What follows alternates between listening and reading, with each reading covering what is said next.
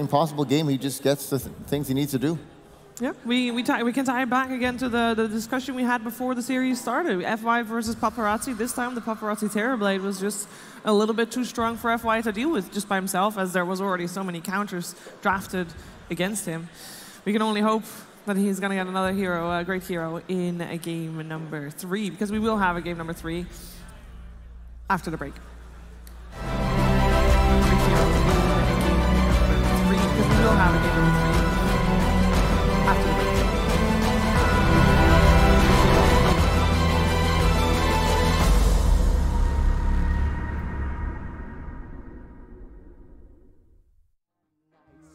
That's why I love you. Money. This is my favorite part. This is what legends are made of. Game over.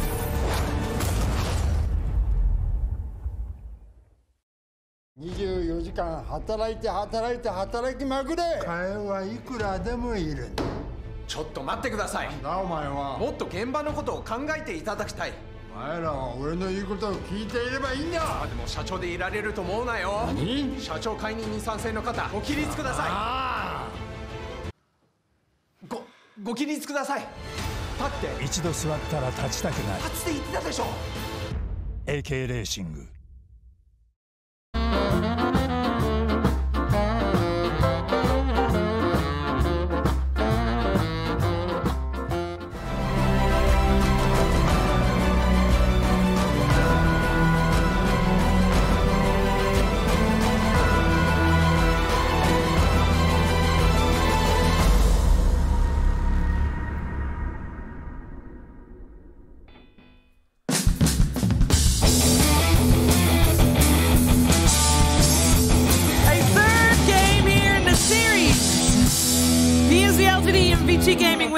One will be in the top 3 guaranteed here at the Stockholm Major. There's a lot on the line here at the Corsair DreamLeague Season 11, and we are ready to head into the draft of game number 3 here with Bulldog, Fogged, and Sir Action Slacks. Gentlemen, what are we looking for here? What do we want to see banned? What do we want to see picked, more interestingly? Am I on? Hello. Hello. There we go. And we're looking at the FY bans, right? We're going to see yes. The Magnus and the Pangolier. If they want to ban both of those, which they should, because he otherwise he's just going to take over the game like he usually do. Yep. Totally agree. I disagree. Well, you're wrong. No, I'm Shut up, Flax. I really wanted to see Oracle. I didn't get to see this whole tournament. You know, I just kind of got here. I watched a lot of the replays, but I haven't gotten to see, I don't know. I wanted to get to like watch it actually in person and stuff. And let me help going to be you banned every game. All right, you get a heal, you get an ult. Thanks, I know what the hero It's very boring. All right, nobody cares. Their excitement is taken away. Everyone is here to see death, not saves. Yes. Okay, I mean, I can't really argue with that. Can't argue with that. Exactly. Oracle's boring. He's out. He's banned. Undeniable. Oh. Vengeful. That's a switch. Does that mean they want to pick Enigma themselves, or maybe Bat first too? Maybe they just first pick Enigma. Yeah. Then there's a Rubik though. Previous game, the first phase ban also included for PSG LTD a Nyx Assassin. Yeah. Still left in the pool. PSG they take out the mag. Do they do this? I don't know. It doesn't I just feel like Rubik would be so good then. Racer seems to just be the hero of the tournament now in the recent games.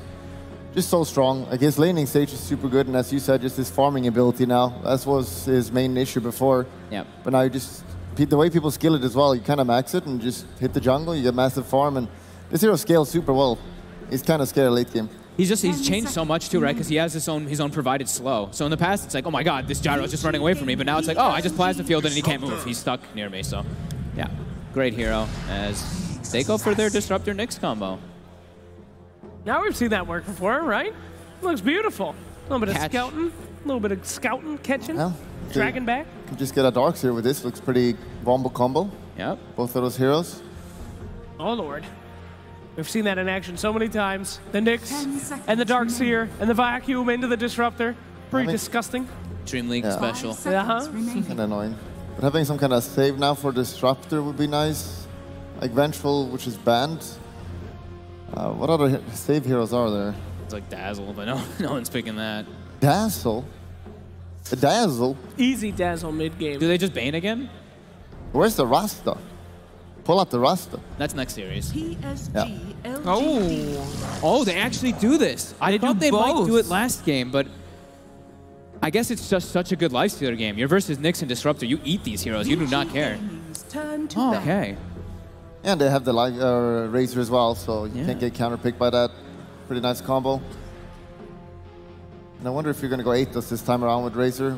Feels like it would be good with that lifestealer as well. And if you're VG Gaming, you're just going to ban the next two FY heroes out, right? Do you feel like the Enigma is still a scary one that you should remove?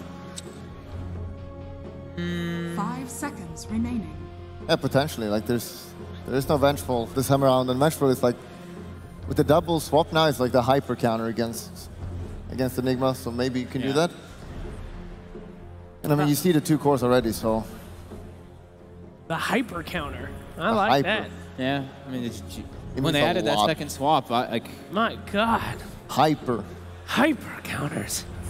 A whole new level of Dota 2, and we're actually going to ban out that Enigma. Yeah, they don't want to play against it just in case. All right, makes sense to me. I mean, this is a scary opener in my opinion from LGD. Like you kind of just, like Vici kind of just got themselves with heroes that they really wanted in the pool, but LGD now they're like, all right, let's change the way the meta's kind of working, and who cares if we have our 2 cores or now? It's just too good in this game. Yeah. They're banning out all the carries as well. Yeah. So like, can you pick? Is Peel any good against Razor? It's kind of good against Lifestealer, but then you have a Peel. It used to be good versus Razor, but I don't think so anymore, right? Yeah, I'm thinking because AoE now might not be the greatest. Hey guys, a hero that we haven't seen this entire series, and that we have seen a lot over the last week, Viper. Yeah, I was thinking that one. Where did he go? Viper. Everybody's got their heads around Viper, Sheaves. Razor is like a Viper on crack. You got that Rod of Aethos, you got the damage, but you also have the ability to sap the other guy's damage, you know?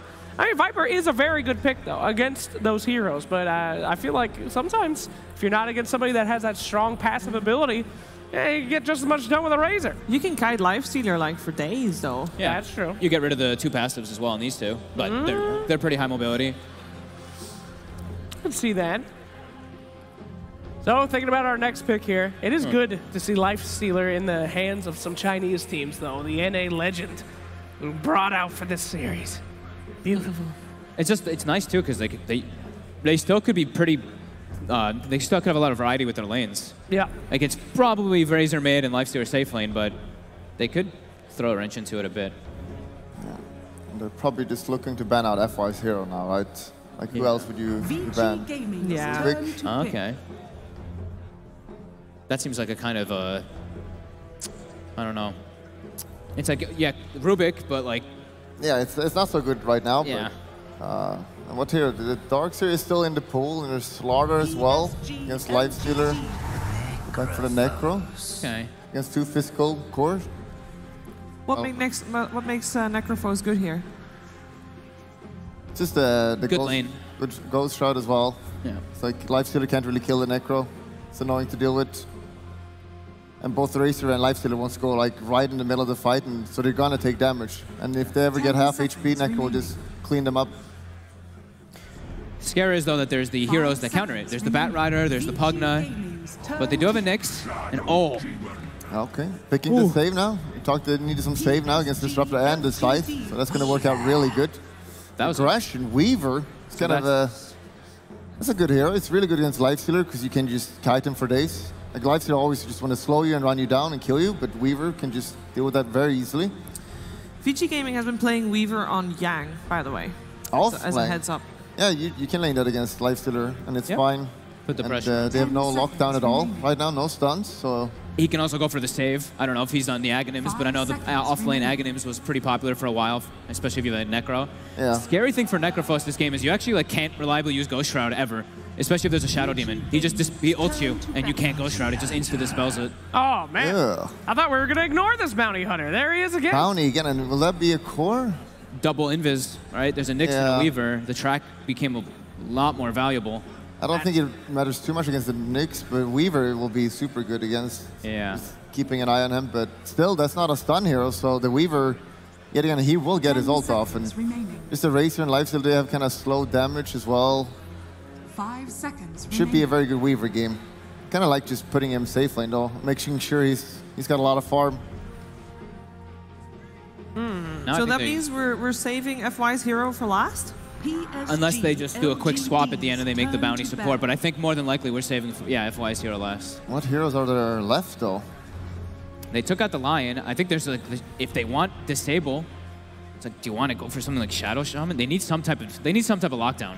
Tiny has lockdown. You like Tiny here?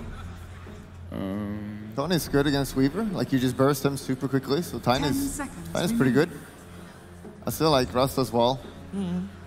5 Earthshaker. seconds I mean, you mentioned it before. Yeah.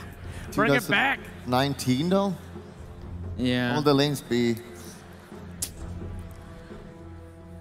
Vichi's got pretty strong lanes right now. Yeah, they do.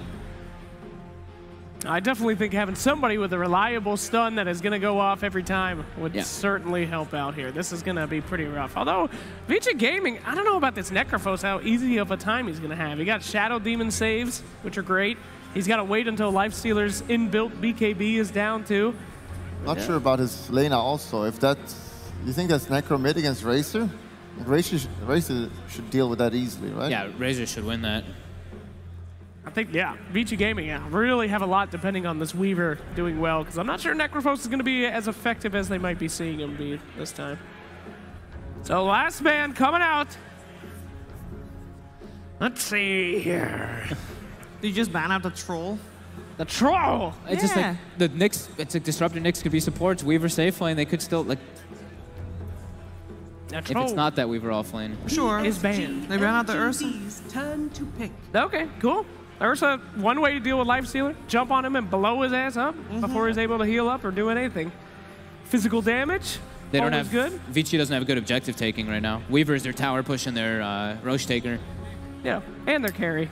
Yeah. And their everything. Yeah. It's a little bit worrisome though, because I feel like LGD can just run right Vici Gaming's face and just run them over. Yeah. I feel like they need a fatty hero now. 5 seconds. Or something to stop the aggression. Did see a Centaur earlier. A little bit of extra runaway. Yeah. FY's played that before as support as well. Yeah. I just want any type of stun. Some good stun. Shaker, Shadow Shaman, I don't know about Tusk. Tusk looks, no, not really. FY, what you got will he for play us? this game? They're choking 15 seconds on the last pick. It's not good. They're not choking. They're waiting. They're thinking. No. I think it's like, do we want this 4-position bounty? Oh, okay. Earth Spirit.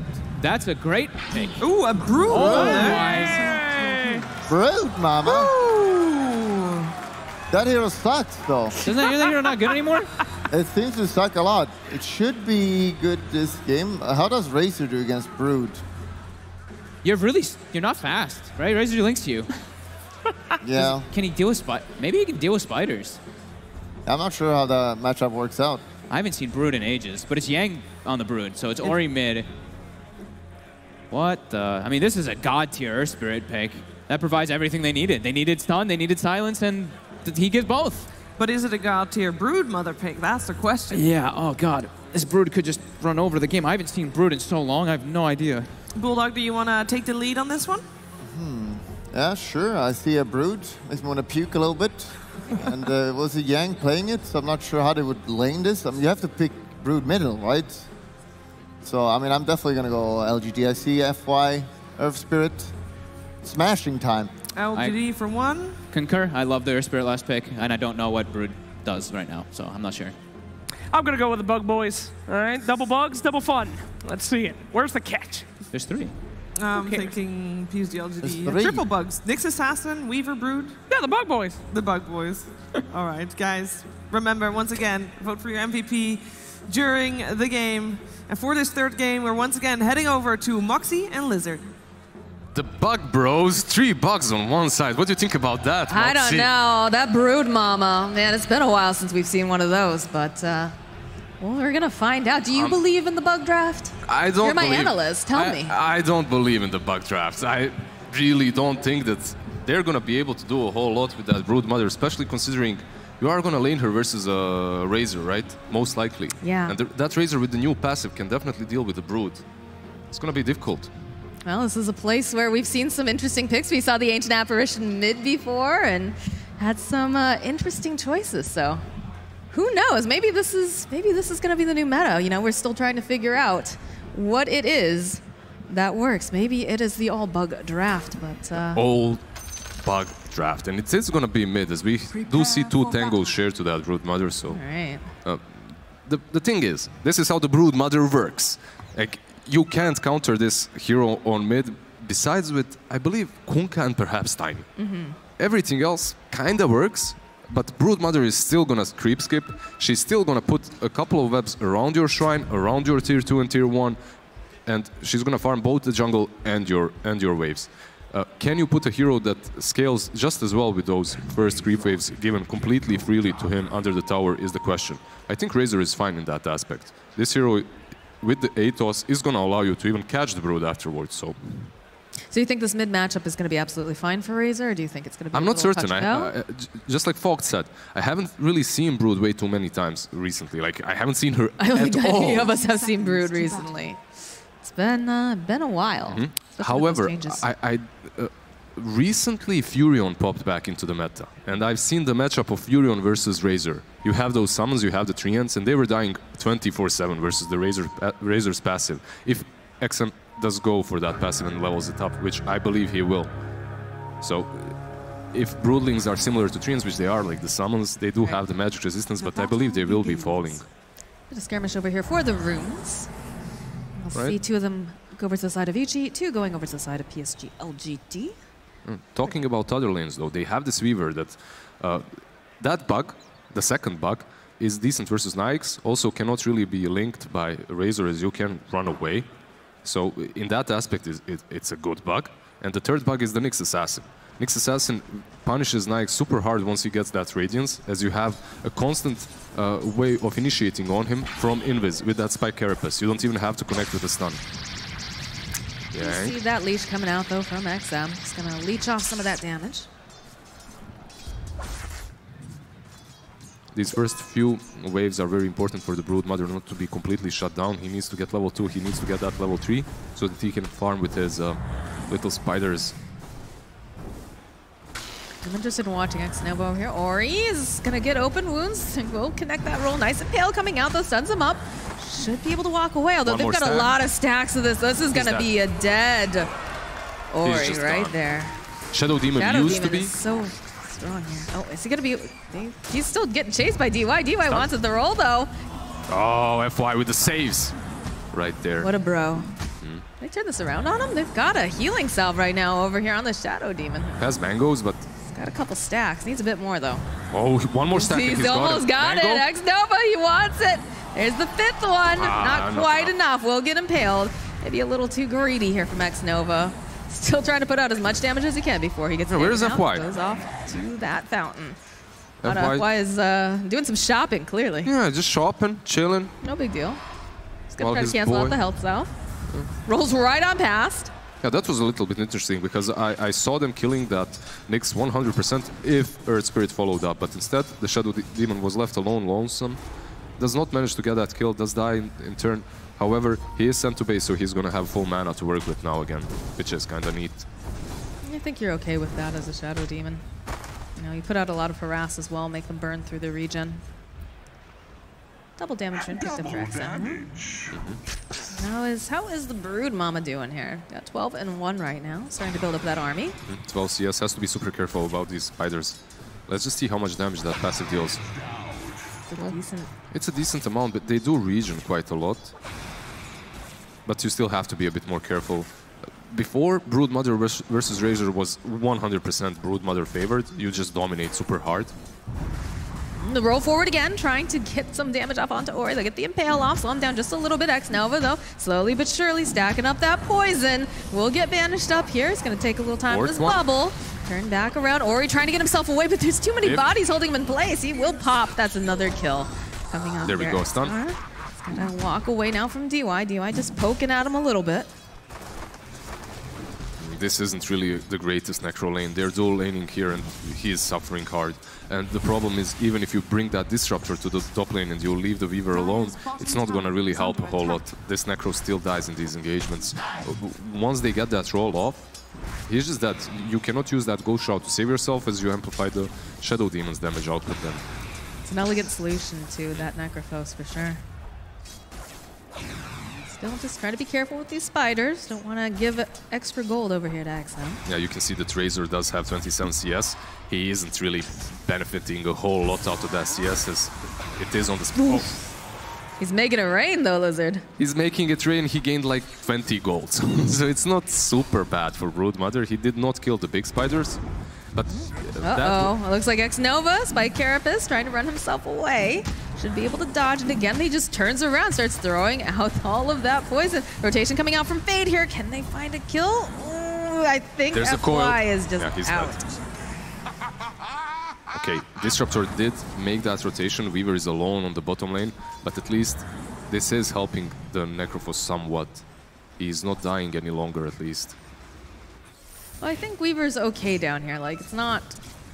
You know, you obviously want to make sure that you're... Oh, top lane here. Or he's still sitting very, very low. We'll just heal himself up with the Death Pulse again. He has 9 stacks in his Magic Wand. He already itemized very well versus the Shadow Demon. So he's going to be healing up a lot, even if he does take some stacks on him. And as you said, Weaver, he's alright versus the Bounty Hunter. The problem is when Bounty Hunter buys that Chainmail for the Phase Boots, as it becomes a little bit easier. DY in for some trouble. Stone connects. We'll turn around, throw out that Thunderclap. Yeah, just harass him back. A couple pulls in that Thunderclap, like you were saying, too, to maximize that damage.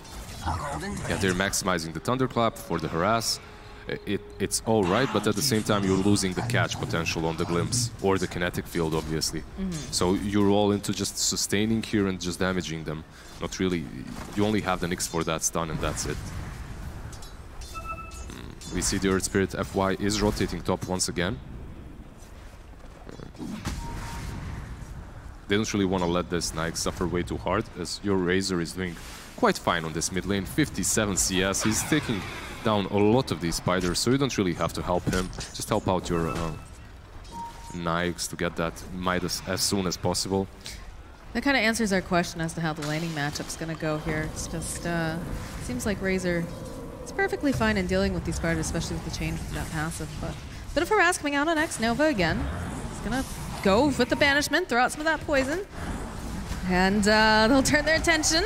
Ame wants to chase him down. We'll turn his attention now over onto DY. Lands the Impale. Uh-oh, it's not looking very good right now for that lifesteal. He's going to have to run himself away. 3 stacks, 4 stacks. And FY is going to get taken down. Nova trying to run himself away. DY is looking for that opening. Can he find it? He'll be able to get another kill. And they'll turn their attention over onto the next. Should be able to clean up. No, but the Impale comes out. Is he going to stay alive? DY, God, the Glimpse comes out again. Trying to juke himself away. That one hand run He run away from the hand. The golden hand! Don't let it get you! Don't! I know you want a Midas, but that's not a Midas, and he's alright.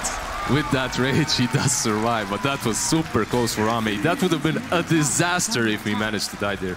So it's really good that he got away. I think we would have seen tips come out of that happen. Oh, 100%.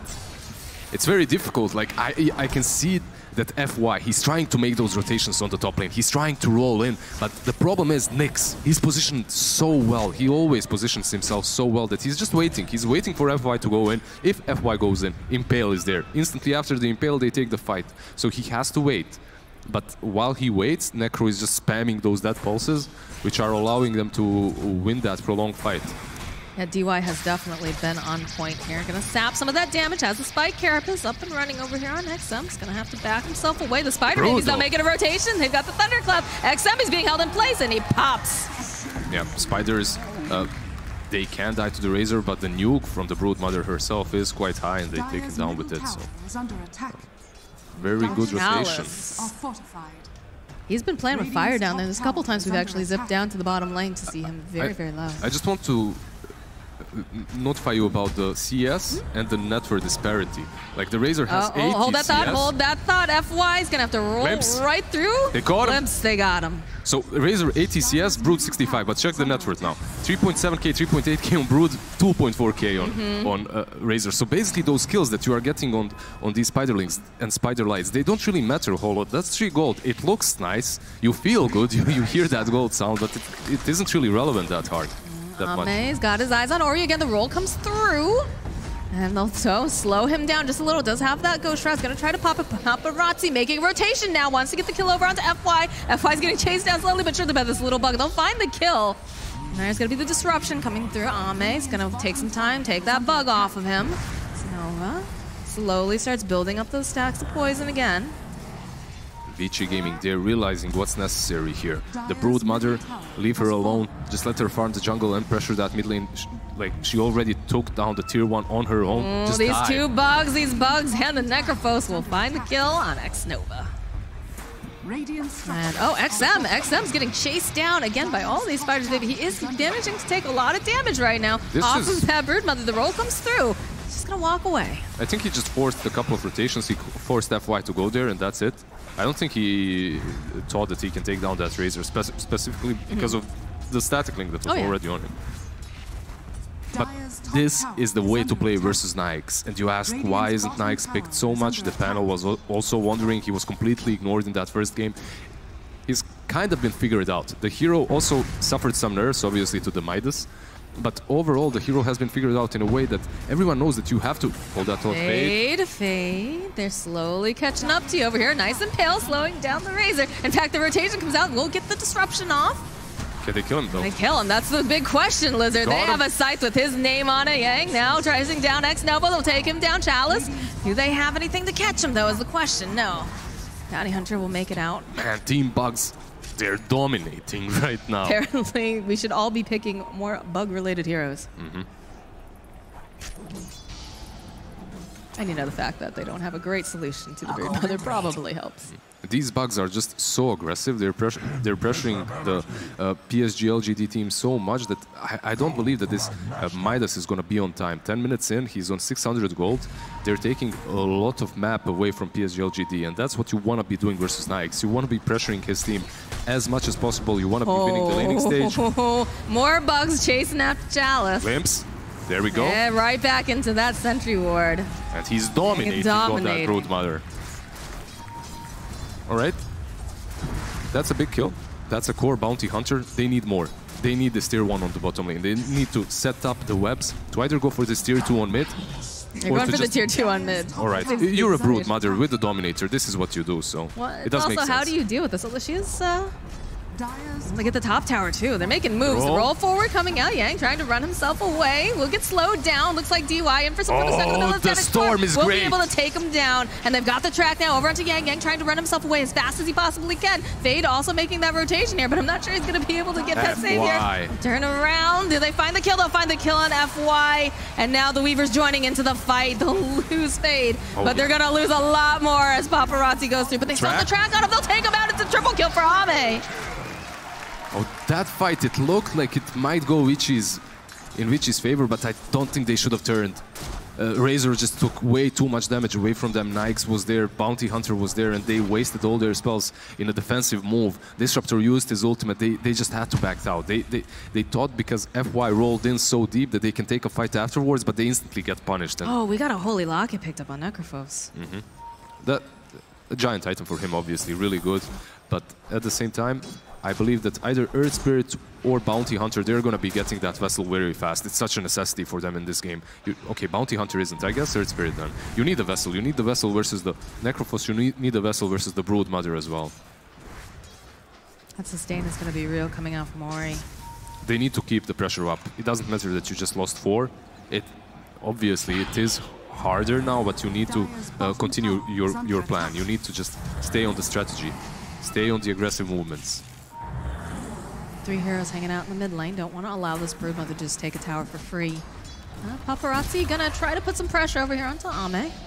He's gonna Shikuchi chasing forward here. Has that bug on him. Trying to get a couple extra pop shots here if he can. He has Tex, he has Rage. I think he should be fine, yeah. putting that pressure out. The track is placed over on DY, though. They've got a Radiant are good way of knowing where he's creeping about. And they'll throw it out over on the Broodmother as well. Dire's bottom tower is under attack.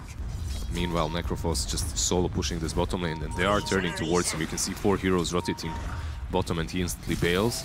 Oh, they're tracked. They're they are They tracked. Don't They care. know they're in there. They don't care whatsoever. Dire's middle tower is under attack. Fresh track being placed over on DY. They know. He's creeping. They don't have the detection just yet. Dusk gets If used. they dust him, they can glimpse him. That's He's up basically here. the plan. Yeah. They don't manage to.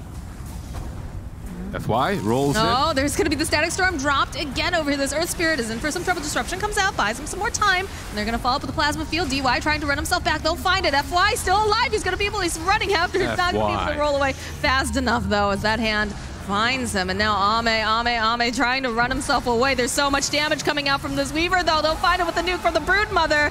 XM now trying to fight his way through all of these spiders. The Scythe comes out, doesn't quite take him down, but he's still dead. He's not going to make it. Even though FY played so well in that fight, he gets on top of them, they waste some spells on him, he gets saved by the Shadow Demon, he still pops all his spells out. They cannot fight. Why can't they fight? Because they have this Nyx. This is the weak point of this hero. He doesn't have that Radiance. He's basically useless in these fights. And they also wanted to contest that Roshan, they wanted to fight around it, while Vici Gaming has perfect vision around it. They have the Nyx, they have the Spiderlings just scouting everything out, and they just baited them so well into that fight. Bottom lane, they have their eyes on DY. DY's tracked up. They're going to try to chase him underneath the tower. Bounty Hunter wants his chalice. Should be able to maybe find one more hit. There it is. Yeah, the sweet Jinada gold and the track kill. He definitely needed that. He's struggling in this game, so... Dire are scanning. 547 gold for him. Feels good, man. Yeah, this pressure coming out from the Broodmother is something to definitely be concerned about. Did he actually buy a pipe on Brood? He did, right? Or was I wrong? Yeah, he's got a pipe. Right, he's got He has a a pipe. pipe. Pipe and Dominator. Huh. A very utility-based item build. This Dominator, I've seen it be bought on Broods with a lot of success. I think it was Matumba that started doing it. I'm not certain, but I remember seeing him a lot with the Dominator. And there's the Roche. Paparazzi going to grab that Aegis. So what's the play right now if you're PSG LGD? You just want to buy time for your lifesteal, You're right? basically, yeah, you're basically just buying time for Ame to get that Radiance. He is 2.5k gold. Like, he has enough, It's close to that relic. for the relic, yeah. But it's still going to be a little while before Just a it can be couple of online. thousands more and he's got it. So that's a couple of minutes, like 19 minute-ish, I believe so. Are they going to get that time, though, especially with the Broodmother? Because with Broodmother, your foot is on that accelerator. Yeah, and you can see the items that they are buying. They're buying the pipe, they're getting the Desolator on Weaver. They're gonna have the pushing power on their side. It's on these 4 heroes of PSG LGD to make some sort of delay movements, like perhaps a team fight away from their base, or just make some good team fights for this Nyx to come back. For this Nyx to just stay where he is right now and far. And just look, they can't even contest this right now. They know that they don't have their lifestealer in position just yet. And we'll try to put some pressure on the bottom. You can see those creeps hitting away at tier 1, but they're already in position. Track's going to come out. Yeah, they understand that Vici, they have no reason to fall back. They're gonna start pushing high ground, and that's why they're all here on the high ground. Even Nyx is actually porting back, which is a little bit problematic, as he's not gonna be farming. It's a bit risky for sure. Got the pipe up and running. Snova constantly throwing out the Shadow Poison whenever he can. Bounty Hunter trying to get into a good position here. They're just chewing through this tower. The rolling coming out from FY, though. Thinking about doing the initiation. That's a lot of damage on Paparazzi, but he can just time-lapse it back. He actually forced the time-lapse just with the Shadow Demon and his spam, which is quite alright, as they're gonna have to fall back a little bit and wait for their cooldowns, if nothing else. They do have the Aegis, but they don't want to risk it. Look at the damage they put on the tower, though, without committing too hard there. That's true. Next time that Brood can just solo it with the Spiderlings and one creep. Just minimal committal then, you know? What is coming in that courier to Brood? That's the question. All right. Treads? Nothing special. You made us so excited to see what it was. I was with it. excited, actually. I expected something big, but just Treads. All right. Hype. You're hype about this game. Just this Treads is just for the time that little PSG LGD is just not doing anything. They can't go out there. They can't farm. This Lifestealer needs farm. He needs to be getting items, and he just can't. He's pinned inside the space slowly but surely. In comes the Spider Babies with that pipe. Just chew right through that tower. And just like that, they can leave. They don't have to commit to anything. They've opened up shrines. That's going to be more control of this map. And again, the side of PSG LGD, they need to get out into their jungle. They need to be able to get this lifestealer farmed up. You just go for these shrines now, that's it. You outpush your other lanes that have been perhaps pushed in. You do give that nice little bit of breathing space, so he should finish that Radiance until the next fight. But taking down those shrines and just taking control of the map is really important for Vici right now.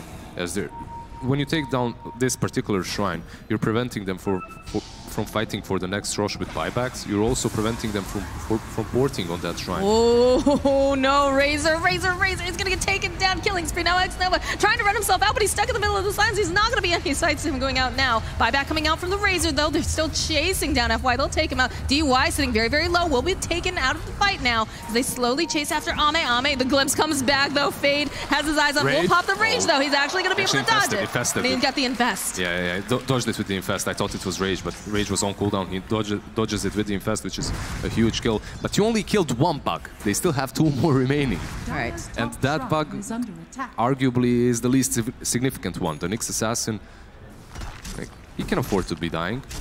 I mean, DI has made a lot of... Yeah, he ports back. Yep. Time lapse. Goes right back. Yeah. Gets that Desolator. Oh, this Weaver is gonna hurt so much. And he already hurts. He already hurts, but one of the biggest issues for PSG LGD right now is the fact that they have no control whatsoever for this Weaver. The only thing that they've got is FY's Earth Spirit, but that's way too much. He's godly on that hero, don't get me wrong, but it's just way too much for one Earth Spirit to deal with. He's just the front line, you know? He's very difficult for him to stay alive after he rolls on in. How do you stop this? Desolator plus the Spider Lights and Spider Lanes, they're gonna tear down these Raxes in a matter of seconds. Look at that damage. I mean, you just hope that you get enough poison on. High range Rax. Chalice, yeah, look at them just chewing through these buildings. Chalice. It's like they're still gonna focus on the objectives though. It does have a couple of these guys tracked up. The rolling coming out from FY again.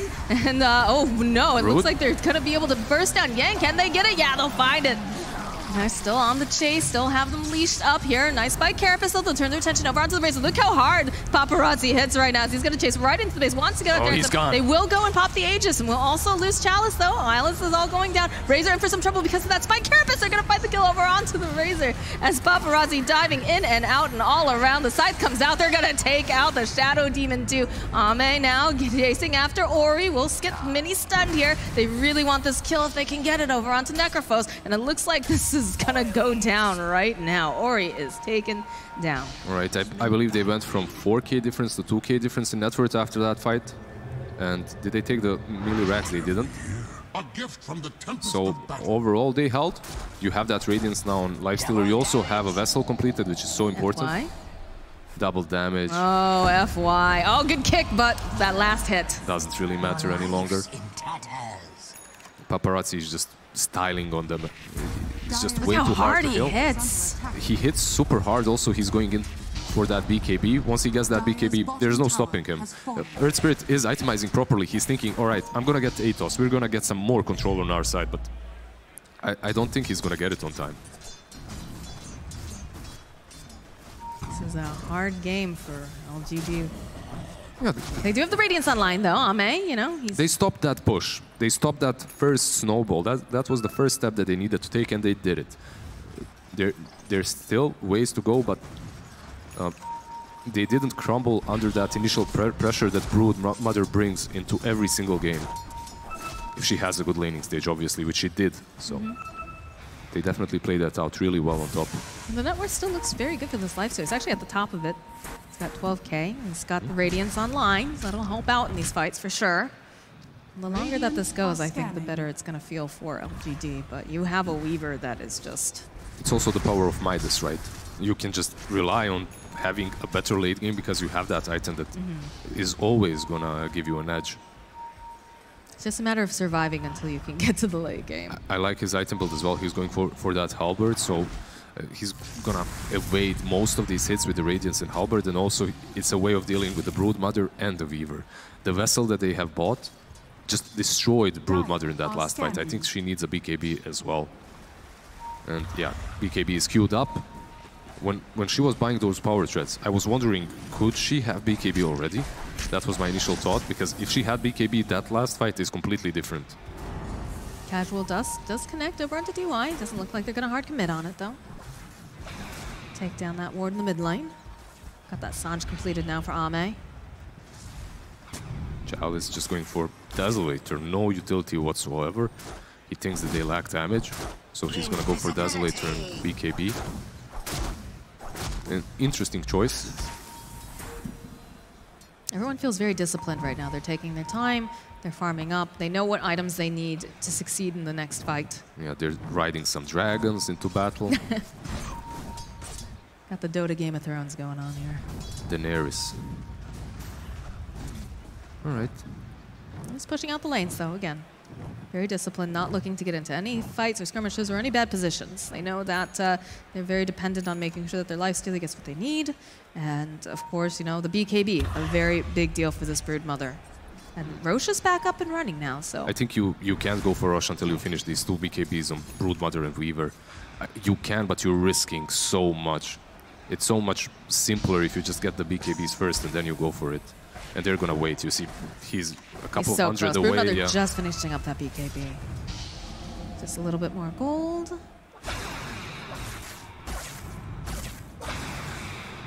Razor's gonna have his own BKB shortly. I don't know, the Weaver hits pretty hard though. And if he's got his own BKB and he's allowed to just run amok the entire time, I think that BKB doesn't mean quite as much. It doesn't. I have to agree with you completely. On the side of LGD, the BKBs are big, but the impact that Vici Gaming is getting from those BKBs is much bigger. Spider scouting out over here.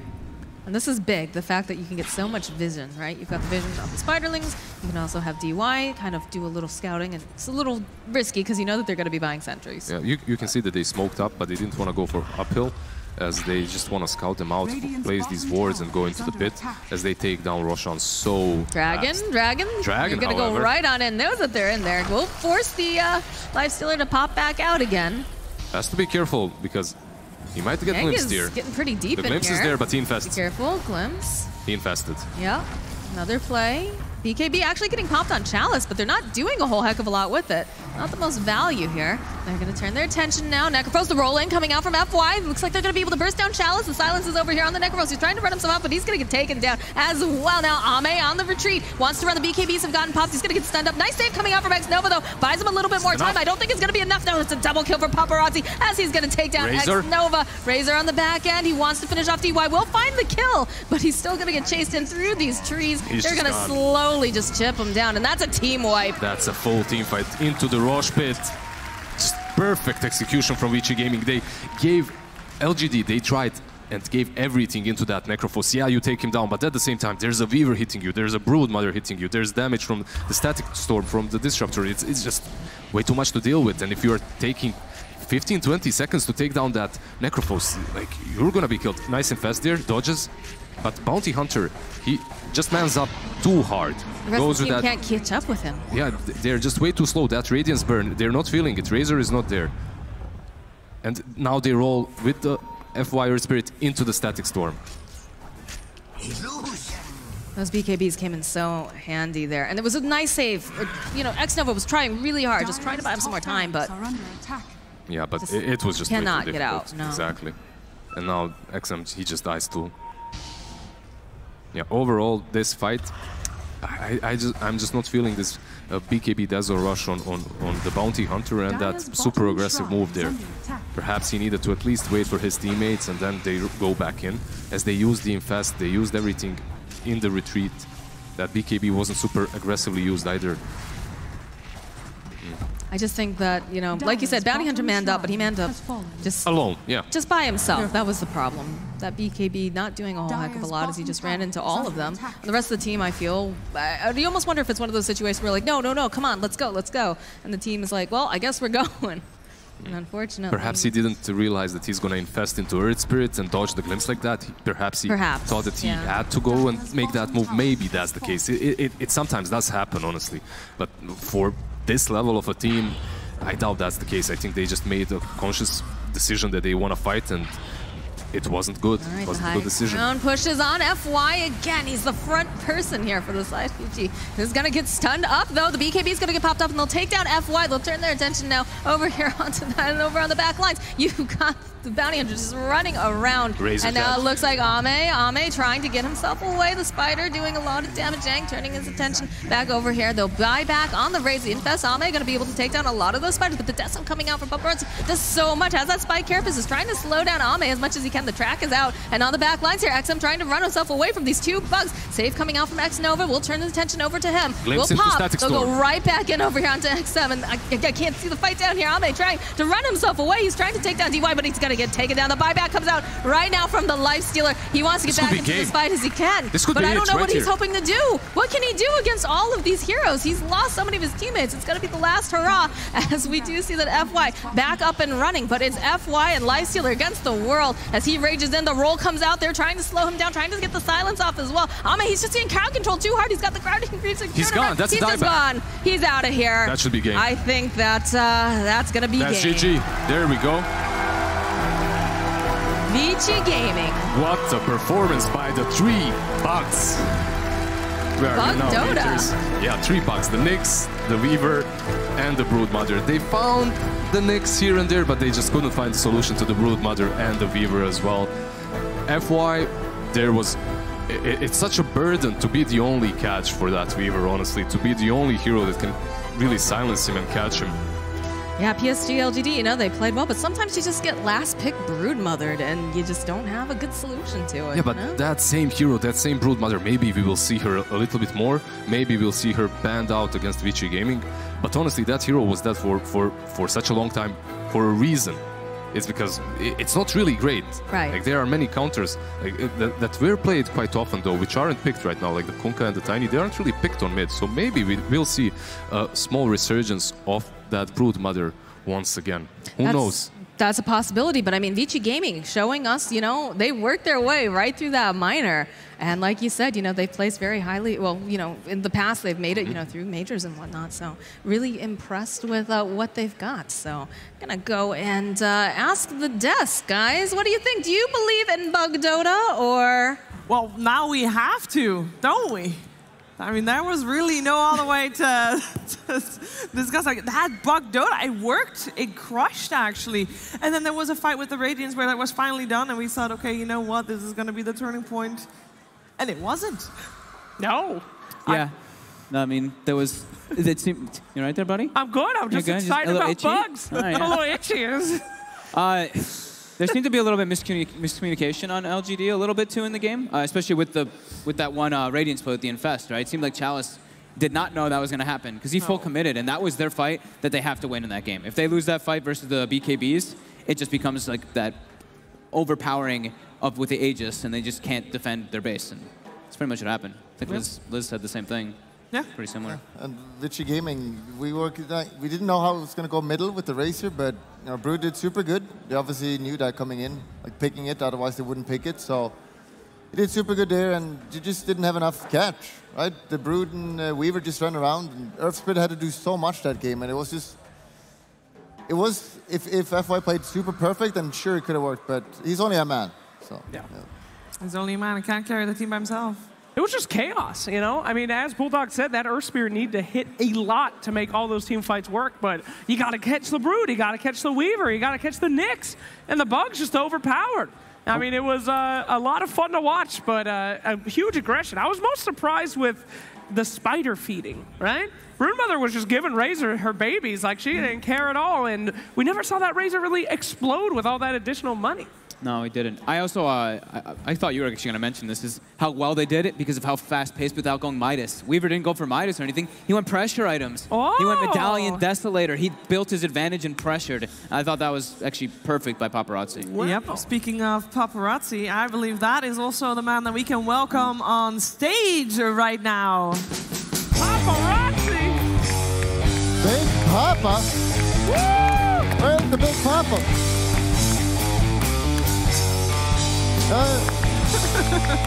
Okay. Well, we were gonna welcome him on stage. Just kidding. God, and then he left. Hey, there he is. Paparazzi! Hello, hello, hello. Good to see you. Let's talk over here, my friend. Oh, on our red stage. Very good. Is this Translator Bonnie? It is. Translator Bonnie. Oh, sorry. I didn't mean to take your microphone, Translator Bonnie. Hey, ladies and gentlemen, give it up for Translator Bonnie. All right. Very simple question. A lot of the panel has been very critical of Midas and especially the Morphling build that you did. Can you explain a little bit about that to us? 那我们观众很好奇，那为什么你打水人的时候就买了这个麦达斯还有那个运动鞋？这个可以解释一下为什么吗？啊？什么运动鞋？没听明白。就你。哦。就你打水人那场，你买了麦达斯，还有那个，为什么会选择买麦达斯这个装备呢？丢装备。麦达斯。是水人。啥时候？我这边听你说话听得有点不太清楚。He couldn't hear me very well, but I will try to explain it one more time. Midas. 那能不能解释一下，为什么你打水人的时候选择买这个麦达斯？麦达斯有点金手是吧？炼金。随便玩玩吧，然后感觉这道具打钱挺快吧。I was just trying out something new, so it's just playing casually. Trying out something new at the major? A little dangerous, don't you think? But 这样打法很危险吧？你不觉得吗？感觉还好吧。然后，反正我是觉得水人出点金还可以，还不错，挺厉害的。I think it went pretty well, and I think Midas works on Morphling actually. I see. How did he know that Broodmother was going to work out? What was the team talking about to know that the Brood would be successful? 那我们也很好奇，那你们是最后选了这个蜘蛛吗？那你们是对蜘蛛有自信的吗？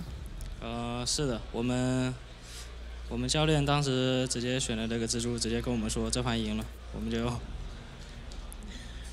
Yes, we were very confident in our last pick, Broodmother. Once our coach picked the Brood, he told us we have won this game. Oh, confidence, good.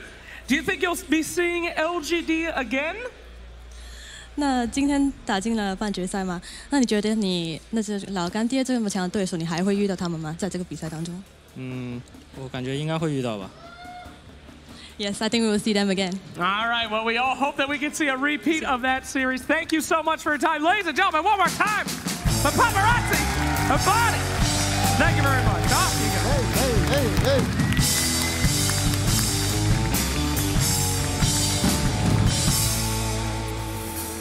He thought Midas was good. It's experimenting. In a major. They got a major. It's testing it out. The kid's got balls. I'll give him that. And if you're going to do it in one of the games, the first game of a series, that's the place to do it. You know, they got 2 games to win after that. Just try it out in the first one, see how it goes. Sure. It worked. It worked. In the series. In the series? Man, that guy, it's just no fear. I'm just trying out something new. I don't know. Yeah, but we saw in this entire series that whomever bought Midas lost. Lifestealer went Midas, they lost. Yep. You just lose if you buy the item. He didn't believe you. He said it was a good build. He said Midas is good. Oh. Then why didn't he build on his Weaver, huh? I'm scared.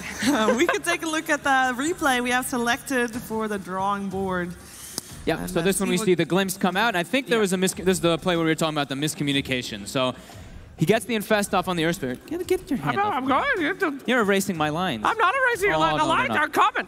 Oh. Well, we can still see the replay, but... So Chalice commits with the BKB when his team looks like they were still trying to reset. And then it kind of forces them all to go in here. They have the Demonic Purge on the Necrophos, so he can't Ghost Shroud, but it took them so long to actually bring him down because they just weren't on the same page. Yeah, and you can see just the kind of explosion of all these different heroes just splitting up and then finding that target that they need. And it's so much damage with this. I mean, what is this guy supposed to do? Razor doesn't even know. It's just a big beast they come in with. And now Razor, he knows he can't really leave, so you just got to commit and kill at least one hero. Get the try kill. Hooray! Good trade. I'm happy with that. Easy money, even though they're in a gigantic money. Laser. Ugh, brutal. We've not seen Bounty Hunter be too successful here this tournament. Again, Bounty Hunter is definitely not.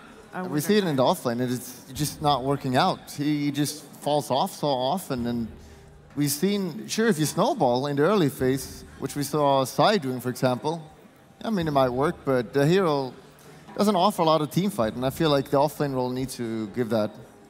All right. So it's time to find out the MVP. So once again, guys. Oh, crowd! MVP.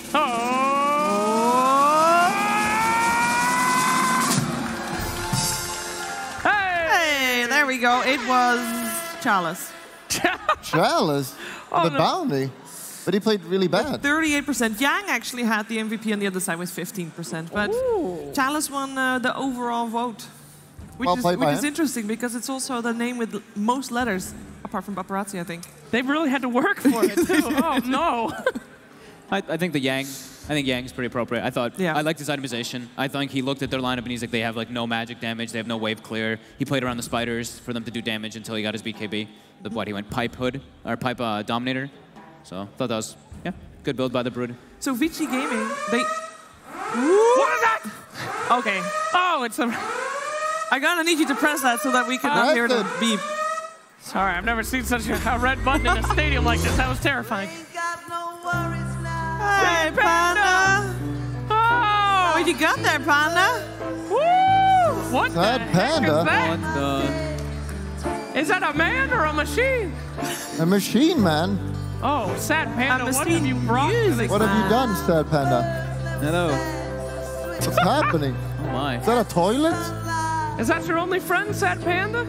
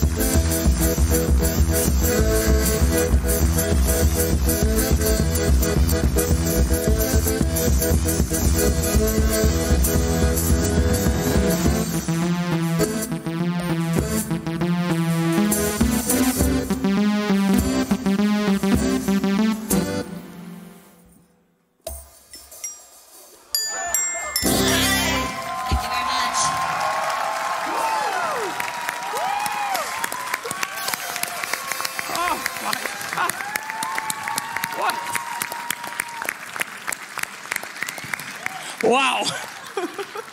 That went from 0 to 100 real fast. Are you okay? I've never been better. Never been better. Sorry, I mean, look at the crowd. Listen to the crowd. Woo!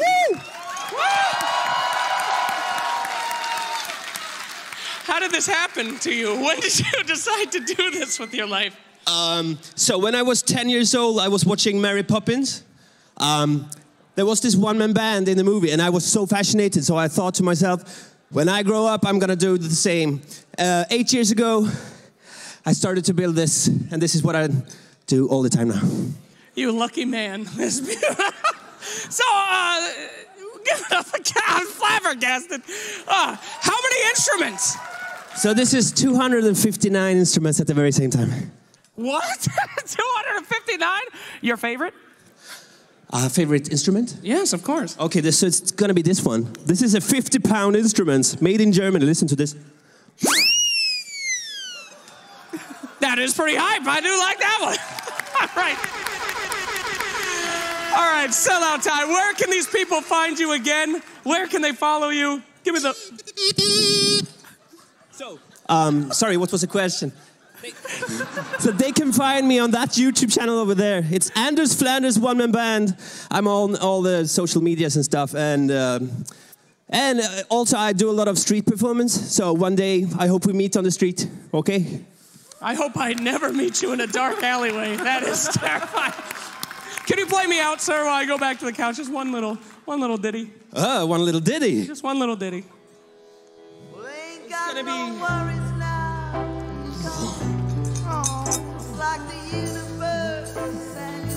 Thank you. Woo!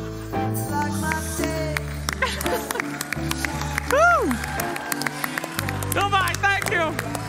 What a performance. Thank you so much.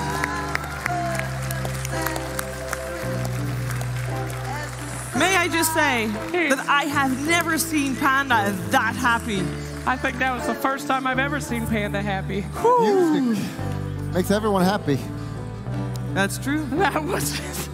Can you imagine doing it? So intense. I mean, I watched Mary Poppins as well. That was, wow. I was thinking, I'm like, damn, that's just like watching it. I was like, oh my God, he's moving a lot. There's a lot to coordinate. He just exploded onto the scene. Holy moly. Popping in the club. Yeah, we're going to have a little bit to calm down because we're going to have a break. And when we're back, it is time for a second semifinals of the upper bracket. Stay tuned.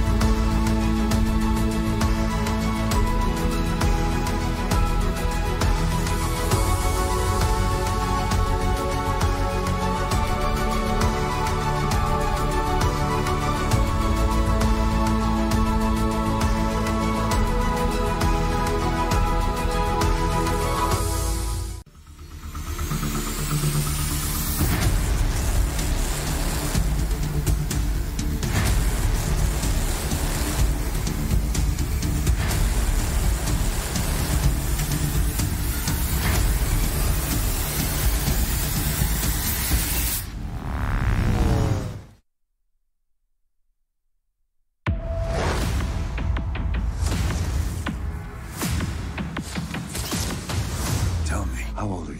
Basically 15. Be humble. You cannot tell anybody about this. Is she even good at keeping secrets? Moderate. No. Oh, God.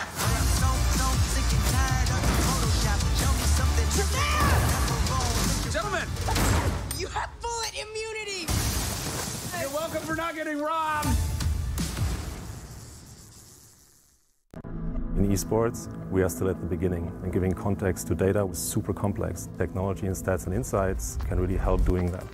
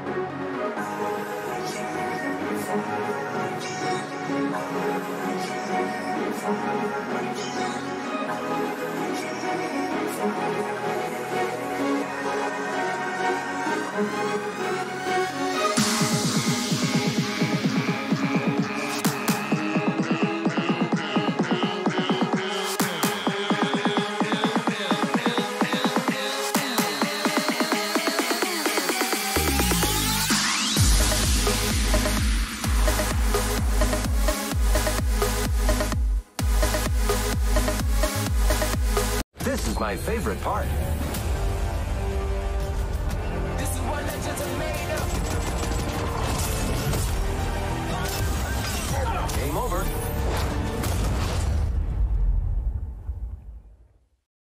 Hey, is there anything you can do? これ見積もりもう一回やり直して。Where did the figures come from? 彼はいい。はい。期待できます。ちょっとチャンスを与えてみるか。はい。君、もう少し責任のある仕事をしてみないか。はい。君には役員の椅子を用意した。その能力を会社のために発揮してくれないか。社長、お断りします。僕はこの椅子で十分です。むしろこの椅子がいいんです。譲れない椅子がある AK レーシング。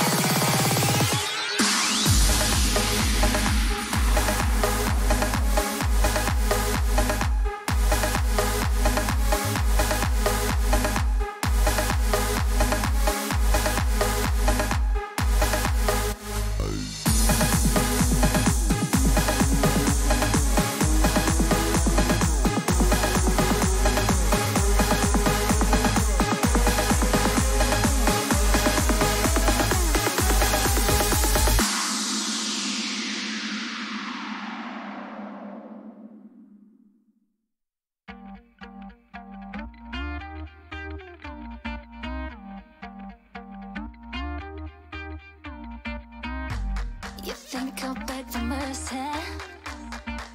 Fall to my knees to be your girl. Are you really that deluded? I wouldn't touch you for the world.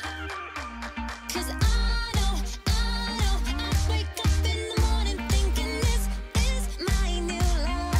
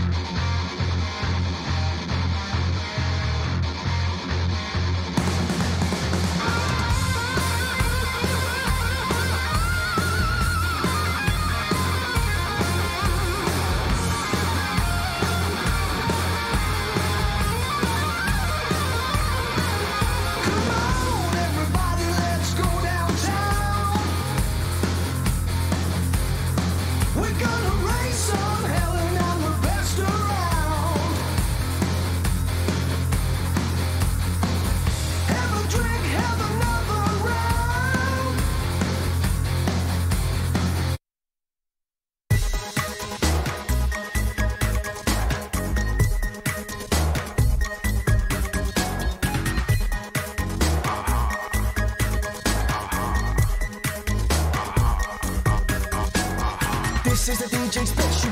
Shout out cause he plays my record. Simple, now I've got the radio away. Unlock is spinning on top. This is a DJ special. Shout out cause she plays my record. Got the ladies waiting to stop. Rewind from the top. Pull up DJ, start the song again. Hooked up like a better friend. From the edge to turn the bend. Now turning heads with a mix and blend. Got tricks, switch up the vibe we send. Stick around, yeah, we grind to the end. Big set, beginning to trend. Got a crowd and they're ringing their friends. Tell I gotta get quick to the club. If I sent it, just spin the dub. We win this challenge from ravers. Bring it in as you balance the faders. Sing see you later, cause you gone. On the trip, take left through the song. Sound sick that you can't do wrong. Something like a phenomenon. Hello DJs, what you on? DJs, what you on? DJ, would you play my song? Play my song, play my song. Put it up, replay the record. This is a DJ special. This is a DJ special. Shout out cause he plays my record. Simple, now I've got the radio away. Unlock is spinning on top. This is a DJ special. Shout out cause she plays my record. Sounds hot. Got the ladies waiting to stop. What? Rewind from the top. What? This is a DJ special. Shout out cause he plays my record. Simple, now I've got the radio away. Unlock is spinning on top. This is a DJ special. Shout out cause she plays my record. Sounds hot. Got the ladies waiting to stop. What? Rewind from the top. Mama say thanks that we gave a gift. Been bang to make a playlist. Matched up with the rider riff. Catchy like it's Cupid's kiss. Catch up if you need to this. Get attached like cuffs on wrist. It's starting to stick when you put hands up when you move your hips.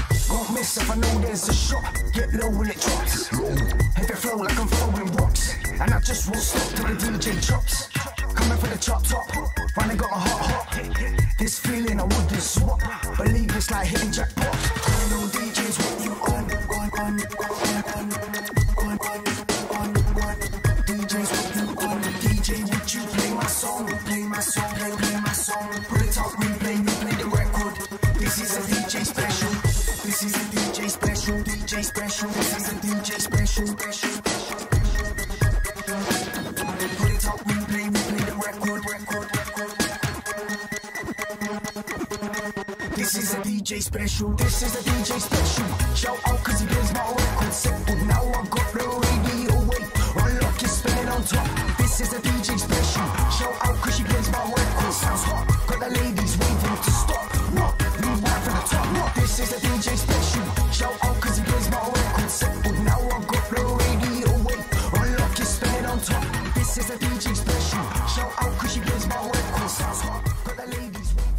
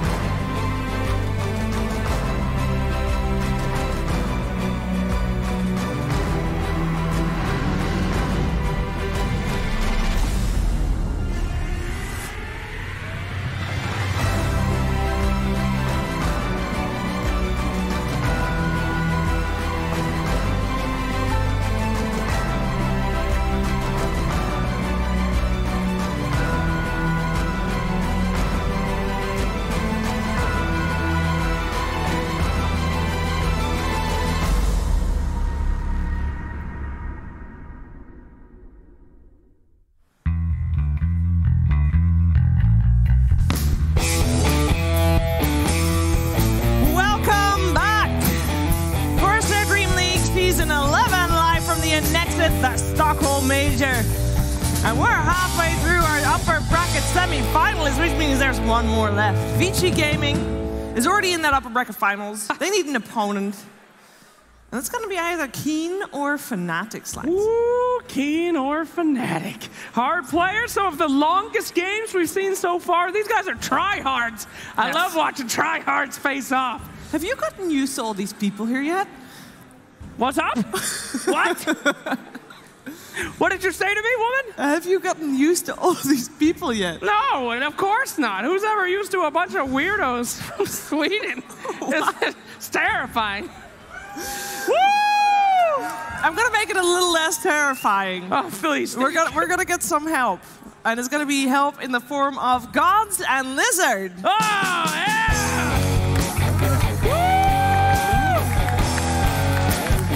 Hello, hello. Hello.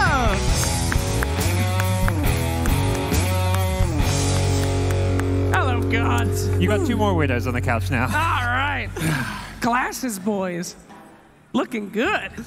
The clever guys. We saved them for last. Okay. Unnecessary flame, but sure. How are you doing, guys? Oh, doing great. That was an amazing series to start the day. It was. Amazing series to cast, honestly. Like best of 3 with 3 bugs in the end, with 3 filthy little bugs. It was really nice. How was it up there? Well, it's a different perspective. Yeah. Not afraid of heights. Nah, it's really good. We're on top of the boat. I believe it was Vici, and we could feel them inside. Like we could feel the shaking, yeah, and like trembling when they started winning. ROT came in, he was bashing those doors and everything. So game 1, it was very still then. But, no, it was even worse. Now, gentlemen, I feel bad for you because you came on later. You didn't get to have your community question of the day. I mean, you guys should be able to get tortured a little bit. So they've got some great signs in the audience, actually. And I saw one over there. I had a quick question for you. You see that one right over there? You might have to come up. Lady, you run up. Forget it. Get behind the camera. Who cares? Ladies, gentlemen, a question for you. Blue girls. Blue girls? Point it right at our camera here. Are they hot? Super Blue hot. girls hot. Have you seen X-Men? Yes. Wait, absolutely. we're What do you giving mean her a the X-Men? microphone. She has to sign a form. Go ahead and ask your question. Why did you draw this? What? What? Did you draw the picture? Well, it would be really awkward if I had it. I'd be here holding it, you know. From your experience, blue girls hot? Oh hell yeah. Okay. All right, off the stage. Get the hell out of here. Thank you very much. Thank you. Applause. That is actually a very awesome drawing. I probably should have asked her name. My bad. She's fine. So, gentlemen, blue girls hot? You know what? I'm going to save you right here. Sure. Okay. Blue, what? Oh, fantasy. Fantasy? All right. Okay. We're going to talk There's about some great Keen signs. Some guy and here just for the Fnatic. beer. Yeah, these guys know what's up. Yeah, that guy said Midas GG. Cancel best player in the world. Change my mind. Nah, I'm not going to. He is. All He's right. really good. I'm sorry, Chief. Keen versus Fnatic. All right. Dota? What? What? Yes. I just like the signs. The signs are actually amazing. You guys are awesome. But I do want to talk about Keen and Fnatic because this matchup are 2 teams that we weren't expecting to see in the upper bracket. All right, hold on there. Fnatic was really good. Fnatic was dare you? Really good, but top 6. top 6 good. Yeah, they have Abed, they have MP. These 2 work so well together as the duo, of course. If one does not deliver in the laning stage, the other definitely does every single time. That's what makes them so powerful.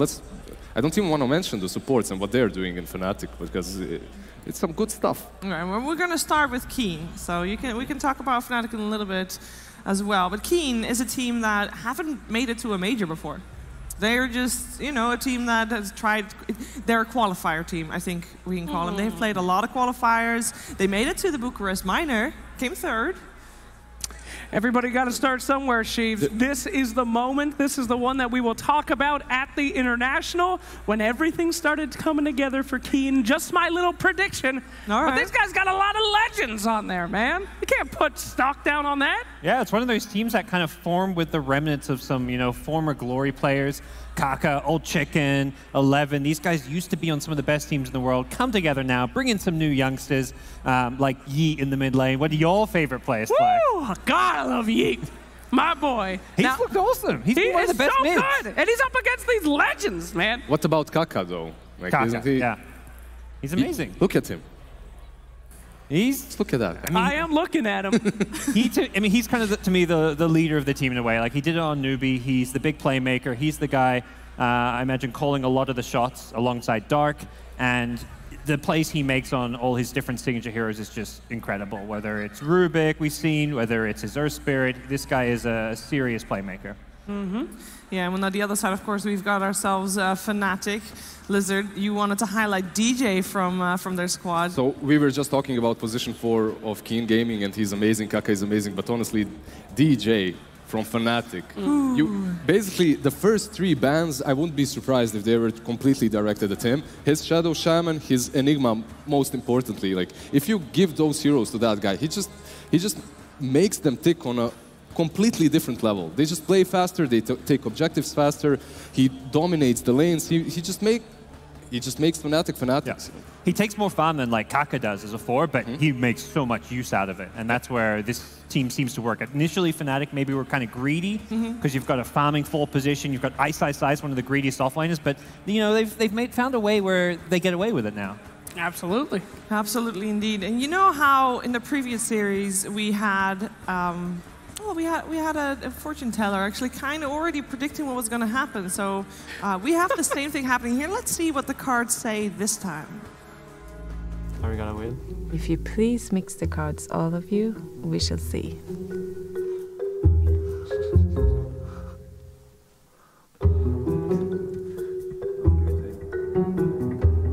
The card wants to know all of you, to know all your possibilities. I said you could just take one card and put it back in. You just need to touch it for a bit. No. It's nothing to be afraid. This is the first card, nothingness.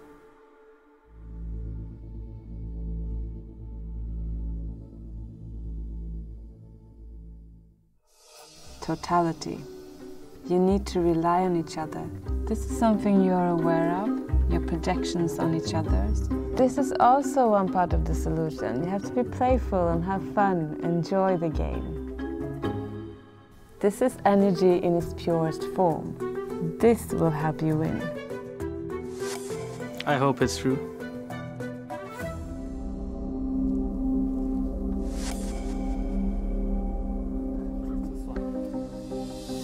This is your question, existence.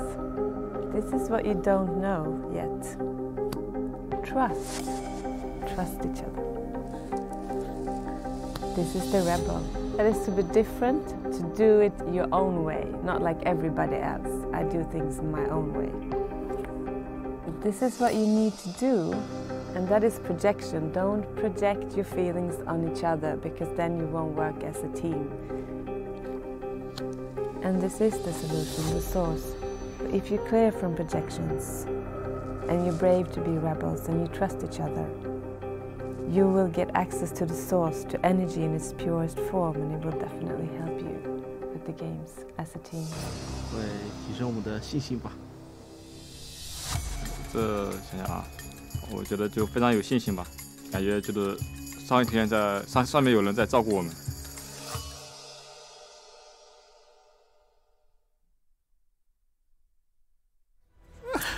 Trust, and well as having fun together while playing Dota is very important. And you know what also is important? Actually having the teams on stage as well. So let's welcome in Keen Gaming and Fnatic. Woo! Let's go! Woo!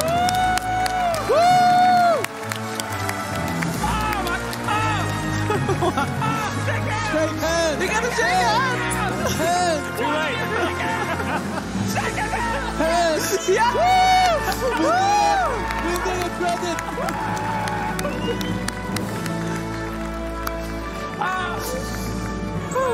Close call! Well, Ice definitely ran for that booth as well. He just wants to play some Dotes. He's been waiting long enough. What's going to in a locked room away from that dark magic that was casted at him before? Well, before Ice gets to play some Dota, we're first going to have to go for a break.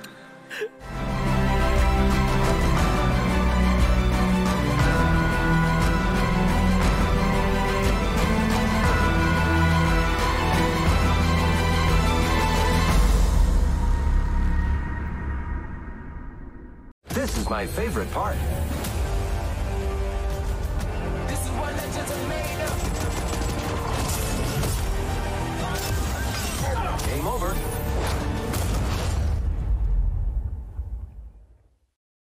24時間働いて働いて働きまくれ。替えはいくらでもいる。ちょっと待ってください。なんだお前は。もっと現場のことを考えていただきたい。お前らは俺の言うことを聞いていればいいんだ。でも社長でいられると思うなよ。何？社長解任に賛成の方、ご起立ください。ご起立ください。立って。一度座ったら立ちたくない。立つって言ってたでしょ。AK レーシング。Get me through the night. It all comes down to you.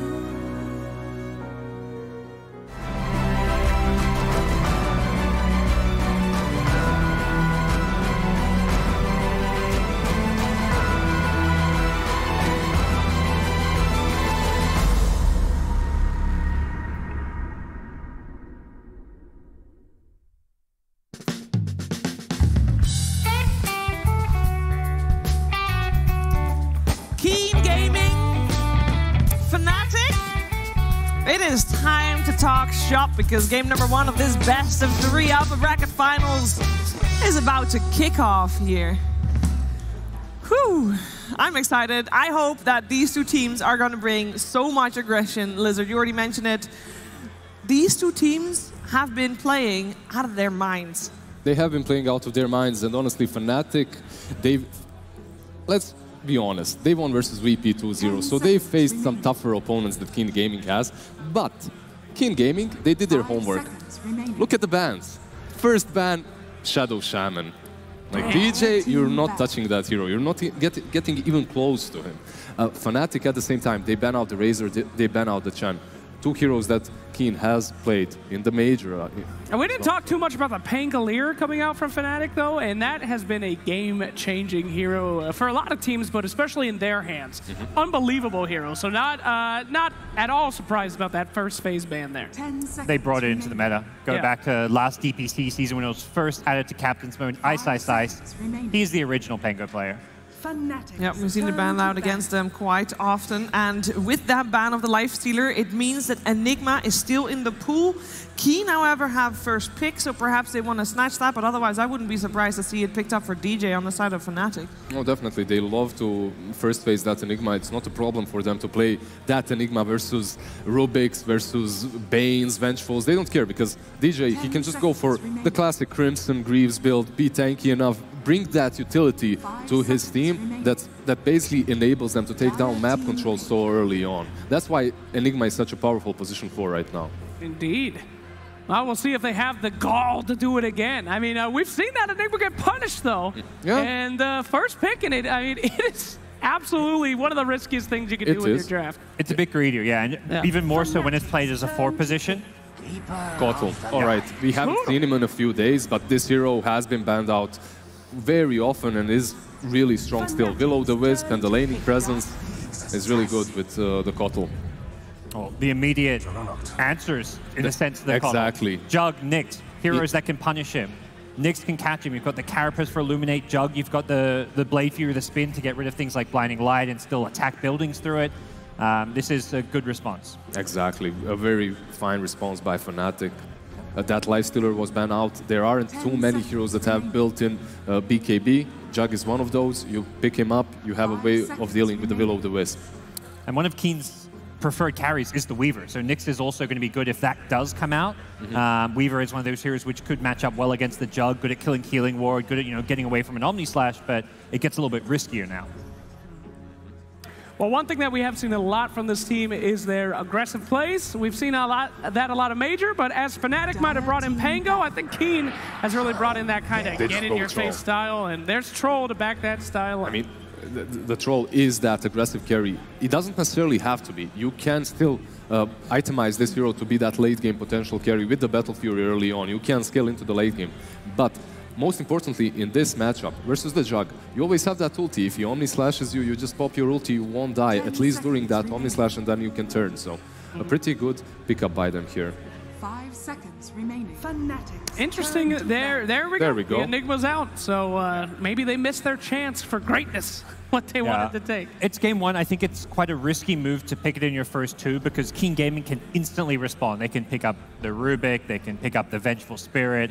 Yeah, you can go this Aura build, but it does really tunnel you down that one direction. Honestly, I can't really see this as a good ban because there's still a Nyx Assassin on the side of Fnatic. That hero, if he isn't played as 4, it doesn't really do a whole lot. But at the same time, you can play a 3 Enigma. Yeah, you can play her on offlane, We've seen right? 3 Nyx as well. Yeah, like and 3 Nyx. So I think there's that. Those two as a 3-4 either way works just fine. You don't like Nyx Assassin as a 5 at all? It's done by some teams, but not to huge success. I believe was Liquid? No, Liquid was playing it on 4 as well. So Nyx 5 isn't really that great, in my opinion, at least. What type of heroes do you like to see jabs on most? Like, what hero comes to mind? One hero that they have banned out that I would like to see him on is Oracle, but they, that hero is out.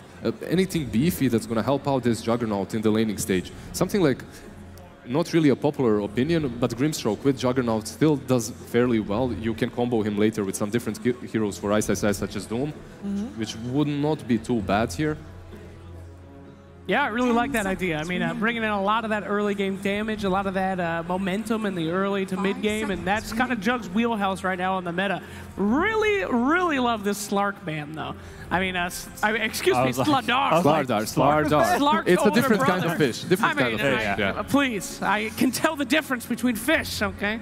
I'm an educated man, but the Slardar is very interesting. I do like that a lot. We've been seeing him come up in this tournament as a response to kind of this like mid-game stuff, because he could just blow people up in the laning phase. So not surprised to see him banned out, kind of ensure that that momentum gets going. I think something Fnatic have played on jabs that I would like to see maybe is the Shadow Demon. It gives him a save. It's kind of like the similar idea of the Oracle where you have a defensive support. But as it stands, a couple more bans before we'll get into those next couple picks. Yeah, heroes that I have seen a lot be played. There we go, the Shadow Demon ban. Witch Doctor also still in the pool. Hero that has made pretty much a comeback in this major. Another hero that's still in the pool is Bane. Works pretty well versus the Troll Warlord, as you can just sleep him or grip him during his ultimate. Just leave him alone and ignore him. So with that Shadow Demon banned down, we got one more headed on to you. I thought, I'd solve the mystery. What's Jab's going to play? It's not Oracle, it's Shadow Demon, but the mystery remains. Mysteries are good for Fnatic, man. You don't want to be too predictable. We've seen them get a lot of their comfort picks in their earlier games that they've been winning in. Here we go. Ursa banned out and the Wyvern. All right, another hero that serves the same purpose versus Troll Warlord. You have 2 ways of saving your allies, either with the Cold Embrace or with your ultimate. You can just use that ultimate on the Troll once he pops his ultimate and completely prevent him from dealing any sort of damage. At the same time, is that position 5 that is always going to have farm. Always. Like, it's just the nature of the hero. Out pushes with Splinter Blast. Has also 90 gold talent on level 10, which is so huge for position 5s. It's so big for supports. So these two teams are very big on the whole fighting thing, right? So we already have a keeper on the line on one side, which kind of is a lot of team fight. Do you feel like a Winter Wyvern Nyx Assassin combination is enough to offset that and be a slightly balanced fight happening here? It should be. I think Nyx is a hero that can hunt Coddle is great, and most importantly, to have a good hero to kill the Will-O-the-Wisp quickly. Jug can just instantly Blade Fury, hit the Will-O-Wisp, and they can then team fight where that was. If anything, I think Keen need more team fight. Okay. They get the puck. Yeah, that is some team fight for sure. Yeah, the silence really valuable this game, and you see this Wyvern come out. You don't want to go all in on physical damage. You have to have some way of punishing the Cold Embrace. Yeah, keep in mind that Dream Coil as well can be procced by that Blinding Light if you knock knock heroes out of the Dream Coil. Yeah. Do you think this is going to be something like a position 4 or 3 puck? I don't think so. I think it's more likely they're mid, and I think they want to pick it up now, maybe because they're worried Fnatic's going to take it. They don't have the last pick of the draft, so they don't need to hide their mid by any means. Right. Oh boy. Yeah, Ice just adores its hero, right? So it might be him, but it can be played on mid too. All 3 of their players play. The problem that I see in this puck is the fact that Fnatic What did they do versus VP? They picked that TA versus the Shadow Fiend. Why wouldn't they do the same versus the Puck? Like, the hero just crushes him on the lane, combos well with the rest of their heroes. He's a little bit greedy, honestly, after the Timber pick. But if they do realize that the Puck is mid, they can just really take that TA and dominate that mid lane. Well, we did see Keen win one of their games with a mid-puck, I do believe, earlier, and it was a very impressive show. I mean, he didn't spend too much time in the mid at all. Really got that farm and then started going absolutely bananas in all those other lanes. So, assuming that they can shut it down, like you're saying, I can certainly see that going the wrong way, but that's totally a comfort pick for Keen Gaming. It is. Yep. And I think they're going to do great with it. And last time they had a puck, they also had that Doom and a Keeper of the Light as well. So that's already 3 out of 5. It was against EG, and they crushed that game. So my boy Yeet, keep your eyes out. What do you guys think about this Timber so, however? Like, I haven't seen this hero work at all in this major. Every single time he's picked, he's either completely controlled in the lane or just ignored, and he does nothing after the laning stage. I think it was, who was it, Liquid that played it? Well, I think at least one game on Liquid. Yeah. But it's weird because it wasn't like they picked out a really good part of the draft. They only see the troll that is really good against here. Instantly, Doom gets snagged. There's Doom, Infernal Blade, very good at chipping away at Timbersaw and actually doing damage to him. Plus the last pick. It just feels like a hero picked up when it doesn't really counter Keen's draft. They banned out Ursa just to make sure that he has a good laning stage, a good laning presence, but at the same time, there are some other heroes that can be picked up by Keen Gaming. However, this is probably going to be the Ice Timbers, huh? Yes. Right? So you can say whatever you want, but at the same time, this Ice is Timber. Right? You can make miracles happen. So sometimes you just have to go with what your heart's in. Yeah, we saw it work against Virtus Pro for Fnatic. So they played that Timber and won with it. A very rare success in this tournament for the hero. So yes, if anyone can pull it off. 10 seconds remaining. It will be Ice. One of the biggest things for Fnatic in the draft itself is that they have Abed, a guy that can play many of these sneaky heroes, your gacha picks, your last pick material, right? So you have that Meepo there.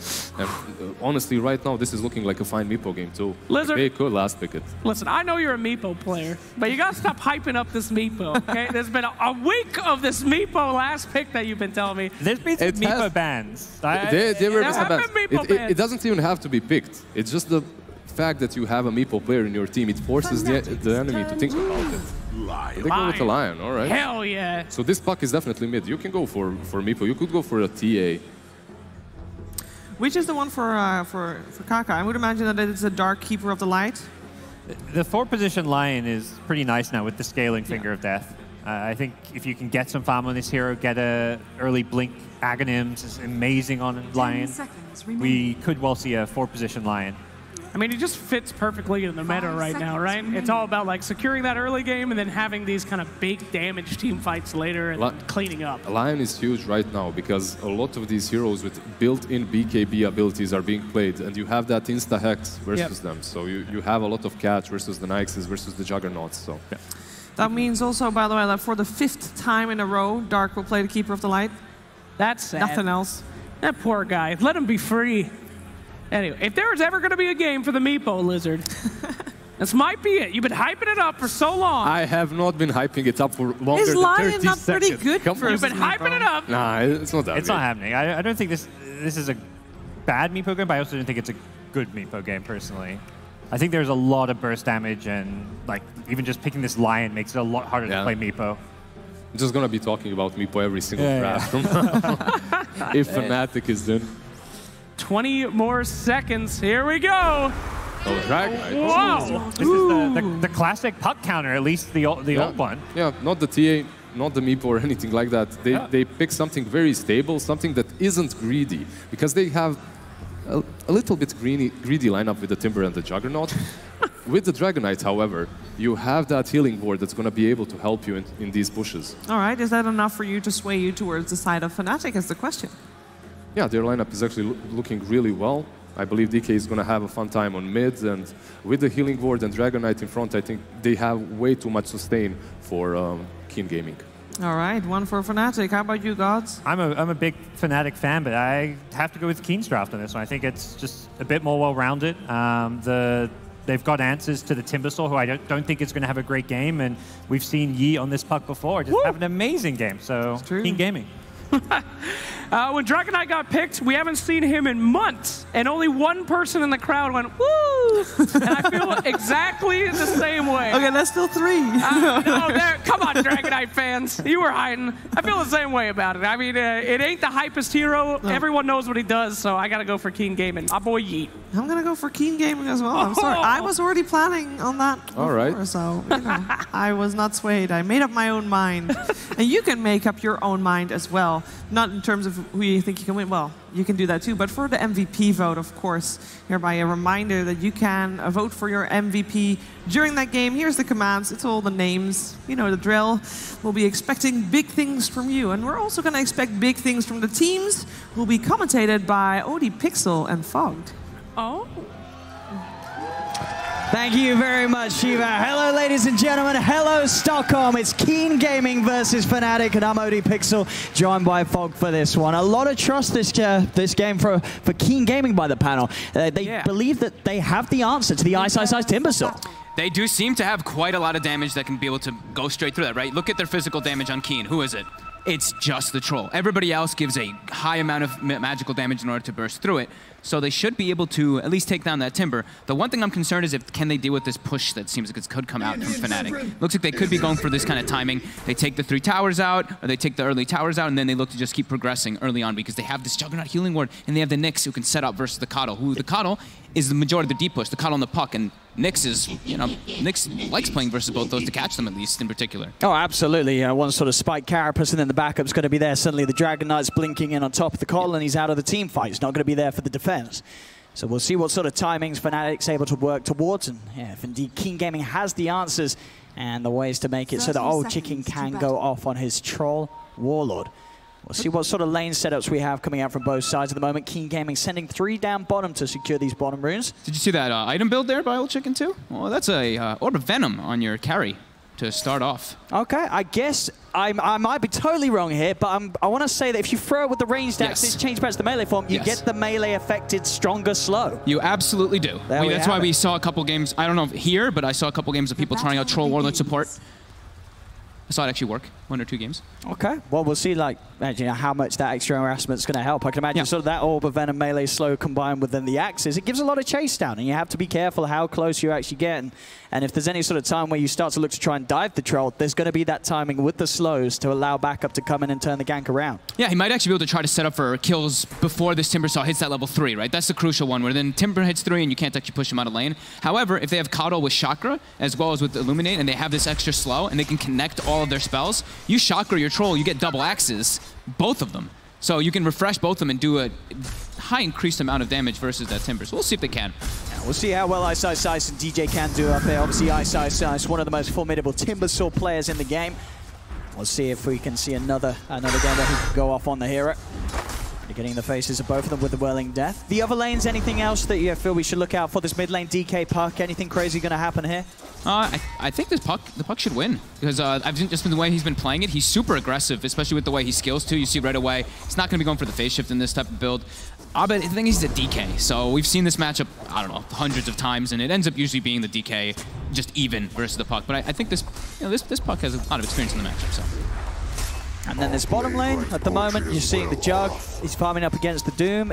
Is he going to be all right down here, would you imagine? You know, sort of having the extra backup of the Winter Wyvern. They've got that sort of double heal at the point. He should be okay. He's not going to be bullied out of lane down bottom, is he?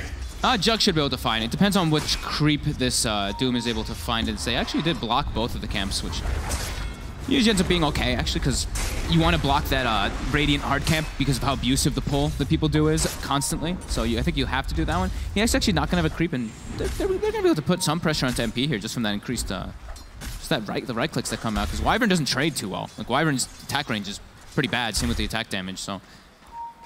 Jug should farm, but I think Doom's going to farm better. We'll see at the moment. Nobody getting too far behind in CS in the first few waves. As the lanes, I imagine, is there any sort of chance you're going to see early ganks towards the mid? I guess DK is not really the tastiest or easiest of targets to look towards, and the same to be said for a Puck, right? I'm not seeing much rotations probably happening in the laning phase at all. Just looking at the heroes that we have set up. Maybe if they see some type of dive play coming up, we could see like the Lion TP. As bottom. Kaka's getting aggressive, has boots. He's getting slowed though by jabs. Splinter Blast comes out as well, and with the TP from DJ, he's there in time to make sure they have enough setup and catch to get that first blood. Also the bonus being that MP, he's the one to get the final touch with the Juggernaut. So they're just going to leave the Timber top. Ice, who's already doing pretty well. I think they may have had that kill anyway, but DJ comes in, just to secure it. And now it looks like they're going to do a tri lane. They want to be able to secure the Jugs farm. I think they were a little bit concerned that he's getting pressured a bit. And Ice says this Timber now, he's sort of got the level 3. Yep. Should be fine to be left on his own in the solo lane. Yep. So now it's going to be about how much efficiency can Keen do in this top lane. If they can't bully out the Timber Saw, it's, get your stacks going for your Coddle as much as possible so you can keep up that farm. And he's actually already started with the small camp stack at least. Dark able to make those pulls. And of course, Troll Warlord being one of those heroes that does not mind farming underneath the tower. Maybe it'll be a little scary though to do that sort of play once the levels are there on Ice. You can certainly expect early aggressive moves from the Timbersaw. Mid lane CS, 18 for 6 on Arbed, 16 for 6 on Dash. It's very close between these two. Yeah, dead even. It's the usual matchup. I thought maybe Dash was going to be able to pull it ahead for himself, but no, this is the nature of the matchup. Is bottom. And again, DJ is able to catch out Kaka with the stun. That'll allow MP to just chase him down with the Blade Fury. It's his second kill for this Juggernaut on the bottom lane. Fnatic making sure that MP, even though he might not be getting the best of CS, he is getting the kills. He will be chased down a little bit by Old 11, but he'll be fine. Pots the Mango even and make sure he can get that healing ward out. But yeah, a little slow on the CS, but getting your Jug 2 kills in the laning stage, you got to be happy if you're Fnatic. Yeah, and actually, apologies. I thought they actually had blocked Keen on the bottom side. They actually had unblocked the camp, and now he actually is able to find a Satyr for Old 11 on this Doom. So the best creep possible on the Doom there. He's able to walk around now with that 12 HP regen. So very, very beefy. Kaka, of course, the easy target on this bottom lane that Fnatic have found a couple of times now. DJ's just stalking him constantly. He's setting up to try to prepare himself for that bounty rune too, but this is a great position for him to get the wraparound. Kaka's got to be careful how far he goes forward. He is a very squishy target if one of the supports gets him. The Splinter Blast will be just out of range. And whoa, DJ actually uncharacteristic there. DJ totally wished the stun. And that will mean that Kaka can easily keep his distance and walk out of the harm's way. In fact, a bit of a turn with the Infernal Blade down onto DJ. Another stun from Kaka. They are trying to control them around these 5-minute rune stuns there from DJ to make sure that Fnatic can secure the rune there. We'll be able to head over before Kaka's able to get around and take the other. So Fnatic getting the rune advantage. Taking the 3 out of the 4. Old 11, he may find Chapster. One more Infernal Blade. The Satire Blast, okay. They don't get the advantage with the runes, but Old 11's able to get a solo kill down bottom. They claim themselves, those 3 bounties, and also Ice, he walked in and he lost one of his bounties versus Dark, but however, he took the whole small camp. So I think it was a double or triple camp that he took away from that Coddle that was pulling constantly. And yeah, this bottom lane, they're trying to make the trade here. They're like, we're not actually getting good farm like you were saying on the Jug, so that tri-lane, they have to just get kills out of it to make up for it. But yeah, Old 11 is having a fantastic time on Doom. He isn't.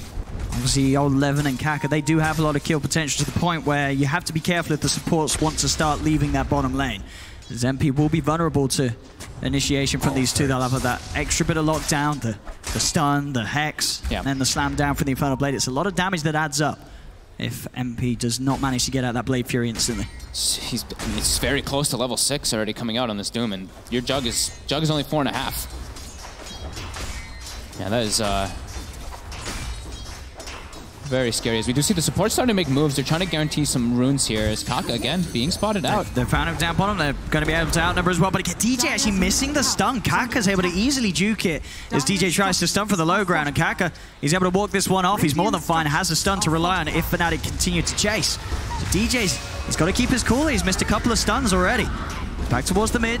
They'll get the 2 stuns out onto the puck. They don't have enough damage to burst down Dash. And in fact, Dash is ready to turn the cores down onto the 2 of them. Moving forward, Old Chicken comes in with a rotation. He's on top of Arbed. They've got 4 heroes trying to burst down the Dragon Knight. Stick charges a pop, but it won't save Arbed. As Keen Gaming get in the mid lane, react to the play that Fnatic was trying to take, and get that kill onto Arbed, knocking him out of the lane, and sort of reducing that threat of that tower going down super early. That's such a sick TP by Old Chicken. Like, when do you see your safe laner at level 5 make the rotation in when your puck calls for it? That's literally just like teamwork coming into play perfectly. He's just like, they extended a little bit too far here. We committed a bunch of heroes, and we don't want this DK to use DK form and just keep poking our tower. That's, yeah, such a heads-up move there. They know the Doom can't rotate because he's low on mana, but yeah, bring your troll. As you say, down bottom, Old 11 has got that 6. to be a little careful down here how close they get to Doom. I mean, he's pretty much at the point now where Jabs, even Jabs plus MP, they can't really zone this Doom out the lane. He's 45 and 12 on the CS.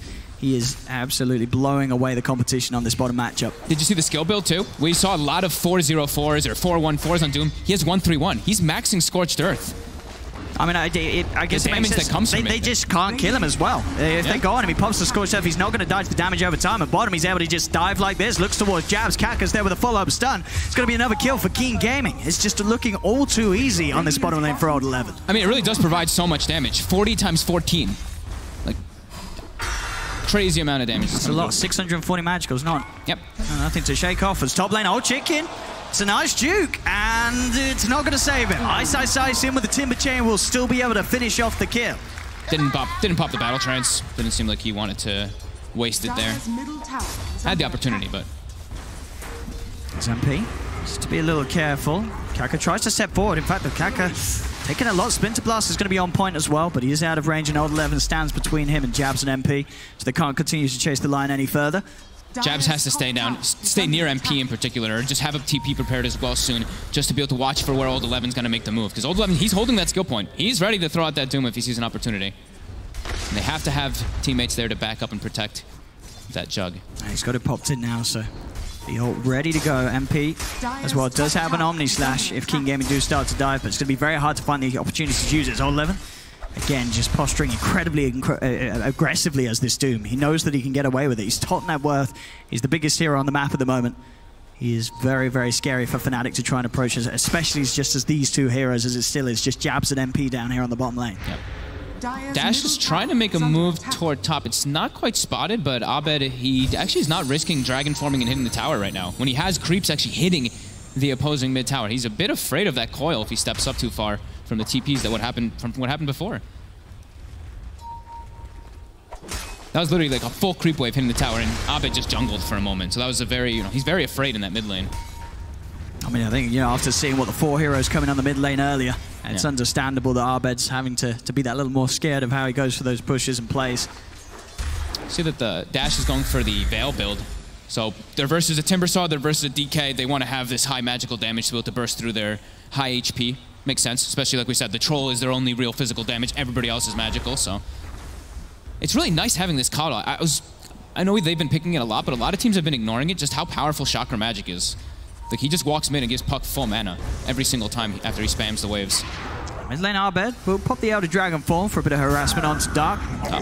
Dark's able to keep himself safe, blast the way back up top lane. Again, Old Chicken is getting chased down by the two of them. There'll be TPs into the Shrine, and that'll pull off Ice and DJ trying to go for any more. But in the mid lane, Abed is actually able to dive underneath the tower and still get Dark. Dark was trying to hang around and push the wave out. Abed gets on top of him with a stun. It's a solo kill for the DK. Now he's starting to play a little bit more confidently here. As soon as he sees where any of the heroes of the side of Keen are, he knows Puck's making rotations. He's like, okay, I have to take advantage of this and hit the tower a little bit here, even if it can be a bit of a risk from constant TPs. Yeah, and it was the smart play of sort of moving from two angles. Fnatic diving the Troll up towards the Shrine. Abed knows that King Gaming, they're going to be looking towards their jungle rather than towards that mid lane. Exactly. There's bottom. Jabs. He's sneaking away. They were hunting from the old. They have found vision with the courier usage. Smart play there for Keen Gaming. Gives them the vision to open up. And straight away, they'll drop down the Dream Coil. They've got the magical burst to bring him down low. And a couple more right clicks after the Cold Embrace finishes. And Keen Gaming will get the pick off. Patience from Kaka. He had Finger there, but doesn't want to use it. Wants to probably kill the Timbersaw with the Finger. Timber or DK. Even though he can get a free stack there. That's the thing. But it's such a long cooldown. Level 1 Finger, just as you say, you want it for something bigger. It's up to 160-second cooldown. Yeah. He's going to get that stat. Within the next 160 seconds, Kaka's going to find some action anyway, and here we have it maybe already. As he comes up towards the top lane, they've got the Will-O-Wisp to set up an Ice and Ice, but he gets the Timber Chain off in time, so he's still able to drag him out. They do have the follow-up stun, and they'll try and dodge this out. Hex to control the Timber once more, bringing him down low enough, and there's the Finger, and that's why you save it, boys and girls. That's why you save the Finger, for the big kills, for the big targets, and they get Ice because of it. You have to save it for core. Like, in that bottom situation, you're going to get the kill anyway, so. Very nice by them there, taking that out. Taking out that Timbersaw, and when Timber dies like that, it's painful, because then you have to, you make your whole way route, you just put all that effort of pushing the lane into the tower. Now they're able to do the same, and Keen, they get some window here. Actually, everyone just farming and together here is Kaka. Oh! Low mana, walks up for a regen rune, gets killed by the Wyvern. He's going to have to look for something to drain. So 12 minutes in, 5 for 4 at the moment, 1K lead for Keen Gaming. With his 0 points in drain. Oh, he's still not got a point in it. Yeah, he's 4-2. I'm pulling the lockdown. He's got a coddle, so coddle. That's very true. Yeah, walk by and throw him the chakra. He doesn't have too many mana problems with the coddle by his side. Yeah. Still old 11, old chicken there. They're at the top this game. It's a bit of a race for Ice and MP and Arbed to keep up as Ice slipping a little bit behind on the Timbersaw. As they do want him to become this sort of beast that's unkillable, but as you say, with King Gaming's lineup, they do have ways to kill the Timber. So Ice, he's got his work cut out this game. They'll always have ways to kill him, honestly. They really do have just so many different avenues to burst him down. His 11 even takes the Scorched Earth damage, so we have 70 times 16, Owen. 1120 over the full duration. I'll say yes. I believe your maths is correct. It's interesting. I've seen, honestly, like 4-0-4 every single game. 4-1-4, and then the movement speed talent as well, for the majority of the time. I know some people do vary, but... Top lane, DJ with the play he talks about during the draw. Spike Carapace to trip up the Keeper of the Light. We'll see King Gaming if they can find anything in return. Ice actually missing the Timber Chain here, so that'll mean that Kaka gets the opening stun. Dash is going to come forward. They have that Veil, so that extra bit of magical damage helping them out. Still, can they finish him off? They have a silence. Old 11's coming in. He's ready with the Infernal Blade to slam it down and take the pick off. It's King Gaming again. They seem to know exactly how much they need for the kill there, as those 3 heroes doing just enough to kill off Ice. And that Veil of Discord showing its power. Without that, they wouldn't have the kill. Yeah, I really like that pickup. Just as you're saying, the four magic damage heroes on the side of Keen, and they're making space. Old Chicken, even though he got involved early on, he's farming great. Cast a Demon Edge, building toward that Battle Fury. A very fast Battle Fury. And they've got great ways of setting up to her defense. Whenever the Coddle sees that they're setting up heavily for a push, he just goes there. He's like, whatever. I can always be sure to defend there as long as the Nyx is visible, and they just saw DJ. Oh, yeah, Fnatic, they need this kill, and they'll dive for it straight away with the Omni Slash. The Dragon Tail, the last comes in as well to make sure there's no chance for a battle chance. They got more. See if they can do anything in reaction. Kaka is in the trees. They've got the Blade Fury from MP to keep on top of him, and TPs are going to be cancelled. As King Gaming know there's no saving the Lion. Fnatic, they get those 2 kills, quick to make them as well. They know that with that play on Ice top, TPs were used there. There wasn't going to be any backup coming in time for King Gaming. 2 kills and a good pressure onto this tier 1 tower, and in fact the whole of his health gone with this Elder Dragon form. Fnatic making moves with Arbed. Keen really wanted to defend this tower. The way they're setting their troll there. You know that they're going to be bringing other heroes to TP in, but Fnatic with the quick heads-up play, able to jump it with that high ground ward that they placed. I can see Ice this game going for the Rod of Atos build on the Timbersaw. It's going to help trip up Dash's puck and make sort of Dash have that other worry in hand. He wants to try and use the orb aggressively to burst down heroes that he's veiled. Now he has to be very careful about doing so, as Ice will be able to hold him down, allow Arbed to walk up, get a stun off, and suddenly the puck's gone. Yeah, just such a value item, right? Great stats, great everything. Gives you more catch, which, I mean, Fnatic, they have pretty okay catch anyway, but that's going to give them just an easier time for DJ to set up as well. Do we have anybody building a Spirit Vessel on the side of Keen? We don't. I don't believe that they really have a Spirit Vessel carrier either versus that Timbersaw, so... Yeah, it's true. The thing is, they have none of these heroes want to really be building it, even though it's so good against some of these heroes. Yeah. Mid lane? You see bottom and an attempt to the setup as well. The Dream Coil's going to be dropped down just onto the one of them. They have a Will-O-Wisp. There's going to be the Winter's Curse dropped in to try and hold them back and stop them from killing off their core target of Arbed. But Arbed still being brought in. The Will-O-Wisp just causing too many issues for Fnatic as they lose that Dragon Knight. Keen Gaming making the moves, and with the pressure on mid, they'll be able to move on to this tier 1 tower. And without the Dragon Knight, not a lot that Fnatic can do to get any kills. And second stack of that finger coming on. Kaka's actually going for the blink, so he wants to have more catch for his team and set up rather than like going for that Aghanims that we see. Yapzor in particular go for that line pretty much every game. He also has good setup for the Aghanims this game. The Will-O-Wisp as well as the puck. You actually set yourself up for some good fingers. He might go for it later, but this is a good way with the blink dagger. You can have your puck initiate, you can have the Will-O-Wisp come in, and then you have this blink follow up and you protect that Willow. Yeah, all the blinks. Yeah. Old 11 ready to jump in too. He's so farmed on this Doom. Phase, Drum, Blink, Midas. He gets the Doom off on MP, but the spin was super fast. He's actually okay. Yeah, he'll be able to get himself far enough away from Old 11, so that's Doom used and a kill not found. And that was essentially the Blink reveal as well, so yeah. A nice little timing that Fnatic have effectively slowed down by MP being able to stay alive from that play. That was such a fast reaction. It was well prepared there by MP. As Kaka, they're giving him the top lane. He might get pressured here, though. SSS has the Atos finished up, too. And he's got a Hex Kaka. Now turn. He's got to try and keep himself at a distance. There's TP's coming in as well. Ice. He does timber chain forward aggressively. Back in the jungle, Abed. He's going to go for the Dragon Tail stun onto 11. They've got the control as well, by the looks of it, to bring down this big old target of the Doom. He's still alive. They'll use the Winter's Curse here, but the Shrine's going. It's healing the Doom back up as Old Lemon is still alive, able to turn with the Infernal Blade. Ice will go forward and cut him down. They get the kill onto Old 11. Can they get him more? The Cold Embrace on Abed, keeping him healed up. Splinter Blood's coming out as well. MP moves in with the Blade Fury. Old Chicken, he's falling down low. He's dead as well. Fnatic, they've got 2.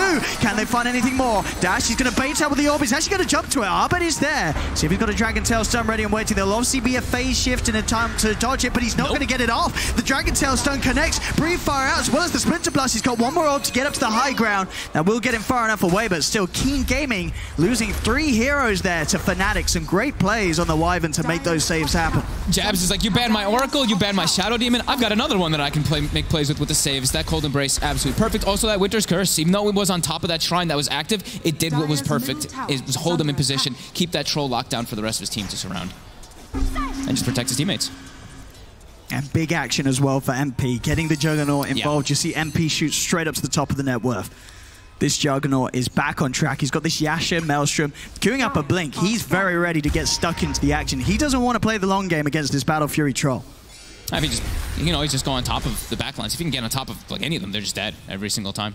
Sure, Troll has that, you pop Battle Trance if you do get Omni Slashed, but it's purely defensive then at that point rather than you making a play of yourself. As he's got the Battle Fury, but they're starting to lose a little bit of control as this game. Now they have another Blink, but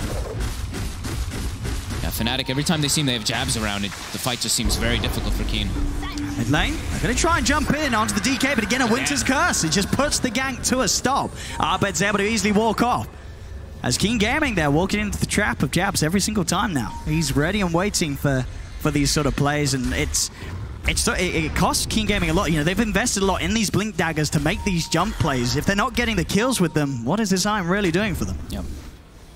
And we see this. This is actually a very sneaky ward. It's become more common, of course, on the side of Fnatic, but this ward is actually giving them so much information. That one on the high ground near that hard camp. So every time they do want to make a move out from that mid lane, it's going to be spotted. And right now they're standing under it completely. So we see the Coddle, we see the Doom. They see pretty much everything right now from Keen. So they can just evenly spread out their edge. Ice is going to go push out top lane a little bit here, and DJ might just go scout and try to break the smoke to protect him. We talked about sort of how nice it would be if Keen Gaming bought a Spirit Vessel, and Fnatic DJ, he has got his, and he's very good as well. You're able to get that down onto the Doom, and then suddenly this Doom isn't quite as tanky as he was before. Even on the Troll, like your Battle Trance, you're not going to heal through it as much, right? That lifesteal it provides is going to become negligent until you get your Manta or you get your BKB to be able to dispel it. An extra sustain being built up by Ice. They've got the mech online now on their Timbersaw Fnatic. So they're really gearing up, ready to go. They really want to try and do something at this timing where the Troll, he has the Battle Fury, but he doesn't have his next big item. Yeah, they're just doing a great job of, like, they hold the line, right? You look at the tower situation, their 2 towers are pretty much full HP, and they've been always sitting behind people. You see the way that Jabs is playing, he seems to always be, like, moving right behind one of his cores, the one that he expects to be getting ganked. Yeah, King's just playing the farm game now. They're like, we've got Midas, we've got Battle Fury, let's try to just farm for the moment until they can set up for a smoke play. They do have the Blink as well as that Finger available on Kaka. I mean, there definitely is the chance for this lineup to look for pickoffs. It's just, I guess, the last few times they've tried to do that, they've just been unsuccessful. Top lane, Old Lemon's actually going to jump in and use the Doom. He is on his own here, so he's going to try and go for the chase down for the solo kill. Backup is coming in, though, for Ice. Old Lemon is going for this totally on his own, and now they'll be able to stop him. The healing ward's going to keep Ice safe. Old Lemon's just going to get beat down, and with the Spirit Vessel, he's ticking down. MP actually jumps in with the Omni Slash to secure the kill, but that was a very ambitious play there from Old 11, just trying to run down a Timbersaw. There's a tier 1 tower still top. There's always going to be coming back up in time. And at the same time, mid lane Fnatic, they've got Abed jumping in onto Dark. They find themselves another. As Keen Gaming, they've bought all these blinks. They failed at a few ganks, and now they're sort of just throwing their bodies out of the map. Momentum, I mean, they're actually just straight jungling. Like, Kaka's even just jungling now too. He just did 2 or 3 hard camps on a Lion without actually moving or even reacting to try to make some type of play here. Fnatic has kind of got them set up on the ropes for a little bit here. And they need that BKB on Old Chicken ASAP. That's going to be the point where they can bring the troll into the fights, and then suddenly they have sort of that carry that's going to be able to go toe-to-toe with MP's Juggernaut.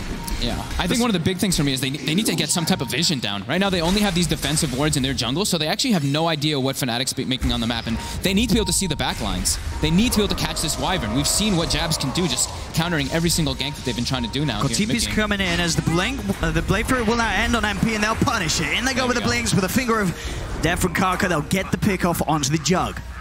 MP's mistake there, really trying to go up to the high ground unnecessarily into King Gaming's jungle. He pays the price. The one place that they have vision is where he ends up going under, and they're aware that he's alone. They're able to make that quick play. And now they've used Coil, and Doom will Coil and Doom will be back up actually at the same exact time. Finger was the level 1 finger, so it's not going to be that shorter cooldown, but good play for them there. They can keep securing their farm, and like you said, the key timing for Keen is really once Troll has BKB, then we look to really take all these engagements. And he doesn't have to worry so much, except for the Wyvern. They still have to be sure to find Jabs. Kaka is now level 12, so he's going to have that shorter cooldown on the next usage of the ult. He's already got 3 stacks. Now, getting 3 stacks up from the level 1 ult, that's a pretty good start here for the line. Yeah. You're going to be very happy with that bonus damage. Continue to go full on the mobility and the save potentials, getting the 4 staff up next. Dagon, of course, coming out in the puck, so Dash's magical damage output really amping up with that Veil Dagon combo. Looks like they want to be trying to take a fight around that BKB timing, because Dash actually had the bots queued up for a while, and then he just buys a Dagon, so that tells me that they want to be trying to make a fight as soon as that BKB happens on the Troll, because they're going to have all their ultis available, like we were talking about. Doom's up, Puck Coil is up, and Doom also has a BKB of his own in a second, so they're going to have a couple pretty big timings on the side of Keen. While on Fnatic, they have their BKB on the DK and the Blink already, so they might actually have the timing before Keen is prepared. Fnatic's heading up it, but so is Keen. Keen is in the jungle, prepared for any sort of move from Fnatic on this top lane, so we'll see how deep they go, and indeed on the back lines, they've got the Dragon Tail stun. They're able to get in with that Blink from Arbed. They catch Dash totally off guard. Stun from DJ is going to be able to set up for another as Dark is left behind. 2 kills for Fnatic again. Getting caught out like that, Fnatic able to make that sweep around, coming in from the lower half of the jungle, and Dash, he just wasn't prepared for that sort of jump in from the Dragon Knight. Now they have they have Obs and Sentry down. Right now it's going to get dewarded by Jabs, but actually both of the wards getting dewarded by Jabs and DJ. If they were smoked, they were able to just get that instant blink up. They're straight into the pit. They're going to go for this. They know without the Keeper of the Light and the Puck, that's their 2 sort of major team fight control ultimates off the map. It should be a very easy and quick Roche for them. And they didn't have to use unless King Gaming, are they able to get there in time? It's dying pretty quickly. I don't think it's going to be soon enough. They may be able to find a pick off after it unless Kaka goes straight in, but already Roche has gone. MP's able to grab the Aegis. Kaka tries to jump forward, does manage to turn with a Hex. The Doom is attempting to get off, but he can't. He's getting stunned up, held in place. Old 11's dead. And now onto the high ground, Fnatic. They're taking Roche, they're taking the Aegis. They want to take some lives of King Gaming here. Dreamcoil and Silence will hold Ice back, but back towards the middle lane. They'll find a Troll left behind. He gets the battle chance up with the Cold Embrace, keeps Arbed safe. DJ's got the stone control. That's Old Chicken dead as well. Fnatic getting themselves ahead of the game now. 16-8, 2K lead. And it doesn't seem to matter how farm this Troll and the Doom are. They still very much die to this lineup of Fnatic. Yeah, they're not getting the, they want to be the ones jumping. They have all the Blink daggers, right? They want to be initiating, starting these fights, but they initiated already when Roche was dead. And the Doom, 11, he didn't actually pop the BKB, so he blinked in with his Scorched Earth. He just got insta-Carapace and chain stun and dead. So this 2,000 HP Doom didn't actually contribute anything there, but he gave his life for Kaka. And we will see Dash, of course, he's able to blink out at the phase shift. In lane, Abed.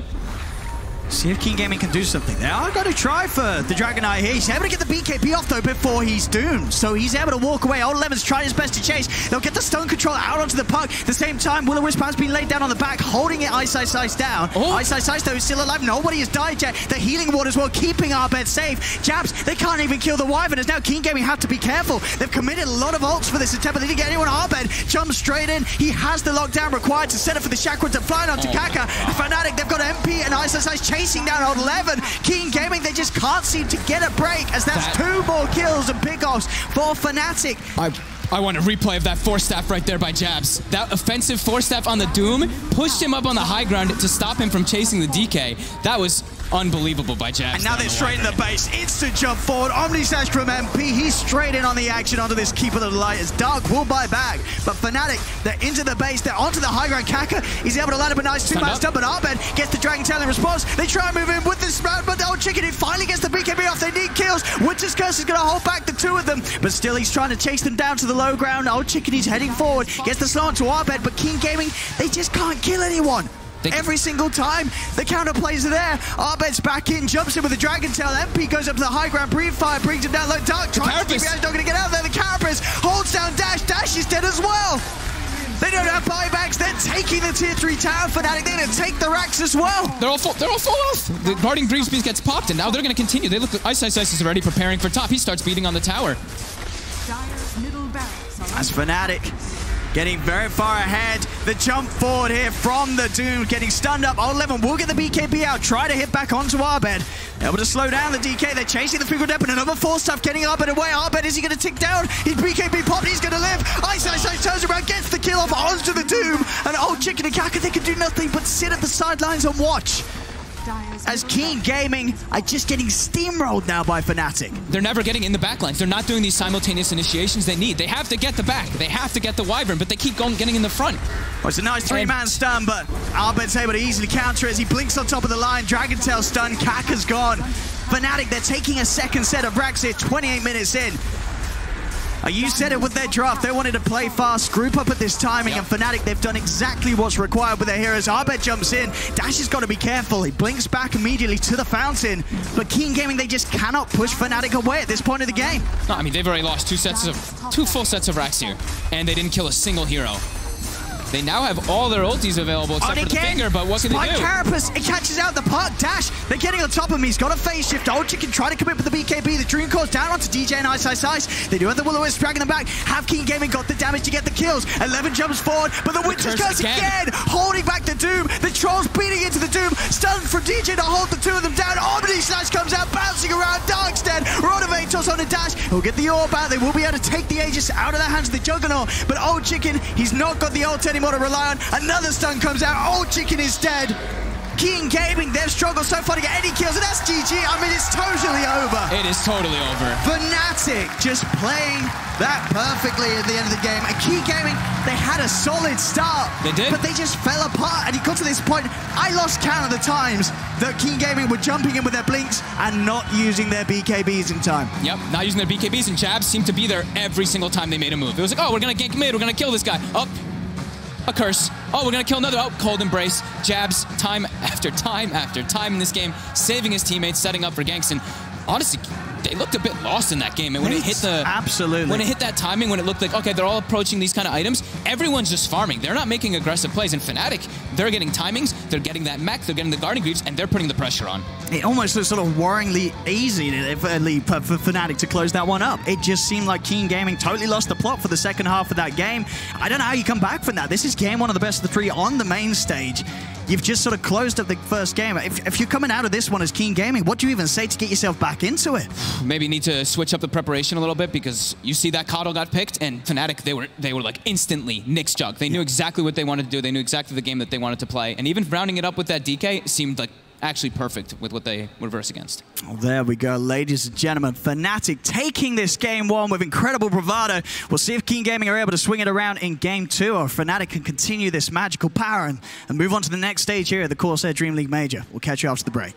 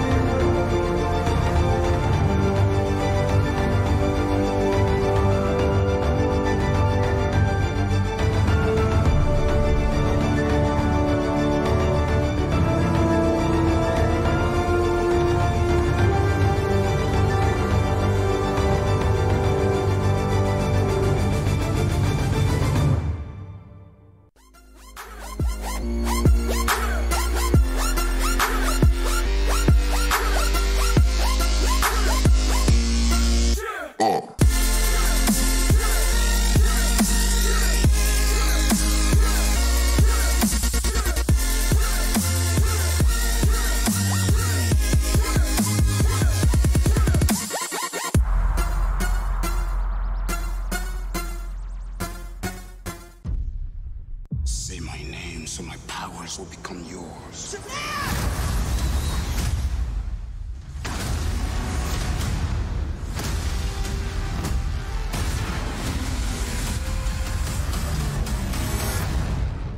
I'd like to purchase some of your finest beer, please.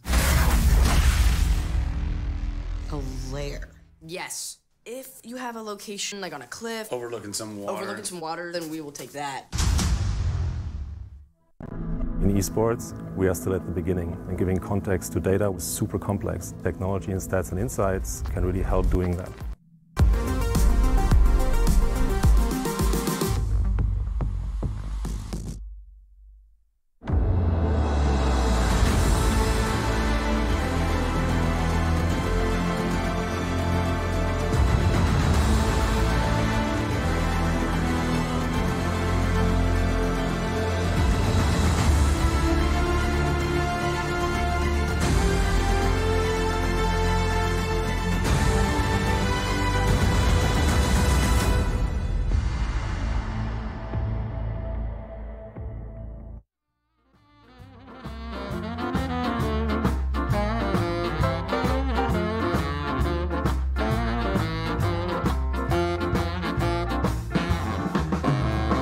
Shiny car and brand new shoes. Spice. This is my favorite part. This is what legends are made of. Game over.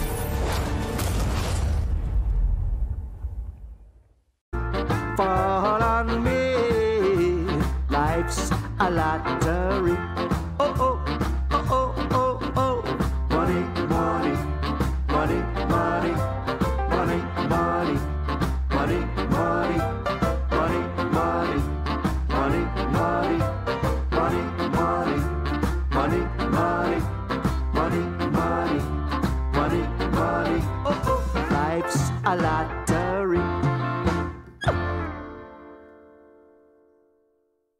If I drink all night from this bottle of Jack, is it gonna take the pain away? If I smoke all day like a stoner, is it really gonna put me in a haze? If the truth is what I really feel, then all I wanna say, promise me one thing, please let the music play. If I go to the church and I pray all day, would it make me a holy saint? If I sleep for the night and I don't wake up, will my dreams be here to stay? If the truth is what I really feel, then all I wanna say, promise me one thing, please let the music play. Let the music play!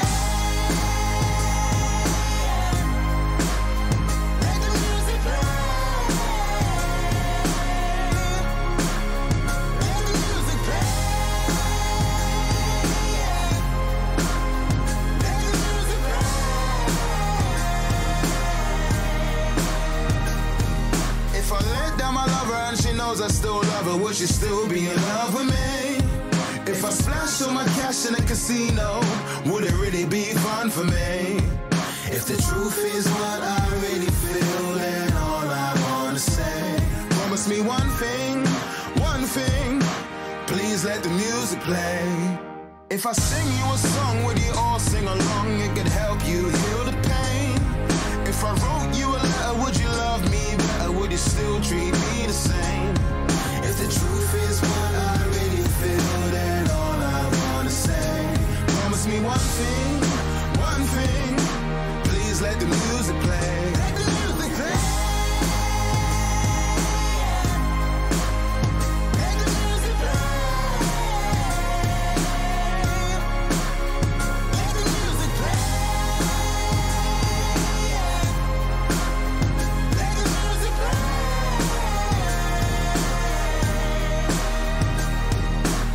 I need the keys, I need the strings, I need the bass and the drums.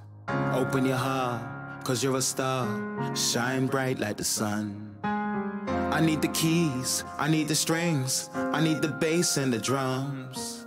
Open your mind, open your eyes, you can be number one. Give me the keys, give me the strings, the bass and the drums. Open your heart, cause you're a star.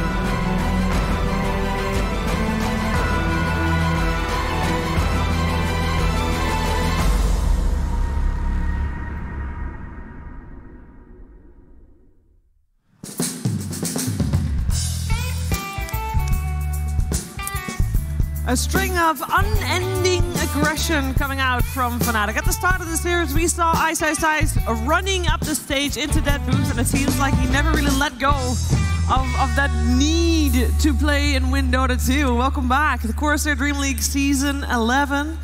And we're in the upper bracket semifinals. First game behind us, and it was Team Fnatic that beat Keen Gaming, so it's 1-0, and Lizard. You were the only one getting your prediction correct. Don't look so smug, sir. What did I do? Who did I predict? I think was it Fnatic? It was Fnatic. Gods, what did I say about that game, please? Can you remember? Well, something about the push of Fnatic, right? That healing ward with the DK, with the Timber Saw. Yeah. Remind me, yeah. Shut up, Lizard. Stupid. Please, Slacks. No, go ahead, Lizard. I'm trying to analyze here, go ahead. sir.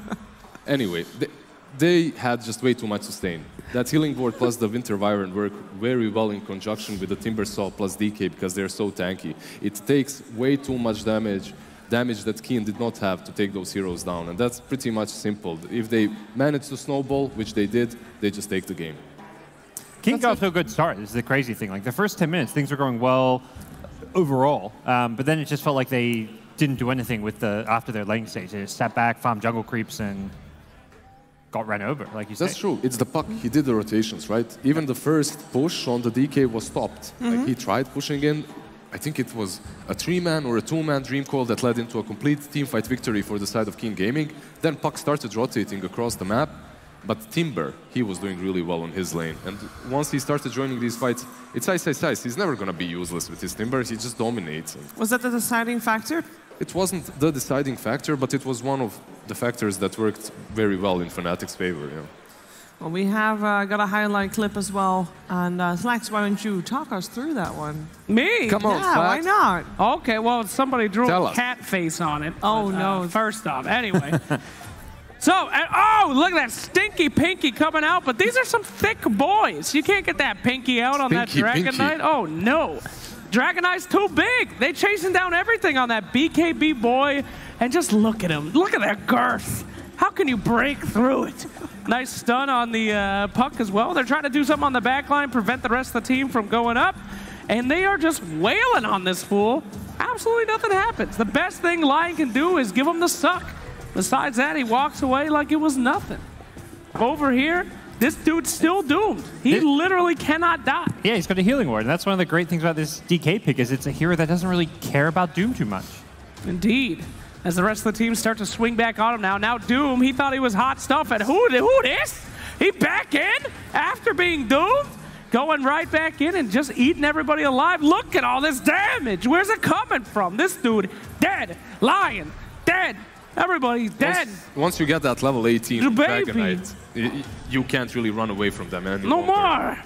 It's all over. He's not dead. It's not over yet. There. now we get it. You know, Slacks, you should actually have predicted Fnatic to win this game because you have been saying basically the whole week that these fights are all about who has sustain, who can have long fights, and that is exactly what Fnatic had. They had that sustain. They could fight basically for days on end. They didn't rely on those big ultimates. Absolutely. It is the preaching that I have done all week. However, they did have Dragon Knight, and that hero is so boring to watch. I cannot, in good conscience, go for any team that picks it. So I apologize to all the people out there counting my correct predictions. The way that this Dragon Knight was played, though, it was definitely an active one. Is it still a little... It's no longer a boring hero, right? A little bit, maybe, but... It's still like the pace it plays at is fast, but the hero itself, it's just tanky and doesn't do anything flashy. But it's the nature of a game when you have a DK on your team is you're taking a lot of towers, you're moving from lane to lane, he's got treads, double bracer, and he's just super tanky. What more do you want? Like, he's manly, first and foremost. He's not. Then he's tanky, he jumps in, he's a dragon, man. The hero turns into a dragon. What do you mean he's boring? He's an idiot. He went to go You play techies, the lore of Dragon Knight. You literally play techies, you're calling Dragon Knight an idiot. He's an idiot. He hunts dragons, and then a dragon tricked him on his deathbed to taking over his body. The guy sucks. He would have died otherwise. That sounds like a pretty smart decision. He killed the dragon, and the dragon tricked him to become one. Wouldn't you want to be able to turn into a dragon? That'd be pretty cool. Imagine how much that must hurt. Would he be in Dota 2 if he didn't make that deal? No. Who wants to be in Dota 2? It's a hellscape. Dragonite does. It's unlimited death for all eternity. It's like reverse purgatory. It's terrifying. All right. You know what? It is time to find out who you guys at home voted for the MVP. And for that... Oh, do we still got energy? Yeah, we still got energy. Right, Stockholm? MVP is Jabs. Jabs! Woo! His Winter Wyvern. We don't get to see Winter Wyvern. Actually, I'm really happy Jabs got MVP because he's been playing so many different heroes this tournament. His counterpart, as I said, is in five games of Keeper of the Light in a row. But Jabs has just been playing everything under the sun as a position 5, which is commendable. Winter Wyvern, sometimes you play that hero and you make these decisions that aren't really that great. You cold embrace in the middle of a team fight. You either prevent your carry from fighting or you even just delay his death. But here, every single spell that he did, every single time was well calculated. I even saw once he cold embrace and then he body blocks so they can't really get to his teammate. He saves him. Like, Jabs was playing really out of his mind. All right, so we're going to look to the third game of the series. What do we want to see changed? What if you're needs Fnatic, to change? you don't want to change anything, right? You pretty much want to play the same snowball strategy once again. You just played versus a Kotal and you succeeded. One of the heroes that's pretty good versus that kind of a thing. So if you're a Fnatic, you don't want to change anything. If you are keen, perhaps don't pick that puck way too early. The hero is good, is strong, but if you pick him that early, you open yourself up to some of these Abed's heroes that just crush puck in the lane. Yeah, because what was their weak link? Was it actually the puck? Because you guys were saying that he did okay in the lane. I think it was partly to me more their greed. Like seeing Troll go for this Battle Fury after they had an okay laning stage meant they were just playing way too slow. The Doom has a Midas. Like they had too many heroes trying to get farm, hitting jungle creeps, while Fnatic were hitting towers, pushing lanes, applying pressure. No more Troll. I keep telling these pro teams, we get it. It's too easy to figure out.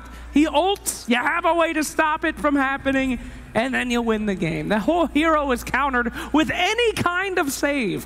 Get over the Troll, please. Gods really put it the best. I think if you are keen, you got here. Ignore what Slacks. the hell? I like this. You got, sorry, Slacks. It's not like I call the Troll, I call the puck, you call the Troll. I think he said it the best. Like it's the aggressive playstyle of Keen that got them here. They need to return to it. You can't go into the jungle. You can't be farming with Lion 3 hard camps in a row. That just will not work for you. I don't think they had issues with their draft, personally. I think it's just the way they played. They didn't look like the Keen gaming we saw earlier in the tournament. We saw some Base Hunter sign in the crowd. I like it.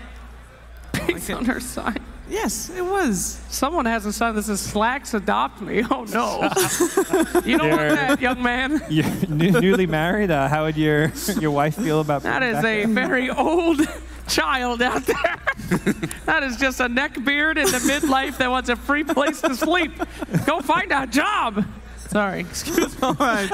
Before the series started, we talked about position 4, and we mentioned the Lion just now as well. Do we want more out of Kaka from Keen? Right? Is that kind of what we're saying here for game number 3, that we kind of want him in a more aggressive role? Not so much as an individual player. I think we need more from him as a leader and captain for the team. You know, pump up your boys, get them playing aggressive, call out old chicken, dude, no more Battle Fury trolls. You got to play with us, get some early game items. Let's, get everyone on the same page. Everybody on the same page. I think we're all on the same page when I'm saying that we're going to head into the draft after the break.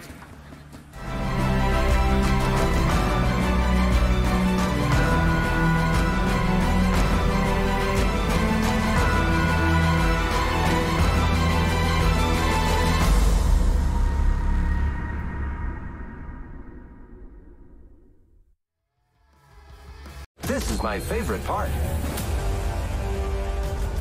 This is what legends are made of. Game over.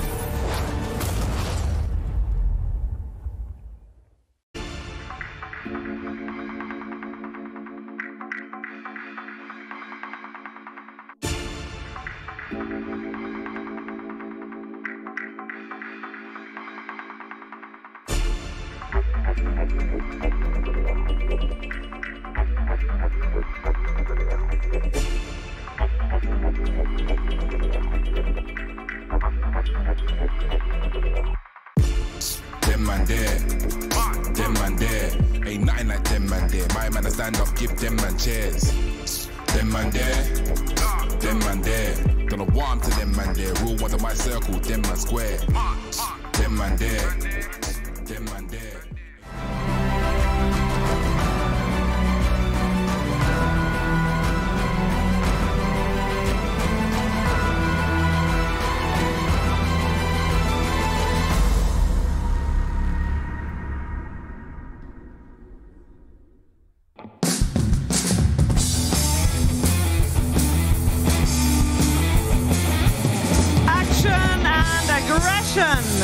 That is what we want to see from Keen and Fnatic here in game number 2 of the upper bracket semifinals of the Corsair DreamLeague Season 11.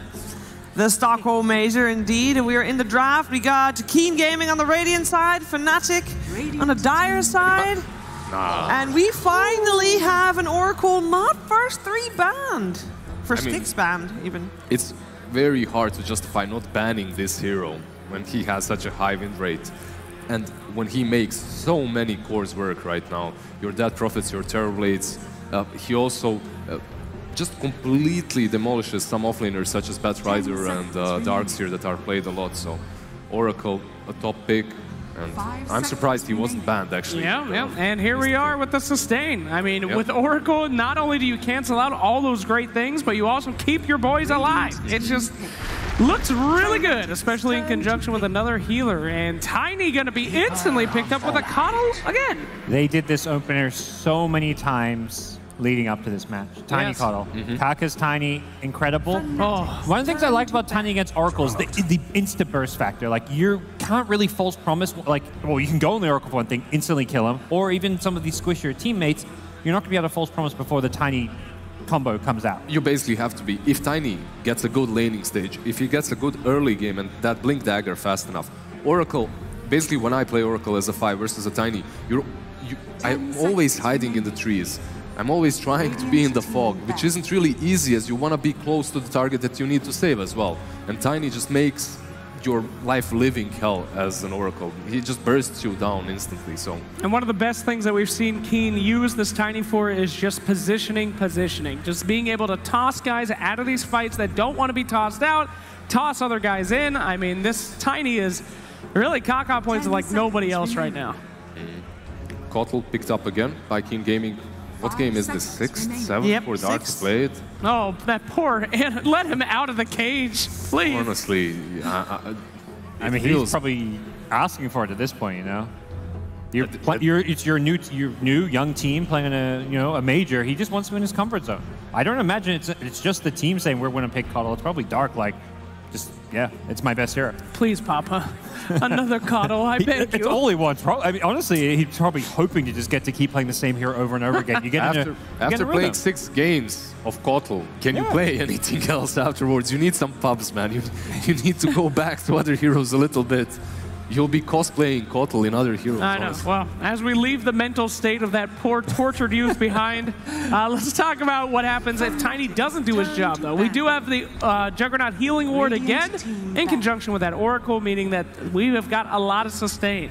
More burst on the side of Keen, more pressure could, alleviate that, but as it stands, looking like pretty tanky stuff coming out from Fnatic. Fnatic again banning out that Ursa, which leaves that Timbersaw pick open for them. They can take that, and I believe that's why Keen Gaming, they're taking their time a little bit here. They're thinking, should we ban that out? It's ice after all, and he just destroyed us with that Timber. The Batrider ban is also good, as you do not have the Oracle on your side. You don't have that possibility to pick an Oracle, so banning out the Bat makes sense. Still got that big player in Pangolier, though. I mean, do you ban out the Timbersaw or and let them get the Pango? I mean, that's even worse in a way. Yeah, Pango right now is just such a strong hero, and they ban out the Brew instead. They ban out a teamfight-oriented hero. Also a hero that brings some dispel, so maybe they're thinking something that struggles versus it. I mean, a big part of these team fights is being able to have all the heroes do what they want to do quick, and his Brewmaster's ability to just take a man out with the Tornado, control all these different heroes, and cause a lot of problems, is just not something Keen wants to deal with. Brew, I believe he has a pretty high win rate as well in this tournament. And as you said, just such a huge potential in that hero on the laning stage and after it. And just the team fight potential is way too big to... Yeah. Fanatics turn well, there's the Pango finally ignored in the previous part of the draft. Yeah, definitely. Comes out third. I think that's a denied pick as well. I mean, goes okay with their draft. Of course, they want that aggression, they want that mobility, but then you don't want Fnatic to get it either. They get that Pango. Hero is good, but I loved seeing Pango on mid. I don't like him nearly as much on position 4 and offlane, even though some teams do find success with Pango on 4 and 3. I think the best lane for him is still mid, as he doesn't really struggle versus anything. You can lane versus pretty much any hero on that mid lane, and one hero that does punish you in the lane and after lane is Puck. And Fnatic, they do play Puck a lot, so I'm thinking maybe this is just, let's go Puck right now. Why not? Normally, Fnatic does like to pick Abba's hero last, so perhaps they would just want to wait and see what else is coming. They don't have last pick this game, so that sometimes changes a bit. They know their mid is going to get counterpicked regardless, or not necessarily counterpicked, but Keen Gaming is going to save their last pick majority of the time for their mid lane, so you don't get a chance to see your matchup. So if Puck's the hero, you may just want to grab it. But if we're thinking this way, certainly Keen Gaming must have thought about it. If they picked Pangolier, they knew that the Puck is coming out, so maybe they have a plan. Maybe they have a hero that's going to crush Puck on mid right now. However, what's good for Fnatic right now is that you said, Shivs, this Puck, like usually if Abed plays it, it's last picked, right? They love to last pick Abed's hero, but it doesn't have to be Abed. You can play him on 4, you can play him offlane as well. So. The only thing that you need from this Puck is basically Dreamcoil to stop Pango every single time from his little thunder roll. But we have seen that beaten before, though. A lot of people have picked that Puck hoping to use that Dreamcoil on a guy like Pango, and then what do? You just get a lot more mobile heroes. I think last time we saw Lycan was a good way to make sure that Puck really didn't ever know what target that he wanted to use it on and caused a lot of confusion. That was VP versus EG, I believe, That's right? Correct. Yeah, they did manage to crush that Puck and VP, but at the same time, as you said, that Dreamcoil wasn't used on Pango. So. Yep. By the way, the Pango which has got through this game, the other hero that got through is DJ's Enigma. Unbanned, untouched, and Keen don't have any good answers to a BKB Black Hole right now. Beaver? I mean, Old Chicken loves this hero. It's his bread and butter. It's, I'd say, his best hero. Seen a lot of comfort picks coming out for Keen. And there it is again. I am starting to get worried. With the previous game in mind, where we said that long team fights is really the name of the game with sustain, Fnatic surely has the upper hand at this point. Sir, action pants? You're laughing at no offense, don't give that man attention. Back before I was Sir Action Slacks, I was on the Steam user forums as Sir Action Pants writing fan fiction for TF2. Don't look it up. Hey, put that sign down. Don't tell people about those days. Yeah, nobody knows. They're dark days indeed. So, Timbersaw, usually a really good pick, but this is a much different game than last time, isn't it? I mean, these guys are a lot more bouncy, a lot more mobile. All right, Weaver, he can bring the damage and minus armor over the Timbersaw, but at the same time, you don't really have a lot of catch. Yep. If anything, it looks like a slightly better Timber game, at least as far as not having a huge amount of kill potential. You don't have that Lion against you this time around, and the Doom against you, so it isn't really a bad Timber game. I just hope that Keen find a way to actually shut that Timber down in the laning stage. You can't let him free farm. If he free farms again, he's just going to roll out of control once more. That Ursa ban also made a lot of sense, just from Fnatic. They're just preparing this Timber pick. They really like it, it seems. Are you guys worried about that catch still? I mean, really, they have Oracle's Q, which ain't great, and then Puck's Dreamcoil. Not for Fnatic. Yeah. Yeah, Fnatic, their catch is solid. For Keen Gaming, you have the Pango and Tiny, Keeper of the Light with his ultimate, but it's not really that great, not versus a Timber. You're very reliant on Tiny as far as finding picks, because, you know, team fight-wise, that's when you want to use that Cuddle ult, but... Right. Nerd Spirit. Nerd Spirit. Yeah, good answers, Weaver. Yep, saw that attempted before in the bug game. earlier today, but much different scenario here. I mean, pretty much every target that you hit with that Earth Spirit is really good, and it doesn't have to worry about 4 heroes running at him at once. Yeah, this time around, That's okay. This time around, it's not only the Earth Spirit that's supposed to be catching this Weaver. You can be the second follow-up or even the third. You have the puck, so it's completely fine to pick that Earth Spirit as some additional catch, and also he can be that bulky frontliner early on in the game. There's still something like an OD if they really want to try and address this Timbersaw.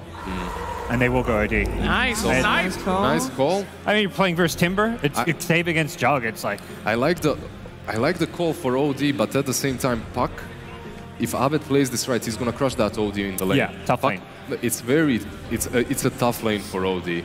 And he needs to roll out of control. He needs You're not to be looking that. to win the lane, though. That's the thing. You're just looking to get enough that you can come online in the mid game and deal with the Timber, as well as, you know, offer a save against that Juggernaut Omni Slash. Yeah. So is that OD pick enough to sway you into the direction of Keen Gaming?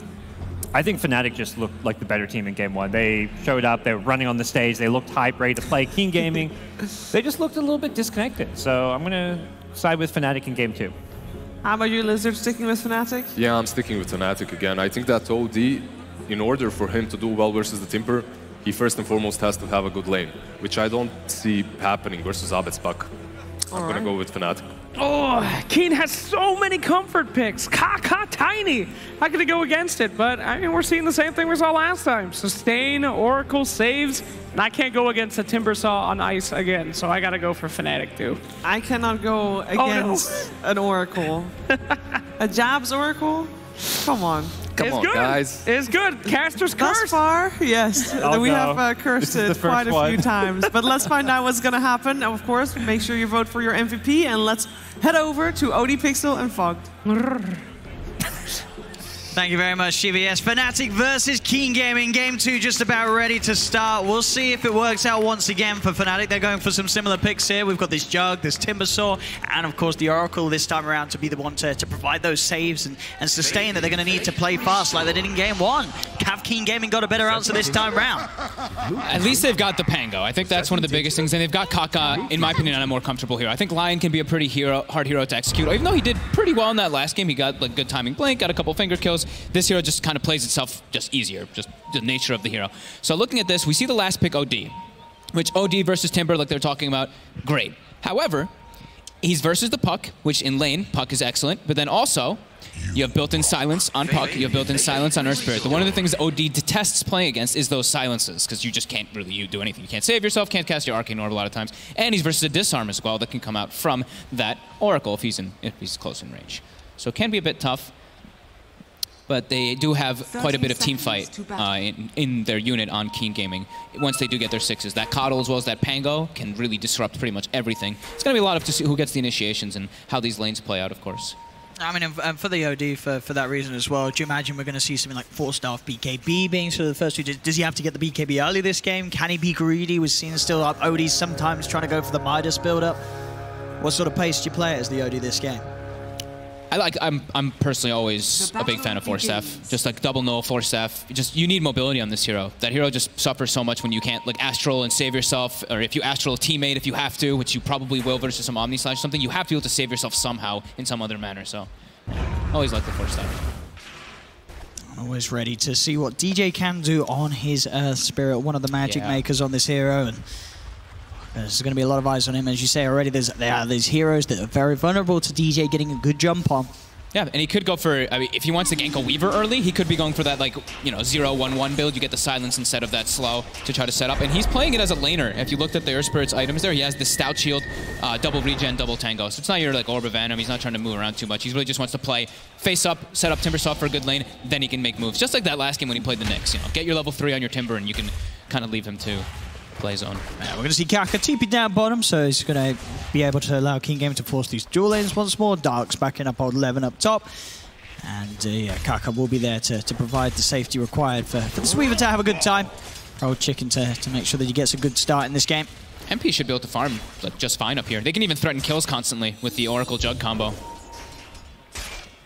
So Keen, they do have to be pretty pretty careful here as Jabs setting up the Fortune's End, but it's a bit too far away. Cottle is speedy, still with that 332 movement speed. Old 11 able to trade back a little bit of damage there with the Swashbuckle. Keep Jabs back, and Dark will be there between the two of them to make sure the Jabs can't go for an easy walk back to the lane. So an already puck-favored matchup versus the OD. We see Abed, he actually gets the lane ward. So he eats the lane ward because they placed an early ward with DJ. As we saw him rolling back toward that bottom lane, he wanted to place an early ward. So he has high ground vision of this OD. So he'll constantly be able to get that harassment and be able to watch out if the OD does step up to try to get those Astrals from the high ground. So already going to be more of an advantage here for Abed, but Dash is doing okay. 7-0 for now. Of course, not only the Weaver that has to worry out for DJ. This is definitely a game, right, where DJ can look towards the mid lane and opponent top lane. There's that combo you're talking about. It's going to set up for first blood. They're in with the control, with the Fortune's End, and with the Blade Fury forward. That'll be first blood for MP. He got it first game. He's going to get it in game 2 as well. Yeah, even if you have 332 movement speed, which is 27 over that Jug, but he's able to close that gap. And Oracle, trading hits with Oracle is pretty painful. Hero has a great base attack animation. Got to be careful. I mean, we saw MP, he got those first 2 kills in game 1 and he had a fantastic game. The itemization was perfect. Oh, look at mid. DJ has a haste rune.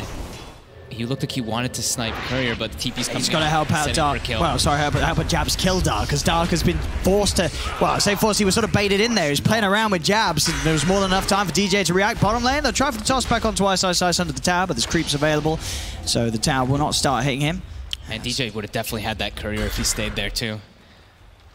Ends up being like a little bit of a trade. Jabs probably makes the call. It's like, yo, come top, and DJ looks, and he's like, all right, you know what, it's a risk. Either I may not get the Courier, that's a free kill. That's Kaka trying to do his best down bottom to keep Ice out, but Ice will trade back damage with the Whirling Death anytime that he comes close. And that mid lane matchup continues to be led by Abed on the puck, having that CS advantage. Ice having a little bit more trouble this time down bottom, but as soon as that level 3 kicks in, we'll see that start to change. However, Weaver, you can, once you get your swarm up, you can actually put some pressure. If you have the combo as well from that Tiny. Yeah, but if Ice is full, he shouldn't be able to. If he's like full and he's not all the way like at the tower, he should be able to be just fine. We'll see the pulls being made here by Kaka to try and make sure this lane's in a position where Ice is going to have to farm sort of in an area that is close to the tower and could leave him vulnerable to tossbacks. Same thing top, they're actually pulling both sides. Keen, that is, as the Coddle will be able to secure the last hit with a blast. DJ, so he wants to try to pressure something here mid, but I mean, Abed's not really level 6 just yet. See how far Dash does set forward. He is going to head up top, just checking to see if the 4-minute rune is going to be there, but it's down bottom. I'm going to see now DJ go for the roll forward. Does land the stun. He's able to get the kick back into the silence. Astral will be popped down to hold back the Earth Spirit, and that'll be enough to keep DJ safe. Dash safe. Kaka TP's in, and now the turnaround is DJ's going to get tossed underneath the tower here by Kaka. With the damage from Dash, it's not enough though. DJ's able to walk off. Dash doesn't want to commit for the chase down, for the kill. He knows that Abed's still there at the side, and he was very low on the OD. So neither side getting the kill here. Both mid laners having pretty much exact same items. They're going double null with a raindrop to block some of the magic damage. And they're just, make sure you can guarantee those runes in these type of matchups. I mean, I feel like power runes are becoming like more and more important. So DJ, he's able to get the setup onto Dark, rolls forward, has the stun, Root's going to hold him down, Blade Fury's going to be there to finish off the kill. In fact, DJ takes the final touch. He wants a bit of the money from that one. He wants some boots on that Earth Spirit here. So runes will come out. Should be a 2-for-2 here, it looks like. We'll see on the bottom lane, this Weaver having a very good time. 29 and 13. It's a strong, solid opening for Old Chicken. But again, I mean, we saw in game 1, solid starts for sort of the 2 core farmers on the side lanes for King Gaming, but it didn't amount to too much as the game kicked off. Yeah. Their OD's being slowed down quite a bit. But yeah, that Weaver and Pango farming just fine. 11 already has a Javelin picked up, so early on with the Javelin can put a decent amount of pressure onto supports, but now MP? Ooh, just go a little far, but it doesn't matter. They've got the Purifying Flames. I mean, this Pango, Old 11's got to be careful. He keeps using the Swashbuckle to sort of just throw some damage in, but it's not the shortest of cooldowns early on, so he will get caught out if he's not getting buffed up by the Chakra Magic. Yeah. So level 1 Chakra too. He's gone for the 1 point in Blinding Light to try to protect as well, but won't be able to. As we see mid, Abed is 6, so he might call for a rotation once his supports do have mana. Right now the Oracle is low. DJ can look to TP and follow up if we see Dash step up too far. But yeah, Dash is 19-6 to the 31-14 of Abed. like Panel said, like Lizard was talking about, the gods, they said, this is going to be a hard matchup, and Abed got the D ward, and he had his own in ward for himself. Yeah, he's absolutely crushing it. I think we have seen this matchup, as you say, go the way of the puck, but this is on a bit of another level. This is Abed playing it perfectly. Yeah. He's even got his, I believe, his bottle coming out on the curve. Oh no, he's actually gone for the crown instead. Cool. It's Kaka. He has got an Invis rune. See if they're able to outplay Abed. Oh, let's still see Abed be careful. He has got that sentry, and that I think did clip him as he came in, so it's the last seconds as well of it. So Abed's going to be fine. They won't be able to make the move on mid. It's too hard to kill him anyway, with a raindrop too. Like 1,000 HP puck with a raindrop. Good luck killing that when you don't have a level 6 on your OD. You're going to need 3 heroes. Ice is a level 5 bottom. He's going for the double crown, probably going for that Atos again on the Timber since he's versus a Weaver, provides some extra lockdown. I'm going to try and kill him off. They do have the Avalanche and Toss. There's a lot of magical damage. Is it enough, though? Stick charge is going to be popped. Ice. He's going to try his best to get the bug off him. Old Chick is looking to dive underneath the tower. Ice will be able to walk it off. Not enough damage quite there from Keen Gaming to kill this Timbersaw. I like this Javelin purchase, too, though. I was like, oh, wow, he is actually hitting that Timber pretty hard. That, being able to pierce that armor easily with that magical damage, 100 bonus.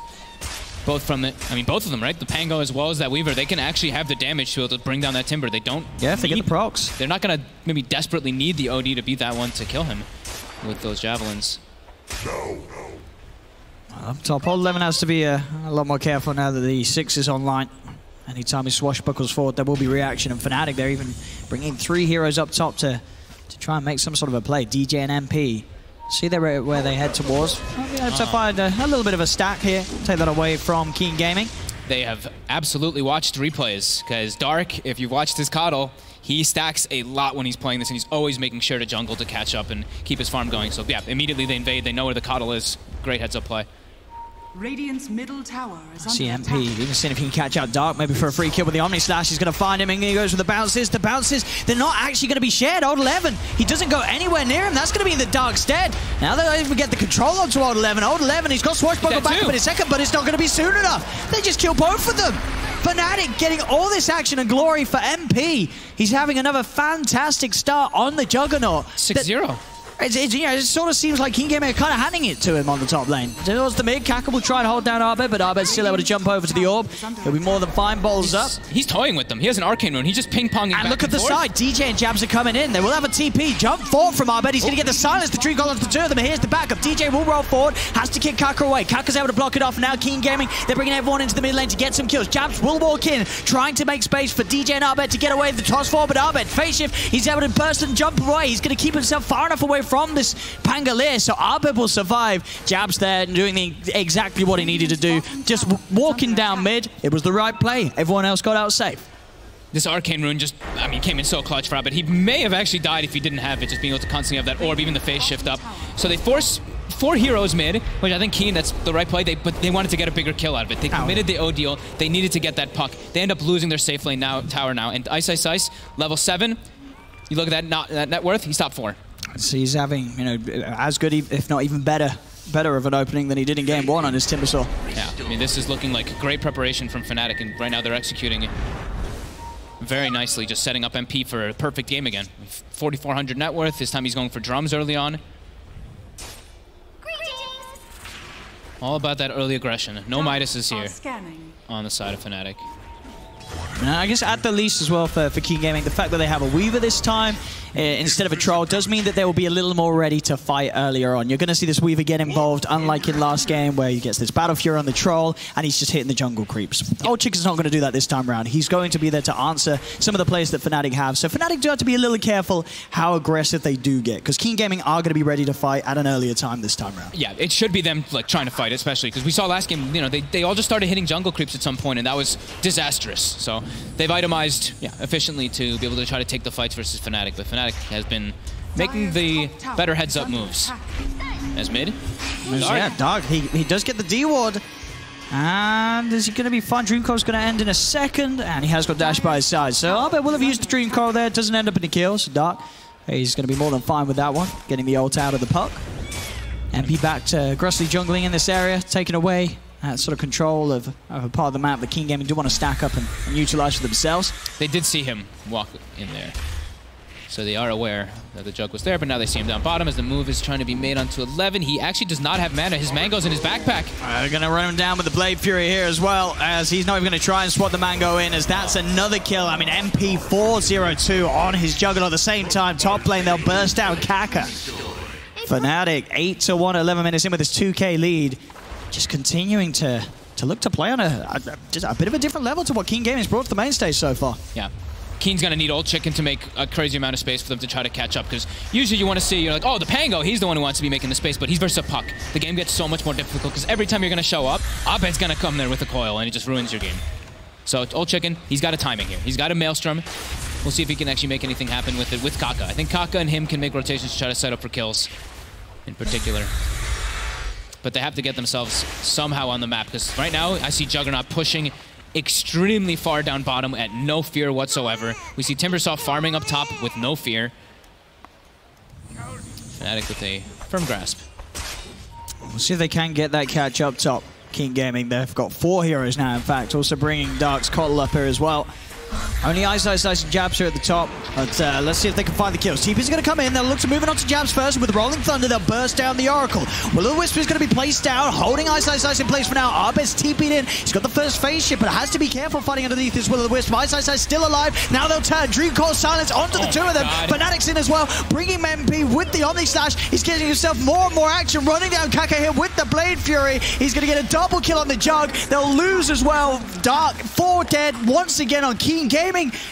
It just seems like Fnatic, as you say, they know exactly what to do against this team. Yep. King Gaming just can't catch a break this series. They got Jabs, but yeah, that was the Oracle for 4 heroes, and Abed, he was actually patient. He was like, he could have coiled to interrupt a little bit of that Rolling Thunder, but no. He waited for the perfect opportunity to get the coil, get the silence as MP was TPing in so that the Weaver can't get the time-lapse off and gets burst down by that Omni Slash. I mean, he's just making it look easy this game on the Juggernaut. He's flawless rotation, 6-0-3 at 13 minutes in. He's making sure that he doesn't miss any of the action, and it's not slowing him down at all. He's top net worth, nearly by 2K lead compared to any of the other cores in the game. And it's a first 2-pick Jug, right? And you look at their lineup, they have no piercing disable that goes through that, through that spin TP, even if he does get to that later stage. If he's able to split push constantly, he's safe. Unless they get a Basher on Pango and he's, swashbuckles. Look at these fast plays as well, Fnatic with the smoke up.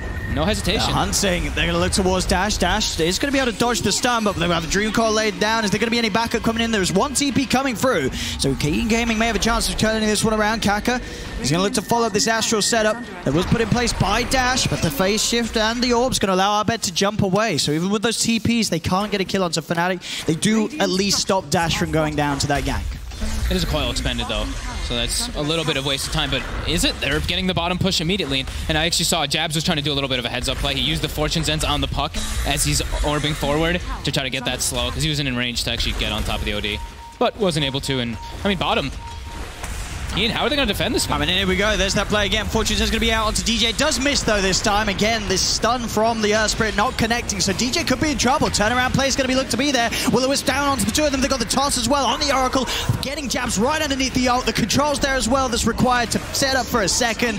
Dash is going to have the kill set up with the Astral. 2 kills picked up by the OD as Fnatic getting a little aggressive with their 2 supports, as they will lose a couple underneath that tier 2 tower. They used all 3 of their big ults on the side of Keen, though. They use the OD ult, they use the Coddle ult, they use the Rolling Thunder as well. So I think as soon as Fnatic's back up, they can look to just make a play. They know that they're not really at risk of anything. I'm surprised the OD ulted there, too. And look at their foul. Jump in onto the Weaver. Abed positioned on the high ground, more than ready to prepare for that play. That setup for MP's Omni Slash to come in and get another kill. Kaka has to run away here. Ice on the chase. Let's see if he can play around this Avalanche. We'll slow him down a little bit. On 11, he's looking for those procs. He's not going to find them, as Ice will be able to move in with the Chakram down, kick forward on the boulder. That's Kaka. That is his 14 for 4. It's getting a little bloody here for King Gaming. They have to slow down the tempo that they're losing heroes. They just keep getting outmaneuvered across the map by Fnatic. But look at them. I mean, look at the map. They've got such deep vision on the side of Fnatic. When you look at the side of Keen, they've got just these defensive wards, and I actually think one of the ones was spotted. I'm pretty sure I think Jabs actually pinged on top of that ward that they have here on the cliff, and then he actually missed the sentry. He pinged literally right on top of it, though. And now he's pinging it again. And we go mid lane. On 11 now, he's trying with his swashbuckles, but not actually getting the connection there, so no chance of a lucky shot proc. This time Jabs gets the ward, so now we see Keen Gaming, they have only that one ward in the bottom side to play with vision. So the information extremely limited. They are looking to try to make a play on what they do see. They see Ice Ice Ice playing extremely aggressive. They know he's very deep, and they know with that ward down, there's no one really by his side. As Ice Ice Ice, surely he can't get away with being this deep here. The Astral's going to be down. It's going to be that he doesn't actually get hit by the initial bounce of the Rolling Thunder. Will still get followed through on upon by Keen Gaming, and they'll get the kill, but the tower does go down. Yeah. So they will at least get a big kill. Kaka is the one to get the glory there on that kill onto Ice Ice Ice. But Abed's still pushing in the mid lane, top lane also, they're still pushing and farming. I mean, oh gee, MP is just so farmed every time I click on him. Jug. I mean, he's 7-0-3. He has had a perfect opening to this game, MP. I mean, perfect opening, and like I was talking about, there's no like spin canceling TP, so he should have pretty free reign throughout the majority of this game. We do see the OD. We see Dash has caught up, and he initially had the 4-staff Q, but no, he's gone for more greed. He's just gone for the Kaya. He wants to be able to do as much damage as possible versus that Timbersaw in particular.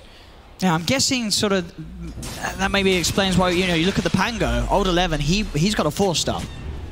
Because this is not a Pango build that you're used to seeing, but maybe this is the mid saying, hey, I don't want to build a force, you build a force for me, bro. You're going to be the one that saves me. Interesting. They get the silence, though, onto MP. They get another lucky shot proc with the Willow is down. He has got an Omnislash and Blade Fury available. It's not going to save him, though. They get the right clicks out. They're getting the Jug. It's a big streak to end. Dark's the one to take it, so none of the cores, unfortunately, are going to be the ones to find it. Now, Fnatic, they'll still try and fight back. Roll 4 from DJ, gets the Magnetize out on the 3 of them, but another Swashbuckler and a Rolling Thunder. There's going to be another kill for Keen Gaming. Keen Gaming, they will surround Ice Ice Ice, but the Dream Core's down. They're stepping forward, though. They have the OD here. Keen Gaming can continue to try and fight. They have the silence onto the OD, disarm as well, meaning that he cannot rack up that in for the time being. Abed's able to try and break away with the ult. The Swashbuckler's going to miss the pug, but they do get another kill on Jabs. Keen Gaming having the first team fight for themselves this game that doesn't end up going too badly at all. Oh, lucky shot. What an ability. Just got, he literally just chain silenced the Jug, so he couldn't get spin during the Will-O-Wisp, and then Fnatic kind of trickled in, you know, 1 by 1, or 2 in the beginning, and then they brought in another one afterwards. They didn't actually have their full force in Keen. They brought everybody. They were ready to take that fight, and much needed for them there. They also held on to the OD ult, so now it's level 2. He has Kaya and even has his Blink Dagger pretty much finished up. No, he's got his own mobility to protect himself. And old Chicken about halfway on the BKB. Very good recovery coming out for them there. Yeah, they needed that top play desperately. We cursed MP, right? I was just like, man, look at his items. Look how good he's doing. Dead. Has the Maelstrom finished up now, though, but might have to just go for that Manta, honestly, just because of lucky shot. I mean, this ability is such a problem. You need to have something to be able to just to dispel yourself. Dire are scanning. Yeah, and he queues up. Yeah, he's got Manta queued up after that Maelstrom coming out on Courier. We see Fnatic. They don't have any vision on the map here, so I'm assuming this is just a smoke to get some wards out so they can have something to play around. Maybe even be able to get themselves a kill, but more than likely just for vision for now. Yeah, Dash smartly keeping himself close to the base, so yeah, won't be going out far on the OD. He's sensing something is definitely up. No one's showing on the map except for this Timber in the mid lane. No one's defending top. These creeps are just hitting on the tower, so yeah, he's a bit spooked here. As he is, they're going to bring in old 11 to at least try to slow down this push with some swashbuckles. Has to be careful. Radiant are scanning. Losing the top tier 1. A space there for old Chicken to take it. Yep. See if they're able to do anything about the tier 2 push mid already. MP. Bounties. They're like, uh-oh. So MP easily able to stand there with the Blade Fury, take them all for the top. And down bottom, we'll see if they get the couple of them as well. So Fnatic brain advantage still contained. Only a 1k lead now, though, for Fnatic. Keen Gaming able to slow down the game long enough to start closing that gap. Get their cores as a whole back in a better and fight-ready position. I mean, this Weaver he's knocking on tier 2. They gotta respond to Old Chicken here. Yeah, they will do so, but Old Chicken already backing away. We'll get the D ward Fnatic. They know that he had information that they were coming in with the speed that he backed off from that push attempt. Fnatic still hasn't. They still haven't been able to place any vision, actually. Right now, it's just like them de-warding, but even with the one ward they did have when they were going down bottom, they actually didn't place it. Jabs is holding on to it for the time being.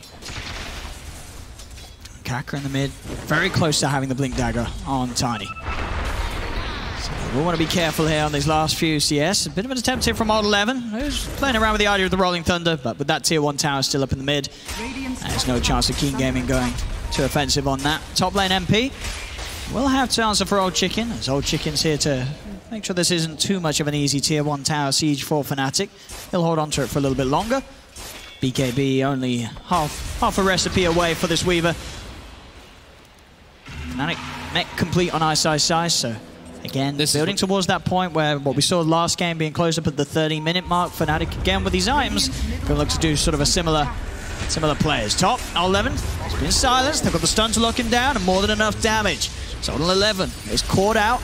Tier 1 tower will fall as a result of this. Yeah, they can go for more Fnatic. Yeah, this is their crucial timing here with that mech. They know that on the other side, on Keen, they don't have it. Atos, Old Chicken. The Will-O-Wisp will be thrown down in response. In fact, they jump forward and up is causing trouble. They have the false promise. He is going to get held down in the Will-O-Wisp again, but with the false promise, there's no way that Keen Gaming can continue to go on him. Healing Ward's going to mean he's going to be straight back up to full health after the ending of the ultimate.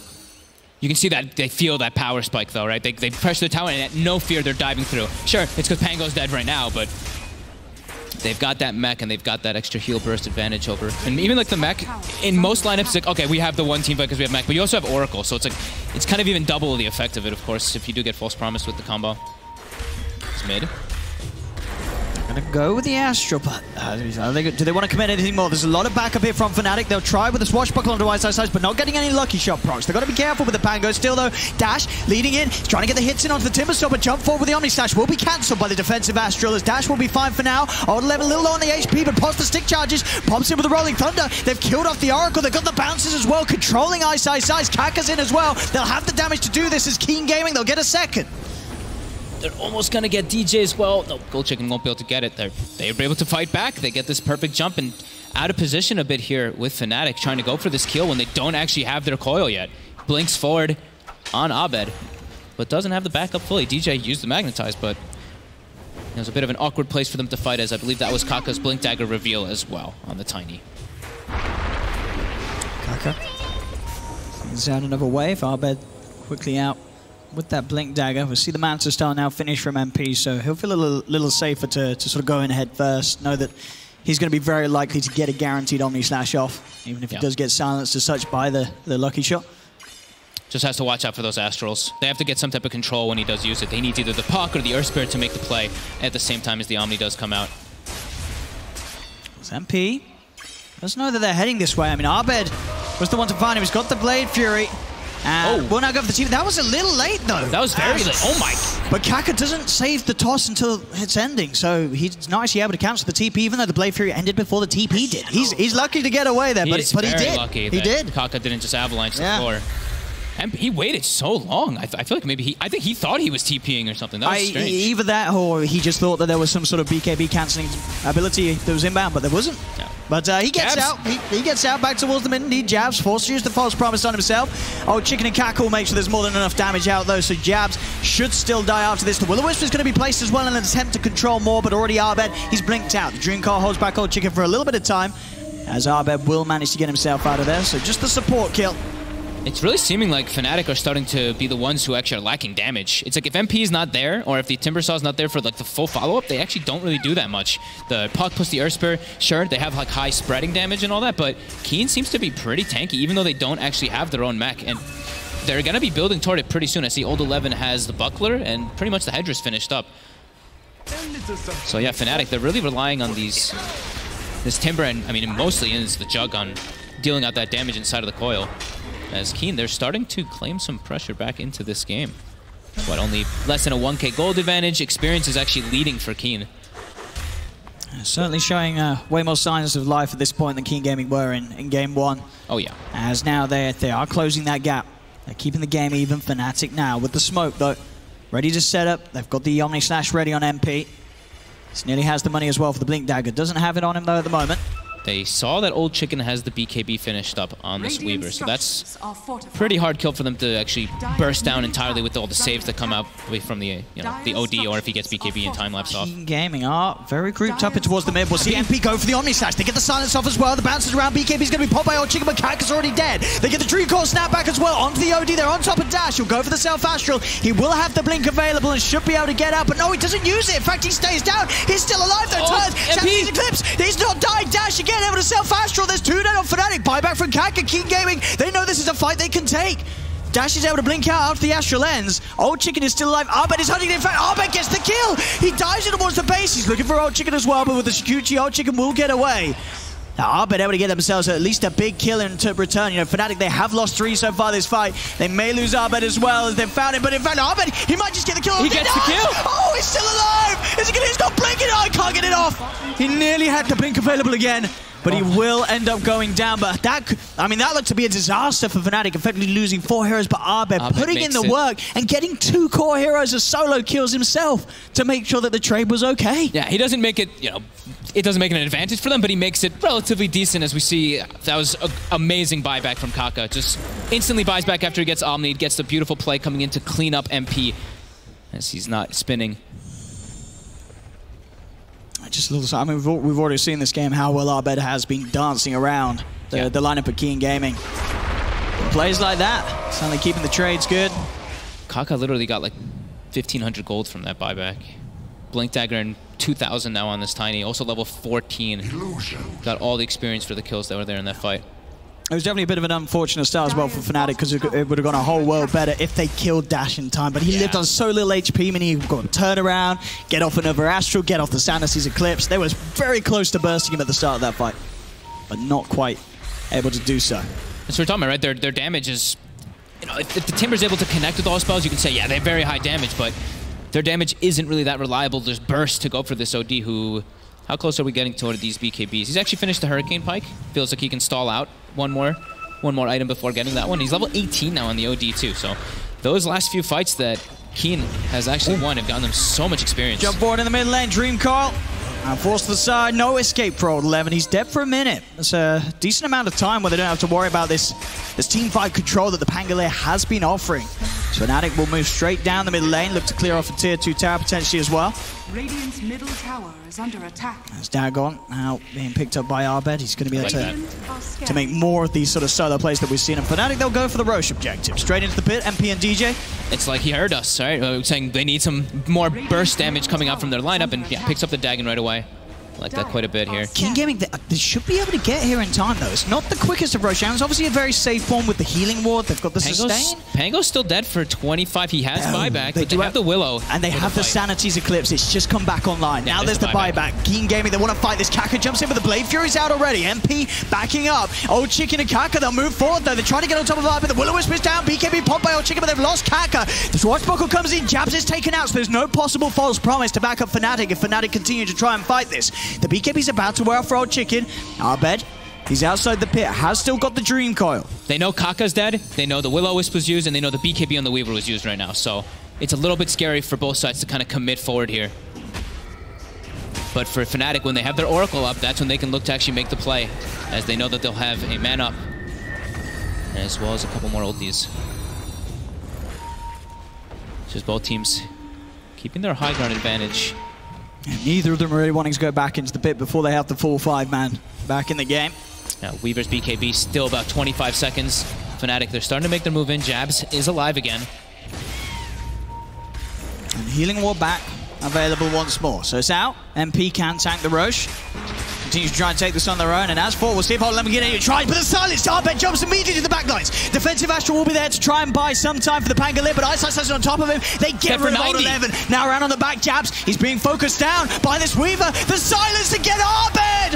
This puck just playing around with King Gaming. Jump for the Yule's control as well. Another silence is out onto the OD. Fnatic, they'll chase the slow. The silence Another again. silence. Root down from Ice Ice Ice. That's going to be Dash dead as well. And now they've got all the time in the world. The Pango used the buyback, so he's dead for 70 seconds. Weaver down for 50 as well. That was so well done there by Abed. I mean, DJ's even hunting for more. Yeah. They're going to find Dark in the tree line. He's a little on the mana, but he's going to have Greaves ready to pop again in a second. So bam, there you go. Mana's ready for the Chakram to come out. Another kill for Fnatic. But you said around that pit, Abed's plays there, 2 crucial ones. Instantly getting the silence from that Pango, making sure there's no potential Rolling Thunder to mess up the Roche, and then also being able to catch out the Weaver. That silence making sure that MP gets the full Omni Slash off. Yeah, the entire Omni Slash going on him, and that's when they identified, right? They saw Weaver's BKB was used. We've got the 5-man lineup. Keen cannot fight around this when the Will-O-Wisp was used, with their BKBs were used, and now Fnatic, they might be able to get a Rex. Yeah, they're pushing every single lane here in against Keen Gaming. They're going to get a lot out of this. I mean, they are going to be back up in about 10 seconds. They'll at least get a tier 3 bottom. They can go for shrines. Just clean those shrines up. Then you have this just overwhelming map control. Yeah. They're going to get 2 tier 3s by the looks of it. Ice as well. Is he going to get it as well? Oh, he misses his chain. He's low on mana. Oh, they can punish this indeed. Oh, he is looking dead. That missed Timber chain is certainly going to be a dead Timber Saw. And that's how much int? 24 int now too. Maybe they can actually smoke and immediately look for a fight on Keen. With that int built up, they are very strong right now. Did get the tier 3 tower though on that lane as well. He did. So a lot of money all around for Fnatic. You can see Abed already shooting up in the levels of his Dagon. Yeah. So they got to address, push out these lanes really quickly, and I guess that's going to waste a little bit of the time for the stacks for the OD for them to be able to fight. So getting those lanes out before they can make a move. And we see Fnatic. They're all kind of defensively playing themselves. DJ just picking up some levels himself in the mid lane. He's going for he's queued up a Hex, by the way. Go for the big one. Go for the big Imes. I mean, it's sort of that point where you get a Hex on, you get that Hex off. It will win you the game. What level of Dagon do we have? Level 4. It's just gone up so quickly after those last few fights. When did he pick up the Dagon? Like 25 minutes, 24 minutes? He picked up like more recent than maybe that. even more recent than that. Yeah, 26. He's got 4 levels of Dagon already. This burst damage. I mean, Pangolier sitting at 1600 HP.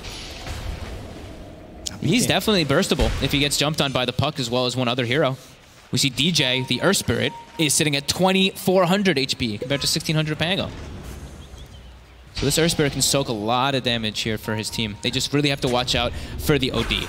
That's the big one because now the timing is there. Blink, BKB, Kaya.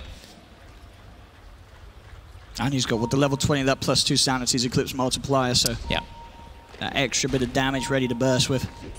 14 int multiplier, or so it says with the Kaya thing. I know people had debates about that one, if it actually works like that or not. MP? He has the Oracle behind him as well as the Timber Saw. He's also got the newly brought up BKB and Aegis. He's actually going to pop the BKB straight away here, MP. I don't know if he's actually going to be able to do much with it. The root's going to be there as they find the Weaver heading in. The old chicken does get the time lapse off in time. BKB's going to be popped as well. MP's BKB will finish off jabs. He's getting on, but the false promise is out, keeping him safe. And indeed with MP jumping back in with the Omni Slash. He's bringing the ball low. Abed's in. Dagon silence. That's the Weaver dead. Blade Fury chased down onto the call. There's going to be a buyback straight away from Dark. As Dash's BKB is about to wear off. Eyesight is chasing. Old 11 trying to hold the back with the root. Cancels the casting off the Rolling Thunder. Can he actually get it off? He will get it off. So Old 11 should be able to roll away. So if there's any way they can chase him down, Ice is certainly going to try. Rolling Thunder will still bash him back, and Old 11 will be safe.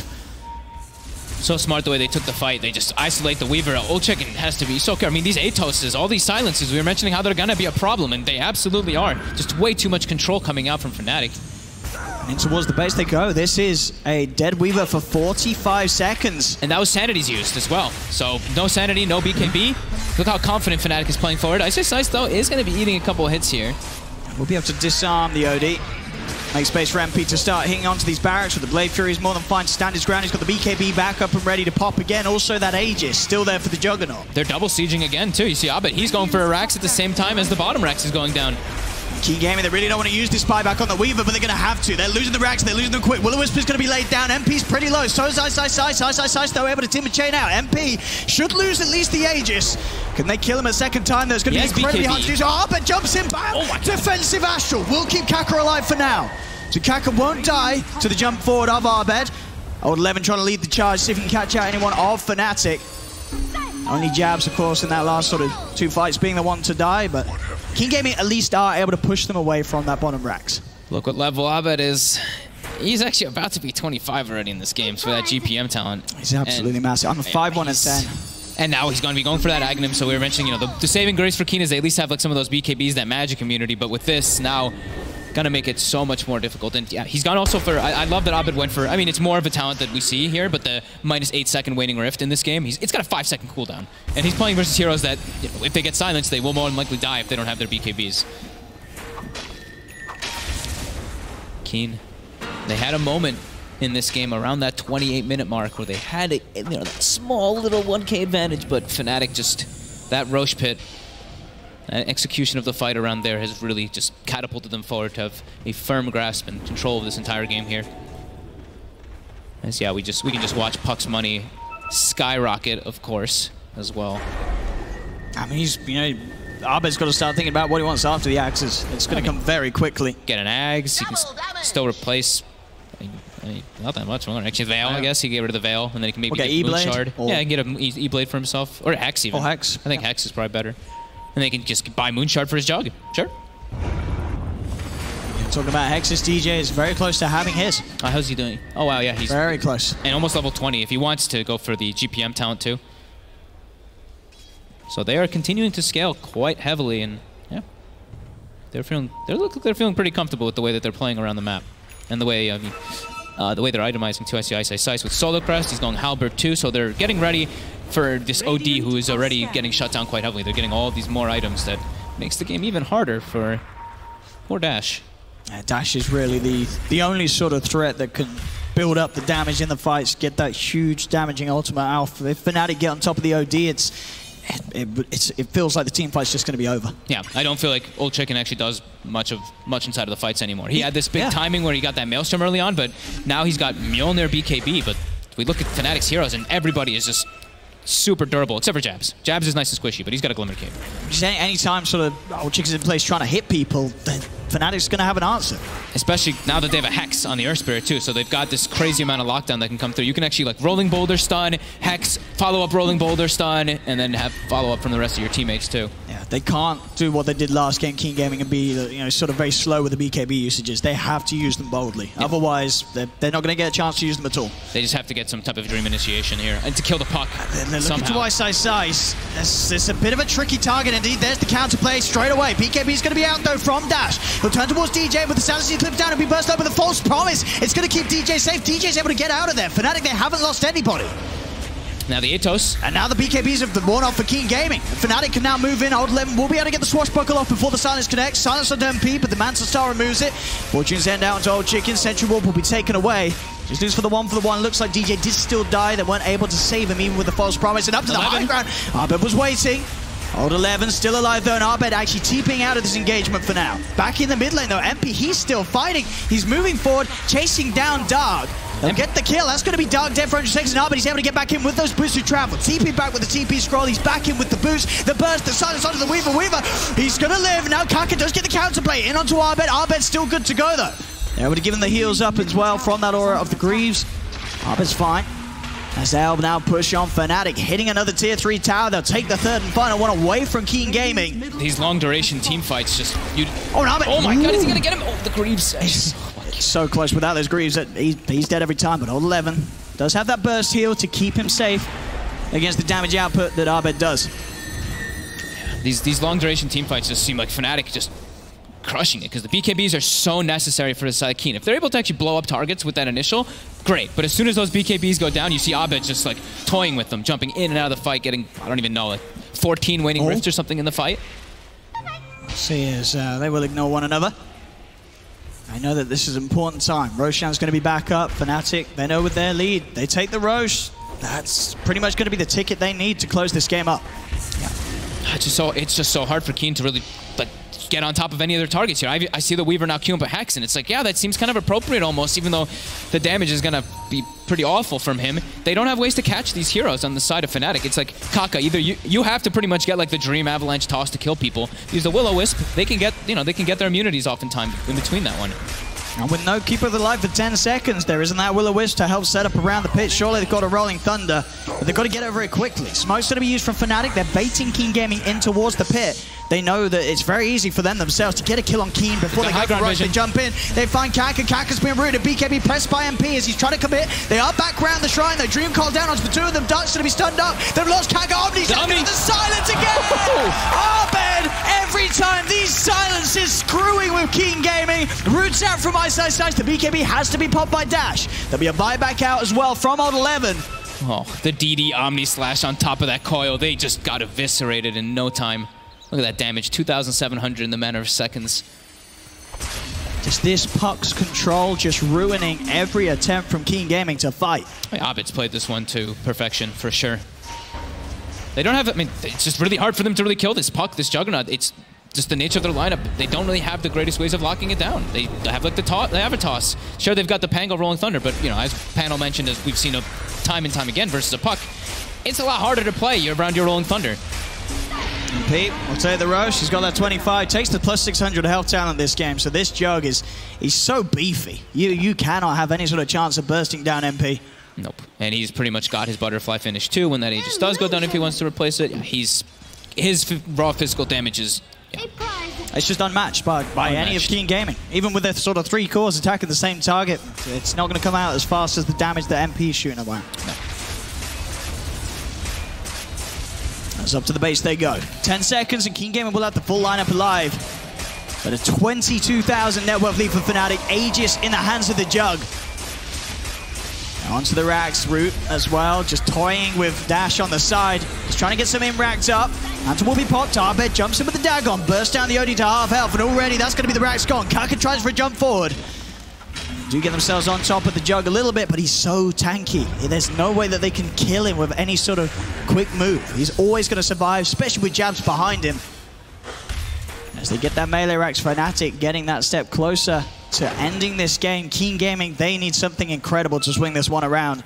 As MP and Arbed, they're just miles ahead of anyone else this game. They need some type of like dream fight with this Weaver that's picking up the Hex right now. They need to get a Hex, build up a lot of int on this OD, and he just needs to lay down the hammer somehow and get multiple kills. But the first thing they need to address is the Puck. But that also means they need to address the Oracle in the back line. So it's got to be like this double initiation. They need to find this Oracle in the back and kill the Puck, because it's just causing so many problems for them. Another DD. And of course, with the Omni Slash still ready to go, Keen Gaming have to be careful. MP, you know he's going to jump in if he sees the chance to. As Fnatic keeping all waves pressured in to the base of Keen Gaming. Making sure that they... Ooh, I mean, MP, you've got to watch out when he jumps in like that, because he's going to look to jump on you. They do get that Hex off onto him, but Arbed again, silence out onto both of the 2 cores.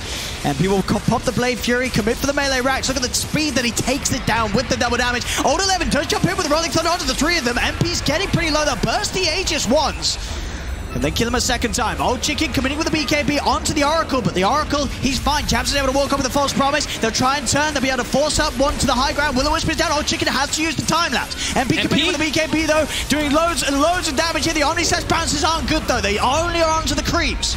So Keen Gaming will be safe from the Jug ult. They have the Room from Ice out on the Kaka. They're bursting down the Pango. They'll cut down the Tiny. Fnatic still getting 2 kills. They're finishing off the range racks here as well. It's too much sustain. Keen cannot deal with this, even though they've got a great Rolling Thunder by Old 11. Everybody's full HP. They just put a healing ward down. They've got the Guardian Greaves. It gets sniped.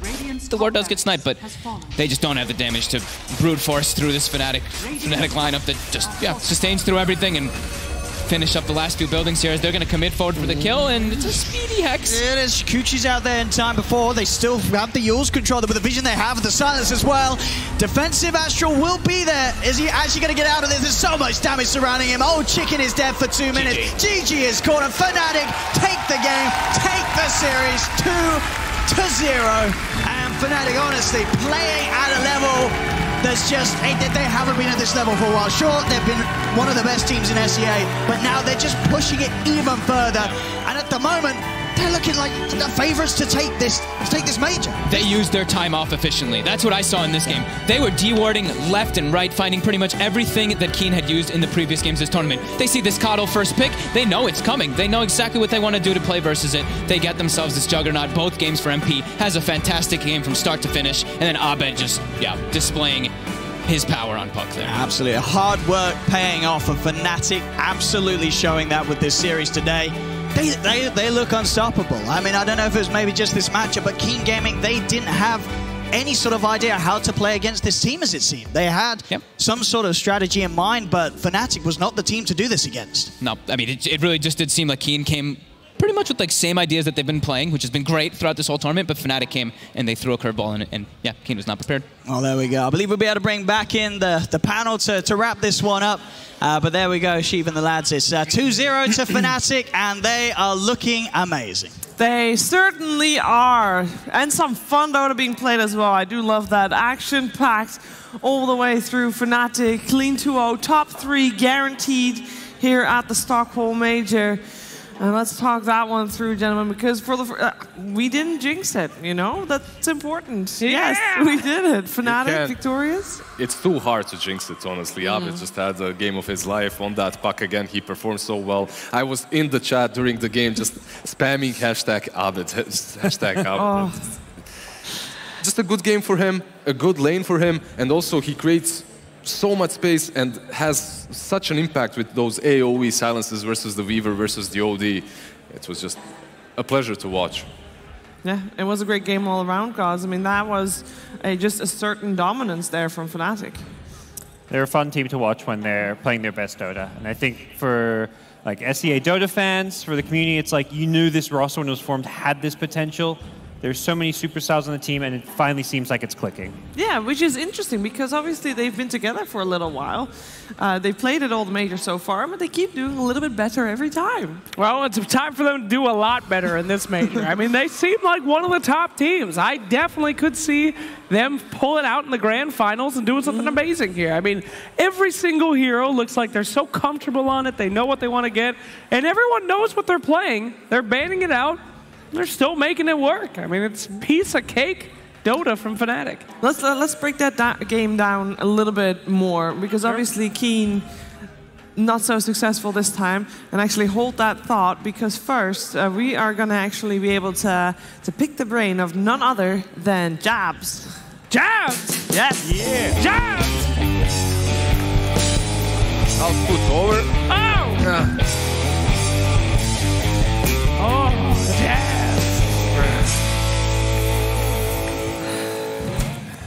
Sup, Jabs? Hello. How you feeling? I mean, feel good. You took his seat. Yeah. Look at what you did to me. You deserve it, though. You deserve the seat, definitely. Thank you. What do you think about your draft? Like, was this something you prepared for Keen? I mean, me and Dubu like kind of prepare for the draft very well, I would say, and I think I'm happy with it. Like, I'm playing a lot of hero in this tournament. Yeah. After you picked that puck, did you just feel like you already have this draft in yeah, our I bag? think got it. Yeah. Jabs, is there any hero you can't play? What's the hero you're worst at? I don't know. Yeah, see? Confidence. Confidence. Were you surprised to be able to pick Oracle in that game? What? Were you surprised to be able to pick Oracle that game? I mean, like, we prepare like two kinds of like situation, like they ban Oracle or they didn't ban it, so like whatever. We already have a plan. Nice. It showed. Blurren worked out. I mean, as far as your team goes, you're doing a little bit better each major. Do you feel that's also like as a team you're playing better tournament by tournament, that you're on an upwards trajectory right now? Yeah, I feel like we are improving like tournament by tournament. That's why like we're getting stronger and stronger. And is it just the consistency, staying together, and like what do you kind of attribute the constant improvement to? I mean, like, I think you need to have like proper break and like proper training, so it will help you. Okay. Yeah. We have a highlight clip to go through as well, as you're used to by now. So I'm sure we can bring that one up on the board. It's a Roche fight, around 30 minutes. Yep. What happens here? Tell us. Jabs, where you at? I know the Weaver is coming for me, and then I don't think he can kill me. I have ulti. You buy so much time for the puck to do the AoE silences, right? And then jug with the Omni Slash. You take down the Weaver. Yeah, then the OD. Hello, mister. What are you doing here? You're alone. We know the Weaver doesn't have BKB. So it's an easy one to grab on him then. Your OD silenced out, trying to run away here, but he's not quite going to make it, even though Coddle tries to save him. The entire team just collapses on top of this OD. And this all started from you not dying, using the ult on yourself. How do you know when that's a good time to save yourself rather than somebody else? I feel like even if they kill me or something, I just have to buy a time for them. They're gonna kill them all. Do you enjoy playing Oracle when you know the enemy is always going to try kill you to start the fight? Like some tiny is hunting you? Is it fun? Yeah, it's like you feel like you're a girl and you get attention from a boys. All right. We also have, of course, the MVP vote now. Who in this series, and specifically in this second game, would you give the MVP of your team to? I think it's Abed. Abed? Yeah. All right, let's find out. We have the drums. We have the crowd.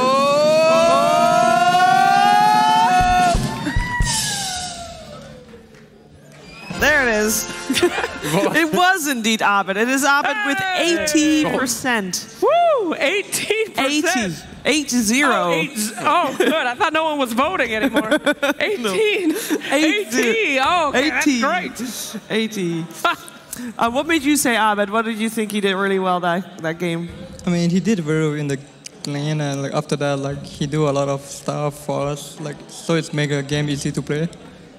Yeah, it showed. It was a lot of fun. Does he talk a lot when he plays? I mean, he did talk, but not really a lot. He's just flashy. He just owns, right? He's going in.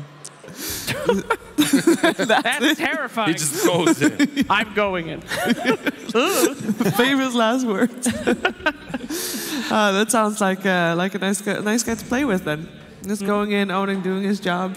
I know it was a lot of fun watching you guys play. I'm gonna let you get back to your team because I know it's been a long day for you guys, at least before you got to play, because those games were pretty quick. Thank you for sitting down and talking with us. And we're gonna have Thomas and the band play you out. You can take the same route back. Woo, Thank you, Jabs. Finally, he went.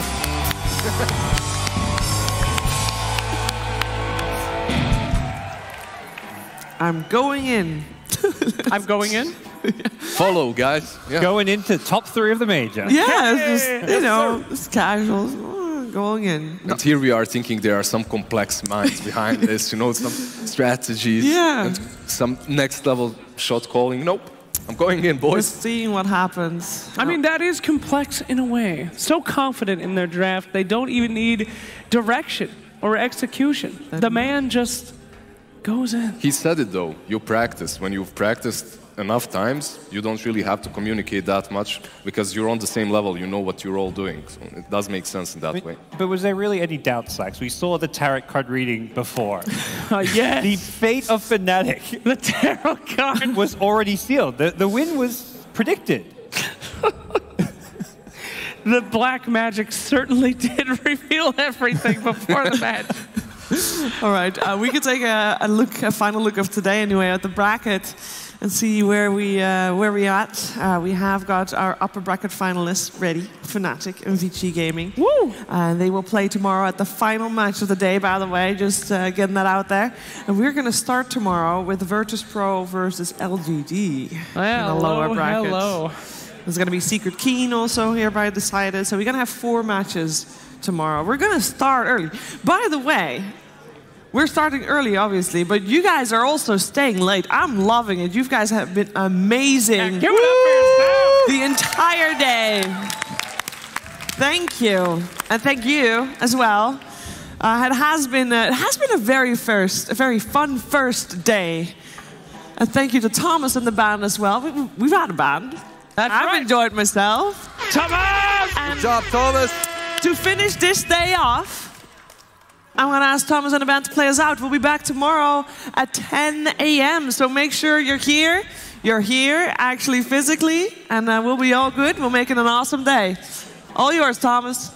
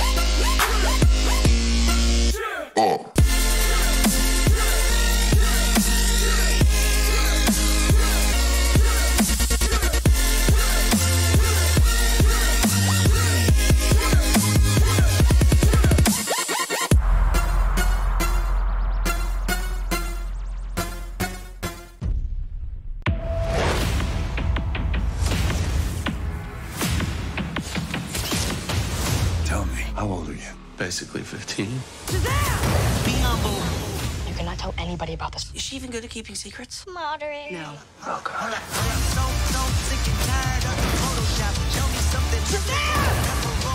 Gentlemen! You have bullet immunity! You're welcome for not getting robbed!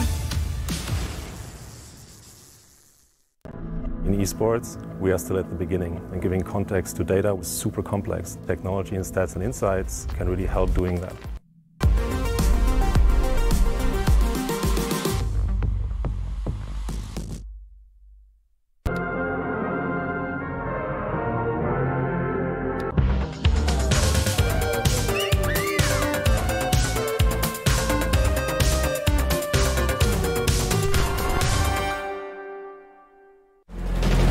This arena is about ready to explode. Welcome to ESL1. Let's get this started. Ladies and gentlemen, let's go. Revving up the epicenter comes in. Oh, it's a big one as well. Look at this damage. The BKB, the Black are ready to go. GG.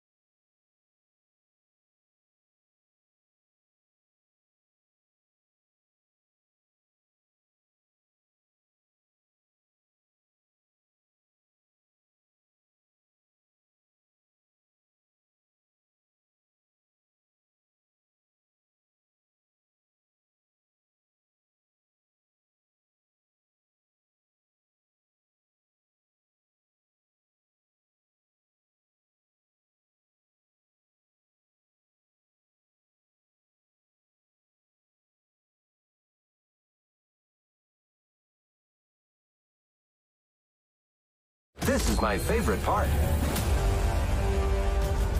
This is what legends are made of. Game over.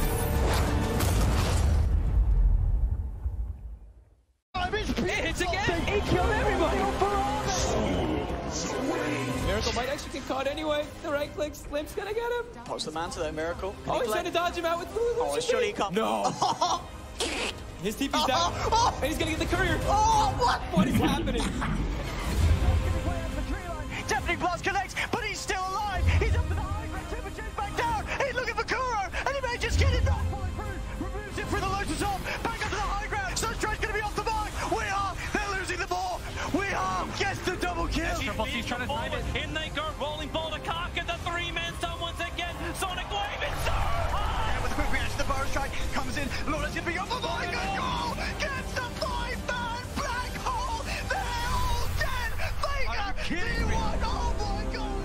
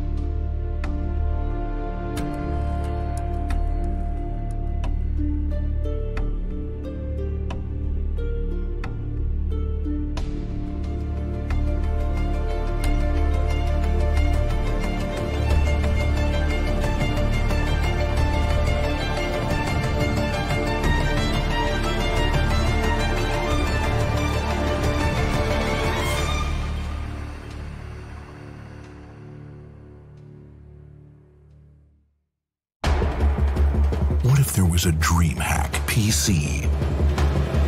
What if we told you there is?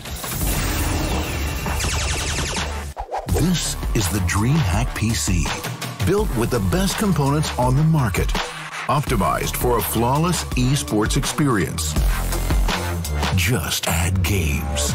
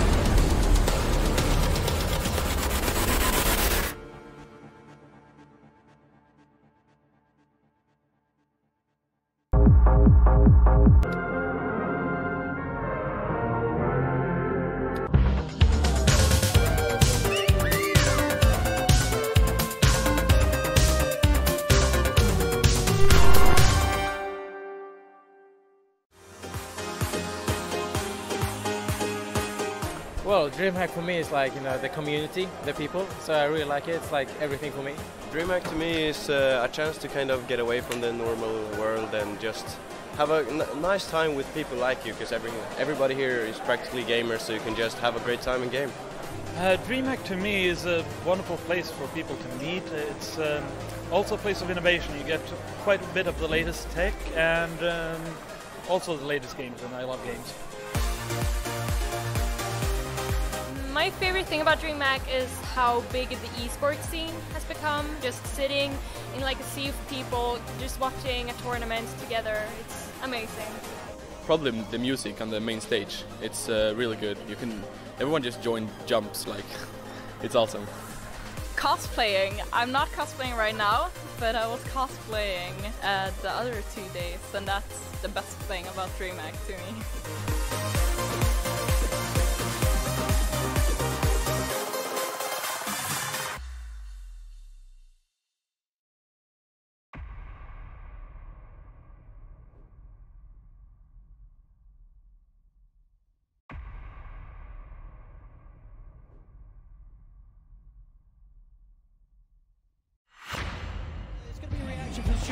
Looking for Puppy. Puppy, can he get his way out of this? Yep. He'll actually turn. He's going to kill the Disruptor. He'll steal the Dragon Slave. He can turn around and nuke him down. Picks up another. Drags G and Yaps will survive. Oh my God. What joy it is. Oh, the smash laser. They've got him. That's DJ down. Arbet moving in with the AoE Deafening Blast. The Cataclysm as well. Oh, it hits more. This time it's beautiful. It hits again. He killed everybody. Miracle might actually get caught anyway. The right click, Limp's gonna get him. Pops the man to that Miracle. Oh, he's trying to dodge him out with Blue. Oh, surely he can't. No. His TP's down. And he's gonna get the courier. Oh, what? What is happening? Deafening Blast connects, but he's still alive. He's up to the high ground. Temperature's back down. He's looking for Kuro, and he may just get it back. Removes it for the Lotus off. Back up to the high ground. Sunstride's gonna be off the mark. We are. They're losing the ball. We are. Gets the double kill. He's trying to find it. In they go, rolling ball to Kaka. The 3-man stun once again. Sonic Wave is so high. With a quick reaction, the Burrow Strike comes in. Lawless gonna be off. Oh my God! Goal! Gets the 5-man black hole. They're all dead. Faker, D1. Oh my God!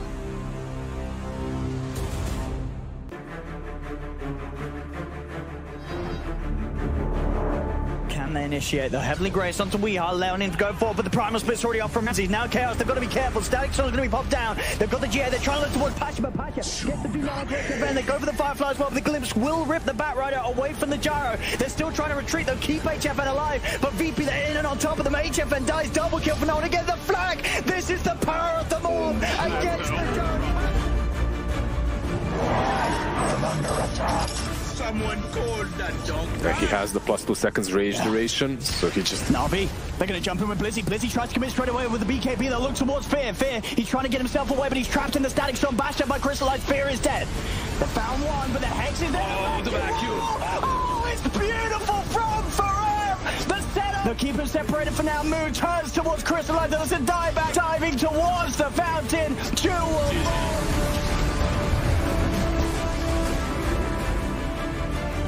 They're going to catch Ace. Do they have the damage, though? Abed jumps in with the magic, but he regens quick. Ice is not winning this duel. The all-heal comes out. There's the black hole. It's huge on 3. 3-3 on the outside, though. TJ, he's got another. It connects on 4 this time, and NIP in trouble. MP still alive, but he has to live here. DJ going to be up in 1 second. He should be able to refresh, but the throne is going down quick. I think they can just focus the throne unless the black hole is there. It connects, and they are getting destroyed. Fnatic have actually done it. They held on. They defend the throne. This game is pretty firmly in Nip's hands for the next 3 minutes. And there's another Agonist. They give it to the Bat Rider. Yeah. All right. Bat's got it. They gave it to the Bat. So Bat has it now. Potential double lasso. They'll jump in. Jab's going to be the target that gets jumped on first, but PA caught by the duel. Ace also jumps in, but another black hole. It's on point. Connects on 3. There's the Chain Frost as it flies around, but Fada's down. Instant buyback. The Chain Frost is just not doing enough. 33 is going to be the target. They jump in. They grab him. We're losing some frames, but it's a huge fight. They grab a duel. DJ goes down first. He buys back, but they've got another on the Alchemist. No buyback there. Abed doing so much damage as he pops his refresher. The double coil. There it is. GG gets called. Good game.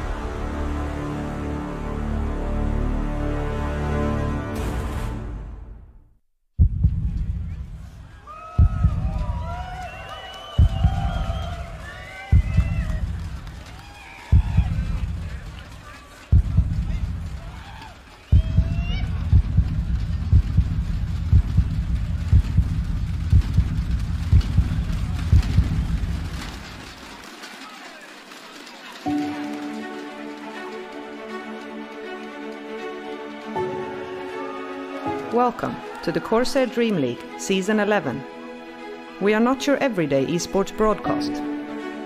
Here, we've had our own take on entertainment for 6 years.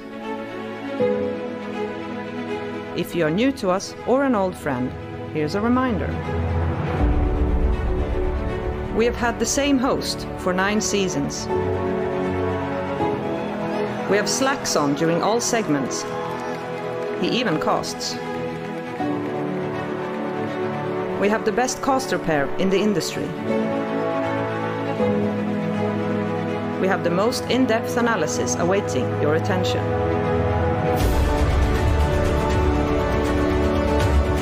We have pizza, dogs, and games. We have a door and a panda.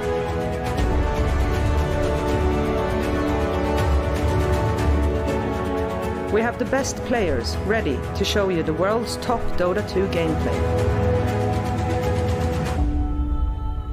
And most importantly, we have you watching, either at home or here in an exit. Thank you for all the years of fun. You are why we do this. We hope to give you an experience of a lifetime. Welcome to our hometown. Welcome to the Stockholm Major.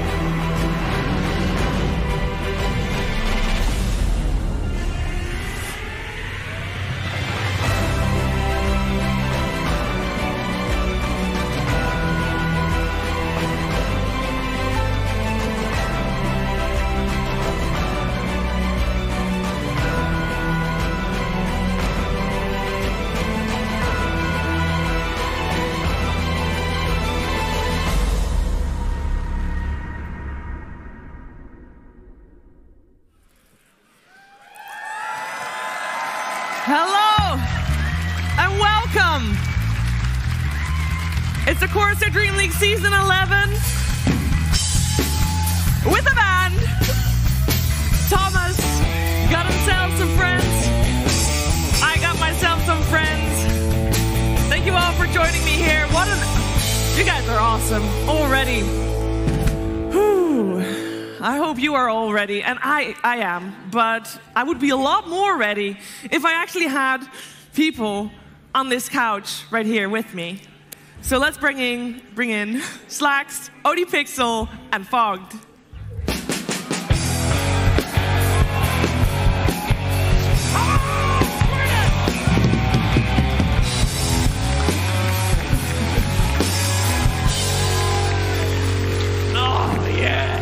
Step by step, step by step. The roar of a Swedish crowd.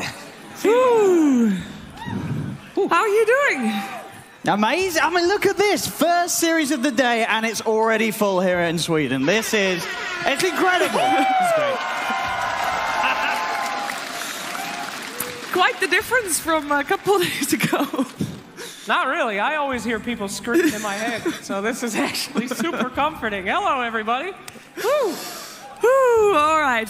Owen, how are you doing this afternoon? Not bad at all. We've got 6 amazing teams here. As you can see the crowd already. I know that when the Dota starts, these guys and girls, they're not going to shut up. We're going to have a noise issue here in the stadium, and I can't wait.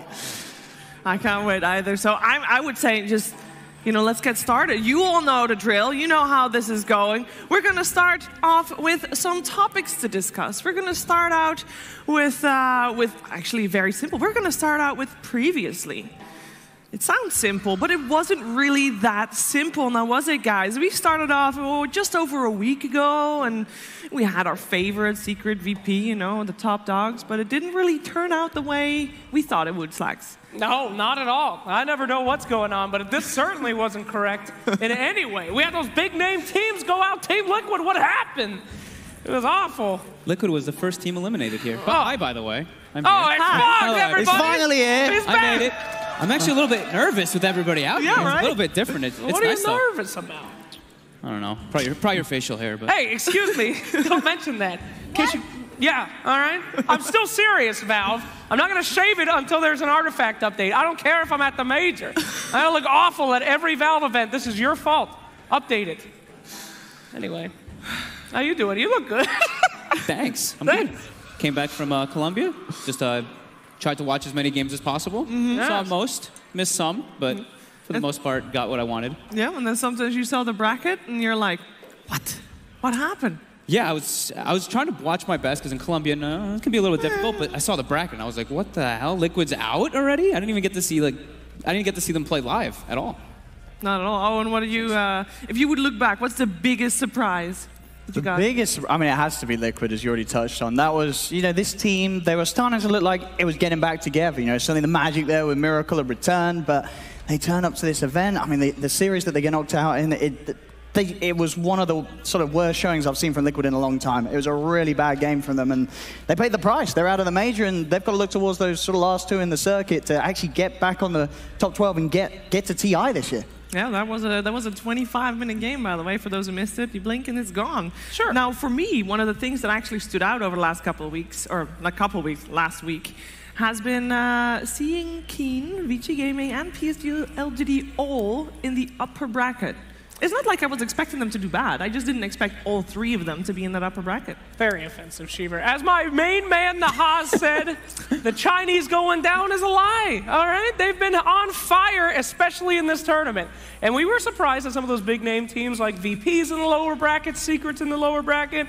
Daddy wasn't surprised at all when the Chinese dominated the upper bracket, except for eHome. Rest in peace, we don't talk about them. No. Sorry, boys. As you might have noticed, we're shifting into a different topic at the moment. One that is actually pretty hot. We have some roster shuffles already happening, and the teams don't really have a lot of time to do this either, because the qualifiers for the next major start next Tuesday. Tuesday. Open qualifiers are already going on, actually. Gracious. Yeah. Scary, and we don't even know all the roster, things that have happened, because there's been rumors, right? Forward as well. Yeah. All these things that a bunch of these teams are all disbanding or losing players. That's rumors. People look at the Twitter. Oh, we've got a leak here. That's a leak. You saw Lizzo posting it on Instagram saying new beginnings. So did MSS. There's going to be a lot of drama coming on the next 2 days. 2 days. That seems crazy, right? Normally, there's a couple of weeks for everything to shuffle and to calm down. Well, you have to shuffle now because the closed qualifiers, you said, they're very soon. The open qualifiers are going on now. If you didn't do well here at this major, the clock is ticking. It's getting closer and closer to TI. You have to make those instant sort of knee-jerk reactions with your team rosters. Bad things lead to great new beginnings, though, right? We could see some fun stuff, but we'll get there. That was beautiful. That was actually nice. Yeah. Thank you, Fog. Thank you. Well, you have some of the notable changes, some of the confirmed changes as well. We know that Piladai and Febi left Mineski because, the new Deep Sea app is actually really handy for this. Yeah, it's great. You can just see the changes. We saw Mason stepping out of Infamous 12 days, 13 days after he got in. I got sucked into the hype, man. Infamous told me that Mason was the future of SA Dota. I mean, he looked pretty good. You know, Yeah, I mean, this is the thing. North American teams, they already knew that Mason he's the one that you want to get. When some of these roster shuffles happen, if you can fit Mason into your lineup, you go for it. And now after he turned up in the games where they won, and Mason, he looked to be top of his game. So I'm sure we'll see him get into a pretty big name roster back in maybe NA, maybe in SA again. Who knows? Yeah, open qualifiers are going on. We don't know which open qualifier team do we already know? Because I know that we know that Madara is in Alliance at the moment because Mikke is taking a step back for personal I believe reasons. they didn't make it. I believe that They got knocked out. They got knocked out. They got knocked out. But there's 2 open qualifiers, you guys. Alliance is still got a chance. You don't have to say that just because they're a Swedish crowd. You can tell the truth. You just I say said that they still have a chance, which is the truth. Is it the truth? Yeah. All right.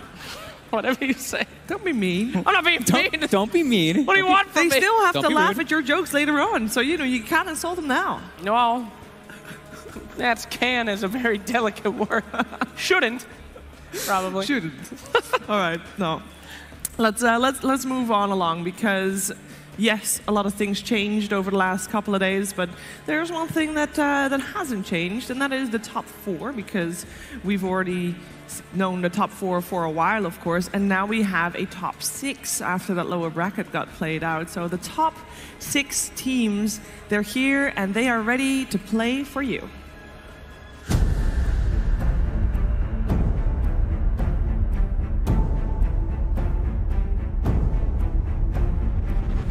准备的时间应该没有太多，但是一定会全力以赴打完每场比赛。 I think that our team plays better in a stadium. Sometimes you get to hear from the crowd and meet your fans and stuff. That actually gives you a lot of motivational support.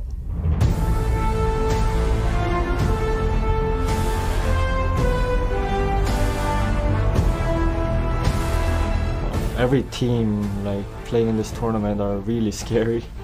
Teams that we expected to be really strong, they are all in the lower brackets. There aren't gonna be any easy games.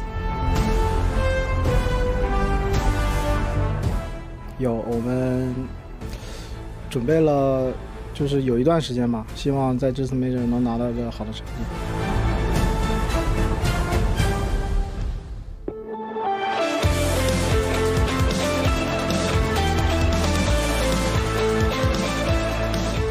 I can say that we are hungry for becoming better because, for example, in this tournament we are really concentrated on fixing our bad sides, and I really can say that we fixed a big part of them. I think that we have an opportunity to win this tournament.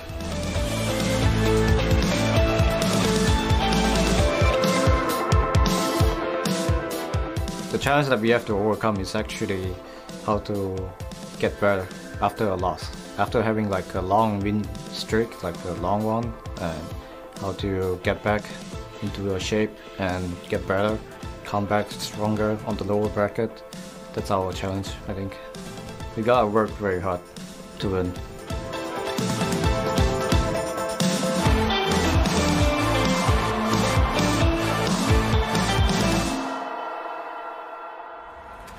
The teams are ready to give it their all, and that's all that we want to see. And I think we already got a little bit of, of a taste of that when we watched EGVP. That was some awesome Dota. I can only hope that the games today will live up to that expectation.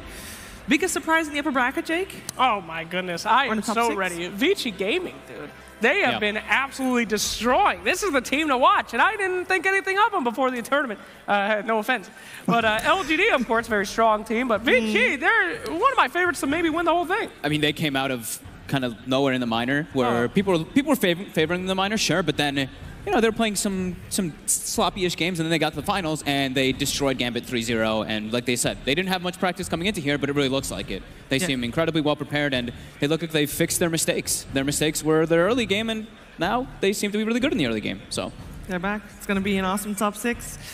We are moving on also to the topic that you guys have chosen. Oh, no, we're still doing one of these? No, the community topic. We're still doing the community topic. No! And, I have no idea. We're going to find out what the community topic is. I hear drum roll.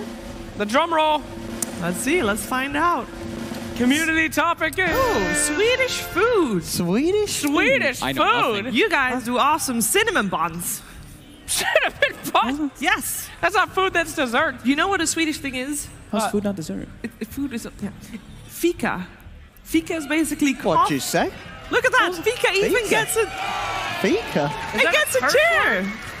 Fika. So fika is basically coffee. It's F-I-K-A. Coffee with a snack, as far as I know. Coffee with a pastry. It's my That jam. sounds like your jam. Fika. Yeah, I was about to say. Pastries, Sheev. Yep. All right, Swedish foods. I eat a lot of reindeer when I'm here. That's one thing. They give me fish in a tube that I've eaten. That's awful. Sorry, Swede. It's good when you eat it on things, but I just eat it straight from the tube, and it makes me feel really bad. What? And besides that, I don't know. I just mostly eat McDonald's. The nuggets, though, in Sweden are high tier nugs. Oh, and Max. Oh, Max. Max. How do you not? Thank you. That's the highlight, really, of the Swedish cuisine for us sort of travel people. We turn up, we go to a Max, and it's always good. It's just a step above the other fast food restaurants. And I really feel like it sounds like we've been paid to say that, but we haven't. We lived for a whole season on Max every day. We actually ate it every day. As you can 17 see, days in a row. What's wrong with you? Still alive and kicking as well. I had... And of course the meatballs, you know. Meatballs, sure. I had another idea for a topic. Okay, but you gotta hold that. What? You have to hold that for a little bit. I gotta hold? Yes. All right. we have to also, watch some Dota eventually. So Lay down the law, Sheev. Before we get to that point, though, we gotta make some changes. Owen? Yep. It was so great to have you on the couch. Thank you very much. But also, the Swedish crowd would like, some extra Swedish flair on the couch. So you've been voted off. Okay. Bye, ladies and gentlemen. It is my Dowdy Pixel. And it's Bulldog.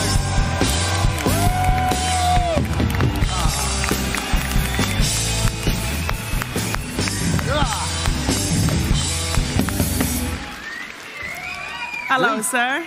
Hello. How are you doing this evening? I'm doing really good. I can't believe how many people there are here. In Sweden. Sweden. It's the place to hold a major. How could you not believe that? These are your people. But we're introverts. We sit inside playing video games. We don't go outside. You're still inside, though. Would you like to address the crowd in Swedish? Or are you comfortable with English as well? Maybe you can say something if you want. He might not know Swedish. I don't even speak Swedish anymore, Shiver. Oh, I've forgotten the language. Okay. Now speak it. Come on. We're waiting. Nu kollar vi på lite Dota. I'll take it. I hope that wasn't something rude. That's definitely a curse word or two in there. I heard it. I heard Dota. All right, first matchup, guys. Before we head into that, let's take a look at the brackets because we've had so many Dota games, and you might have gotten lost as to where we are in choosing. Well, we didn't really choose. We won't choose a champion, but where we are in crowning a champion here at the Corsair DreamLeague Season 11. So the brackets are pretty vast. We started out with 16 teams, and we now have 6 left. That is crazy. 10 teams already went home. In our first matchup, we're going to start today in the upper bracket. The upper bracket, of course, being PSG LGD versus VG Gaming. Woo! And we're going to have Fnatic versus Keen later on today as well. Woo-woo! Wow, that one gets 2 woos? I mean, it's a double woo-woo game. What do you want from me, Sheever? I want you to tell me what you're hyped about for this first matchup. PSG LGD versus VG Gaming. What do you think is going to be the most impressive thing? About PSG, LGD versus VG. Well, VG, we've seen nothing but like crazy early game aggression, even though they used to be weak on the early game. And LGD, we've seen them be pretty stable. They seem like they've had 0 problems in the tournament with anybody so far. I'm excited to see someone take LGD down a peg. No offense, LGD. I'm ready for them to have a battle, you know? Yeah, I agree. I think LGD overall had an easier route to get to this upper bracket, you could say. Like looking at their group, right? Yeah. They definitely weren't really contested too much. While on the side of Vici, they were heavily contested. They had to go through Secret, they had to go through EG, right? And it was tough. They didn't make it through it. Not easily, at least. And now, this one, they should have a really good shot versus LGD. They know how this team plays. It's not like LGD's really changed that much they changed the player, but overall their playstyle is very familiar. Yeah, the Dota playstyle, Bulldog, has been, we've seen a little bit of a changes in the meta overall. Yeah, things change all the time. You know, I feel like in a major like this that goes on for so long, heroes change, you get new heroes here and there, and I don't think anyone really knows how to play the Dota yet, honestly. So we're not sure what we're going to see here. I think LGD has not really been tested this tournament, as Fog said. Like in the upper bracket, they played Mineski, who's kind of disbanded or like kicked a few people. So I don't know. We're going to see if they can beat Vichy Gaming. Yeah, it's gonna be very exciting. Let's dive a little bit deeper onto PSG LGD here in this first matchup, because you know they come of a long line of successful runs, and as you said, maybe today, or rather this tournament, they haven't had the toughest opponents. But Fog, who are you gonna focus on for this first matchup? Come on, it's got to be FY. Oh, it has to be FY for LGD. Since TI, he is just Mr. Consistency. Even before that, he's also a player that always, at big tournaments, he turns up. Online tournaments, maybe sometimes he has like some hit or miss games, but when he's at a LAN, this guy just executes to perfection. His rotations, his spellcasting, you could name off like every single tiny category of Dota, and this guy does it. We saw an FY Pango as well, Bulldog. Yeah, like they make sure that he gets space as well and gets the farm he needs. Yep. And he just doesn't make any mistakes, pretty much. And so if this guy has a good game, you're probably going to lose. The enemy, that is. So. What? I think everybody understood that. All right, now let's focus a little bit on their enemy, on Vichy Gaming, because they have been looking in form. Jake, this team, can they do the maximum payoff of DPC points? First at a minor, first at a major, that's more points than anybody else can get. I mean, That's value. I think they're completely capable of that. I mean, they've shown how good they are already, and this series is really going to show if they got that in them. They do got to beat FY, though, which is pretty tough. Every time I watch that team, I say, is FY alive, yes or no? And if he is, they're probably not going to win that team fight. So, I mean, that'd be my focus if I was Vichy Gaming. That's their only chance, is to assassinate the poor kid in the game. In the game. Not in real life. Bulldog, I asked you for player highlight. Who are you going to focus on in this match? I want to see Big Papa Paparazzi, best player in the team.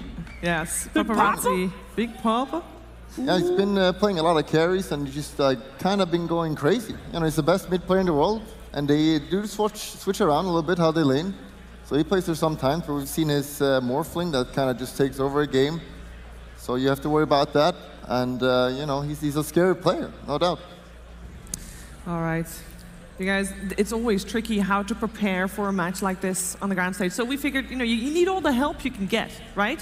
When you're playing in a major, you're top 6, you need all the help you can get. So we decided to help them out a little bit.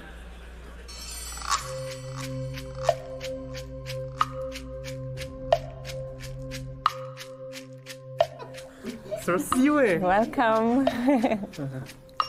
I'm the tarot reader, and I thought maybe you had something to ask me. 我想知道我们打 BG 会是个什么样的什么样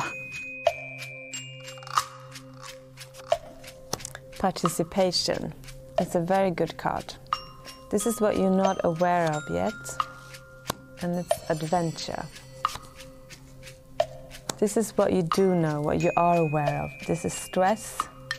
So one solution to this is this card, sorrow.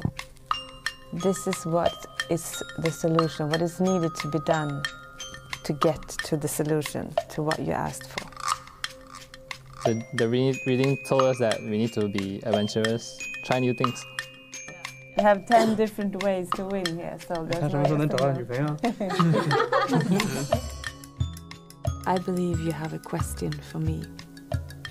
那我们明天打老干爹会赢吗？ This is the first card, traveling. This means change, but in a good way, that there's opportunities and possibilities here. This is harmony. It means that all wounds will be healed, and this is transformation. Things might change totally. This is aloneness. And just when it seems to be very dark, or maybe you feel you're losing, everything might change, and light will come back again. This is the outcome, and this is enjoying the experience. 这5张卡里面有2张是那个变化的意思是吧？就历史等翻盘呗。就明天我们好累啊，要顶住啊！不是队友，不是队友啊！不要翻啊！宁可信其有嘛，对吧？反正对我们有利，所以我觉得我们完全相信啊。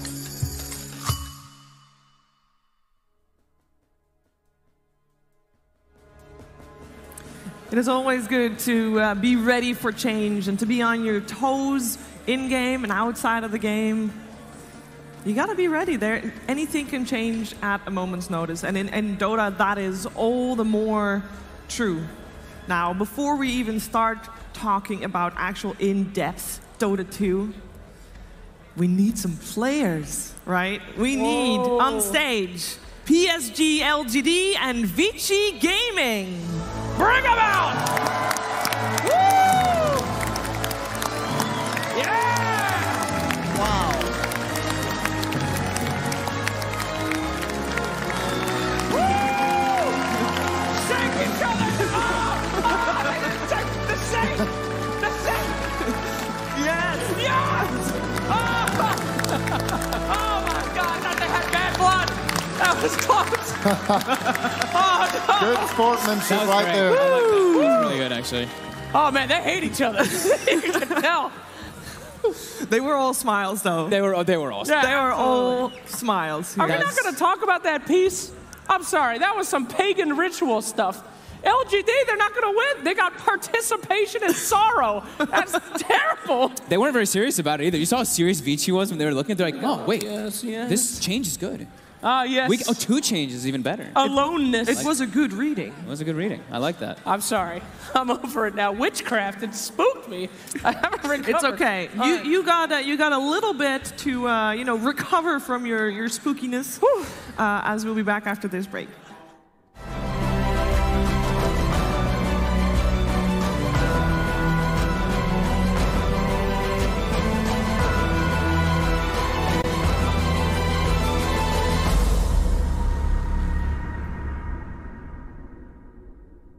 This is my favorite part. This is what legends are made of. Game over. You come down, picks up another, drags and Yapsel survive. Oh my! What joy it is. Oh, the smash laser, they've got him. That's GJ down. Arbet moving in with the AoE definitely blast. The Cataclysm as well. Oh, it hits more. This time it's It hits again. He killed everybody. Miracle might actually get caught anyway. The right click, Limp's gonna get him. Pops the man to that Miracle. Oh, he's trying to dodge him out with blue. Oh, surely he can't. No. His TP's down. And he's gonna get the courier. Oh, what? What is happening? Definitely blast connects, but he's still alive. He's up to the high ground. Temperature's back down. He's looking for Kuro, and he may just get it. Removes it for the Lotus off. Back up to the high ground. Sunstride's going to be off the mark. We are. They're losing the ball. We are. Gets the double kill. He's trying to time it. In they go. Rolling ball to Cock and the 3-man stun once again. Sonic Wave. It's so high. With a quick reaction, the Burrow strike comes in. Lawrence going to be off the mark. Good goal. Gets the 5-man black hole. They're all dead. Faker. D1. Oh my God.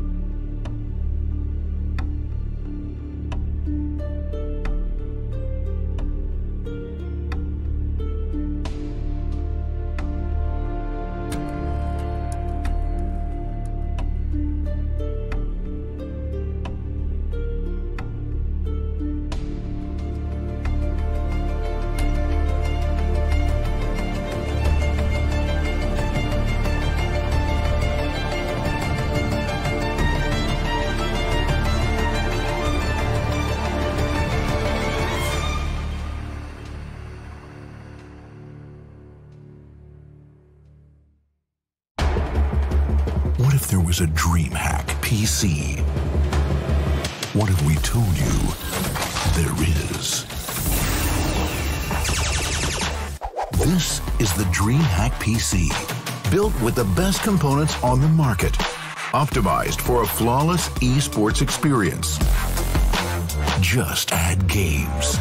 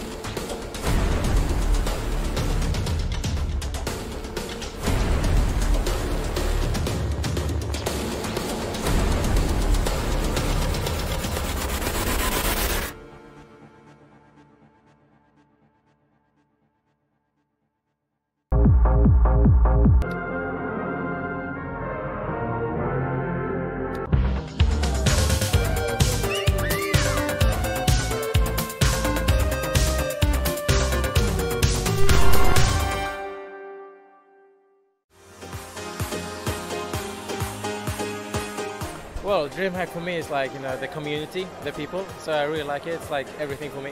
DreamHack to me is a chance to kind of get away from the normal world and just have a nice time with people like you, because everybody here is practically gamers, so you can just have a great time in game.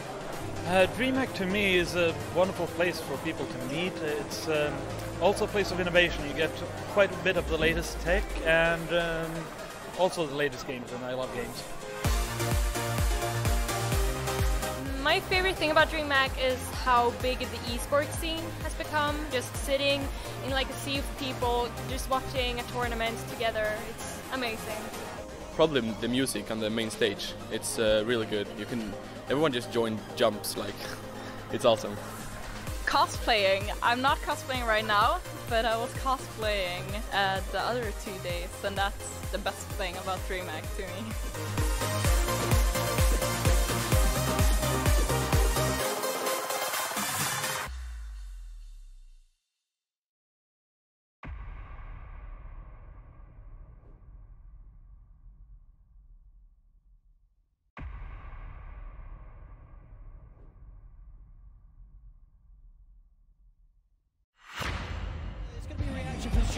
Looking for Puppy. Puppy, can he get his way out of this? Yep. Unless he turns, he's going to kill the Disruptor. He'll steal the Dragon Slave. He can turn around and nuke him down. Picks up another. Drags G and Yaps will survive. Oh my God. What joy it is. Oh, the smash laser. They've got him. That's GJ down. Arbet moving in with the AoE Definite Blast. The Cataclysm as well. Oh, it hits more. This time it's it hits again. He killed everybody. Miracle might actually get caught anyway. The right click, Limp's gonna get him. What's the man to that Miracle? Oh, he's trying to dodge him out with Lulu. Oh, surely he can't. No. His TP's down. And he's gonna get the courier. Oh, what? What is happening? Definite Blast connects, but he's still alive. He's up to the high ground. Temperature's back down. He's looking for Kuro, and he may just get it back. Removes it through the Lotus off. Back up to the high ground. Sunstride's gonna be off the mark. They're losing the ball. Gets the double kill. He's trying to time it. In they go, rolling ball to Cock, and the three-man stun once again. Sonic Wave, it's so high! And with a quick reaction, the Burrow Strike comes in. Lawrence gonna be up for my good goal. Gets the 5-man black hole. They're all dead. Vega, D1. Oh my God.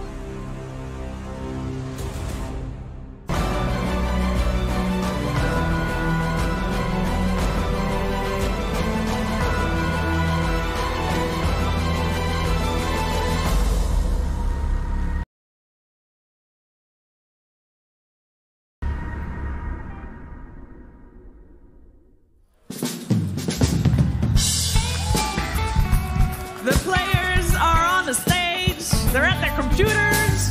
We're ready. I know you guys are ready too. Woo!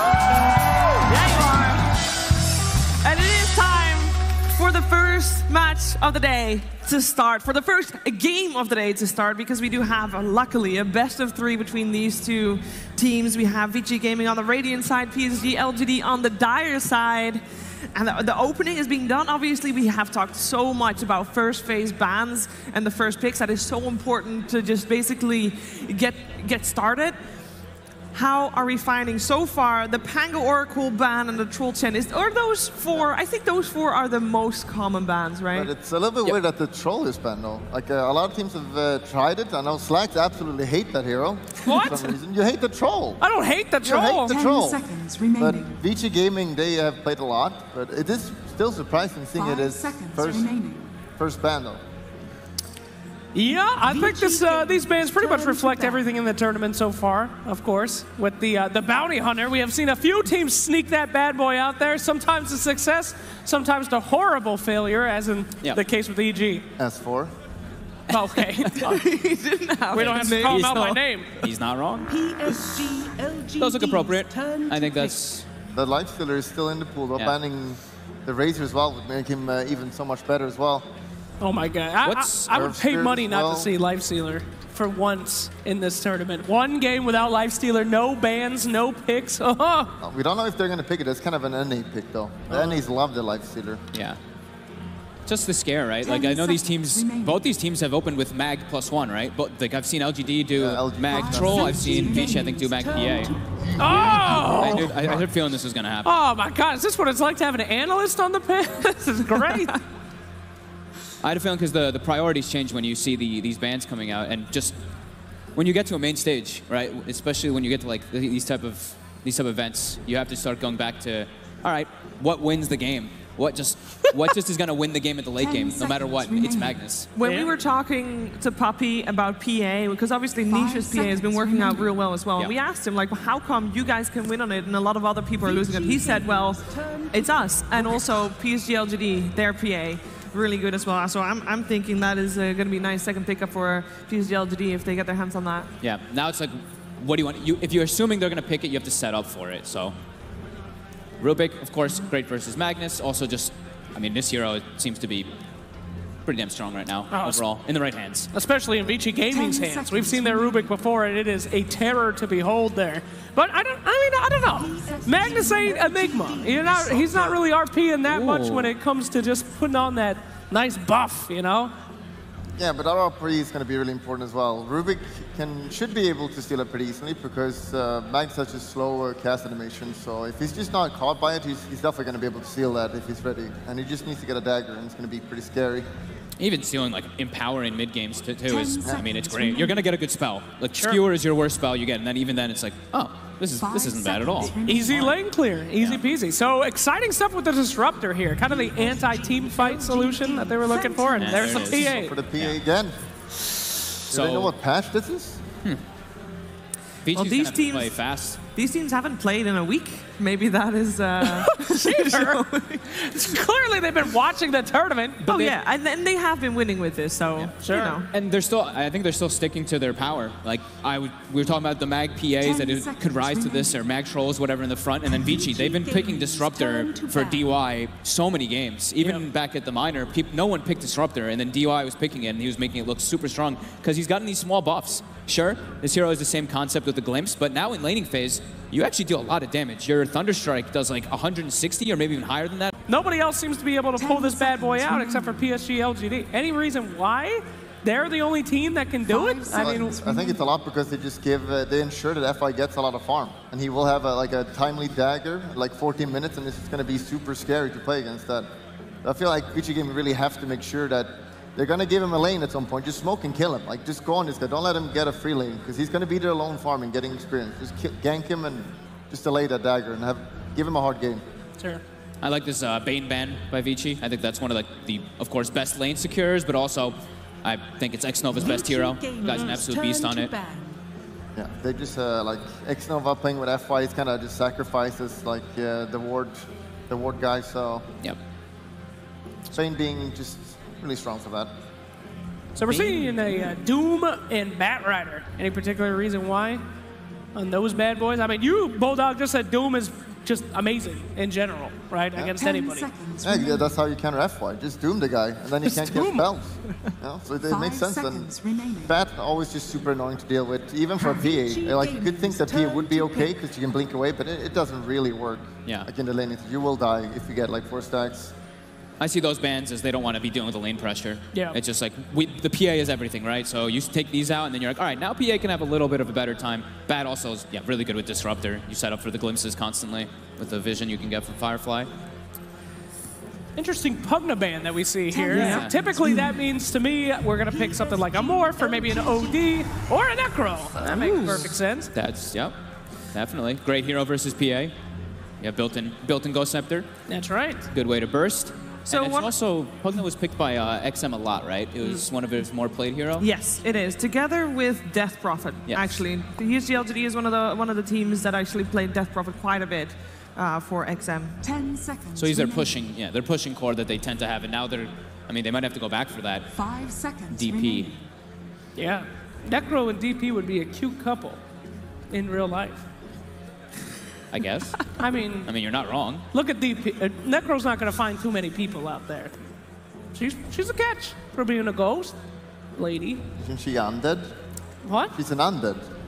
I think she's a zombie. She's not dead, no. She's trying to die, though. And so is Necro. They're both technically alive. Don't get him started. They're not zombies. She's not dead. She's trying to die. Oh, please.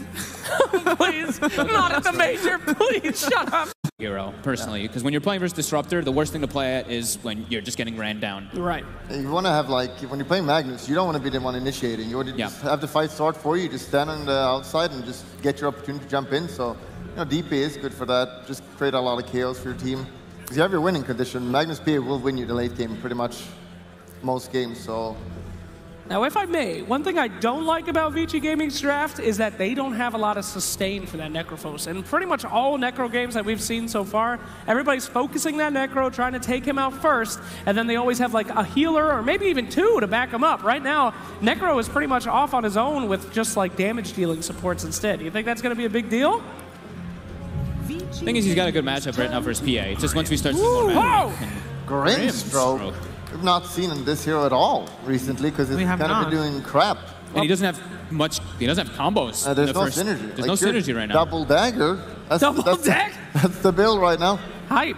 I mean, we usually see Grimstroke picked up in a response to the Pangoliers. It's worked sometimes, mostly, but never just a naked Grimstroke like this.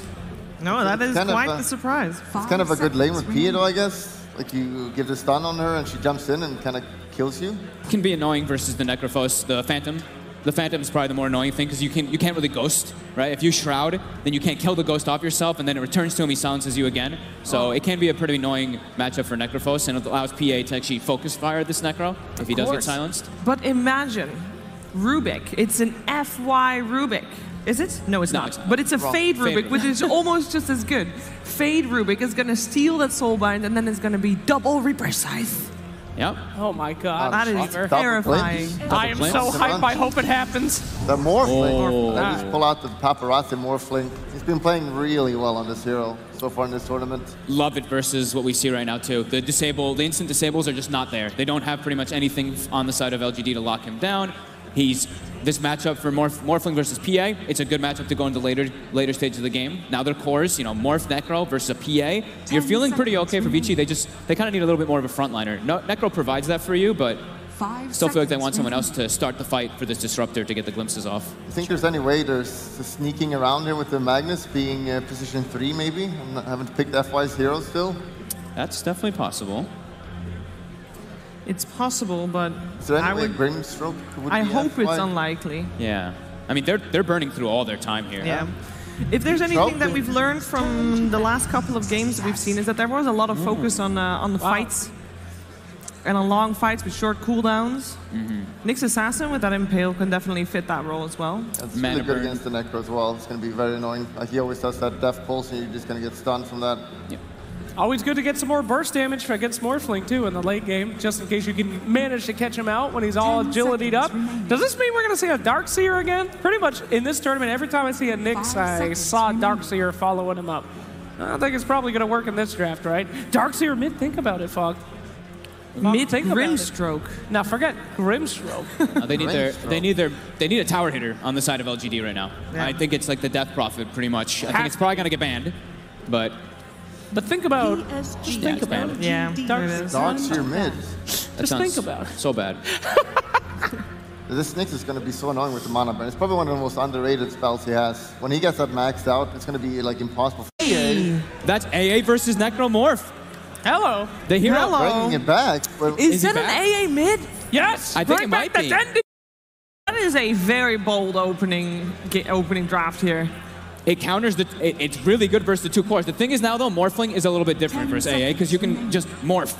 You just switch to a different hero and then the Ice Blast doesn't affect you as much. It's a little bit different of an interaction, but there's a hero that we haven't seen because he doesn't feel very good. His toolkit is pretty weak. You're pretty much just an Ice Blast because your other abilities are pretty mediocre. I mean, that's how it's always been for AA, though. Yeah. Let's be real. But at least it used to have good Chilling Touch. The lane was like, oh, we have Chilling Touch. We're going to win a lane with AA. Now your Chilling Touch is one of the most useless spells in the game. How dare you? It does a lot of damage, man. You can right-click a Disruptor with that sucker, you know?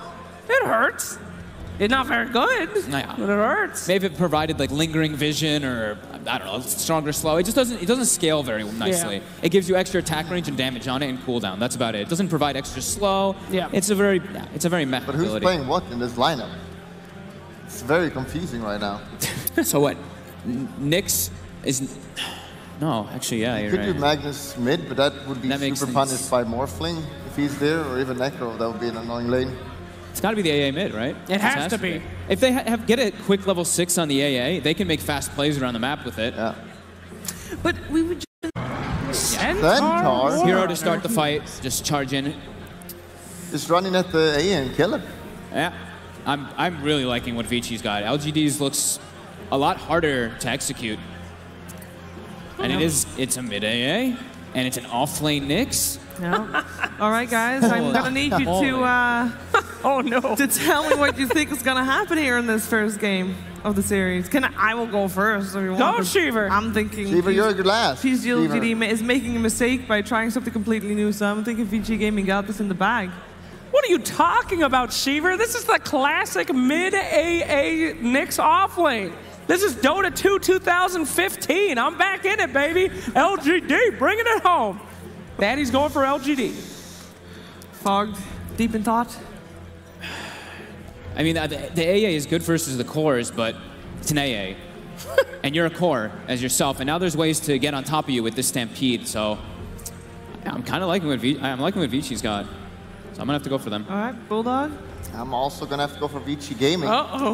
I think Morphling will just will go middle and have a very easy time against the AA. But I'm not sure how, we've not seen AA mid in a while, so maybe he can do it. Maybe he can do it, and maybe he can play so well that he deserves an MVP vote. I believe it. Because MVP. of course, once again, make sure that you vote for your MVP there in Twitch chat over there. Hashtag and then player names. You know the drill. Here's the names. You can read and write. It's all good. Now there's a couple voices that we haven't heard of today. Haven't heard from, rather. So I'm curious. Moxie and Lizard, how are you doing over there? Hey, Stockholm. Hey. Hands up, Stockholm. Oh my God, they're up above the players. Hey. Hi, guys. Hello. Hey. Oh man, this is exciting, Lizard. What do you think? What are you thinking about this draft? The only thing I'm thinking about is this AA mid and if he's gonna work or not, honestly, because we haven't really seen that in quite a long time. I think the last guy I saw playing that was Dandy, and it didn't really work out that well. You maybe win that lane, but later on, as Panel said it, like the Centaur, he just jumps on top of you. You have that stampede. It's gonna be very difficult. That's for sure. I mean, is this the right time to be trying something new? I mean, you it's a really big game. Is it the Tarot lady that predicted they needed some changes? So maybe that's it. Is it them that got the change cards, right? It's possible, that's for sure. But I mean, time will tell. All right, let's see. So it is going to be the position for Magnus with the PA coupled with that Empower is definitely a very strong combination of heroes. However, it's always on FY to create space and make these good plays early on. And many times in a row did I see Magnus's fail at exactly that. So I think there's a lot of pressure on this Magnus to perform and on this AA to perform very well early on. I like what, you know, they have coming out from LGD, but it just feels like there's too many pieces that kind of have to all fit together to get that perfect team fight. And I do, you know, feel like Vici, they have a really good lineup for skirmishing. Things are mostly, you know, low cooldown and whatnot, so. They are countered still. That's true. They're absolutely countered here. The Necrophos, the Morphling, they aren't really that great versus AA. If you get that one good Ice Blast into, not even necessarily an RP, an Impale from Nyx, you can take down these targets with the Ame. Ame is trying to run forward, does have the touch type, will be able to land the Inkswell. Fade in for some trouble, going to be able to get pushed back here. Can they find the final hit? Fade? He's running, he's got that bonus chance, he's going to be fine. He's not going to give up, he's going to finally find it. X-Nova taking down Fade. Yeah, that's a really good start for LGD, definitely. You take down that Rubik, you make this offlane a little bit easier. It's always so fun when you're a position 5 and you get that first blood. You can buy yourself boots. You don't have to be walking around without boots with like sticks and 2 branches the whole game. So We'll definitely help him out early on, that is for sure. Right, they're really putting a lot of pressure though. We don't really see this very often. A defensive Trillian surrounding that PA. They're helping her quite a lot, even though Centaur is alone. And meanwhile, XM on this mid lane, he's suffering as a solo AA. Like, perhaps he has the same CS, like he has 2 CS right now, but Disruptor is burning through his region, and that's not really a great position to be here in. Well, the Thunderstrike too, it does so much damage level 1. It's very, very annoying, especially when you're very squishy, right? It's horrible, look at that. Hey, why? He's just standing here, like, someone go help this guy. Yeah, he's just getting away with too much here in this mid lane. XM gonna have to use a salve, and that's, you know, that's gold spent on regen. On the upside though, they are sharing experience. So you as an A, you're gonna have more levels than Morphling, or should have more levels, but that Morphling has 5 denies right now, and I don't even know if that's gonna happen for you. Well, it's very difficult for XM to even go anywhere near that mid lane just because of the harass coming out from the Disruptor. So, you know, I'm sure he's feeling pretty good about that on the side of Vici. Bottom, Chalice and Ori just going to be trading off some hits here. Necrophos, a very tricky hero to try to take down. They won't be able to burn the mana, though. You can mana burn him, but he's going to get that mana back as a Necrophos, right? It's one of his built-in abilities, so he shouldn't have way too many problems with that Nyx Assassin, at least not early on, until the rotations come. How's the PA doing, though? PA is second when it comes to CS, doing quite fine, so this Trillian is breaking out for LGD. In the middle lane, again, we see another salve getting used for XM here. He's just being constantly harassed. We'll throw out the cold feet here. Right, he's gonna freeze him. It's a frozen Morphling over there, but... Nothing's gonna happen. No, nothing happens off of it. I believe it was it Puppy that said that Morphling is just, because of Nisha. This Morphling is just an amazing hero in the laning stage right now. That's the thing. I don't even know I don't even think that Disruptor really needed to help him out that much. Morphling is a beast laner at the moment. Like, someone goes on you, tries to attack you, just morph into strength, you're free. It's very hard to gank this hero. It's also very hard to pressure him. And most importantly, it's hard to CS against him on mid. Young needs to be a little bit careful here. FY and X-Nova trying to put out some harassed UI. He just doesn't have that haste rune any longer. Doesn't have a whole heck of a lot. Mana 2 Chalice bottom lane. Still facing off here with Ori. Ori's doing perfectly fine. They've got some very strong laners on the side of Vici Gaming. Necrophos is very difficult to take down, as is the Morphling, like you just stated. So, how do they approach the rest of these lanes, Lizard? No, I think we're just going to see the battling it out. X-Nova top lane. Ame needs to be a little bit careful. That being slow, though. Going to be able to jump back. Fade trying to run himself away here. I don't think he's going to be able to make it. There are no trees for him to hide around. He's very optimistic. Although FY, they're going to be able to turn it back around. And we get a pause. Puppy pause. All right, FY, you know. He should be fine. They don't have glimpse here or anything like that. AY, he already used the kinetic field, so they can't really pursue. Meanwhile, Fade, I'm sure, is feeling pretty good that he managed to get away from that engagement. Okay, looks like we're ready to go. Here we go. All eyes on FY. Right now, they burned through the region of the PA and the Magnus. And they've rotated 3 heroes too as well, right? So you have this Disruptor, you have the Centaur. And this is where the fun starts for Radiant. This is where the fun starts for VG Gaming, as they're going to apply more pressure onto this PA. The Morphling, you've given him some help on that mid lane. He's going to be completely fine right now. He's almost doubling the CS of the AA. So you don't really have to help him. You don't really have to rotate on this mid lane any longer. You're going to stay top. You're going to continue putting pressure on that PA. And it's one of these issues with the Magnus. He's not really a very capable laner, especially in these 3-on-3 scenarios. Perhaps if he manages to skewer someone under the tower.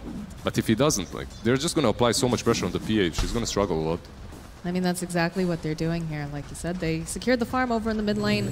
And both of these lanes going off really, really well for the side of Vici. Again, we talked about strong laners, Morph and Necrophos just having a ball. But top lane, the pressure's on here for Ame. The pressure is on, but Ame is still Ame. You can see him 24 CS, just as much as the Morphling mid that was helped. So, considering that Disruptor wasn't top from the start, he did have a good starting 2 minutes. So he is keeping it up there. He is keeping the CS on top. He's doing very well so far. So what do they want to do here? How are they, you know, like you said, they're able to harass Ame pretty well, and then still getting the CS though. So what else do they need to do to kind of help Ame out? I mean, this is the problem. Okay, is it just the Magnus is not a great solution here? No, honestly, even though Magnus is not a great solution, they aren't really pressuring him so hard. Oh, that was quite a lot of damage. But Morphs into strength is fine. Yeah, so Magnus is not really a strong laner, but they really haven't succeeded at punishing that PA too hard. You can see right now, top of the CS. So whenever you are tri-laning, honestly, you want to be pressuring that hero, diving him under the tower. You want to be at least denying the CS. They've done nothing so far. And that's kind of surprising, because these heroes that they've got, like Disruptor, Centaur, Rubik, they can do some stuff. Like they have this very aggressive potential, but the positioning from the Magnus, the positioning from the PA has been stellar so far, and LGD is just not allowing him to do anything. DUI in for some trouble. Ingstwell will connect. Ame wants this kill, and it's going to be X now with that. Finds it. They're not done yet. They're looking over at Fade. Fade will be able to walk away, though. They're just going to contest this pull. This is definitely not how Vici has imagined the laning stage, I believe. At least not on this top lane. Morphling is still doing well, but on this top lane, I think you definitely had to do more. You had to pressure the PA just a little bit better. They're being slightly outplayed in the 3 versus 3 scenario. Getting closer and closer to that level 6 here in the mid lane. Chalice going to be able to take that rune right away here. Tasty double damage. Just snatches that away and goes back to the lane. The Necro is doing really well. So 6 minutes in, 2 lanes are going fairly well for Vici, and you should be satisfied by that. The PA isn't really shut down, but at least your Morphling and the Necro are doing really well. This was an attempt for the Necro on the bottom lane. That A ulti just passing through. Yep, nothing to see here, folks. Not right now, anyways. All right, so back to this mid lane. Looks like Morphling again, 36 and 14. Ancient Apparition, 30 and 9. Not what you'd expect here, especially when he had such a good start. We see the Magnus spamming these stacks, just stacking them all the time now. I think this is 101 PSG LGD. They have a stable laning stage, and then they just go all into farming. They go all into these stacks. I've seen in the group stages and in the main event before, some teams did manage to counter them. They would invade their forest, they would take their stacks. I don't know if Vici Gaming is going to be able to do the same, but here we go. We have the first smoke. Ancient Apparition, he should be an easy kill for them. Let's see. They do have the Grimstroke nearby, though, as well. And he's positioned really well, like he's on his high ground. Well, I'm sure they've got to think something's going on. Like, they're not visible. All right, Fade shows up here. He's not going to be able to quite grab fast enough. Oh, the slow. He's got the slow up. There's going to be the lift drop. Look at the TPs coming out immediately. XM, he's in for a little bit of trouble. Paparazzi maybe too far behind. They're going to try to get that kill. They're not going to be able to. They get the kill over on DY. XM does fall, and Fade will get taken down. Paparazzi trying to hide himself in the trees, but they do land that stroke of fate as he's trying to run himself out here. And there's the TP. Is he going to be able to make it? He's out. Yeah, he was just waiting to see if they have any more remaining stuns. He had the mana for the TP, so he just uses that instantly. Overall, you lose 2 supports, but you do kill that mid laner in AA. I think you're kind of fine with it. I don't think this AA has to have a lot of farm though in the game. I think what's most important is that he gets these early levels and instantly he provides this global aggression for PSG LGD. You have this global potential with the Nyx. It used to be one very strong combination played 3-4 years ago. You would have Nyx, you would have AA, you would just send this ulti like they are, and then Nyx is lurking. You can see him in Vendetta. He's waiting for that stun. Oh, they have the dust, though. They'll toss back Chalice. In comes the PA. Ame wants to grab Yang. Will be able to go land the Impale. Throw out that Shockwave. And they're just going to back off. Tower is under attack. PA went back before the Impale landed, so they didn't really have any ways of continuing onto that Centaur. You could see they're already trying these global initiations. Sadly, this time it didn't work. Yeah, looks like Yang just giving him a poke. You have Ori making this rotation top now. More pressure being placed on PA. Showing a little bit of aggression, maybe wanting to take that that tower and put some more pressure on PA. Chalice going to get some levels here in the mid lane. And XM throws out the Ice Blast. Yeah, you have to be careful what your agility shift is if you are morphing all the time if you are playing versus Nyx and the AA. The aggression comes out over on the Magnus. Should be absolutely fine here. Double Edge gets used. Fade making a rotation though. Uses the Fade Bolt. That's slow coming out in the skew. Or we're just going to be able to get him out. They're giving a lot of levels to the Disruptor on this bottom lane. What I would really like to see is Fade get these levels though, as Rubik can be very powerful in this game. You have so many good spells to steal. Oh, the stun is there. They're looking for that 10-minute rune. Yang in for some trouble. Phantom's Embrace gets thrown out. Chalice is going to just walk away. Has the install on him. Will try to go back in. Won't quite connect. Throwing out those daggers. They're not quite done yet. Just still, AA Blast coming in. Are they going to be able to find it? They're going to be able to land it over onto Fade. Ori still now in Coast-Strat form. They'll be able to clean up. Yeah, you have the Fairy Fire, you have the sticks, but it doesn't matter. AA ulti, it didn't connect on him, but it flew over him, which still does apply the debuff. Pretty well played by the AA. Meanwhile, like though, they're just allowing, you know, we do see Paparazzi over in the middle lane getting farmed up, but you are seeing, again, on the side of LGD, you know, the Phantom Assassins just hanging out in the jungle the whole time, farming up like you said. The PA is getting a lot of farm. That's definitely true. These stacks plus the Empower, they just boost her farm incredibly well. However, on the side of Vici Gaming, I believe it's a little bit harder to deal with the PA than it is for LGD to deal with the Morphling. So you're kind of training farm with Morphling and PA. You're letting PA free farm, you're letting Morphling free farm, but you have ways of killing this Morphling, which is really important. While for the PA, it's not necessarily the truth. You actually have to land all of your spells correctly, and once she gets that BKB, it's going to be way too hard. They are scouted out by the sword. Oh, is that a Midas? Yes, it is a Midas on the Morphling. All right. Not really my favorite item. Don't worry, I can hear Bulldog groaning. Bulldog is disappointed right now, and I think he called Vici Gaming as well. I think he thinks that their draft is better. But with that Midas, you have to somehow contest the PA with the Empower. That hero just farms so fast. And if you aren't invading the jungle, if you aren't crushing these lanes, you're going to be out-farmed. As you can see, 5.2k, 12 minutes in. She has a ton. Name still throwing out those daggers. We'll blink forward. And in for some trouble. We'll be able to force out that Stampede. And is she done? Ame? Oh! Very close there. Yeah, he was hoping for that crit. Unfortunate this time around, but you do force out that Centaur's ult. Not really the biggest cooldown, but he's going to have to wait a little bit now. May that's more breathing room again for this PA. He had Fade, he has stolen Nyx's ulti. That's pretty good for a Rubik to be able to... Definitely, there are so many good spells that you can steal in this game, honestly, as a Rubik. Like, AA's ulti isn't really too easy to steal, but you can. Most importantly, what I think, though, is you can steal Grimstroke spells. First spell, Stroke of Fate from Grimstroke is amazing on Rubik. If you get Tetralance, if you get that cast range, you have absolutely no cast time, no backswing. It's just one of the best spells to have on Rubik. They're keeping some tabs over here on Chalice. They do have the ultimate on Disruptor. If they wanted to, they could pressure this tier 2 on top. Looks like they're going to try to make a rotation down here on Ori. The AA ulti is flying in, but the problem is, you can see the pings. Necro is instantly running under the tower. As you can't really do this if you have vision, right? If you use that ulti on the tower, it's going to be detected. You're going to see that red dot on the minimap. You can't really attack that way. So you have to catch the Necro somewhere where there are no sentries or towers around.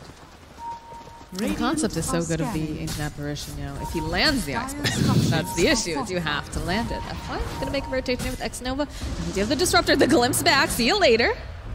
There's still the You're not being a part of this fight. Oh, it looks like Yang. Ice Blast going to come through. We'll be able to go over here and they'll take out the Centaur. There's going to be the lift coming out now. Ame having to run himself back because they stole it. Ame now in for some trouble. He's taking so much damage. FY gets the reverse polarity off as we'll throw them both over into the side. And now they'll drop the Static Storm, force the side of PSG LGD back. Oh, you really cannot give ultimates away if you are AA. No. That's so bad. If you are giving that ulti, like it's a small cooldown ulti, and now Rubik is gonna have it again very soon. So they can make plays. In 15 seconds you have that ulti on Rubik. So you can make another play on your side now. Maybe a Centaur with a Stampede into a kill. And it's not really an easy spell to steal, as you can be anywhere on the map when you're using it as an AA. So definitely not that great. Okay, here we go. Look at that. Right in there. Now watch the Rubik. Just steals it right up. Tosses it back out. Hits Ame and Chalice. That was pretty close there. Yeah, Ame just dies there. Taken down. He buys back. Wants to be right back into that fight. That's actually, the buyback went unnoticed for me. Like, you buy back, you use RP. It's not really great for LGD, even though it looked like a good start. The Soulbind comes out over the mid lane. They're going to be able to take down Fade this time around. He's not going to be able to steal anything here. Dagger comes out over on Yang. We'll be able to slow him down. Stroke of Fate. They're giving chase. There's going to be this gear right forward. Yang turns around, gets a nice stomp off, but the rest of the team, they really want him, and they'll take him out. All right, they get 2 targets. Pretty good for LGD. The Soulbind has been used, but not really the biggest ultimate ever. Your position 5 Grimstroke, he's fine with that. Take down the Centaur and the Rubik. Now, okay, Paparazzi is going full greed mode. Honestly, this is so greedy. Midas into Boots of Travel. Morphling is one of those heroes that doesn't really come online very fast, and now he's making it even slower with this item progression. Eventually he's gonna be insanely strong, and eventually it's gonna be hard to deal with him, but honestly, like, he just bought 1 mobility item and 1 full farming item. Like, once PSG LGD realize that, once they see those travels, like, they're gonna take one tier 1 tower after another, 100%. They're just gonna start pushing. But what's you have to punish that. Like, what's his plan with this? Like, the plan is to split push, I believe. It does help you out with split pushes. You can always join your team in these fights, and you can always morph into PA or someone similar and still have some impact in these fights. You don't necessarily need the items instantly. However, you're just delaying yourself and your team by quite a lot. Exactly. It feels like his GLGT is just going to be able to run face first into these fights without any care. I just have to say, I love Ame's item build. He's going straight into BKB after that. Yasha, he doesn't need Battle Fury. Vlad's would be alright as well, but Battle Fury definitely unnecessary. Oh, is this going to be it? Doesn't quite land. And Ori is on point. He just senses them. The awareness is insane. He did have that sentry there, but he still did move back on time. Oh, they want to defend this tower. Now the TPs are coming in. Gonna immediately soulbind over here with the Phantom's Embrace. Dagger gonna get thrown. And in the middle of all of this is, of course, Chalice gonna go throwing it in. They've got it. Can Ame take them down fast enough? Yes, they'll be able to find Paparazzi. Yang now gonna get taken down. Fade also just gonna get obliterated. This is... that should have been Vici's fight, but the Morphling has absolutely zero impact in it. And also, they're porting in 1 by 1, and they're still winning that fight. The Centaur, I think he missed the stun there. I'm not certain why. I think something clipped him, so he couldn't really get in the position. They just got obliterated, all 3 of them. Well, I wonder if they saw that the Grimstar came in, because that was a really good soulbind that came out. Yeah, definitely. They got the jump on him, though, for sure. Get that D-ward as well. You could see that he was positioning that courier on the high ground as well to just check for it. Okay, let's take a look at this fight again. The Centaur is there. I believe he just stuns the ground here. Yep. Yeah, he's just a little bit too early with it, actually. I try to throw back Chalice. He's got the Spike Carapace. Just uses the Centaur ulti, but he's soul binded, can't move. The Morphling did turn into the PA, but also cannot move. The AA ulti wasn't thrown instantly. It was saved Oh, and there's Atos now on AA. We were talking about this item all the time. Atos is a top-picked item right now for any midder. Vipers, Lashracks, Razors, and why not for AA? It used to be really good on him before, so he's gonna go for it again. The next item is Blink. A little bit of mobility is kind of weird, but you don't want to be dying all the time if you are mid, and AA is such an easy pick-off for any hero, so understandable. Gives him some nice stats, and also make sure that he doesn't miss any more of these Ice Blasts here, for sure. Also the Cold Feet proc. He's gonna buy Yules too. Yules with... Even better. You know, Yules with the Cold Feet, you can actually combo it, you can stun them. Looks like Vici is grouping up over there by that mid tower. Sure if they're gonna go for something like a smoke, but the Blink Dagger picked up on FY. Right. 19 minutes in. Pretty Boots, big. Blink Dagger, not too bad. He's got a smoke on him too, so I think we're gonna see some action come out. Considering how many fights they've taken well, and he hasn't really been dying, it's understandable that he has these items. For Vici though, the only thing that they have left is to play as 4. They can't really do a lot more than that. That tier 2 on top, that's probably their best bet. Smoke perhaps, and move around that tier 2 while the Morphling is pushing in. Create enough space for them. Right over Roche, but no one's in there. Oh, but they do find DY. Ame says, hey, this is my jungle. And he has that BKB completed. That's going to be big. They have RP, they have Blink Dagger, they have BKB. This is I just don't see the way Vici Gaming takes the next fight. Like it's going to be very difficult for them. There's still a Rubik in those trees. Oh, they find him. Fade trying to stay alive, but there's just too many people. He just managed to skewer over onto the side to keep Ame away. Not going to be able to get that kill on Well, he Ame, did keep Ame away. He was pushed on the other side. The Soulbind actually coming out on Paparazzi here in the bottom lane. Turns back around, is his very own Grimstroke, and they'll go use Stampede and just walk away. Although Young Reeve wants this, will use that Atos, but doesn't matter here. X-Nova just pops. Okay, you use the Centaur Stampede, you kill a position 5 Grimstroke. If you are PSG LGD, you're happy with this. You created enough space for your team to start rotating, even pressuring them some more, because the only thing that Vici Gaming have got for themselves right now is that Stampede. You can back out when the BKB is popped by the PA and then re-engage, kite her around while that BKB is up, because you can't really fight into her. Maybe with some initiation into Reaper's side though. We'll see. They aren't really even pressuring it. They aren't even pressing the matter that much on the side of PSG LGD. You have empower, you empower that PA, she farms, you're happy, she's happy. Just wait for a little bit more time, get all those items and then crush them. Seeing more and more of these stacks coming out, it just feels like PSG LGD, they feel like they're in the driver's seat. They're feeling very calm. And the stun? Good. Stun does not connect over onto Paparazzi. It's because they are in the driving seats. You can see that Vici Gaming, they're afraid. They're afraid of the global potential of the Nyx and the A. They're afraid of this BKB on the PA. They're just... This is the play. Play as 4, play as 5. Morphling can travel in, smoke up, get some vision around their jungle. But look at these sentries, man. Just look at all these dire sentries all over the map. And they're the ones that are playing Nyx. They just want to make sure that he has the best possible game. And this looks, if it pays out for them, if they get a kill, it can be good. But if they're just sitting there, the 4 of them, they're wasting so much time. No, not one hero here is farming. That's not going to help them out at all. At least Morphling has Midas and Travels. That's good. Kinda. It's better than nothing. Could be all 5 of them not doing anything. Illusion. Yeah, the Manta is completed now as well on the PA. Got that lifesteal pickup on the talent. And just being very patient, hoping somebody is going to maybe make their way over to this mid. Yeah, she Good is. positioning. Look at the positioning coming out from the side of LGD. They've got someone in every corner here for that pincering moment. It's because they know that they're in the driving seat. You can see that he even carapaced as he moved high ground. If that happened 1 minute ago, he would have ran into 4 men, right? But this time around, they all dispersed. They went back to farming. And because PSG LGD, they realize that they're in the driving seat, they're expecting Vici to be making these 5-man rotations, these 5-man smokes, or at least 4-man smokes where Morphling is farming on the other side of the map. So they're also very cautious. They don't really want to feed away the advantage that they have gained in the laning stage.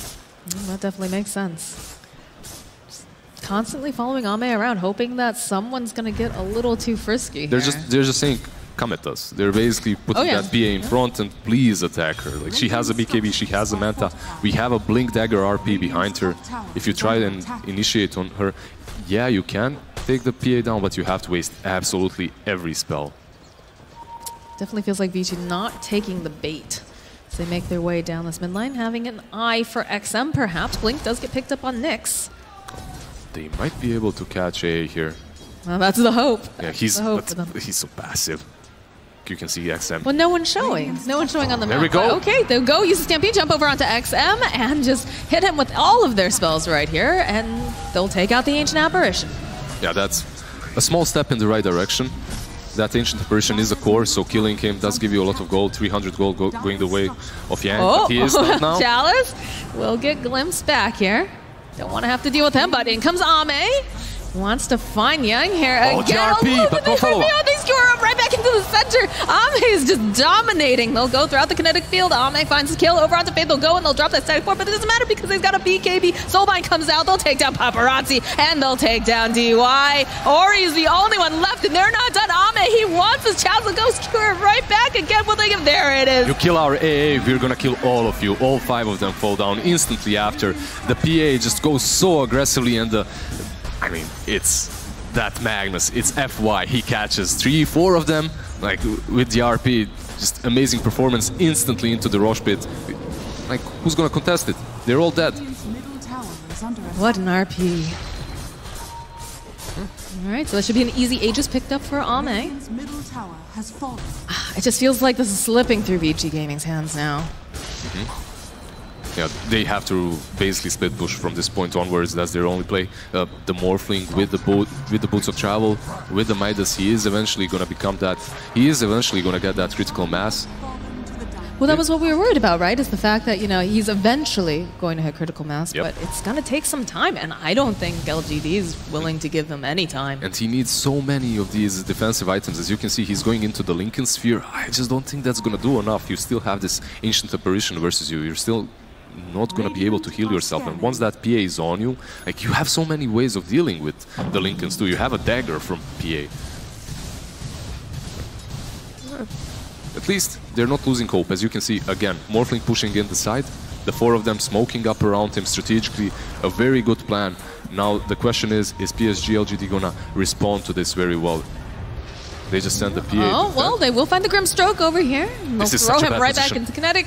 And he's got the Soulbind off, though. He's going to go pop the Strike. Doesn't quite manage to stay alive, but they use the Sight. And Ame's making this rotation. Chalice gets a nice Impale. Ice Blast coming through. Will land, and they do manage to get that Spear Vessel charge off. Ame's chasing after Ori. Ori trying to run himself out. Not going to be able to do it.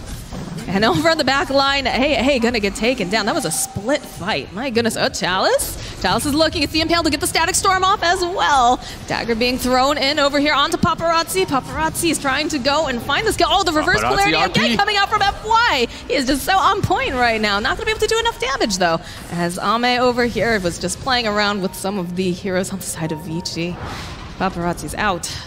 Overall, if you are Vici Gaming, you created a lot of space, you're fighting on their side of the map, you also force that RP on their side of the map, so they're not gonna have it there when they start pushing with the Sages. You should be satisfied with that. Yeah, you lost the Necro, but also you killed the AA, you killed the Grimstroke, everyone else got out.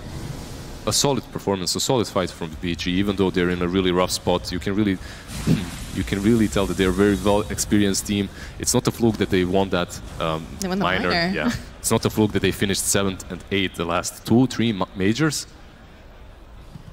If they lose here, are they 7th or 8th? 7th and 8th, right? And in the next game in the lower bracket, I believe. The curse. The curse. EG position 3 and EG position 7. I don't know if I go that far. But yeah, this PA's net worth, 17k net worth, 12k over on Morphling, and they are making the right moves, you know? They're taking some pretty good engagements, they're trying to be patient, trying to get Paparazzi online. Can they get him online? Can he get himself online? Because he put himself in this position. He went for the travels. Oh, Ame finds himself an easy pick-off.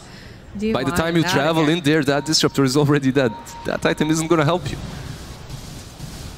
Right, he is going for that E-Blade. Once he has that, you're basically going to be able to blow up Grimstroke and pretty much, I believe, Ancient Apparition as well, even though he has mech. I think you should be able, with a few extra hits. So you do become a core, you do become scary after that E-Blade. We just have to get to that stage, at least to that stage. Oh, they saw Chalice, they had the Sentry Ward over in the mid lane. Stomp's just a little bit early coming out from Yang today. He'll try to run himself back. Going, they use the Stampede. And I think the only thing keeping Ame from jumping in there was, of course, that Spike Carapace. Otherwise, he would have been in it to win it, I'm sure. Yeah. But they're going to basically let this tier 2 fall, I believe, as they have used that Stampede. And once you lose that Stampede, you don't really have any ways of getting behind that PA to approach the A, to approach the Grimstroke, because you don't really have any other solution. You cannot attack the PA with Aegis, BKB and Lincolns. You have to attack from the sidelines. You have to smoke up, get the Ancient Apparition first, get the Grimstroke out, and then perhaps back out or continue fighting. And while you're doing all of that, you have to watch out for FY. This guy has been so on point this game. These RPs, very, very patiently waiting. We've got a full... oh my gosh. Shadowblade, full Shadowblade completed on that FY. Magnus, also full Greaves completed on the AA. So that's what I was pointing out, because you got to burst him fast. Like, when we were in the studio, I was listening to a lot of teams while they were playing, and they always wait for these utility items, even if they are winning. They just wait their timings. They wait for the Blast, they wait for the Greaves. They never really push way too hard uphill until they have every single utility item completed properly, which does show a lot of discipline. Just a year or two ago, it wasn't really the same case. If you see an opportunity, you go, even if they have buybacks. So. Do you see that Ame actually has a Lincoln's? Oh yeah. Lincoln's, BKB, and Aegis. Unkillable right now. You cannot kill this Phantom Assassin. He's going for Orchid too, so another way of dealing with the Morphling and the Necrophos. Like, you can just jump on them, Orchid them down. Who's getting that Arcane Rune? In the top lane. Right. XM. Do find a pick off here, though, over on the Grimstroke. Let's jump forward. They use the Scythe. Every single time it's out, but the jump forward coming out from Chalice is going to get thrown in the middle of that Static Storm. Doesn't seem too concerned about it. Doesn't seem like it's doing too much. DY trying to run himself back because they use the BKB over onto Ame, and they're going to be able to take down Chalice. Chalice actually going to buy back right now. Ame going to be able to slice through Yang, take him out, and they have that Lotus Orb. They use the Soulbind. They want to try to get this kill, and they're going to go and pop it. Sign's going to get used, and they get him out in time. He's just TP'd. They didn't have anything there. You know what? Like, X-Nova, everyone is talking FY, everyone is talking Chalice, MA, XM, I don't care. X-Nova for me is always the MVP of this team. He always sacrifices himself in the right position at the right time. If you noticed, Vici Gaming's, every single smoke got broken by him. Like, he knows that they're gonna go for those bottom bounties. He just shows up there. All right, here I am, guys, next to my shrine. If you want to go for me, kill me. But my team is gonna kill you afterwards. And the same thing happened like 2-3 times in a row now. Well, viewers can always go and vote for him as MVP. I think you made a strong case for him right there. I'm voting for him. Look at that, 93% win chance. Yeah, the Gabe Impulse. This PA is very strong right now. Again, how do you kill her? How do you kill her with all these defensive items? You don't, but she did lose that Aegis. With the Reaper sight. Oh, no! Oh, that hurts. One dagger and I'm died. Oh, Fade. Not like this. That's just... We reached that point. Moxie, we reached that point in which you don't kill her, she kills you. One dagger, one blink, one single crit, and you're just gone. I don't even think she had Empower there, so...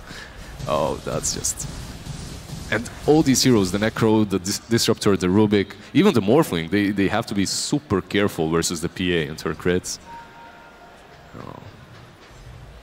That is one powerful assassin. Yep. The Bloodthorn is coming. Magnus farming towards this Hex. Every single piece of the puzzle is falling into place for Look at this. LGD. Oh no, the pain. Fade, baby. Do you even know what's about to happen? He didn't even see it. Look at that. Not even the Bluer was broken there. He died too fast. That is a feels bad, man. The Midas is used once again and is getting this Morphling closer and closer to completing that Eagle Song. So he's gonna have Yeah, but it doesn't matter when your PA is like one-shotting everyone else Yep. on your team. Yeah, that PA has a Bloodthorn. She's got a Bloodthorn. You've got a stacked Magnus. Like, how do you fight into this? You just don't. You try to split push for as long as possible. You try to get some items on your cores. At least the C-Blade. But the problem is, once you get that T-Blade on the Morphling, he's not going to have a buyback. And that's a huge opportunity for LGD to just completely go away with the game. Okay, Roche is going to be up in about 1:40 here. And again, PSG, they're just in that driver's seat. They're feeling very comfortable. They're just going to keep farming. If they can get a pick off, you know, they won't say no to it. Vici, they do have the Radiant advantage a little bit, so they can move around here and perhaps plant some good aggressive wards around that Roche pit. But they are being scouted out completely by this Observer ward. It's perfect. If they smoke up, PSG is going to know it. But they have to. They have to make some moves. They have to walk around this pit, perhaps go into the dire jungle, wait for them on the high ground again. The PA, as you said, she crits super hard, but if you do manage to Reaper sight her, perhaps you can take her down before that BKB pops. You got to watch out, though. Again, she does have the Lincolns, too. She has the Lincolns, she has the Magnus behind her, right? She's got, yeah, there's just so much that you have to take into consideration if you're Vici Gaming right now. And they have really good ward coverage coming out, you know, on both sides, honestly. You've got some nice wards. You've got plenty of sentries out there, but it's so spooky for them to go anywhere out of that base. Because if you go in one by one, there's a Phantom Assassin. Yeah, there's just someone killing you from the shadows. You die, you don't even see who killed you. Yeah, you don't. You know it's the PA, but you don't see her. That's a good assassin right there, the one that you don't see. Right. What's happening? Necro is going for that Dagon. I mean, it's a step in the right direction. If he manages to get that Dagon, you're going to have an additional item to burst down the PA if you manage to get through her Lincolns, but you have to use that sight instantly and you have to blow everything into her. If you don't, there's FY, he's going to follow up with the RP. He's going to save her, yeah. They don't really have these supports or cores that save you. They don't really have like oracles that are picked a lot right now or shadow demons to disrupt the PA if they go on her, but they do have the aggressive potential in that Magnus. They have the counterplay potential, so. Well, they've got that insurance policy because, yes, you want your PA running in there. You want her dealing mass amounts of damage, but you have a Magnus who's got the RP. He's going to be able to skewer back. You've got the Ancient Apparition who's going to be sitting as far back as possible, right? He doesn't want anything to do with, you know, being up front. So if you can land the Ice Blast and, you know, you've got some decent follow-up. And again, you know, right now it's no Aegis on the PA, but it's coming back up again. And that's, I think, go time. That's going to be the biggest fight. I feel like they're going to need to contest that, but how do they contest it? Can they contest it? Because once she gets that Aegis... Honestly, these teams, right now in this situation, it's going to be very hard for Vici Gaming, but these teams, they have the magic in them. They're obviously very talented. That's why they're here on the stage playing. And perhaps with some good positioning, perhaps with deleting the supports first out of the game, perhaps if you manage to kill that green That's stroke. a lot of perhaps. Yeah, I do say that a lot. Well, no, like you're giving a lot of situations, but it's a lot of maybes, right? Like you have to find that perfect moment. You have to... It's Dota, right? Like, yeah. It's all about capitalizing on that perfect moment and being efficient about it, so... If they somehow execute a perfect team fight around that Roche pit and take down that Aegis, they can stall the game a little bit further so that it gets to that point in which this Morphling becomes that beast that he's supposed to be right now. He has a Midas and travels. He's just walking across the map, not really 30 minutes, while PA is jumping on your supports and one-shotting them.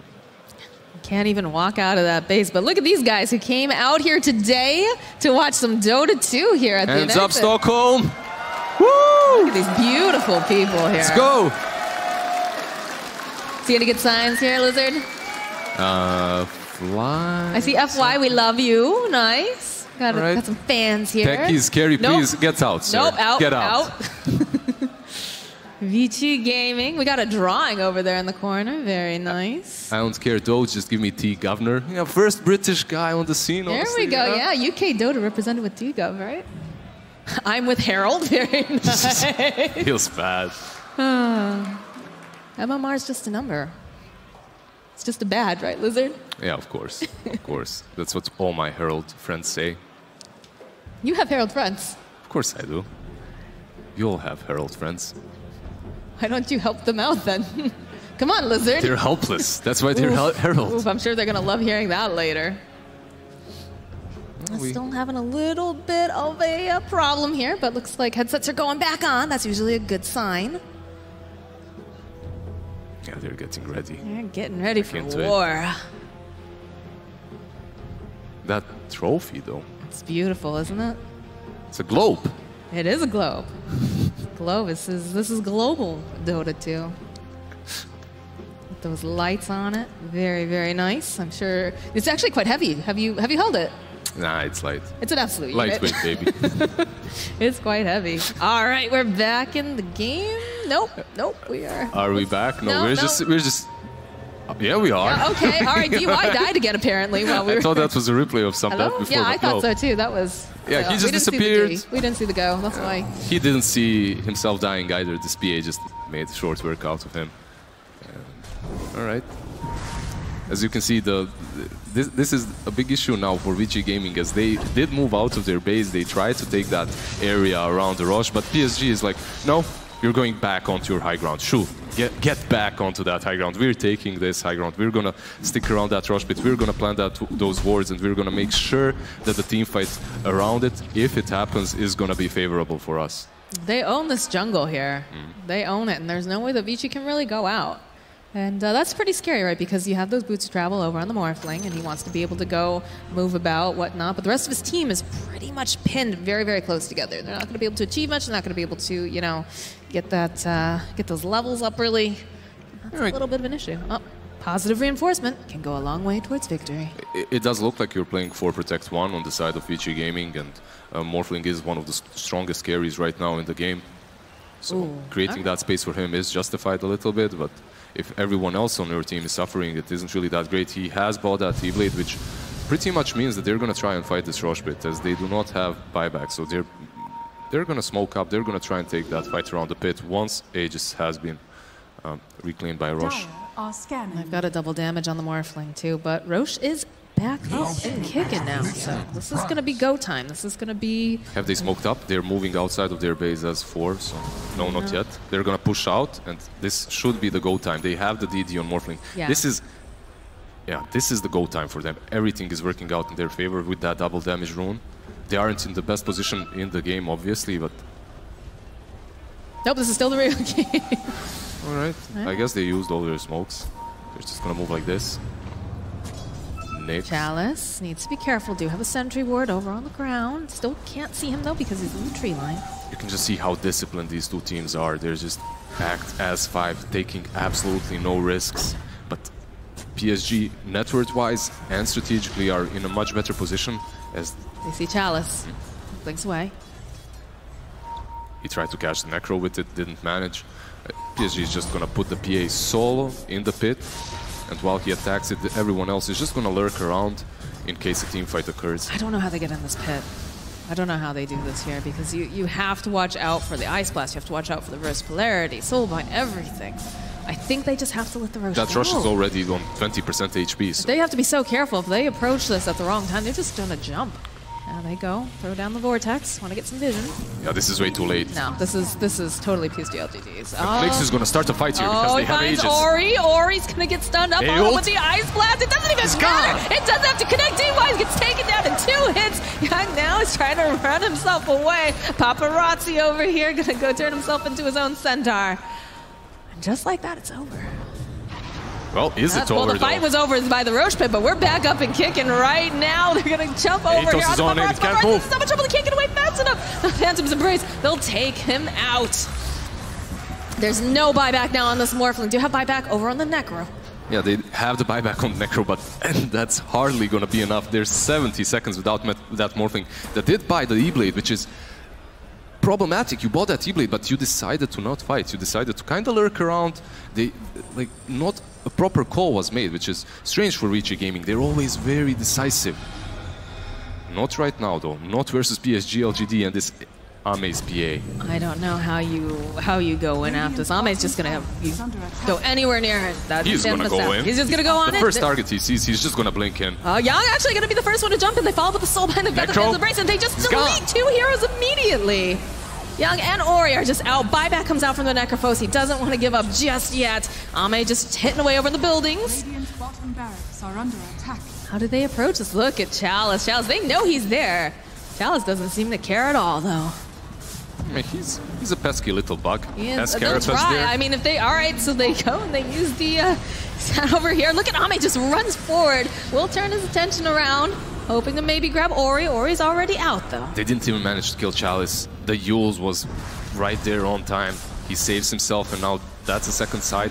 Morphling is alive. Centaur is up in 10 seconds, but they don't have the sight. They don't have Disruptor ulti. They have to use so much to take down Ame. I don't know.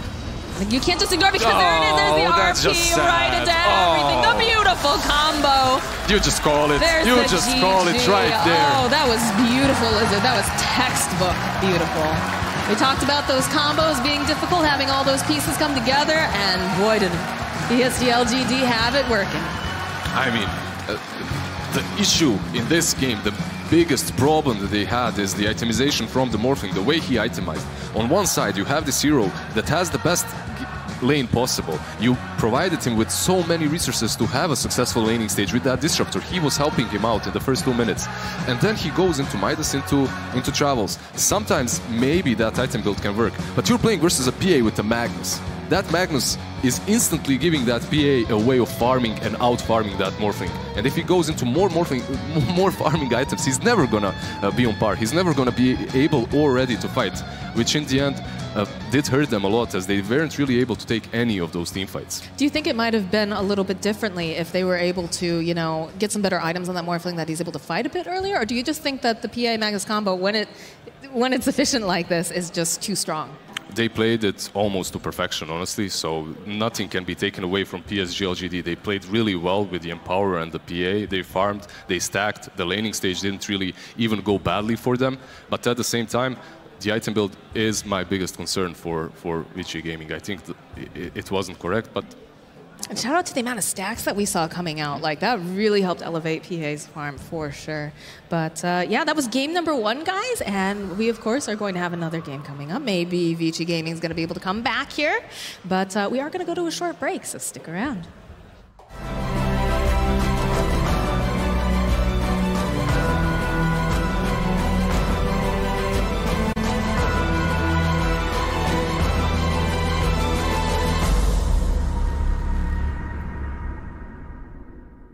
My favorite part. This is what legends are made of. Game over. He'll steal the Dragon Slave. He can turn around and nuke him down. Picks up another. Drags G and Yaps will survive. Oh my God. What joy it is. Oh, the smash laser. They've got him. That's GJ down. Arbet moving in with the AoE Deafening Blast. The Cataclysm as well. Oh, it hits more. This time it's It hits again. He killed everybody. Miracle might actually get caught anyway. The right click, Limp's gonna get him. Pops the man to that Miracle. Oh, he's trying to dodge him out with blue. Oh, surely he can't. No. His TP's down. And he's gonna get the courier. Oh, what is happening? Deafening Blast connects, but he's still alive. He's up to the high ground. Temperature's back down. He's looking for Kuro, and he may just get it. Removes it for the Lotus off. Back up to the high ground. Sunstride's gonna be off the mark. They're losing the ball. Gets the double kill. He's trying to find it. In they go, rolling boulder, Kark at the 3-man stun once again. Sonic Wave, it's so high. With a quick reaction, the Burrow Strike comes in. Lawrence gonna be off. Oh my God, goal! Gets the 5-man black hole. They're all dead. Vega, D1. Oh my God.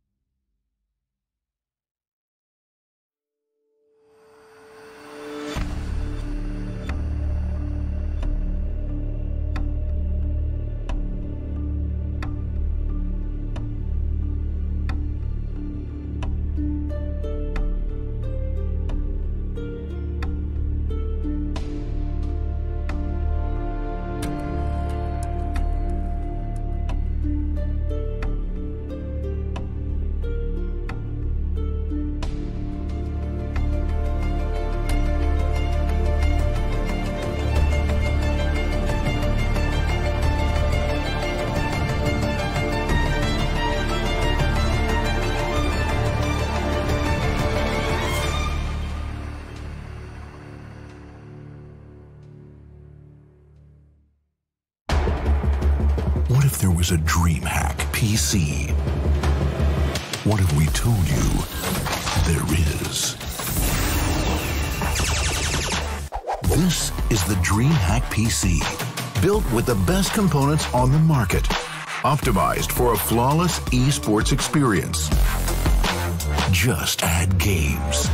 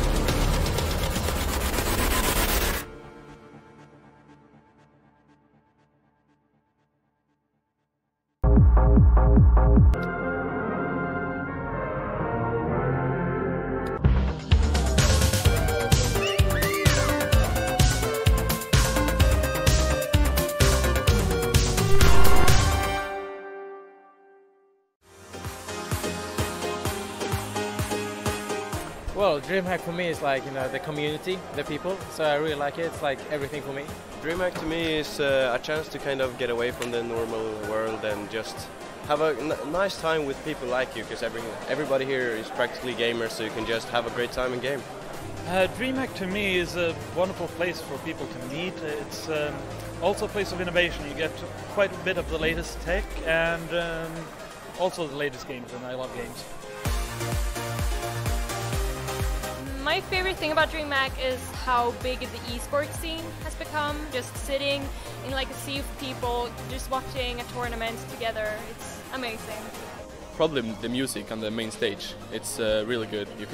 Everyone just join jumps, like it's awesome. Cosplaying. I'm not cosplaying right now, but I was cosplaying the other 2 days, and that's the best thing about DreamHack to me.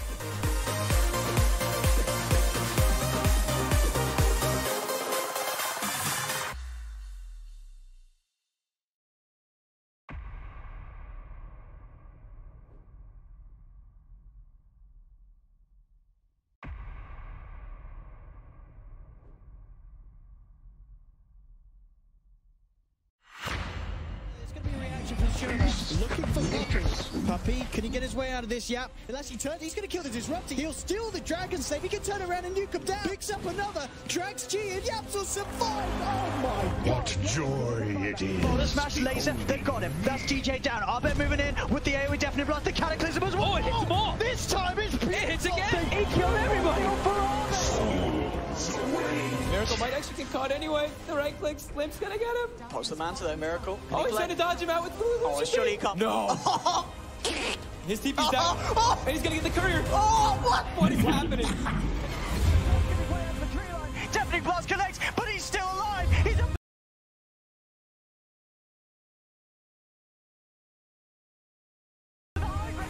back down. He's looking for Kuro, and he may just get it back. Removes it through the Lotus off. Back up to the high ground. Sunstride's going to be off the mark. They're losing the ball.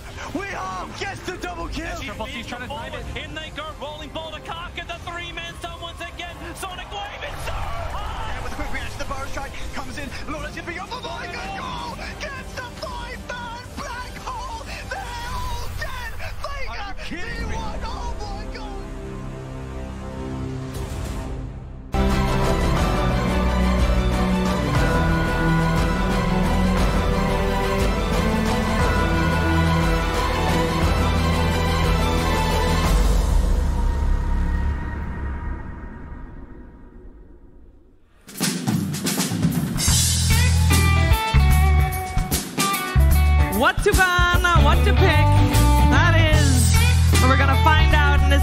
The draft has begun for game number 2. VG Gaming versus PSG LGD here on the main stage at the Nexet Corsair DreamLeague Season 11, here with Admiral Bulldog Fogged and Sir Action Slacks. And so far, PSG LGD 1 game up in the series, even though we said that perhaps they would be the well, not really the underdog, let's be serious, but at least not the direct favorite in this matchup. We hyped them up a lot. We did hype up VG Gaming a lot. At the same time, LGD's here for a reason, of course. So we're definitely seeing that today with very unconventional draft in game 1. We'll see if they keep that spirit up in game 2, though. Well, we did talk about how, you know, FY, when he's on the main stage, he usually tends to perform at his very best. And right away, first game on the main stage, he absolutely delivered, getting that MVP. So, as we said, Magnus is banned. Oh, you were right. Finally, some good news, and you know these teams have had some times off now, so they've like finally had some time to come up with some devious lineups. So we saw AE last time and some other weird picks. This time around, we're just gonna see the Disruptor first pick. Okay, this time by LGD, so they're taking that one from Vici. Yeah, this hero just popped up in this tournament, being super popular. Yeah. It's just so good with the Glimpse. Is just such a powerhouse. And if you ever get to the late game with the Axe, this hero can just win a game, which we saw against VP and EG. He's an interesting pickup, though, because as we saw in the last game, if they have a run-at-you draft, I mean, he doesn't really provide anything, hardly. They just go in and insta-kill him, and Glimpse is great if they're running away, if you're kind of winning, but if your whole team isn't doing too well, it takes a lot for Disruptor to turn it around, so I'm kind of scared that they start with that first. I just think VG can just pick an in-your-face lineup now and kind of eliminate him from the equation. Definitely possible. I think, like, I mean, Razor and Lifesteal are left in the pool. Probably one of those two is going to come up. The thing is, you can't actually take, you don't really want to take Lifesteal because then they just Razor you. So you probably have to take the Razor as Vici. Yeah, just heroes that run up in your face that actually have built BKB naturally or have it. It's just annoying for Disruptor to deal with. But just the ultimate from Disruptor can be super scary and just kind of destroy certain heroes that you can't pick anymore. Wait a minute, did that actually happen last series? Did we not get a Lifestealer ban? Last series, Lifestealer got completely ignored. Oh my I told you, it's an NA Dota. NA Dota hero. Yeah, they don't value him at all. This is great. Well, there's a reason NA Dota is no longer in the top 6. Oh no. Excuse me. Pardon me, Sheever? Don't worry, NA Dota is being represented on the panel right here. Oh, Jesus. Gracious. So as we see, pretty standard bans coming out from everybody so far. Starting off with the Bane, though. Yeah, it's just comfort. It's safe. It's super safe pick here for DY. And yeah, they take the Razor. I think you kind of have to. Otherwise, you're going to get Razored, and then, yeah, they just take out the heroes that are annoying versus Razor. So I think Vici, they're probably going to ban out the Queen of Pain +1, unless LGD looks to take one of those just heroes that match well versus the Razor, depending on what lane it's against. The Queen of Pain? Banning out a Quap? I think Vici taking it out in the 4th, 5th is possible versus the Razor. Interesting. And this hero is just so versatile, whatever lane it goes in. You can put it mid or off lane or safe lane as well. And just with the addition with Atos being so popular now, it just can really just enable this hero so well. Razor just, I didn't even think about it too much, but okay, Death Prophet. So they won't ban out the Quap because that's going to be the hero that wants to lane at least versus Razor. But Razor, this hero farms so fast. That's the biggest thing I realized is your passive, since it's free, you're always jungling at just that faster pace. In the past, it was like you have to pop either Storm every time you're wanting to farm, but now you just farm without having to pop it, and you always have it for fights. But picking the DP, though, doesn't feel like not that hard of a lane for Razor, right? He should be doing absolutely fine if he wants to go in that matchup. Yeah, I guess in the past it was worse, now it's not. Yeah, I mean, you can't really man up when Death Prophet has ultimate and Trainer, because her ultimate is obviously just going to rip Razor to shreds, but yeah, the laning stage should be fine. So many signs here in the audience. That is actually amazing. Yeah, the audience is showing up hard. There's a lot of love, Paris love, Dodo, best Dodo. Apparently not from last game. Sorry, man. I see a hashtag UK Dota as well over there. Oh, yikes. UK Dota. That guy's been through years of disappointment. Yet they're still here. You know, still the here. diehard fans. Poor guy. Okay, Naga ban. That's pretty interesting with the Disruptor being the pool. That's the old combo, right? Disruptor Naga. Haven't seen that in a long time, but jeez, what year is it? Disruptor Naga. And a Medusa. 5 seconds Medusa. Okay. I mean, they went for the AA mid. What else are they going to take from the past that worked, right? Taking out all the snakes. The snails are out. Now, isn't there an answer to Death Prophet, though? It's kind of risky to pick that up so early, isn't there? I mean, she's got to have some counters out there. I don't think she has that a lot of counters. The main negative about her is that her ultimate is solo or high cooldown, that you can kind of play around it a little bit, but she's just a super well-rounded hero, and that's why she's picked so often. Isn't Spirit Vessel just straight up a counter to Death Prophet? Spirit Vessel is very annoying, but I think the bigger thing is, I think what Boldo was talking about, you play around it. You want to play a fast-paced draft that doesn't rely too much on cooldowns versus this DP. Because she's, yeah, I mean, sure, Spirit Siphon is kind of like a mini pseudo-ultimate in a way, but it's, yeah, you need Exorcism. VG Gaming's turn to pick. Morphling banned out. Interesting there, but we have seen that Morphling just go out way out of control in some of these lineups, of course, and way too dangerous to let that LGD get their hands on that bad boy. So Razor does not enjoy that. He just turns into Razor and then drains back. He just drains you back, and you're really sad. Who gets the damage if they're both drained, Fog? It stays the same. If they both drain the whole duration, it's God. 0. My unless there's a talent, right? Unless the Razor has talent, and then whatever. Yeah. One day we'll find that amazing lineup. Amazing. Yeah, Vengeful Spirit. Okay. So, Someone likes that. Changing positioning versus Death Prophet is also a pretty annoying thing, and any type of saves, you usually want to have some save for DP. This is kind of a, like, it takes it away from LGD, and it also gives them a way to just put him into a bad place. And also really good against Disruptor, obviously. Yeah. Because this ultimate is all about like locking someone down and then burning them, and eventually we'll just stop there completely. But they banned the Morphling, which is kind of a counter to the Lifestealer.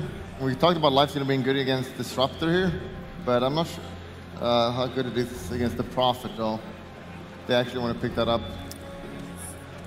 So, with PSG LGD already having a Disruptor, and we putting a lot of stock into what FY plays, which heroes are you actually liking for him with this draft so far?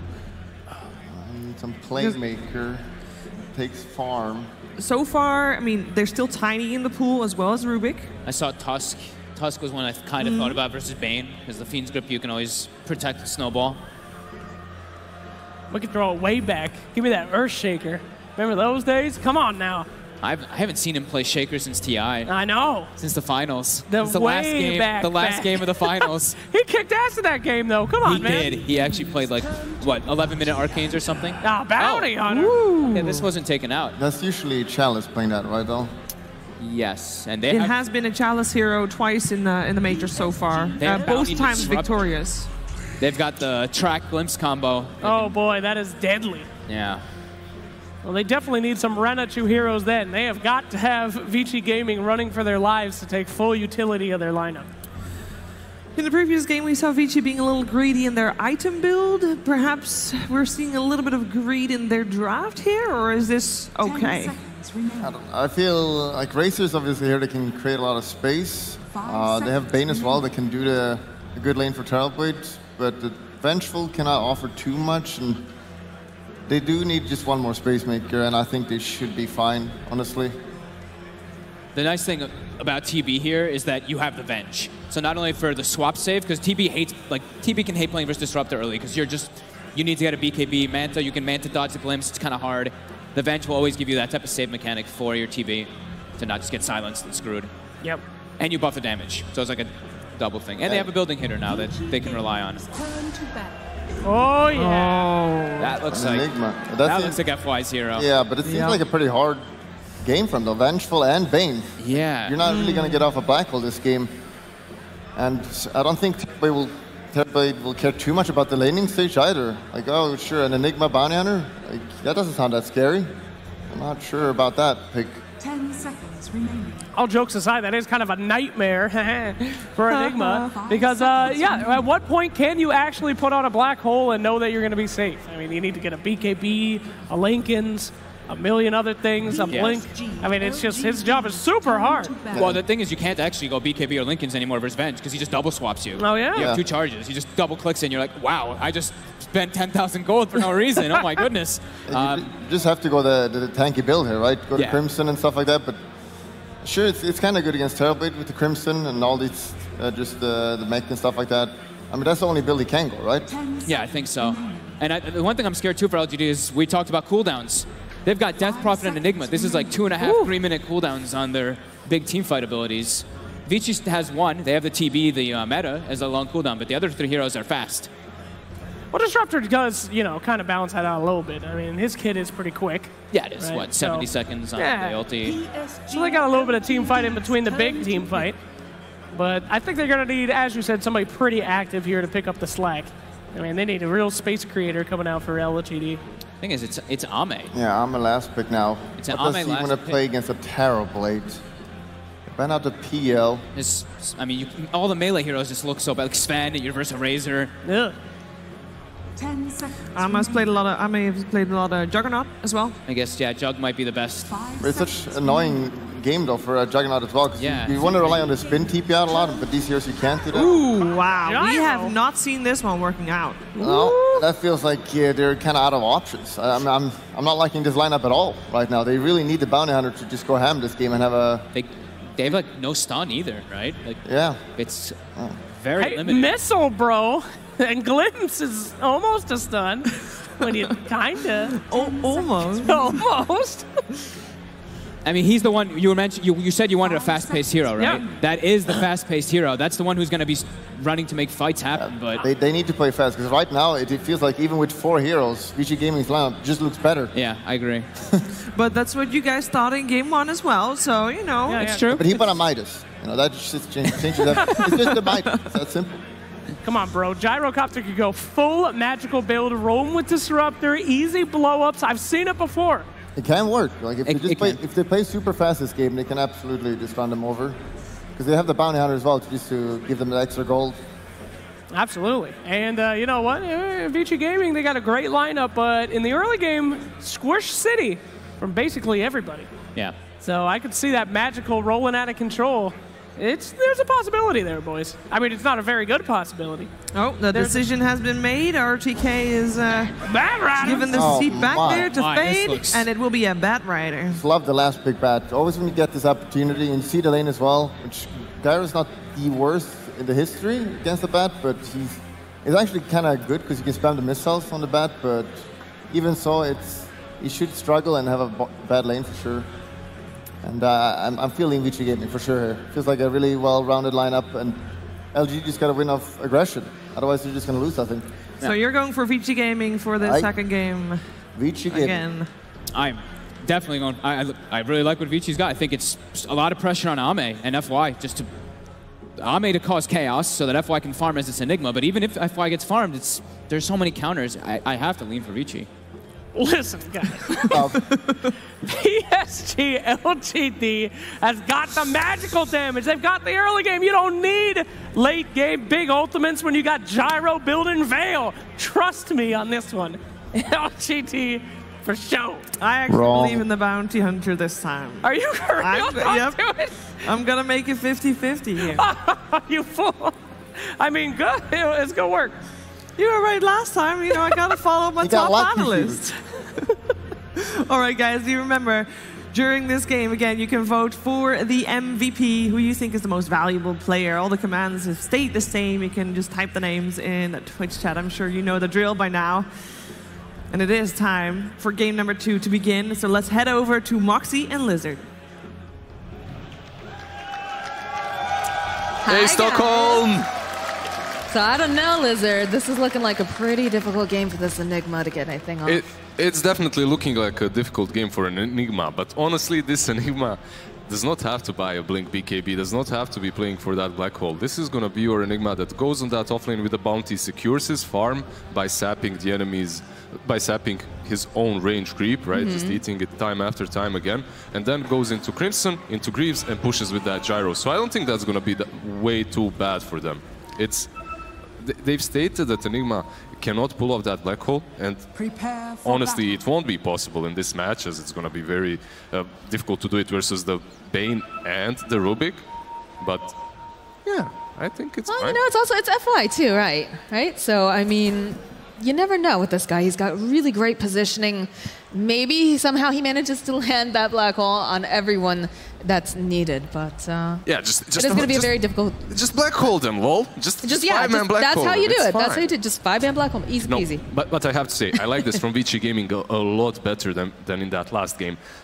They're not going to have a chance to buy any Midases. I hope Terrorblade doesn't buy a Midas or something similar. I hope he goes for normal items this time around and just pushes with his team. They have a lot of aggressive potential. If they play around this Razor, they can do a whole ton in the mid game. So would you say that you're on board with VG Gaming's draft right now? Would you say that that's the one that you prefer? No, it does look a little more simple to execute. It does look a little bit more in the meta, but I definitely think that PSG LGD, they have their plays with which they can win. You can see that ring of region on that bounty. That's Enigma's actually. That's FY. So FY, he buys a couple of rings, gives it to Bounty Hunter, maybe even a Ring of Health later on.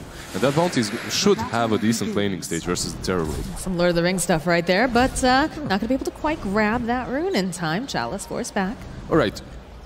You're not giving him the bounty, but he's hitting you. So he's taking the gold with that Janada. He's a happy little camper. He's going to go on that offlane still and going to find his farm. Now, do you think Chalice is going to go off like Zai's Bounty Hunter? Because that was a treat to watch. That's the thing, though.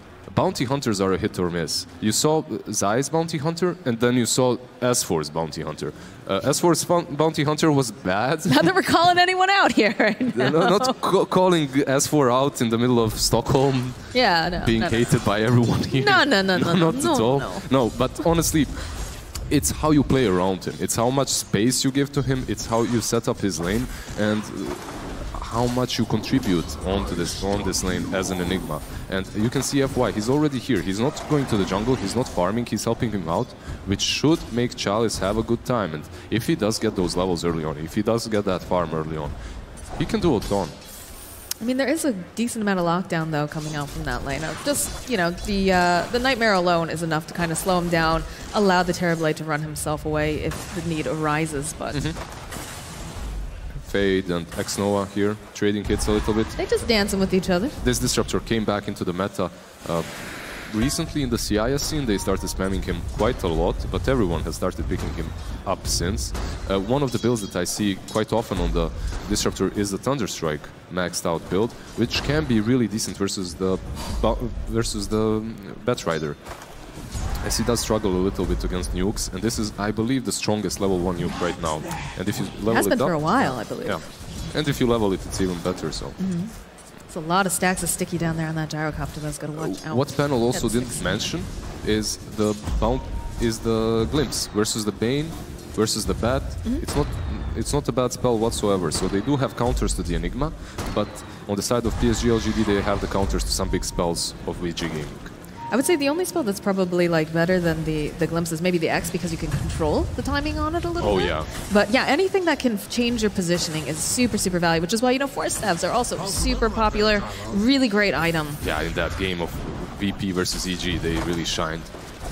And let's see, the bounty is being harassed quite a lot by this Bane. The problem with Bane is, the problem for every offlaner that plays against Bane is he's so tanky. You can't really trade hits with him. He also has that the brain sap, the brain sap to work with. So it's very good to trade. It's been the South American secret for quite a while, was the Bane pickup. And we see FY now kind of leaving him alone on that offlane. He is building towards Helm of Dominator, so basically what he wants to do is a transition from this laning stage like 5 minutes in, and then with that Centaur or Nursa, whatever he finds, he should start pressuring the Terrorblade quite hard in that lane. Most likely what's going to happen is after he buys that Ring of Health, he's going to also give it to Bounty Hunter so that he can perhaps even trade versus the Bane. And Ori just going to sap a little bit of damage off of that Death Prophet. Lizard and I were talking about earlier, back when Death Prophet still had that passive, I think it was like Witchcraft or whatever, and she used to be super, super fast. Still has the potential to be very swift, but not quite as fast as a Razor. Yeah, especially not during the laning phase. She doesn't have the passive any longer, but the item build that you go on her does allow you to be a little bit... It allows you to be just as swifty as before. You buy that Yules, which is also good versus the Vessel that they mentioned in previously in the panel. Yeah, Vessel doesn't break the link, though. It doesn't. But you just Yules him and you run away. That's true. That's true. It does allow him to sap a decent amount of damage for a little while. But again, pretty passive laning phase right now. DY trying to put some pressure over onto FY. There's a lot of damage though coming out from these Eidolons. Has to be careful. There aren't many supports that can stand like this and run into Eidolons on high ground, honestly. Absolutely not. Well, it's disrupting the farming a little bit, though, so I guess that's... He's getting some experience. Also, what's really important when you're playing versus an Enigma is that you cancel a few of these early clarities. If you manage to do that. Nova, land the magic missile. They've got a lot of stacks of sticky here. They'll pounce him back, and it's going to be first blood. Gyro does try to turn here, but yeah, it's not possible. No. The problem there was X-Nova ran into them while Ame, he had like 5 stacks on him of sticky napalm, so he had to run back. Sticky goo. Couldn't really help him. Oh, it's really annoying. It's really annoying to have that much. And again, you know that's very, very smart on the behalf of Batrider, knowing that you've got so much stacks of sticky, they cannot help the disruptor. And he was quite forward there too, so. Yeah, X-Nova, not the greatest positioning movement from him, honestly. In that last game, he has been dying quite often, but for the greater good. He was dying on purpose so that his team can take good fights. That over there, giving out first blood like that isn't really the best, but it's the position 5 life versus a Batrider. You get caught, you're dead. 5-minute runes come out. DY secures himself. One over on the Radiant side. Should be able to go get the other one. Chalice, he's trying to get over there. He's trying, but he can't. He's not going to be able to now. He's going to steal some gold and be satisfied with that. Call it a day. Under attack. If he could ever catch him. Yeah, they've got the sentry. They know he's there. Enigma is carrying that Ring of Health. I'm wondering if he's going to pass it over anytime soon, because that's the only thing that he has in his inventory right now. Bottom lane, Ame in for trouble. 4 stacks of sticky. He's got Fairy Fire. Can they make it out in time? They need one more hit. Can they find it? He's out of there. Now Yang has a bottle. It's going to get thrown into the kinetic field here. Just taking a little damage. Nova actually tanking some of that creep damage too, so. Yep, he had 10 stick charges, but yeah, not a lot of damage there from him. He didn't have enough mana for another Thunder Strike, so he has to let him go. And the bottle abuse, obviously, coming from Fade once again as soon as he boards into that lane. Just right on back to farming top lane. Chalice doing the best he can. Has reached up a bit, has a Ring of Health. Once he reaches level 5, they have to do something about him as he starts spamming these Janada hits so often versus the Terrorblade that it becomes impossible to farm. It becomes impossible to be sustainable on that lane. You have to leave. You have to go to the jungle or kill the Bounty Hunter. So they should perhaps put some resources into stopping him a little bit, into delaying those levels. But instead... Yeah, they've got vision over here on DY. FY knows, though. Yeah. Oh, yeah. Again, he has got to be careful. Nightmare comes out. They're going to go for the dive, though, over here onto XM. XM caught in the trees, is getting sapped so much damage right now. Spirit Siphon going to have to pop a Fairy Fire. Still trying to run away, does have the boots. And it looks like they're not going to find anything here. Chalice sitting very, very low here in the top lane, as is the Terrorblade, though. That's the problem happening. DY. DY's actually going to get taken down to tower right now. FY, can he get away fast? No, or he chases him down. All that damage, plus 168 damage on that Razor, just takes down Enigma in a few hits. At the same time, Terrorblade has been zoned out completely from the top lane by a solo Bounty Hunter. So you are making these rotations around mid. You are not killing that Prophet, and at the same time, Chalice, he has that Ring of Health. He has... he almost has phase boost now too. Yeah. And he's just putting so much pressure on the Terrorblade on his own. Well, you talked about, you know, rotating the Terrorblade off to the jungle, which is something we see fairly common, allowing someone else to come sap some XP from the lane. But you can't really afford to do that. Like you said, with this Bounty Hunter, he's just going to be spamming Janata. He's going to be chasing after, you know, the Terrorblade over in the jungle if he wants, or whoever's unfortunate enough to be in that lane because they're under-leveled. Exactly. You can't really afford to do that. Again, the move over onto XM. Magic Missile comes through, and they'll clean up. TP gets cancelled out, or he's just going to focus on that tower. This time around, they do take down that Prophet, and it's also, I believe, a catapult wave that was there, so they do have some damage on the tier 1, which is really good, but Paparazzi... Look at this Terrorblade. Paparazzi has Sunder. If he can get up, turns back around. We'll turn around on FY. They find the kill. They'll take down the Enigma, no problem. There's going to be the TP changing out here. They've got the rest of Nexova. He's going to get taken out as well. That is a double kill. Great rotations. Just great rotations by VG Gaming. All 4 of them are here right now on the top lane, which isn't really great when it comes to splitting resources across the map, but it is good for them because they do take down that Enigma and they don't let them kill the Terrorblade. Yeah. Basically what happened there is Enigma and Bounty Hunter, they were hoping the Terrorblade does not have Sunder leveled, as that happens quite often. They go without Sunder until like level 8, 9, just to maximize the farming potential in the jungle. But this time around, even on level 6, he already took it. He was smart enough about it. He expected the aggression and he punished them for it. So very well played by Terrorblade. It's always nice to see players when they adapt to things, you know, and they realize, yeah, there's going to be a lot of aggression coming out. I probably need this, even though it's not typical. Yeah. And that Enigma has died twice now. That's a position for Enigma that's farming the jungle, which is not going to have a whole lot of impact later on in the game with Black Holes. So right now you need this farm, you need this Dominator. It's a little bit late, 9 minutes in. It's not perfect timing for a Helm of Dominator on position for Enigma. So he didn't really manage to pressure these lanes quite as much as he usually can. But now it's the time to act. Now it's the time to pressure these towers. You need to play around this Death Prophet. You can't let XM die any more times. You need his ultimate. You need to be pressuring these tier 1s. Jack hit the glimpse right back into the arms of Bounty Hunter. Magic Missile gets used by Fade, but he's not going to be able to escape. This Crypt Swarm takes him down. That's a good kill. They're going to continue hitting that tier 1. And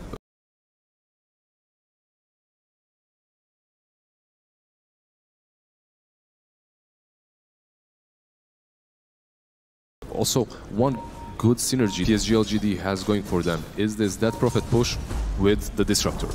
If you want to defend the tower, you need to be there in full force. If you're kind of defending it, you're always going to get glimpsed back like that Vengeful, and you're going to die. Name feeling very confident right now, but Fade coming up here. He'll get the lasso off, drag him back through that Firefly. Still alive though. Disruptor going to join the fight, so that's a kinetic field. Will slow them down just a little. Yang has to move back. They're still looking. Fade, he wants this kill. He wants the Magic Missile. He starts rolling up for it. He doesn't quite have it. He's going to be able to get away and hide over here in the tree line, and they'll take down Paparazzi in the top lane while all that's going down. So just perfect execution from PSG-LGD there. They save their core, they save their position 1. At the same time, they take down that Terrorblade on top lane. That Prophet has rotated. He's sick of dying on mid lane. He's making these rotations. Also, Enigma came with the Helm of Dominator. DY. Level 4 Janada, give me that gold. Yeah. There it is. Just the chase, the glimpse Another back, right back into that kinetic field, and Chalice. The reign of terror has begun with this Bounty Hunter. That's one poor pain right now. Dire's top tower has fallen. Just losing all his gold. Level 4 and a quarter, 10 minutes in, it's normal for a position 5. He's gonna buy that tome, be level 6. You will have that grip to work with very soon. Now this is interesting too. They were able to take the top tower with the Enigma and the Eidolons. They didn't have to use the Exorcism. They still have it if they want to fight. In fact, look at that. You saw the meta get popped here thinking that they were going to go after the tower, but XM shows up and he's got the Exorcism. It's just too scary right now. The problem is this FY Enigma right now is a hero on his own in this jungle. He doesn't need any help. Buys that Dominator, uses a creep and just starts pushing in. This creates so much space. Your top lane is always pushed in. They use a black hole. They have the Eidolons. Is this going to be a kill here? Oh, the Vinci wants to do it too. Can they take down Yang? They get the kill. FY and what his a little god. Eidolons. Look at him, his little army. Yeah, that's it. You have to commit many heroes into killing him. Oh, the glimpse Fade. These glimpses have been on point right into that kinetic field. Not going to be able to get the kill today. I believe there's a big issue on VG Gaming that their supports are very underleveled. You have Vengeful and Bane. They're supposed to be crushing this laning stage. On the other hand, you have this Enigma that's basically a jungling hero, and they're the ones on the aggressive. They're the ones that are creating so much space for their cores. Vengeful and Bane, they have to do a whole lot more at this point. I mean, don't forget, they have a Terrorblade, baby. This is like the comeback king hero. Seen a Terrorblade take down an entire team 1v5. Of course, that was very late into the game, and I do not think that TSG-LGD will allow them to go that late. But you never know. It's a major. A lot on the line here. Right. Xnova with that glimpse can definitely take down Paparazzi. He's got a static storm, too. Can't sunder if you can't speak the spells. Mid lane, FY was going to get just lassoed up, held into place, and Ori's going to chip him down. That's funny because I believe that Enigma was baited by the Disruptor there a little bit. He tried to force this tier 1 so that he can maybe get closer to the Disruptor a bit faster, as you can't just run to him. Disruptor is obviously invisible. If you don't have a smoke, you can't just pass that tier 1 and join him into that gank. So he was kind of being way too aggressive on that tier 1, and he dies for that. It is a support Enigma though, however, so. Well, the next question is, are they going to be able to grab this Bounty Hunter?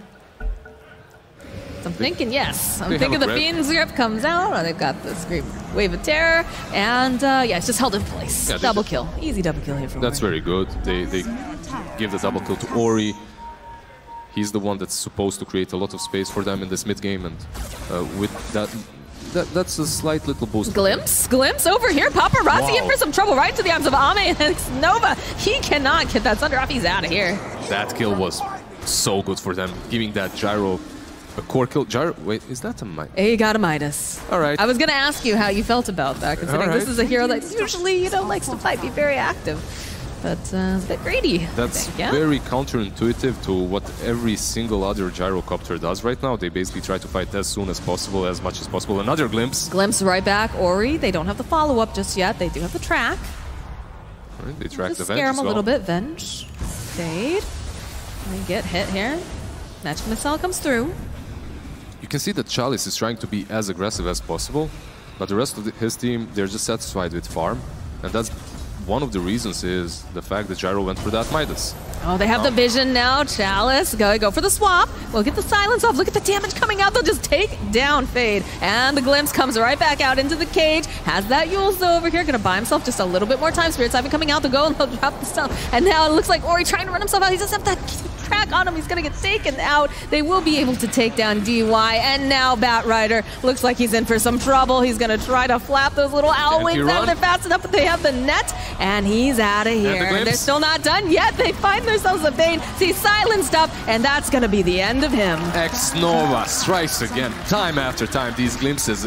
He does not, this guy, never tunnel visions. Honestly, that's why I respect him so much as a position 5. Just runs past straight all of them. He doesn't care about that Batrider. He knows, he believes that his team is going to take him down. He just goes, yeah, you take care of the Batrider, I'm going to catch some more. And he gets that Bane too. So another bonus skill for them. He has been on point. And a tier 1. Absolutely. Still a little humble, little disruptor though. Those brown boots, wards. Well, we've seen what Solo can do with that little humble disruptor if he gets farm, if he goes for that agonist. So in this particular match, he can do a whole lot later on too. The wages of fear. Disruptor is just one of those heroes that has multiple power spikes, even as a position 5, if you do allow him to get that farm. It also helps when you're landing every single one of those glimpses into your kinetic fields, and you've got the rest of your team to back you up. I'm sure that feels pretty good. I'm not certain. VG Gaming, they have this super aggressive lineup, which could be pressuring PSG LGD right now, but every sign of aggression that they've shown was punished severely by the side of PSG LGD, and they aren't really able to utilize their spells properly. Oh, Chalice again gets spotted out, dusted up to the silence though. He's going to be able to chase down. Look at this. It doesn't matter because XM comes in and lends a helping hand. Has Buckler, has Drums. He's very difficult to take down right now. If you want to kill this hero, you basically need to use that grip. Or lasso at least. There's no other way. Dust will not save you. He's just going to pop Drums, phases, he's going to have 500 movement speed. Did you see that there's an Ags queued up on this gyrocopter? There's that's interesting. Glimpse back coming out here on Young. He's just going to get taken out of the fight completely. They go and they use the exorcism over here.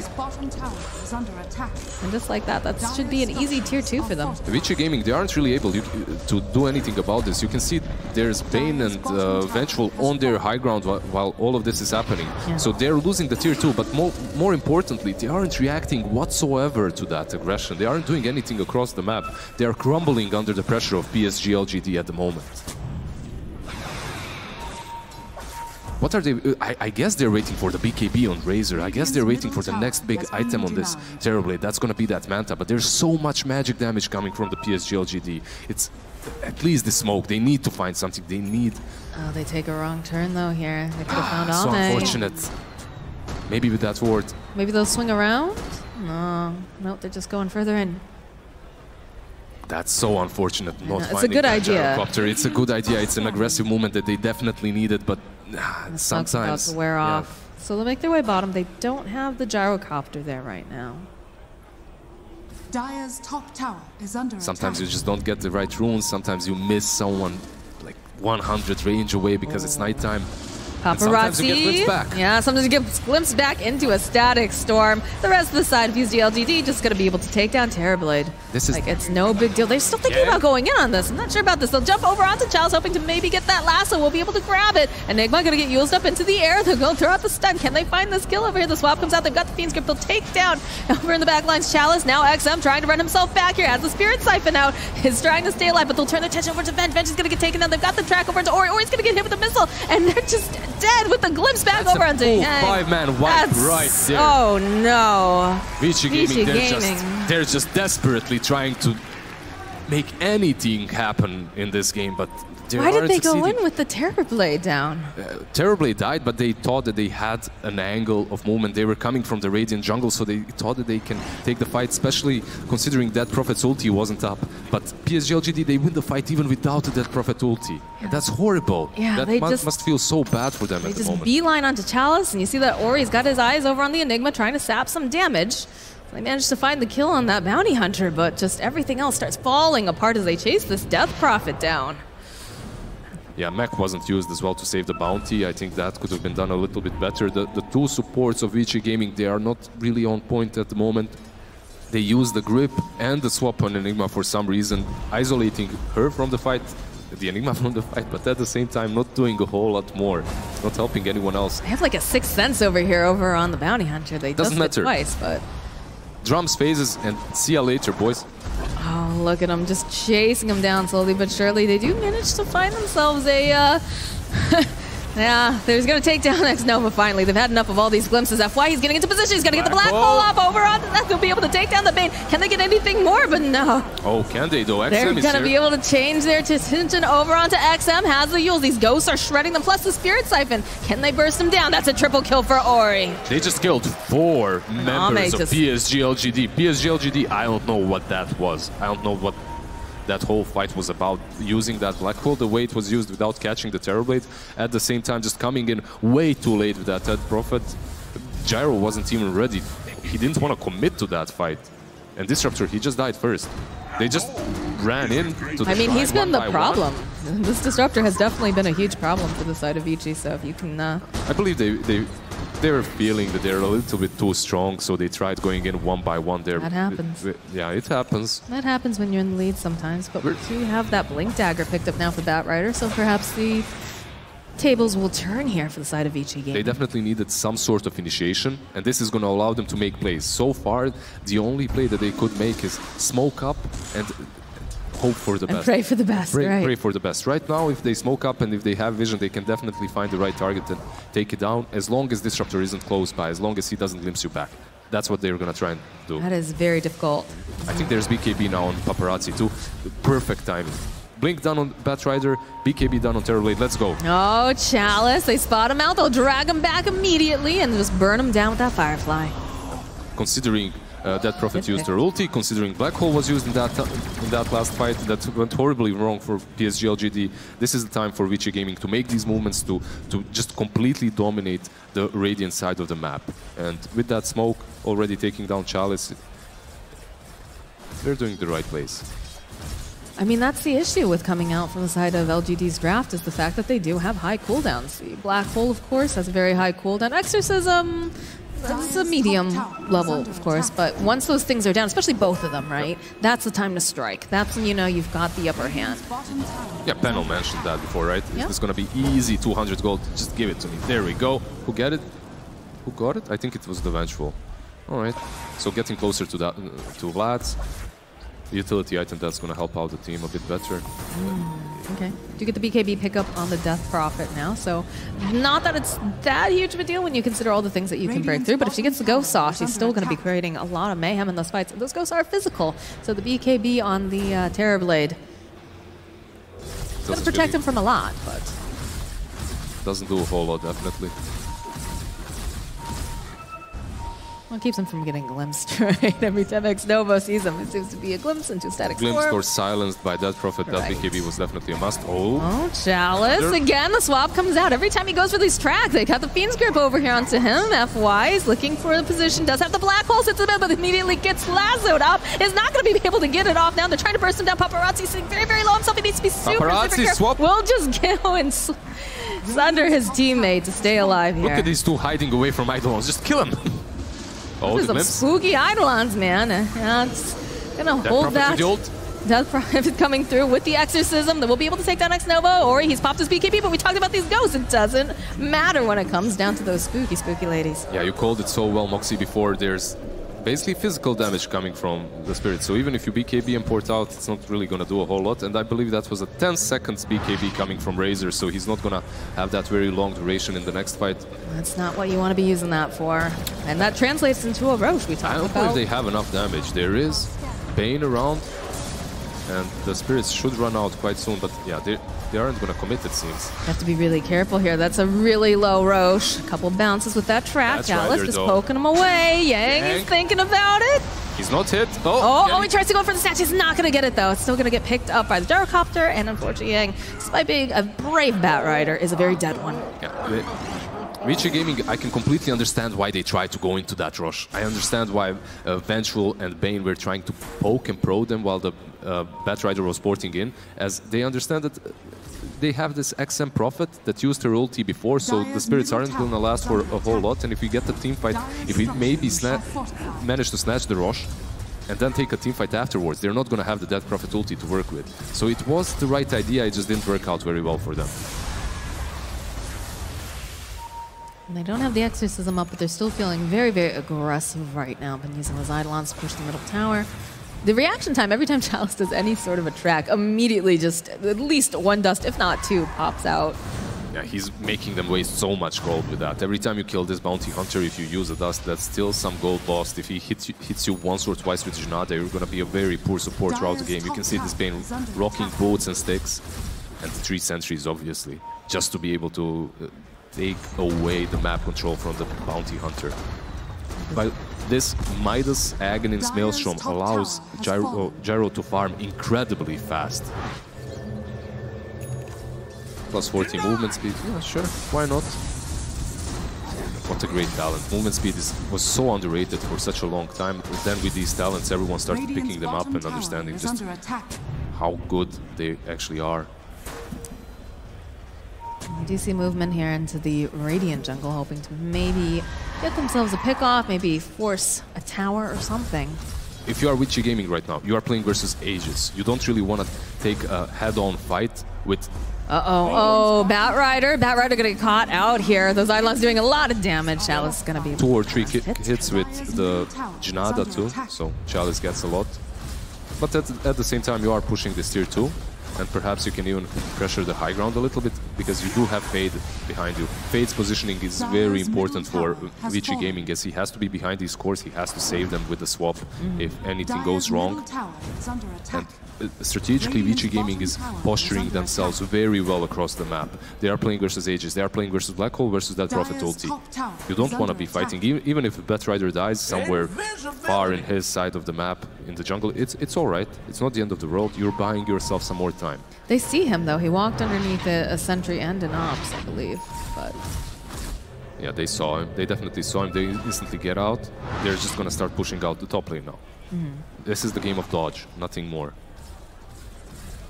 And again, we've seen Terrorblades come back from some pretty insane odds, so they can go long enough if you can get those talents up, get some farm going. What about this this build coming out from Ame here?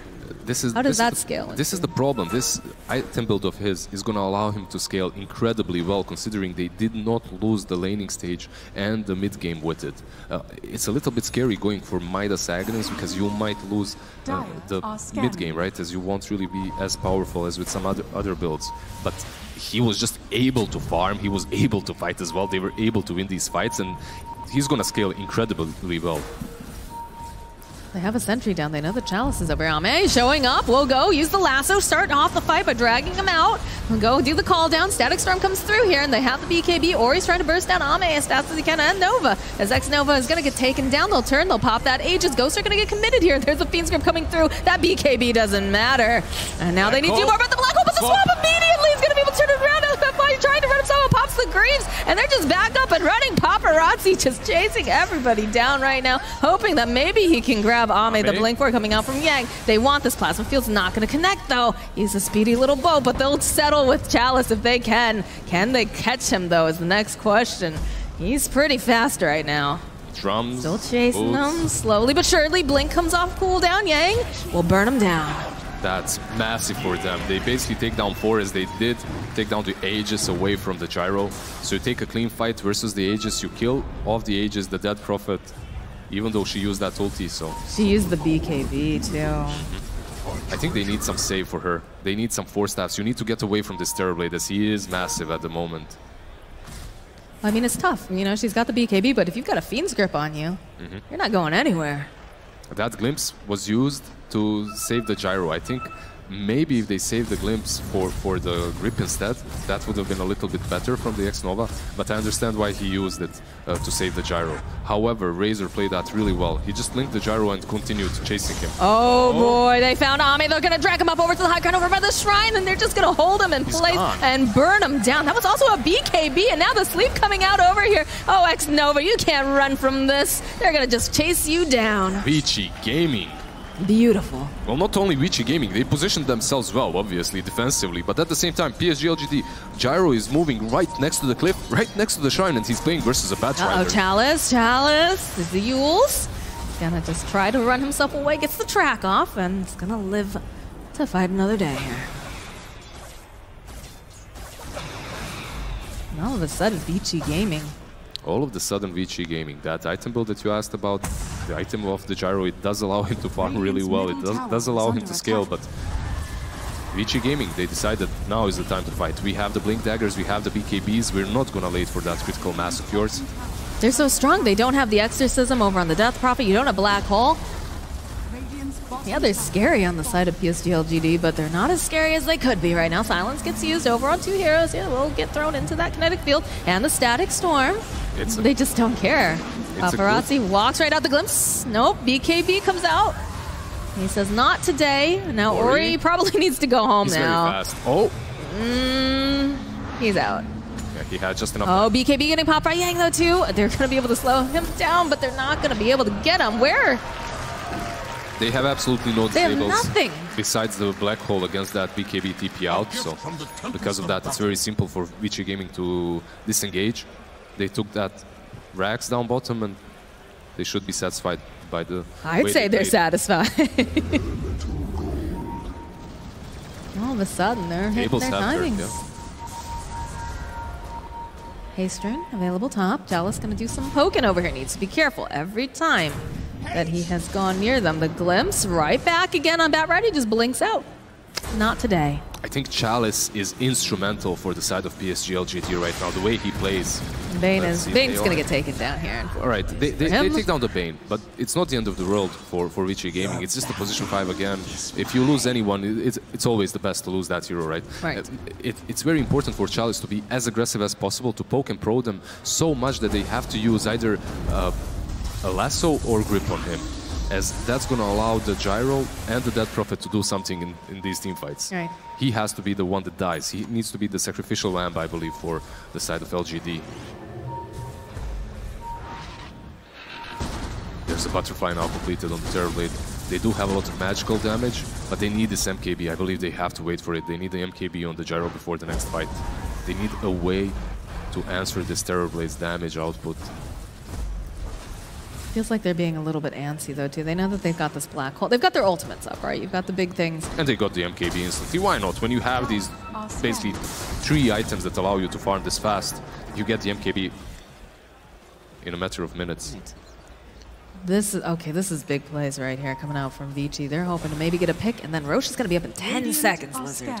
Yeah, and they caught, if they manage to catch that Gyrocopter who has just recently purchased the MKB, he's not going to have a buyback. That doesn't have to be Roche, that could be game right there. You have this Terrorblade. Terrorblade pushes incredibly fast. Oh, Enigma is actually going into Lincoln's. It's going to be a very difficult Black Hole. Smoke on smoke. They're going to be going up onto the high ground, though. That's XM. XM. It pops, you know, someone's there. And immediately the meta, there's going to be the BKB, and they've got the Lotus Orb here. We'll go and throw him out with the heals. They go and they grab the lasso, though, on the back end. They really want to take down Ame. Fiasco comes out, though, from F1. It's beautiful. It's going to be able to take down Fate almost immediately. He's going to have to buy back. He's going to get popped. Now Paparazzi, he's got to get himself away. He needs to look for someone to get that Sunder off on. And now FYO is a beautiful black hole. But is he going to live? Is he going to make it out? He's running. He blinks out. Oh, what a player. All right, they use the black hole, though. And it's only the best rider that they have killed. But the meta has been committed, which is huge. Oh, all right. They vengeful with the buybacks. They got some buyback. Of course, the 2 buybacks on the supports. FY, man. We talked about that, you know, how hard it was going to be an Enigma in this game, but this guy's positioning. They just got a little bit baited by the Dead Prophet, who just ran onto that high ground. And instantly the FY follow-up with that black hole just obliterated these two. Oh, Ame, the swap comes out. Oh no, Ame is going to get taken out immediately. Mount Doom, they just follow up over on FY2. They're playing in such an aggressive way with their gyrocopter. They don't have the black hole. They have 0 saves for him. He should not be doing that. Roche Bounty is up. Hunter should be doing that. And now, because of the kill, Roche is completely free. 70 seconds without the gyro, and they should know that he has no buyback. They should know that he just purchased that MKB.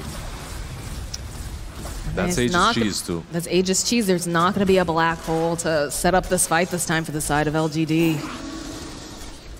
Do you have the exorcism? Oh, the jump forward, though, coming out from Batrider. They want to see if they can just burst down immediately. Magic Missile going to get reflected back. They've got the BKB over onto XM. He's going to try to run himself out. They'll turn attention again. The swap with the Yules. Buying a little bit more time, but it's just cat and mouse right now. They're skipping Magic Missile. They just take him out. There's no XM. Does have buyback, does have exorcism. Not the end of the world. Yeah, his buyback is definitely going to be forced here. You got the cheese on Terrorblade, or sorry, not on the Razor. You've got the Aegis on Paparazzi. This is not looking good for LGD. Even without that metamorphosis, they push just way too fast. That's all FY can do. This is the problem. If you buy back right now, your gyro is still dead. It's gonna be absolutely useless. They're still gonna take your Raxes. Perhaps. Nah, they're okay. So Vici Gaming is. Oh, the glimpse. Glimpse back on Paparazzi. It's all right. Vici Gaming is going to be disciplined. They're going to move back.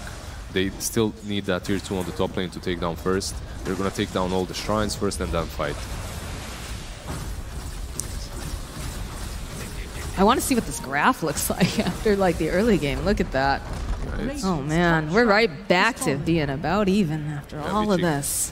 Vici Gaming with only 1K. Ooh. The swing. It's not over till it's over. We need some massive black hole from FY. That I believe that's their winning potential right there. Scotty just got picked up on Terrorblade. This game got a lot harder now. It became a lot harder as well, as Dead Prophet isn't going to be able to joke around in these fights. XM, he's not going to be able to just run in and create space for FY to get a good black hole off, as that Scotty is just going to slow him down. Okay. He's going to fall. Just letting Paparazzi know he knows he's there. Radiant's top tower. They just have so much control right now with Vici. Wave of Terror, trying to do some scouting. Chalice just throws out that track again. They're just gonna siege. The catapults. They've got Black Hole back up again though. All eyes on FY now. Chalice trying to bait out a little bit. Do use the dust. Doesn't quite connect over here. This is very important. Chalice, just go in, bait something out, then follow up with the black hole. You cannot use that Death Prophet to do the same thing any longer. That Scuddy is just way too much damage. Oh, the second that FY shows his face, though, look at all of the stuff he's got to go up against, Lizard. That's Ryder. It's terrifying. Look at that, Kang. Getting ready. He's got to be able to go grab himself the gyrocopter. Immediately, Lotus being thrown out. They're going to try to chase him down. Paparazzi pops the meta. He's going to go right after him. He's going to take him down immediately. And now, Chalice is trying to throw some tracks out. Have a grip over here on the back end, though. It's not looking for Death Prophet. She's going to get taken out, too. She does not have Exorcism. She has buyback. No Exorcism. Gyrocopter, he buys back as well. They still are just full force right now on Vici Gaming. The run in here, they're going to try to take him down. They do have that Static Storm doing a decent amount of damage on Paparazzi, but again, Black Hole comes out from FY. Will be able to pop the Aegis. He'll be able to also take down Ori. He's coming right back up again. Can he fight his way out here, though? No, it's going to have to run himself out. Does have that BKB. Yang still sitting nearby if he needs to. It's going to get glimpsed back. It's a lot of damage. He's never even does it. It's a triple kill going out for Ame, as now the rest of the side of Vici Gaming forced to run themselves away. This Bane's trying to get out as fast as he can, but he's not going to be able to make it, I don't think. Missile coming through. And that's an ultra kill, and they're not even done. Yang trying to run himself into the pit. They had the Spirit Siphon, forced himself away, juking away from the Death Prophet. Silence does land, but not before he can get the Firefly. Oh, look at FY, he wants this. He's creating so much space, though. They aren't pushing in mid, and because of that, I don't believe they're gonna gain a lot more than gold. They're not gonna force any buybacks. Remember, Gyro had to buy back in that fight. That Prophet had to buy back in that fight. I just have to say, XM, he bought back. Yeah, he doesn't have that exorcism, but he is the reason they won that fight, as he just ran past everyone in front and he silenced. You can see him here. He buybacks, he runs straight next to these guys and he silences the Vengeful and the Bane there. Okay, not the Vengeful, just the Bane, but there is nothing to stop that Black Hole instantly. Afterwards, they take down the Razor, they take down the Terrorblade as well. It was like a whole separate fight on the second end here, like as you chased after the Batrider, and then they could put all of their attention then over onto Paparazzi. Yeah, and Gyrocopter was just standing on his high ground and hitting all of them. Meanwhile, the Rexes are falling on the mid lane. You can't force any buybacks if there are none. There's only the Razor with it. This game is just so back and forth right now. This is only game 2 right now. Can you imagine? Like, later on, look at that. Are you saying we're going to see a game 3 already? I don't know. I don't know. I wouldn't be adverse to it with the way these teams are playing. This has been hype Dota 2. Sure, our crowd wouldn't mind it either. Top shrine has fallen. But we shall see. And FY's Black Holes too. He has that Lincoln. He's going for the Aghanims actually. That's very... Alright, very interesting considering you're playing versus so many heroes that can break your Black Hole even though you have the Lincolns. But maybe it's just the chaos, right? The chaos of having to target, because if one of those spells goes down, that's one less spell that can control and lock down your cores, right?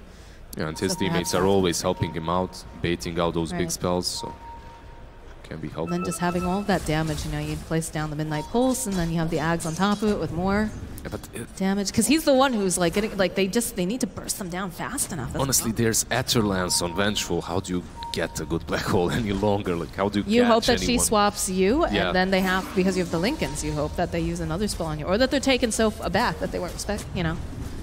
You never know. The heat of battle, man. So far, they remained very calm in these battles. Oh, there's a double damage here in this bottom rune spot. Radiant's bottom shrine has fallen.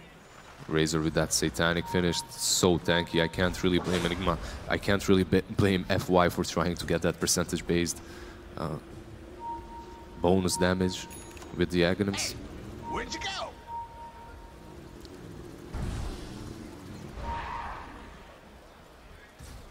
Very patient on the side of Vici Gaming right now.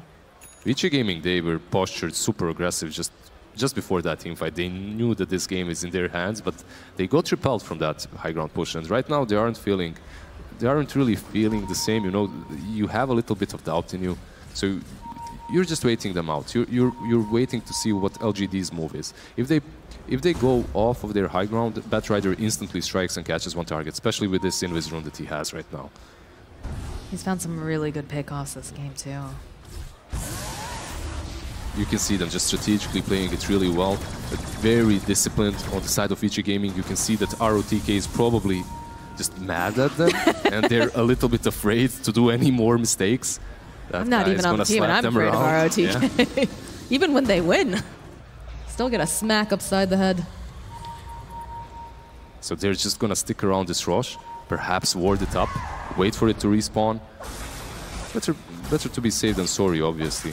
But PSG LGD, they also have a really good teamfight potential around the rush pit. The problem for them, however, is the fact that there are two lanes constantly pushing in, and these super mega creeps are just gonna give vision all the time to Vici Gaming, and it's gonna be a little bit difficult for PSG to just run out of their base and take a fight anywhere else but on their high ground.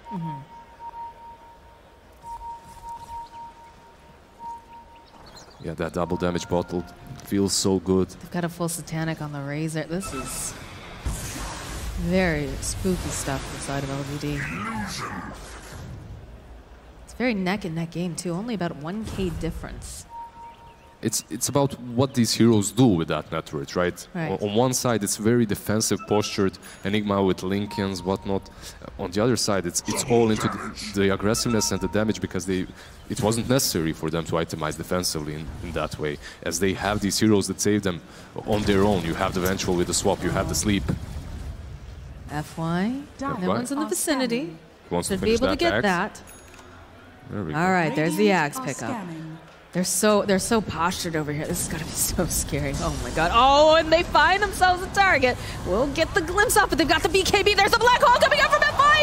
He'll be able to hold them in place for so long, but now in for some trouble. Ame coming through. He's gonna be able to burst it. No, he's not gonna be able to. Ame's gonna be in so much trouble. He's gonna be taken out. They go and they drop the stairs. They've got the BKB over on the Death Prophet. She's trying to make as much chaos as she can, trying to just stay alive, trying to put out damage, trying to take down anything, and she can't.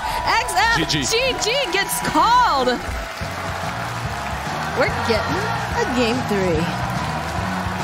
What a great way to start the day with first series going the third game, honestly. The hype is real. The hype is so real. Oh my goodness. VG Gaming not giving up whatsoever, even after having such a rough time in that laning stage. They waited for their items. They itemized properly this time around. They didn't mess around with any Midases or something like that. They itemized completely in utility and in the right way to just hit those peaks early on and punish that Gyrocopter for going the items that he did go for. Absolutely. Oh my gosh. We gotta, like, hats off to the Batrider too, right? Batrider always just finding that perfect pickoff, starting off the fights, and it just making such a big impact in the fight, so that way the rest of his team could get in there. They held on for quite a while too, because it was looking a little scary earlier on. He played so well. He played so well, honestly. One of the better Batrider performances on this major, but at the same time, he had a team that allowed him to do that. He had a team that followed up properly. You have that Vengeful with the swap, you have the Bane with the grip.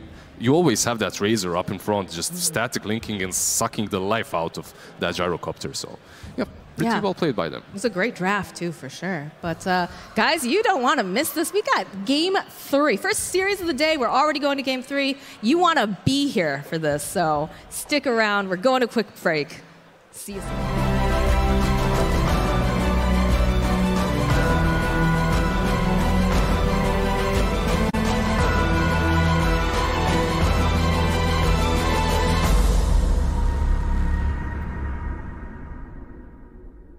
This is my favorite part. This is what legends are made of. Game over. You come down, picks up another, drags G, and Yaps will survive. Oh my God. What joy it is. Oh, the smash laser, they've got him. That's GJ down. Arbet moving in with the AoE definitely blast the Cataclysm as well. Oh, it hits more. This time it's It hits again. He killed everybody.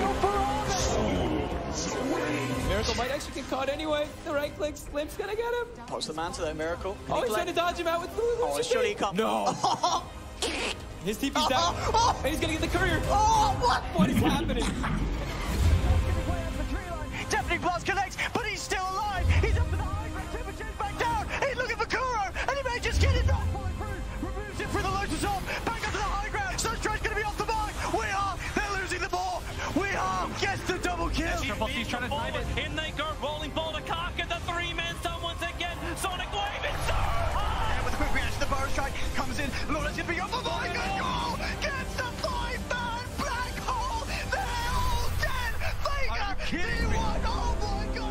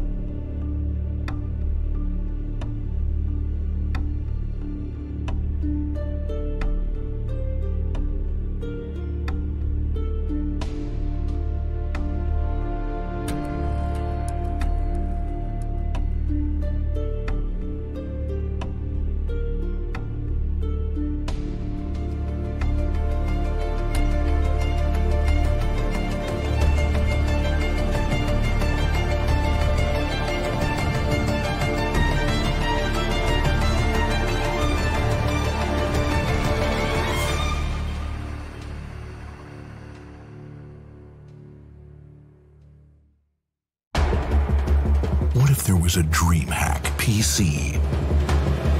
What if we told you there is?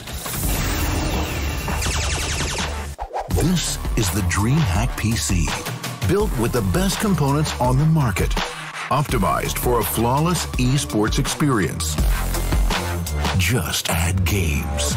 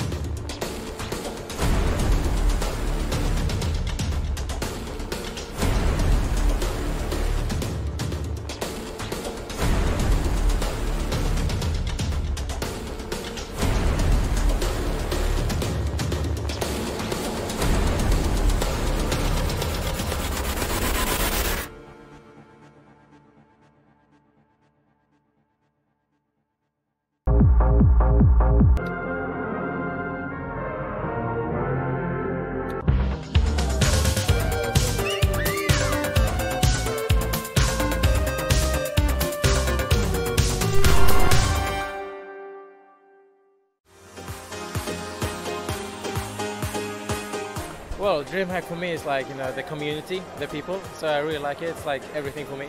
DreamHack to me is a chance to kind of get away from the normal world and just have a nice time with people like you, because everybody here is practically gamers, so you can just have a great time in game.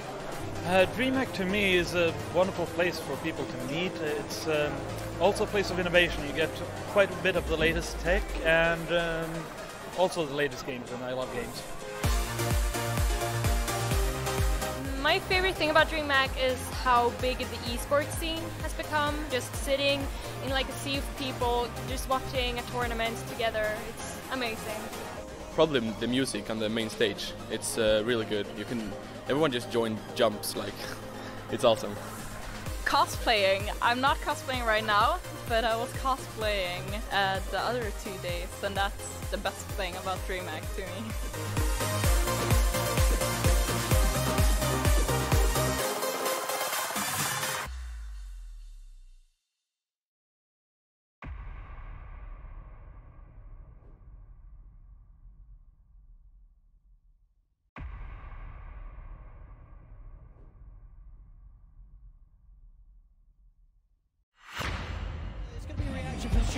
Looking for Puppy. Puppy, can he get his way out of this? Yep. Unless he turns, he's going to kill the Disruptor. He'll steal the Dragon Slave. He can turn around and nuke him down. Picks up another. Drags G and Yaps will survive. Oh my God. What joy it is. Oh, the smash laser. They've got him. That's GJ down. Arbet moving in with the AoE Deafening Blast. The Cataclysm as well. Oh, it hits more. This time it's It hits again. He killed everybody.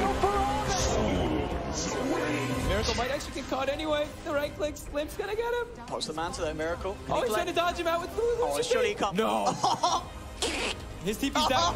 And he's gonna get the courier. Oh, what? What is happening? Deafening Blast connects, but he's still alive. He's up to the high ground. Temperature's back down. He's looking for Kuro, and he may just get it. Removes it for the Lotus off. Back up to the high ground. Sunstride's gonna be off the mark. They're losing the ball. Gets the double kill. Triple C's trying to find it. In they go, rolling ball to cock, and the three-man stun once again. Sonic Wave, it's so high! With a quick reaction, the Burrow Strike comes in. Lawrence gonna be off. Oh my God! Goal! Gets the 5-man black hole. They're all dead. Faker, D1. Oh my God!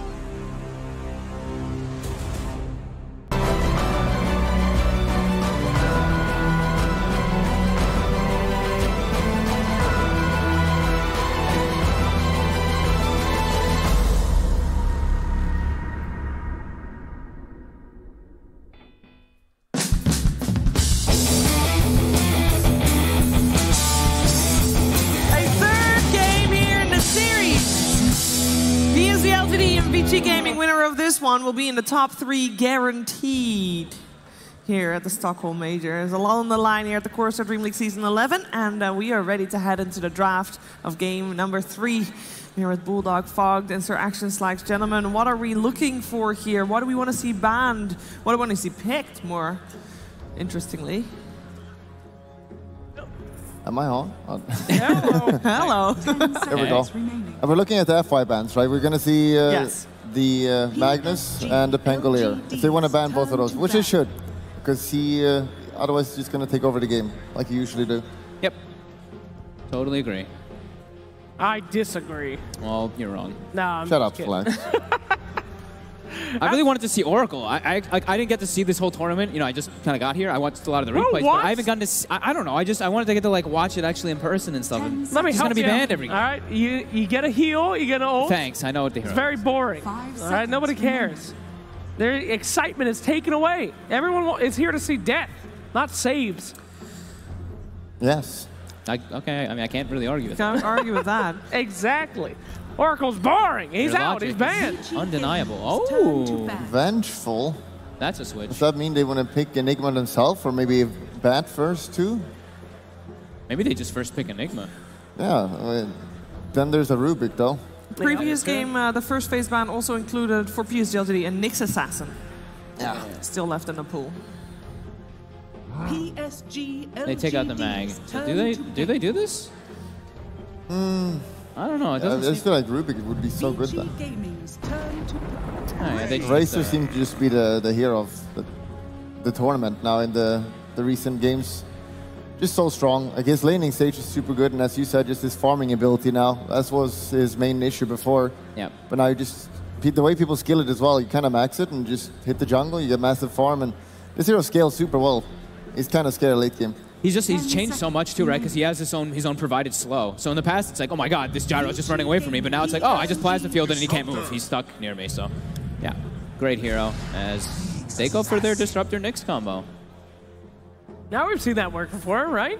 Looks beautiful. A little bit of scouting, a little bit of scouting, catching, dragging back. You just get a Darks here with this. Looks pretty wombo combo. Yep. Both of those heroes. Oh lord. We've seen that in action so many times. The Nyx and the Darkseer and the Vacuum into the Disruptor. Pretty disgusting. DreamLeague special. Kind of annoying. But having some kind of save now for Disruptor would be nice. Like Vengeful, which is banned. What other save heroes are there? It's like Dazzle, but no one's picking that. Dazzle? A Dazzle? Easy Dazzle mid-game. Do they just Bane again? Where's the Rasta? Pull out the Rasta. That's next series. Yeah. Oh, they actually do this. I thought they might do it last game, but I guess it's just such a good lifestealer game. You're versus Nyx and Disruptor. You eat these heroes. You do not care. Oh, okay. And they have the Razor as well, so you can't get counterpicked by that. Pretty nice combo. And I wonder if you're going to go 8-dust this time around with Razor. Feels like it would be good with a lifestealer as well. And if you're VG Gaming, you're just going to ban the next two FY heroes out, right? Do you feel like the Enigma is still a scary one? That you should remove? 5 seconds remaining. Yeah, potentially. Like there's no Vengeful this time around, and Vengeful is like with the double swap now. It's like the hyper counter against Enigma, so maybe you can do that. And I mean, you see the 2 cores already, so. The hyper counter. I like that. Yeah, I mean, when they added that second swap, my god. Hyper counters. A whole new level of Dota 2, and we're actually going to ban out that Enigma. Yeah, they don't want to play against it just in case. All right, makes sense to me. I mean, this is a scary opener in my opinion from LGD. Like you kind of just. Like VG kind of just got themselves with heroes that they really wanted in the pool, but LGD now they're like, all right, let's change the way the meta's kind of working, and who cares if we have our 2 cores right now? It's just too good in this game. Yeah. They're banning out all the carries as well. Yeah. So like, can you pick? Is Peel any good against Racer? It's kind of good against Lifestealer, but then you have a Peel. It used to be good versus Razor, but I don't think so anymore, right? Yeah, I'm thinking because AoE now might not be the greatest. Hey guys, a hero that we haven't seen this entire series, and that we have seen a lot over the last week, Viper. Yeah, I was thinking that one. Where did he go? Viper. Everybody's got their heads around Viper, Sheaves. Razor is like a Viper on crack. You got that Rod of Atos, you got the damage, but you also have the ability to sap the other guy's damage, you know? I mean, Viper is a very good pick, though, against those heroes, but I feel like sometimes if you're not against somebody that has that strong passive ability, you get just as much done with a Razor. You can kite Lifestealer like for days, though. Yeah, that's true. You get rid of the 2 passives as well on these 2, but they're pretty high mobility. I can see that. So, thinking about our next pick here, it is good to see Lifestealer in the hands of some Chinese teams, though. The NA legend who brought out for this series. Beautiful. It's nice too because they still could be pretty. They still could have a lot of variety with their lanes. Yeah. Like it's probably Razor mid and Lifestealer safe lane, but they could throw a wrench into it a bit. Yeah. And they're probably just looking to ban out FY's hero now, right? Like who else would you ban? Yeah. Okay. That seems like a kind of a. I don't know. It's like Rubik, but like. Yeah, it's not so good right now. Yeah. But, what here? The Darkseer is still in the pool, and there's Slaughter as well against Lifestealer. Back for the Necro. Okay. Against 2 physical cores. What makes Necrophos good here? Just the good lane. Good Ghost Shroud as well. Yeah. It's like Lifestealer can't really kill the Necro. It's annoying to deal with. And both the Razor and Lifestealer wants to go like right in the middle of the fight, and so they're gonna take damage. And if they ever get half HP, Necro will just clean them up. Scary is though that there's the heroes that counter it. There's the Bat Rider, there's the Pugna, but they do have a Nyx, and Okay, picking the save now. We talked they needed some save now against Disruptor and the Scythe, so that's gonna work out really good. That was Thresh and Weaver. It's kind of that's a good hero. It's really good against Lifestealer because you can just kite him for days. Like Lifestealer always just want to slow you and run you down and kill you, but Weaver can just deal with that very easily. VG Gaming has been playing Weaver on Yang, by the way. Also as a heads up. Yeah, you can lane that against Lifestealer, and it's fine. Put the and, pressure. they have no lockdown at all right now, no stuns, so... He can also go for the save. I don't know if he's on the Aghanims, but I know the off-lane Aghanims was pretty popular for a while, especially if you had Necro. Yeah. Scary thing for Necrophos this game is you actually can't reliably use Ghost Shroud ever, especially if there's a Shadow Demon. He ults you, and you can't Ghost Shroud. It just insta-dispels it. Oh, man. Yeah. I thought we were going to ignore this Bounty Hunter. There he is again. Bounty again, and will that be a core? Double invis, right? There's a Nyx and a Weaver. The track became a lot more valuable.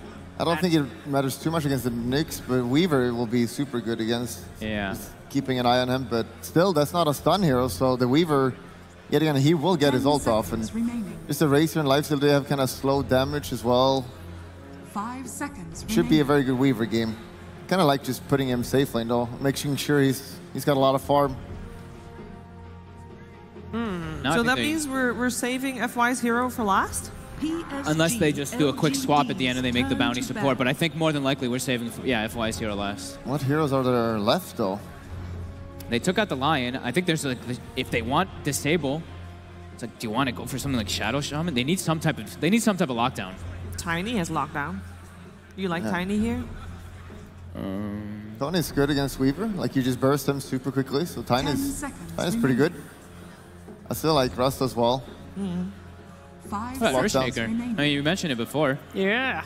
Bring it back. 19 though? Yeah. What will the lanes be? Vichi's got pretty strong lanes right now. Yeah, they do. I definitely think having somebody with a reliable stun that is going to go off every time would certainly help out here. This is going to be pretty rough. Although, Vici Gaming, I don't know about this Necrophos, how easy of a time he's going to have. He got Shadow Demon saves, which are great.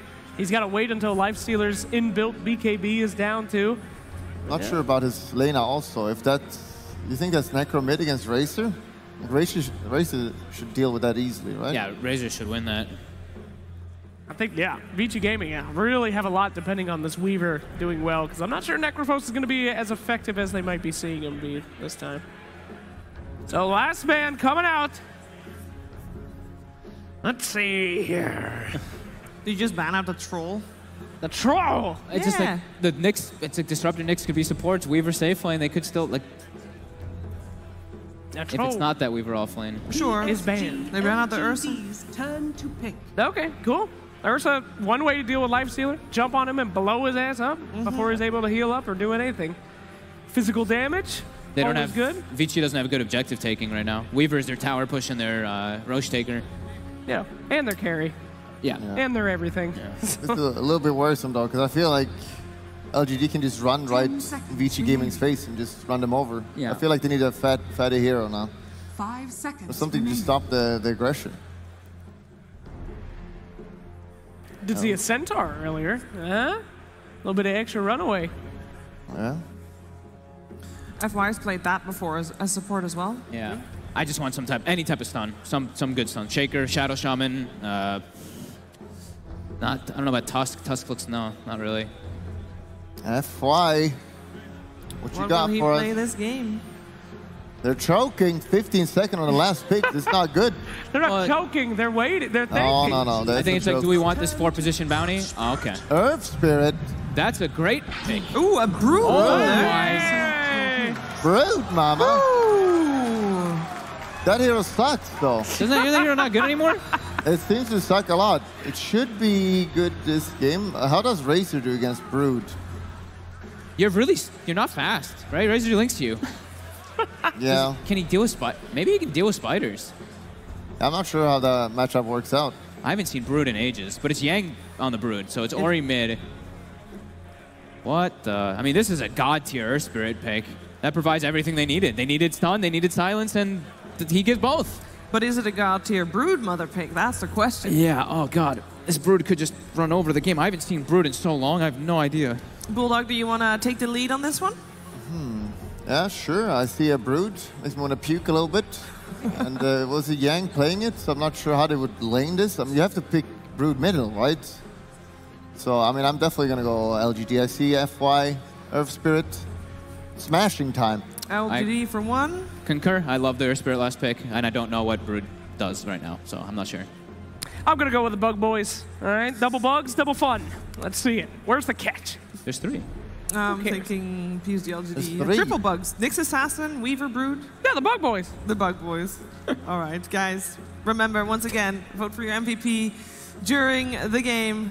And for this third game, we're once again heading over to Moxie and Lizard. The Bug Bros, 3 bugs on one side. What do you think about that, Moxie? I don't know. That Brood mama. Man, it's been a while since we've seen one of those, but well, we're going to find out. Do you believe in the bug draft? I don't You're my believe, analyst. Tell me. I don't believe in the bug drafts. I really don't think that they're going to be able to do a whole lot with that Brood Mother, especially considering you are going to lane her versus a Razor, right? Most likely. Yeah. And that Razor with the new passive can definitely deal with the Brood. It's going to be difficult. Well, this is a place where we've seen some interesting picks. We saw the Ancient Apparition mid before and had some interesting choices, so who knows? Maybe this is going to be the new meta. You know, we're still trying to figure out what it is that works. Maybe it is the all bug draft, but All bug draft, and it is going to be mid, as we do see 2 tangos shared to that Brood Mother. So, all right. The thing is, this is how the Brood Mother works. Like, you can't counter this hero on mid, besides with, I believe, Kunkka and perhaps Tiny.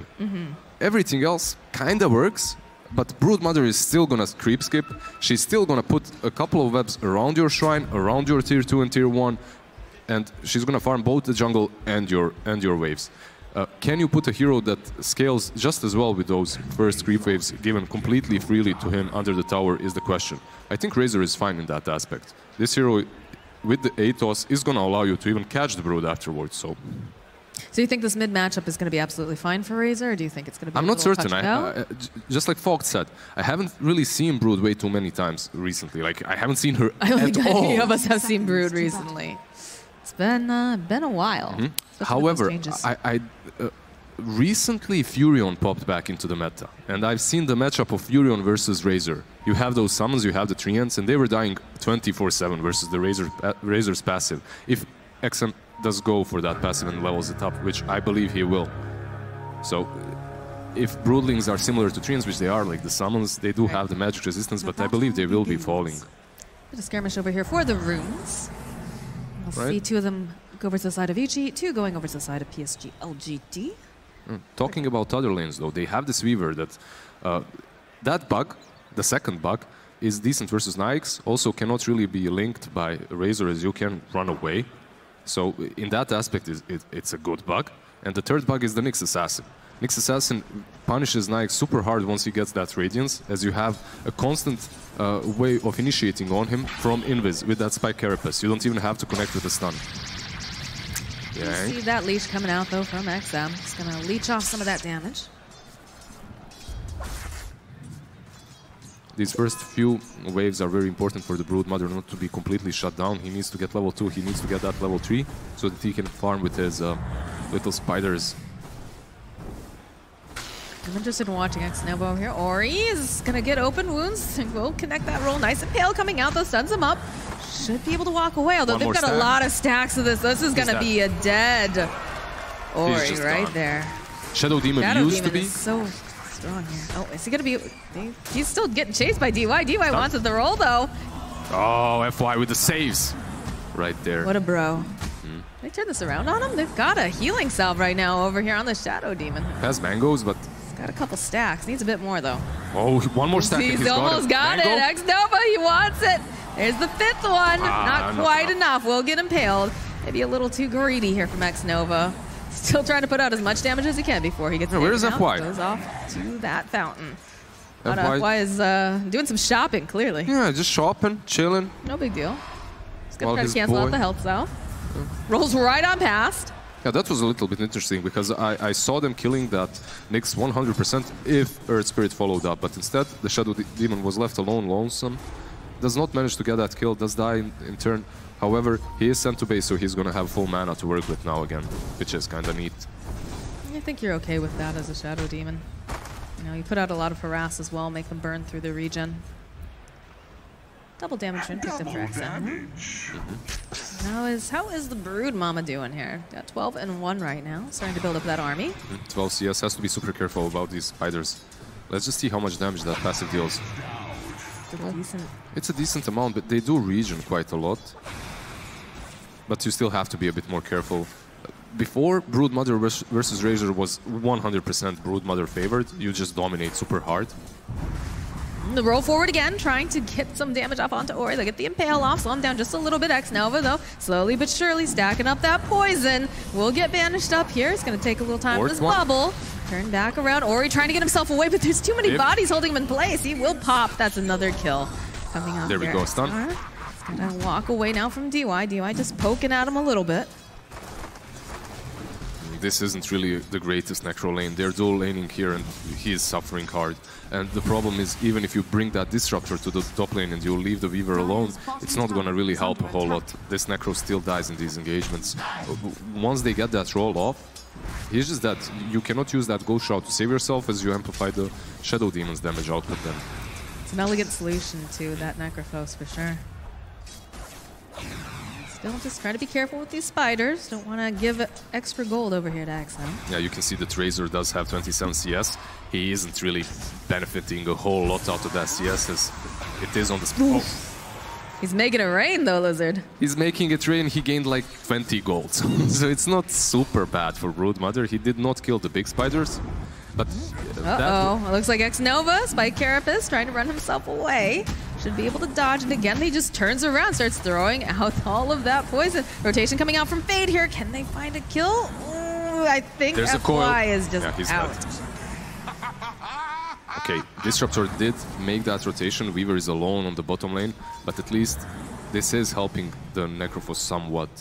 He's not dying any longer, at least. Well, I think Weaver's okay down here. Like, it's not... You know, you obviously want to make sure that you're... Oh, top lane here. Or he's still sitting very, very low. We'll just heal himself up with the Death Pulse again. He has 9 stacks in his Magic Wand. He already itemized very well versus the Shadow Demon. So he's going to be healing up a lot, even if he does take some stacks on him. And as you said, Weaver, he's alright versus the Bounty Hunter. The problem is when Bounty Hunter buys that chainmail for the phase boots, as it becomes a little bit easier. DY in for some trouble. Stone connects. We'll turn around, throw out that Thunderclap. Yeah, just harass him back. There's a couple points in that Thunderclap, like you were saying, too, to maximize that damage. Yeah, they're maximizing the Thunderclap for the harass. It's all right, but at the same time you're losing the catch potential on the Glimpse or the kinetic field, obviously. So you're all into just sustaining here and just damaging them. Not really. You only have the Nyx for that stun and that's it. We see the Earth Spirit FY is rotating top once again. They don't really want to let this Nike suffer way too hard, as your Razor is doing quite fine on this mid lane. 57 CS. He's taking down a lot of these spiders, so you don't really have to help him. Just help out your Nikes to get that Midas as soon as possible.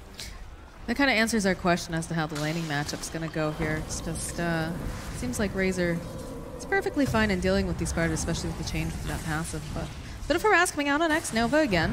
He's going to go with the banishment, throw out some of that poison. And they'll turn their attention. Ame wants to chase him down. We'll turn his attention now over onto DY. Lands the Impale. Uh-oh, it's not looking very good right now for the Lifesteal. He's going to have to run himself away. 3 stacks, 4 stacks. And FY's going to get taken down. Nova trying to run himself away. DY is looking for that opening. Can he find it? He'll be able to get another kill. And they'll turn their attention over onto the next. Should be able to clean up. No, but the Impale comes out. Is he going to stay alive? DY, God, the glimpse comes out again. Trying to juke himself away. That one hand run on him. He run away from the hand. The golden hand! Don't let it get you! Don't! I know you want a Midas, but that's not a Midas, and he's alright. With that rage, he does survive, but that was super close for Ame. That would have been a disaster if he managed to die there. So it's really good that he got away. I think we would have seen tips come out of that happen. Oh, 100%. It's very difficult. Like, I can see that FY, he's trying to make those rotations on the top lane. He's trying to roll in, but the problem is Nyx. He's positioned so well. He always positions himself so well that he's just waiting. He's waiting for FY to go in. If FY goes in, Impale is there. Instantly after the Impale, they take the fight. So he has to wait. But while he waits, Necro is just spamming those death pulses, which are allowing them to win that prolonged fight. Yeah, DY has definitely been on point here. Gonna sap some of that damage. Has the Spike Carapace up and running over here on XM. He's gonna have to back himself away. The Spider Baby's not making a rotation. They've got the Thunderclap. XM is being held in place and he pops. Yeah, Spiders, they can die to the Razor, but the nuke from the Broodmother herself is quite high and they take it down with it. So very good rotation. He's been playing with fire down there. There's a couple times we've actually zipped down to the bottom lane to see him very, very low. I just want to notify you about the CS and the network disparity. Like the Razor has 80 hold that thought, CS. hold that thought. FY is gonna have to roll right through. They got him. Glimpse, they got him. So Razor 80 CS, Brood 65, but check the network now. 3.7k, 3.8k on Brood, 2.4k on Razor. So basically those kills that you are getting on these Spiderlings and Spider Lights, they don't really matter a whole lot. That's 3 gold. It looks nice, you feel good, you hear that gold sound, but it isn't really relevant that hard. Ame's got his eyes on Ori again. The roll comes through. And also slow him down just a little. Does have that Ghost Shroud. Gonna try to pop a paparazzi, making a rotation now. Wants to get the kill over onto FY. FY's getting chased down slowly but surely by this little bug. They'll find the kill. And there's gonna be the disruption coming through. Ame's gonna take some time, take that bug off of him. Nova slowly starts building up those stacks of poison again. VG Gaming, they're realizing what's necessary here. The Broodmother, leave her alone, just let her farm the jungle and pressure that mid lane. Like, she already took down the tier 1 on her own. Just these die. these bugs, and the Necrophos will find the kill on X-Nova. And XM's getting chased down again by all these fighters, baby. He is managing to take a lot of damage right now. Off of that Broodmother, the roll comes through. He's just gonna walk away. I think he just forced a couple of rotations. He forced FY to go there, and that's it. I don't think he thought that he can take down that Razor, specifically because of the static link that was already on him. But this is the way to play versus Nyx. And you ask, why isn't Nyx picked so much? The panel was also wondering. He was completely ignored in that first game. He's kind of been figured out. The hero also suffered some nerfs, obviously, to the Midas. But overall, the hero has been figured out in a way that everyone knows that you have to hold that thought. Fade. They're slowly catching up to you over here. Nice and pale, slowing down the Razor. In fact, the rotation comes out. We'll get the disruption off. Can they kill him, though? They kill him. That's the big question, Lizard. They have a scythe with his name on it. Yang now tracing down X-Nova. They'll take him down Chalice. Do they have anything to catch him, though, is the question. No. Bounty Hunter will make it out. Man, Team Bugs, they're dominating right now. Apparently, we should all be picking more bug-related heroes. And you know, the fact that they don't have a great solution to the Brood Mother probably helps. These bugs are just so aggressive. They're pressuring the PSG LGD team so much that I don't believe that this Midas is going to be on time. 10 minutes in, he's on 600 gold. They're taking a lot of map away from PSG LGD, and that's what you want to be doing versus Nike's. You want to be pressuring his team as much as possible. You want to be winning the laning stage. More bugs chasing after Chalice. Glimpse. There we go. Yeah, right back into that sentry ward. And he's dominating on that Brood Mother. All right. That's a big kill. That's a core bounty hunter. They need more. They need this tier 1 on the bottom lane. They need to set up the webs to either go for this tier 2 on mid. They're going for the tier 2 on mid. All right. You're a Brood Mother with the Dominator. This is what you do, so it does make sense. Also, how do you deal with this? Well, she is... Look at the top tower, too. They're making moves. Roll forward, coming out. Yang trying to run himself away. Will get slowed down. Looks like DY in for some stuck in the middle of the storm is great. Will be able to take him down. And they've got the track now over onto Yang. Yang trying to run himself away as fast as he possibly can. Fade also making that rotation here, but I'm not sure he's going to be able to get that save here. Turn around. Do they find the kill? They'll find the kill on FY. And now the Weavers joining into the fight. They'll lose Fade, but they're going to lose a lot more as Paparazzi goes through. But they still have the track on him. They'll take him out. It's a triple kill for Ame. Oh, that fight, it looked like it might go in Witch's favor, but I don't think they should have turned.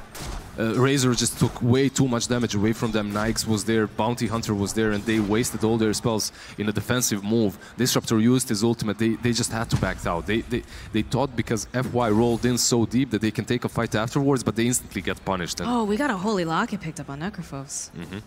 A giant item for him, obviously, really good. But at the same time, I believe that either Earth Spirit or Bounty Hunter, they're going to be getting that vessel very fast. It's such a necessity for them in this game. Okay, Bounty Hunter isn't. I guess Earth Spirit then. You need a vessel. You need the vessel versus the Necrophos. You need a vessel versus the Brood Mother as well. That sustain is going to be real coming out from Ori. They need to keep the pressure up. It doesn't matter that you just lost 4.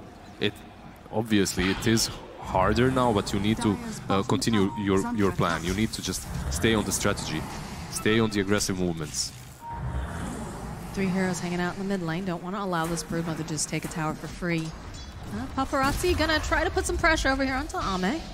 He's gonna Shikuchi chasing forward here. Has that bug on him. Trying to get a couple extra pop shots here if he can. He has Tex, he has Rage. I think he should be fine, yeah. He's putting that pressure out. The track is placed over on DY though. They've got a good way of knowing where he's creeping about. They'll throw it out over on the Brood Mother as well. Dire's bottom tower is under attack.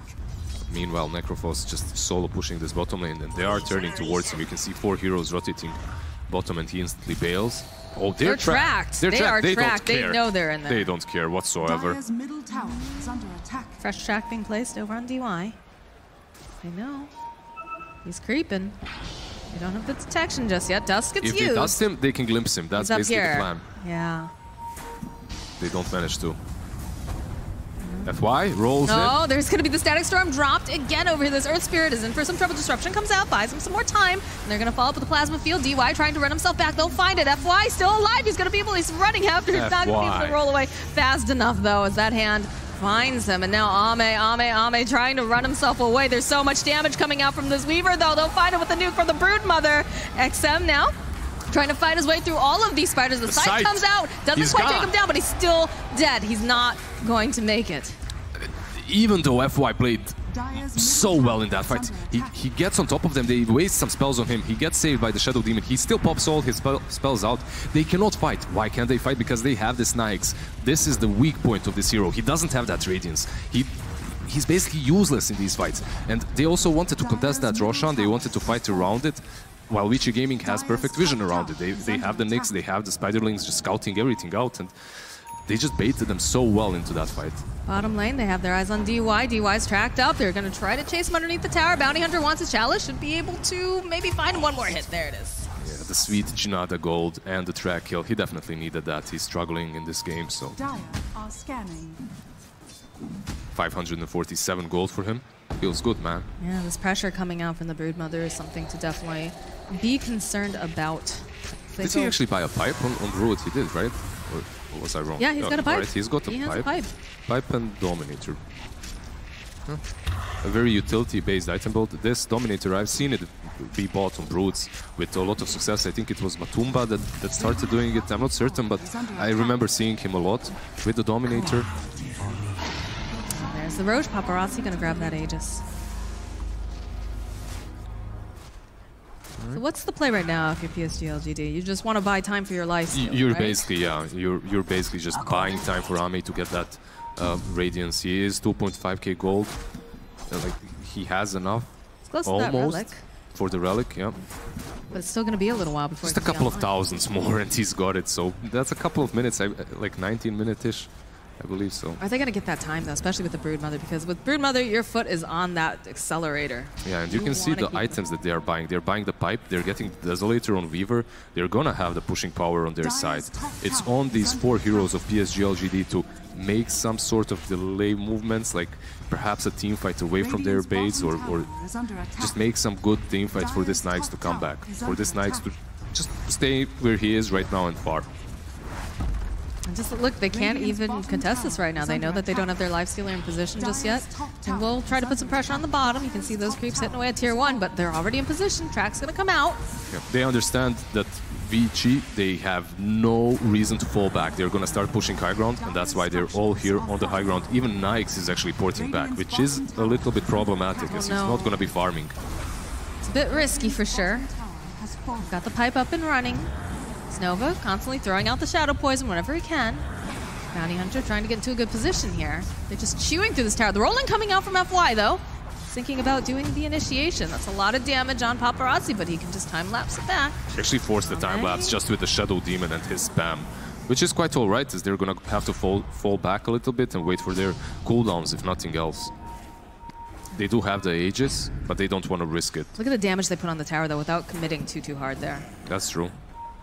Next time that Brute can just solo it with the Spiderlings and one creep. Just minimal committal then, you know?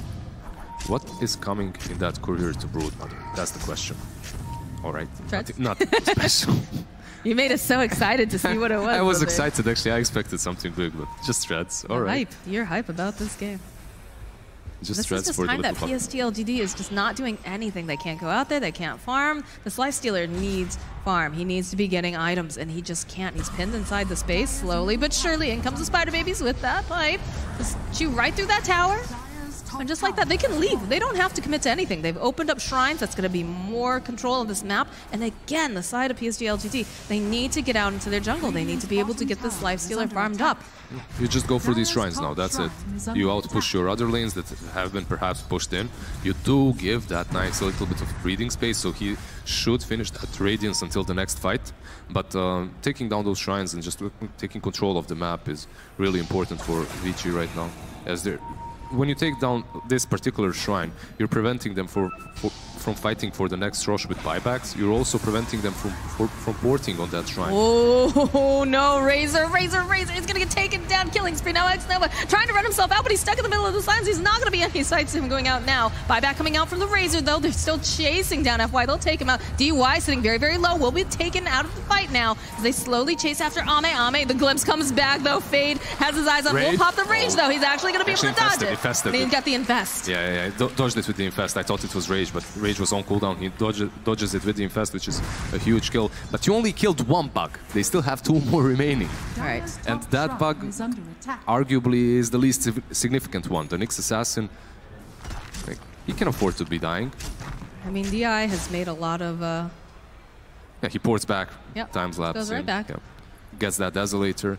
Oh, this Weaver is gonna hurt so much, and he already hurts. He already hurts, but one of the biggest issues for PSG LGD right now is the fact that they have no control whatsoever for this Weaver. The only thing that they've got is FY's Earth Spirit, but that's way too much. He's godly of that hero, don't get me wrong, but it's just way too much for one Earth Spirit to deal with.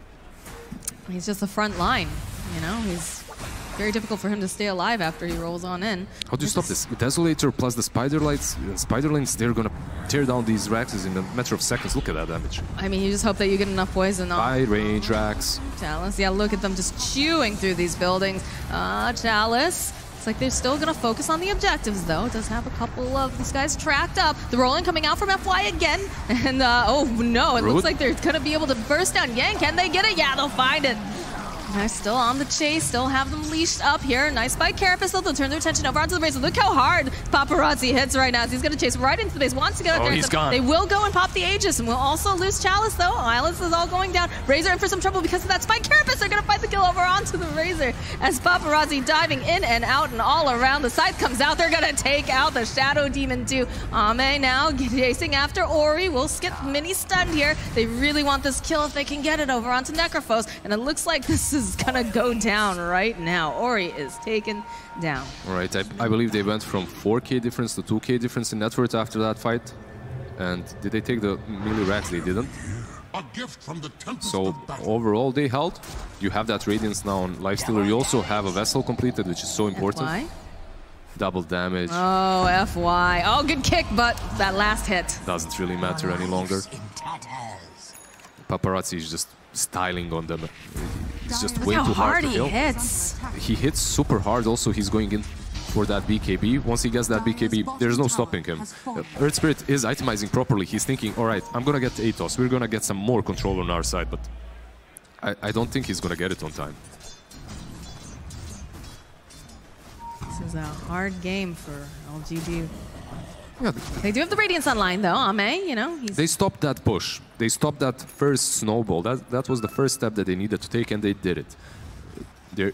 There's still ways to go, but they didn't crumble under that initial pressure that Brood Mother brings into every single game. If she has a good laning stage, obviously, which she did. So they definitely played that out really well on top. And the net worth still looks very good for this life, so it's actually at the top of it. He's got 12K, and he's got the Radiance online, so that'll help out in these fights for sure. And the longer that this goes, I think the better it's going to feel for LGD, but you have a Weaver that is just... It's also the power of Midas, right? You can just rely on having a better late game because you have that item that is always going to give you an edge. It's just a matter of surviving until you can get to the late game. I like his item build as well. He's going for that Halberd, so he's gonna evade most of these hits with the Radiance and Halberd, and also it's a way of dealing with the Brood Mother and the Weaver. The Vessel that they have bought just destroyed Brood Mother in that last fight. I think she needs a BKB as well. And yeah, BKB is queued up. When she was buying those power threads, I was wondering, could she have BKB already? That was my initial thought, because if she had BKB, that last fight is completely different. Casual Dust does connect over onto DY. Doesn't look like they're going to hard commit on it, though. Take down that ward in the mid lane. Got that Sange completed now for Ame. Chao is just going for Desolator, no utility whatsoever. He thinks that they lack damage, so he's going to go for Desolator and BKB. An interesting choice. Everyone feels very disciplined right now. They're taking their time, they're farming up, they know what items they need to succeed in the next fight. Yeah, they're riding some dragons into battle. Got the Dota Game of Thrones going on here. Daenerys. All right. He's pushing out the lanes, though, again. Very disciplined, not looking to get into any fights or skirmishes or any bad positions. They know that they're very dependent on making sure that their lifestealer gets what they need. And, of course, you know, the BKB, a very big deal for this Brood Mother. And Roche is back up and running now, so... I think you can't go for Roche until you finish these two BKBs on Brood Mother and Weaver. You can, but you're risking so much. It's so much simpler if you just get the BKBs first and then you go for it. And they're gonna wait. You see, he's a couple so hundred close. away. Brood Mother yeah. just finishing up that BKB. Just a little bit more gold.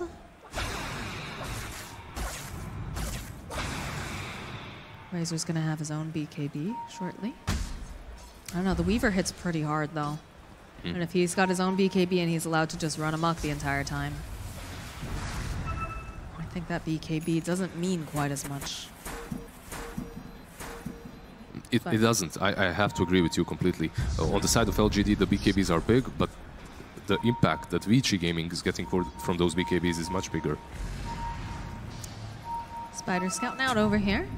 And this is big, the fact that you can get so much vision, right? You've got the vision of the Spiderlings, you can also have DY, kind of do a little scouting, and it's a little risky because you know that they're going to be buying sentries. Yeah, you can see that they smoked up, but they didn't want to go for uphill, as they just want to scout them out, place these wards and go into the pit, as they take down Roshan so Dragon, fast. Dragon, Dragon, you're going to go right on in. Knows that they're in there. We'll force the Lifestealer to pop back out again. Has to be careful because he might get glimpsed here. Getting pretty deep the in glimpse here. is there, but he infests. Be careful, glimpse. He infested. Yep. Another play. BKB actually getting popped on Chalice, but they're not doing a whole heck of a lot with it. Not the most value here. They're going to turn their attention now. Necrophos, the roll-in coming out from FY. Looks like they're going to be able to burst down Chalice. The silence is over here on the Necrophos. He's trying to run himself out, but he's going to get taken down as well. Now, Ame on the retreat. Wants to run. The BKBs have gotten popped. He's going to get stunned up. Nice save coming out from X-Nova, though. Buys him a little bit more time. I don't think it's going to be enough. No, it's a double kill for Paparazzi as he's going to take down X-Nova. Razor on the back end. He wants to finish off DY. Will find the kill, but he's still going to get chased in through these trees. They're going to slowly just chip him down, and that's a team wipe. That's a full team fight into the Roche pit.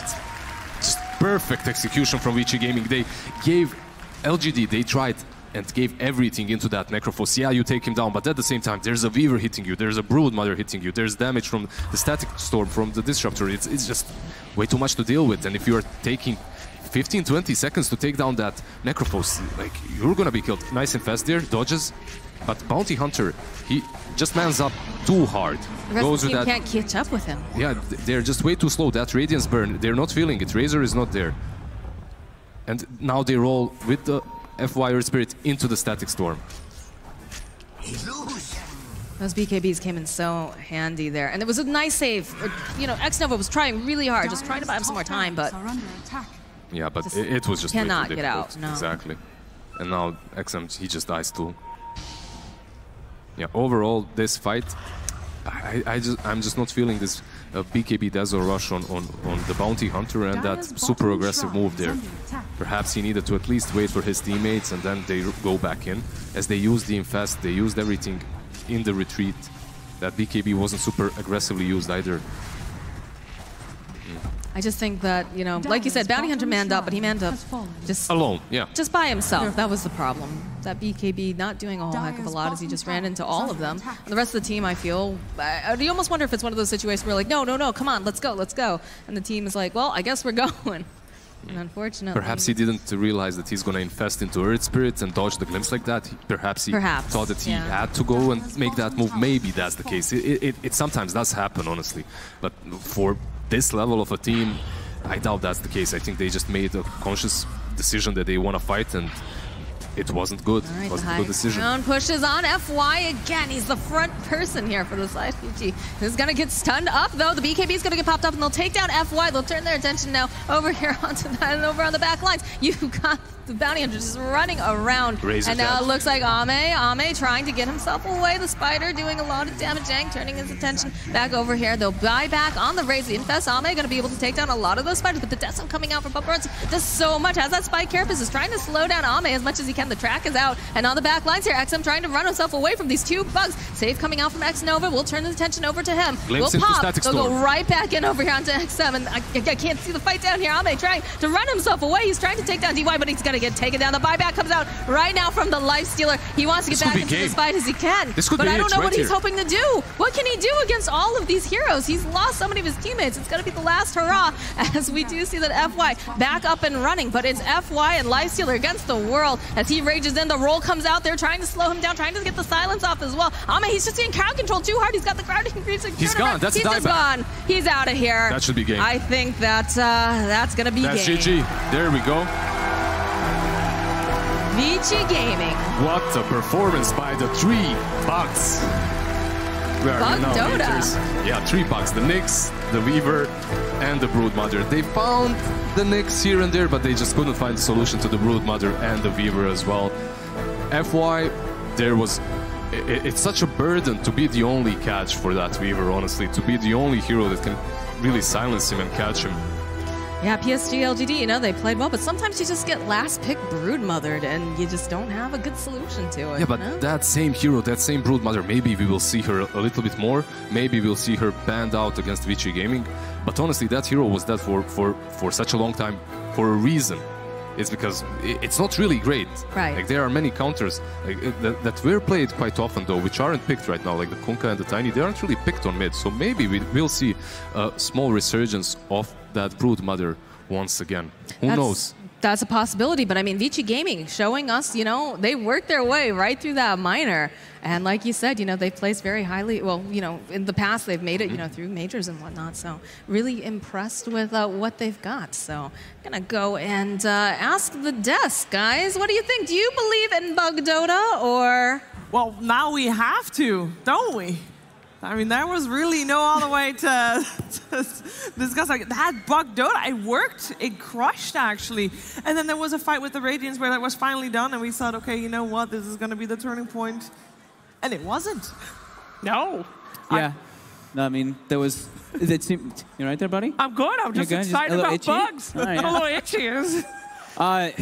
There seemed to be a little bit miscommunication on LGD a little bit too in the game, especially with that one Radiant split with the Infest, right? It seemed like Chalice did not know that was going to happen because he full committed, and that was their fight that they have to win in that game. If they lose that fight versus the BKBs, it just becomes like that overpowering with the Aegis, and they just can't defend their base, and that's pretty much what happened. I think Liz said the same thing. Yeah. Pretty similar. Yeah. And Vici Gaming, we didn't know how it was going to go middle with the Razor, but you know, Brood did super good. They obviously knew that coming in, like picking it, otherwise they wouldn't pick it. So they did super good there, and you just didn't have enough catch, right? The Brood and Weaver just ran around, and Earthspit had to do so much that game, and it was just, if FY played super perfect, then sure it could have worked, but he's only a man, so. Yeah. He's only a man and can't carry the team by himself. It was just chaos, you know? I mean, as Bulldog said, that Earth Spear need to hit a lot to make all those team fights work, but you got to catch the Brood, you got to catch the Weaver, you got to catch the Nyx, and the Bug's just overpowered. I mean, it was a lot of fun to watch, but a huge aggression. I was most surprised with the spider feeding, right? Broodmother was just giving Razor her babies like she didn't care at all, and we never saw that Razor really explode with all that additional money. No, he didn't. I also, I thought you were actually going to mention this, is how well they did it because of how fast-paced without going Midas. Weaver didn't go for Midas or anything. He went pressure items. Oh. He went Medallion, Desolator. He built his advantage and pressured. I thought that was actually perfect by Paparazzi. Wow. Yep. Speaking of Paparazzi, I believe that is also the man that we can welcome on stage right now. Paparazzi! Big Papa! Woo! Where's the Big Papa?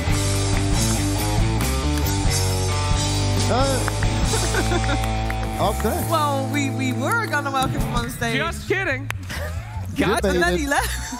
Hey, there he is. Paparazzi. Hello, hello, hello. Good to see you. Let's talk over here, my friend. Oh, on the red stage. Very good. Is this Translator Bonnie? It is. Translator Bonnie. Oh, sorry. I didn't mean to take your microphone, Translator Bonnie. Hey, ladies and gentlemen, give it up for Translator Bonnie. All right, very simple question. A lot of the panel has been very critical of Midas and especially the Morphling build that you did. Can you explain a little bit about that to us?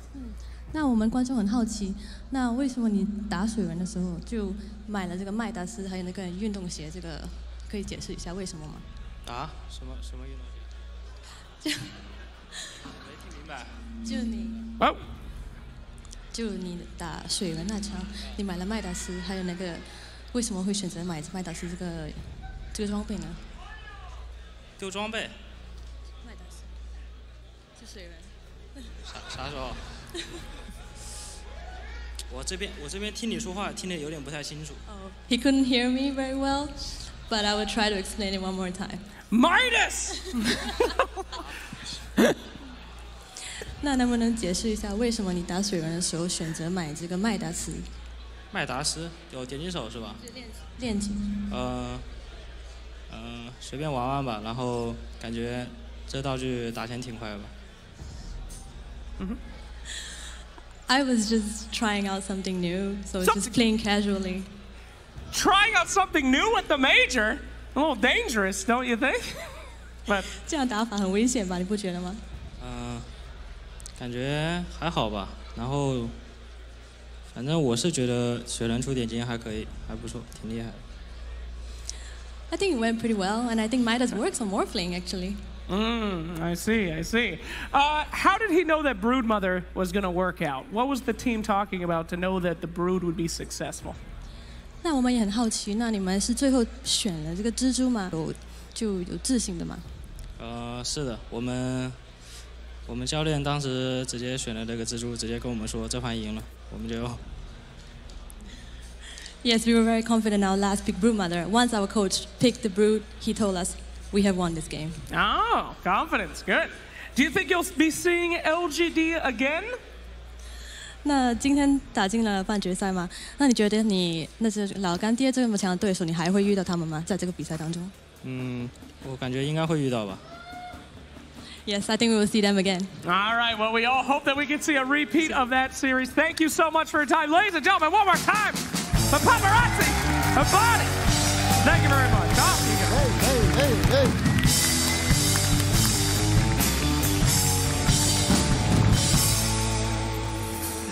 He thought Midas was good. It's experimenting. In a major. They got a major. It's testing it out.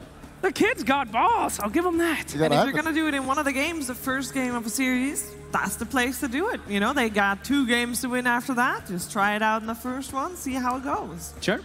It worked. It worked. In the series. In the series?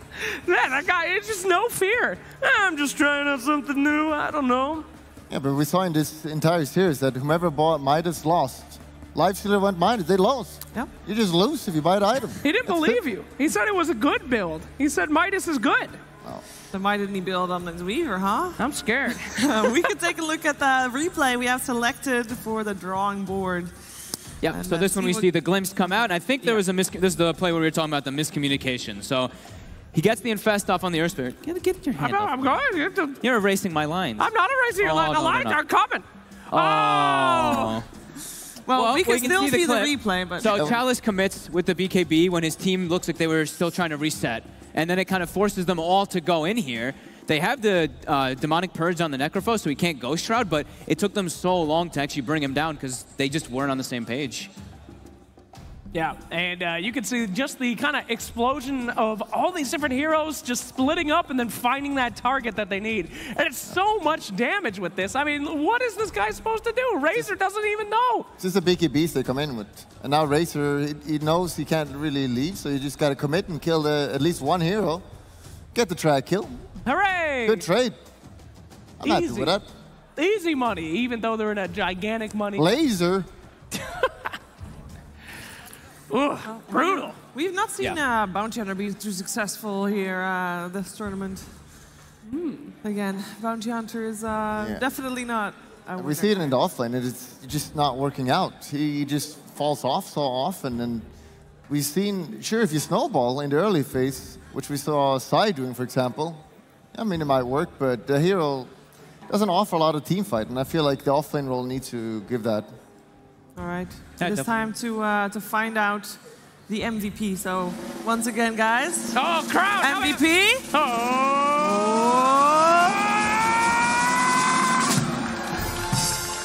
Hey, there we go. It was Chalice. Chalice? Oh, the bounty? But he played really bad. 38%. Yang actually had the MVP on the other side with 15%. But Chalice won the overall vote. Which is interesting because it's also the name with most letters, apart from Paparazzi, I think. They've really had to work for it, too. Oh, no. I think Yang's pretty appropriate. I liked his itemization. I think he looked at their lineup and he's like, they have like no magic damage, they have no wave clear. He played around the spiders for them to do damage until he got his BKB. He went Pipe Hood, or Pipe Dominator. So I thought that was, good. What is that? Okay. Oh, it's a... I'm gonna need you to press that so that we can hear the beep. Sorry, I've never seen such a red button in a stadium like this. That was terrifying. Hey, Panda! Oh, what you got there, Panda? Woo! What that the Panda? Heck is that? Is that a man or a machine? A machine, man. Oh, Sad Panda, what have you brought? What have you done, Sad Panda? Hello. What's happening? Oh my. Is that a toilet? Is that your only friend, Sad Panda?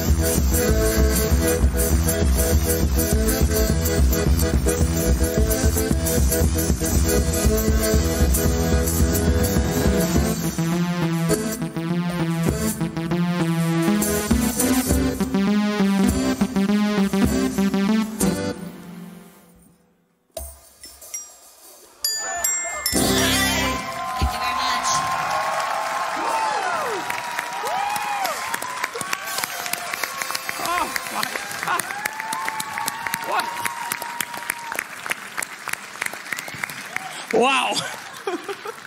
That went from 0 to 100 real fast. Are you okay? I've never been better. Never been better. Sorry, I mean, look at the crowd. Listen to the crowd. Woo! How did this happen to you? When did you decide to do this with your life? So when I was 10 years old, I was watching Mary Poppins. There was this one-man band in the movie, and I was so fascinated, so I thought to myself, when I grow up, I'm gonna do the same. 8 years ago, I started to build this, and this is what I do all the time now.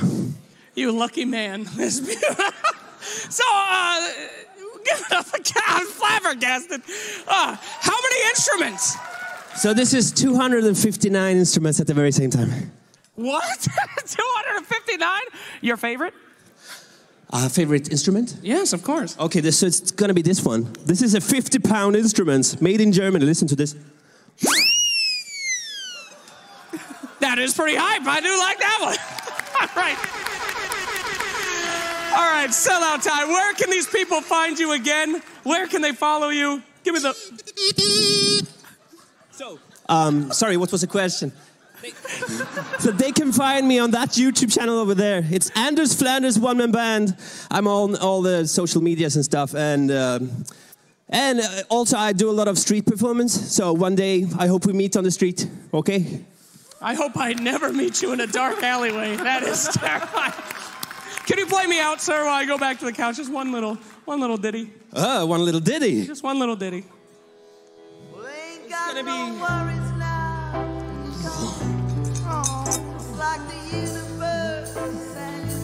Thank you. Woo! Goodbye, thank you.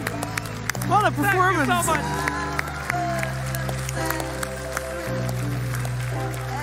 May I just say that I have never seen Panda that happy. I think that was the first time I've ever seen Panda happy. Music makes everyone happy. That's true. That was... Can you imagine doing it? So intense.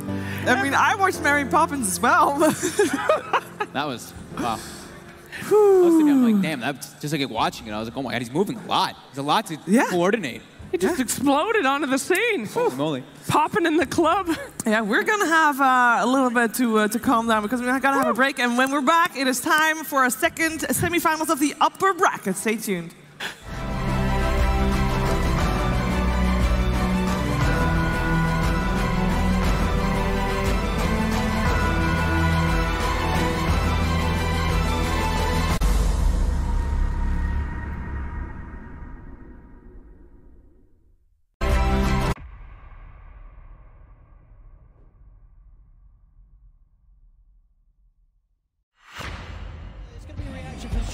Looking for Puppy. Puppy, can he get his way out of this? Yep. Unless he turns, he's going to kill the Disruptor. He'll steal the Dragon Slave. He can turn around and nuke him down. Picks up another. Drags G and Yaps will survive. Oh my God. What joy it is. Oh, the smash laser. They've got him. That's DJ down. Arbet moving in with the AoE Deafening Blast. The Cataclysm as well. Oh, it hits more. This time it's It hits again. He killed everybody.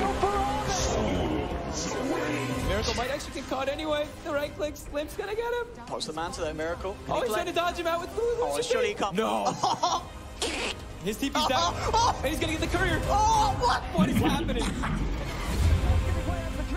Deafening Blast connects, but he's still alive. He's up to the high ground. Temperature's back down. He's looking for Kuro, and he may just get it. Removes it for the Lotus off. Back up to the high ground. Sunstride's gonna be off the mark. They're losing the ball. Gets the double kill.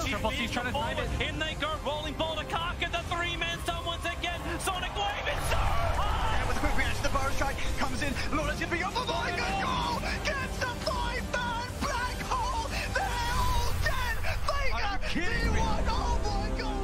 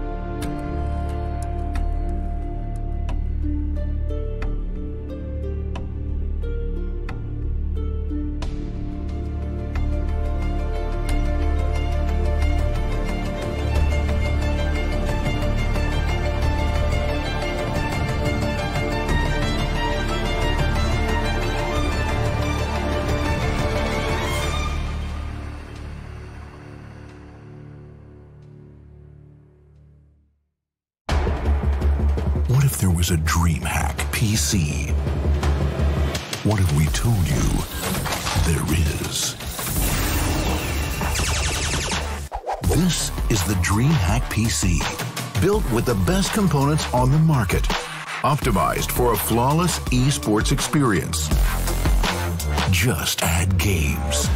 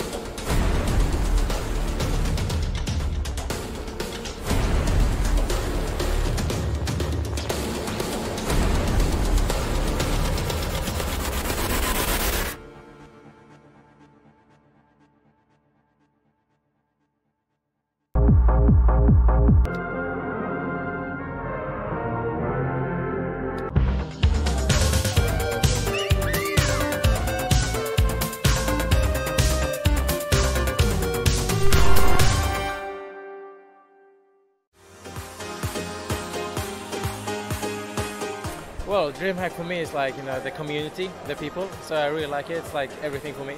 DreamHack to me is a chance to kind of get away from the normal world and just have a nice time with people like you, because everybody here is practically gamers, so you can just have a great time in game. DreamHack to me is a wonderful place for people to meet. It's also a place of innovation. You get quite a bit of the latest tech and also the latest games, and I love games. My favorite thing about DreamHack is how big the esports scene has become. Just sitting in like a sea of people, just watching a tournament together. It's amazing. Probably the music on the main stage. It's really good. Everyone just join jumps, like it's awesome. Cosplaying. I'm not cosplaying right now, but I was cosplaying the other 2 days, and that's the best thing about DreamHack to me.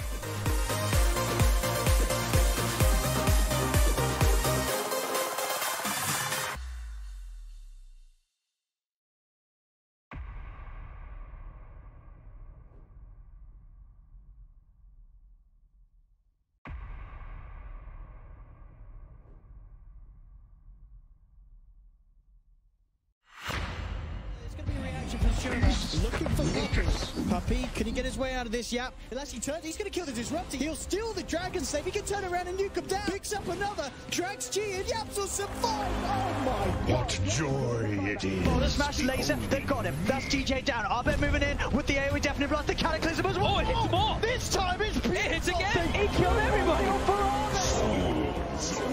Miracle might actually get caught anyway. The right click, Limp's gonna get him. What's the man to that Miracle? Oh, he's trying to dodge him out with blue. Oh, surely he can't. No. His TP's down. And he's gonna get the courier. Oh, what is happening? Deafening Blast connects, but he's still alive. He's up to the high ground. Temperature's back down. He's looking for Kuro, and he may just get it. Not falling through. Removes it through the Lotus off. Back up to the high ground. Sunstride's going to be off the mark. We are. They're losing the ball. We are. Gets the double kill. He's trying to find it. In they go, rolling ball to cock, and the three-man stun once again. Sonic Wave, it's so high. With a quick reaction, the Burrow Strike comes in. Lawrence going to be off. Oh my God, goal! Gets the 5-man black hole. They're all dead. Faker, D1. Oh my God.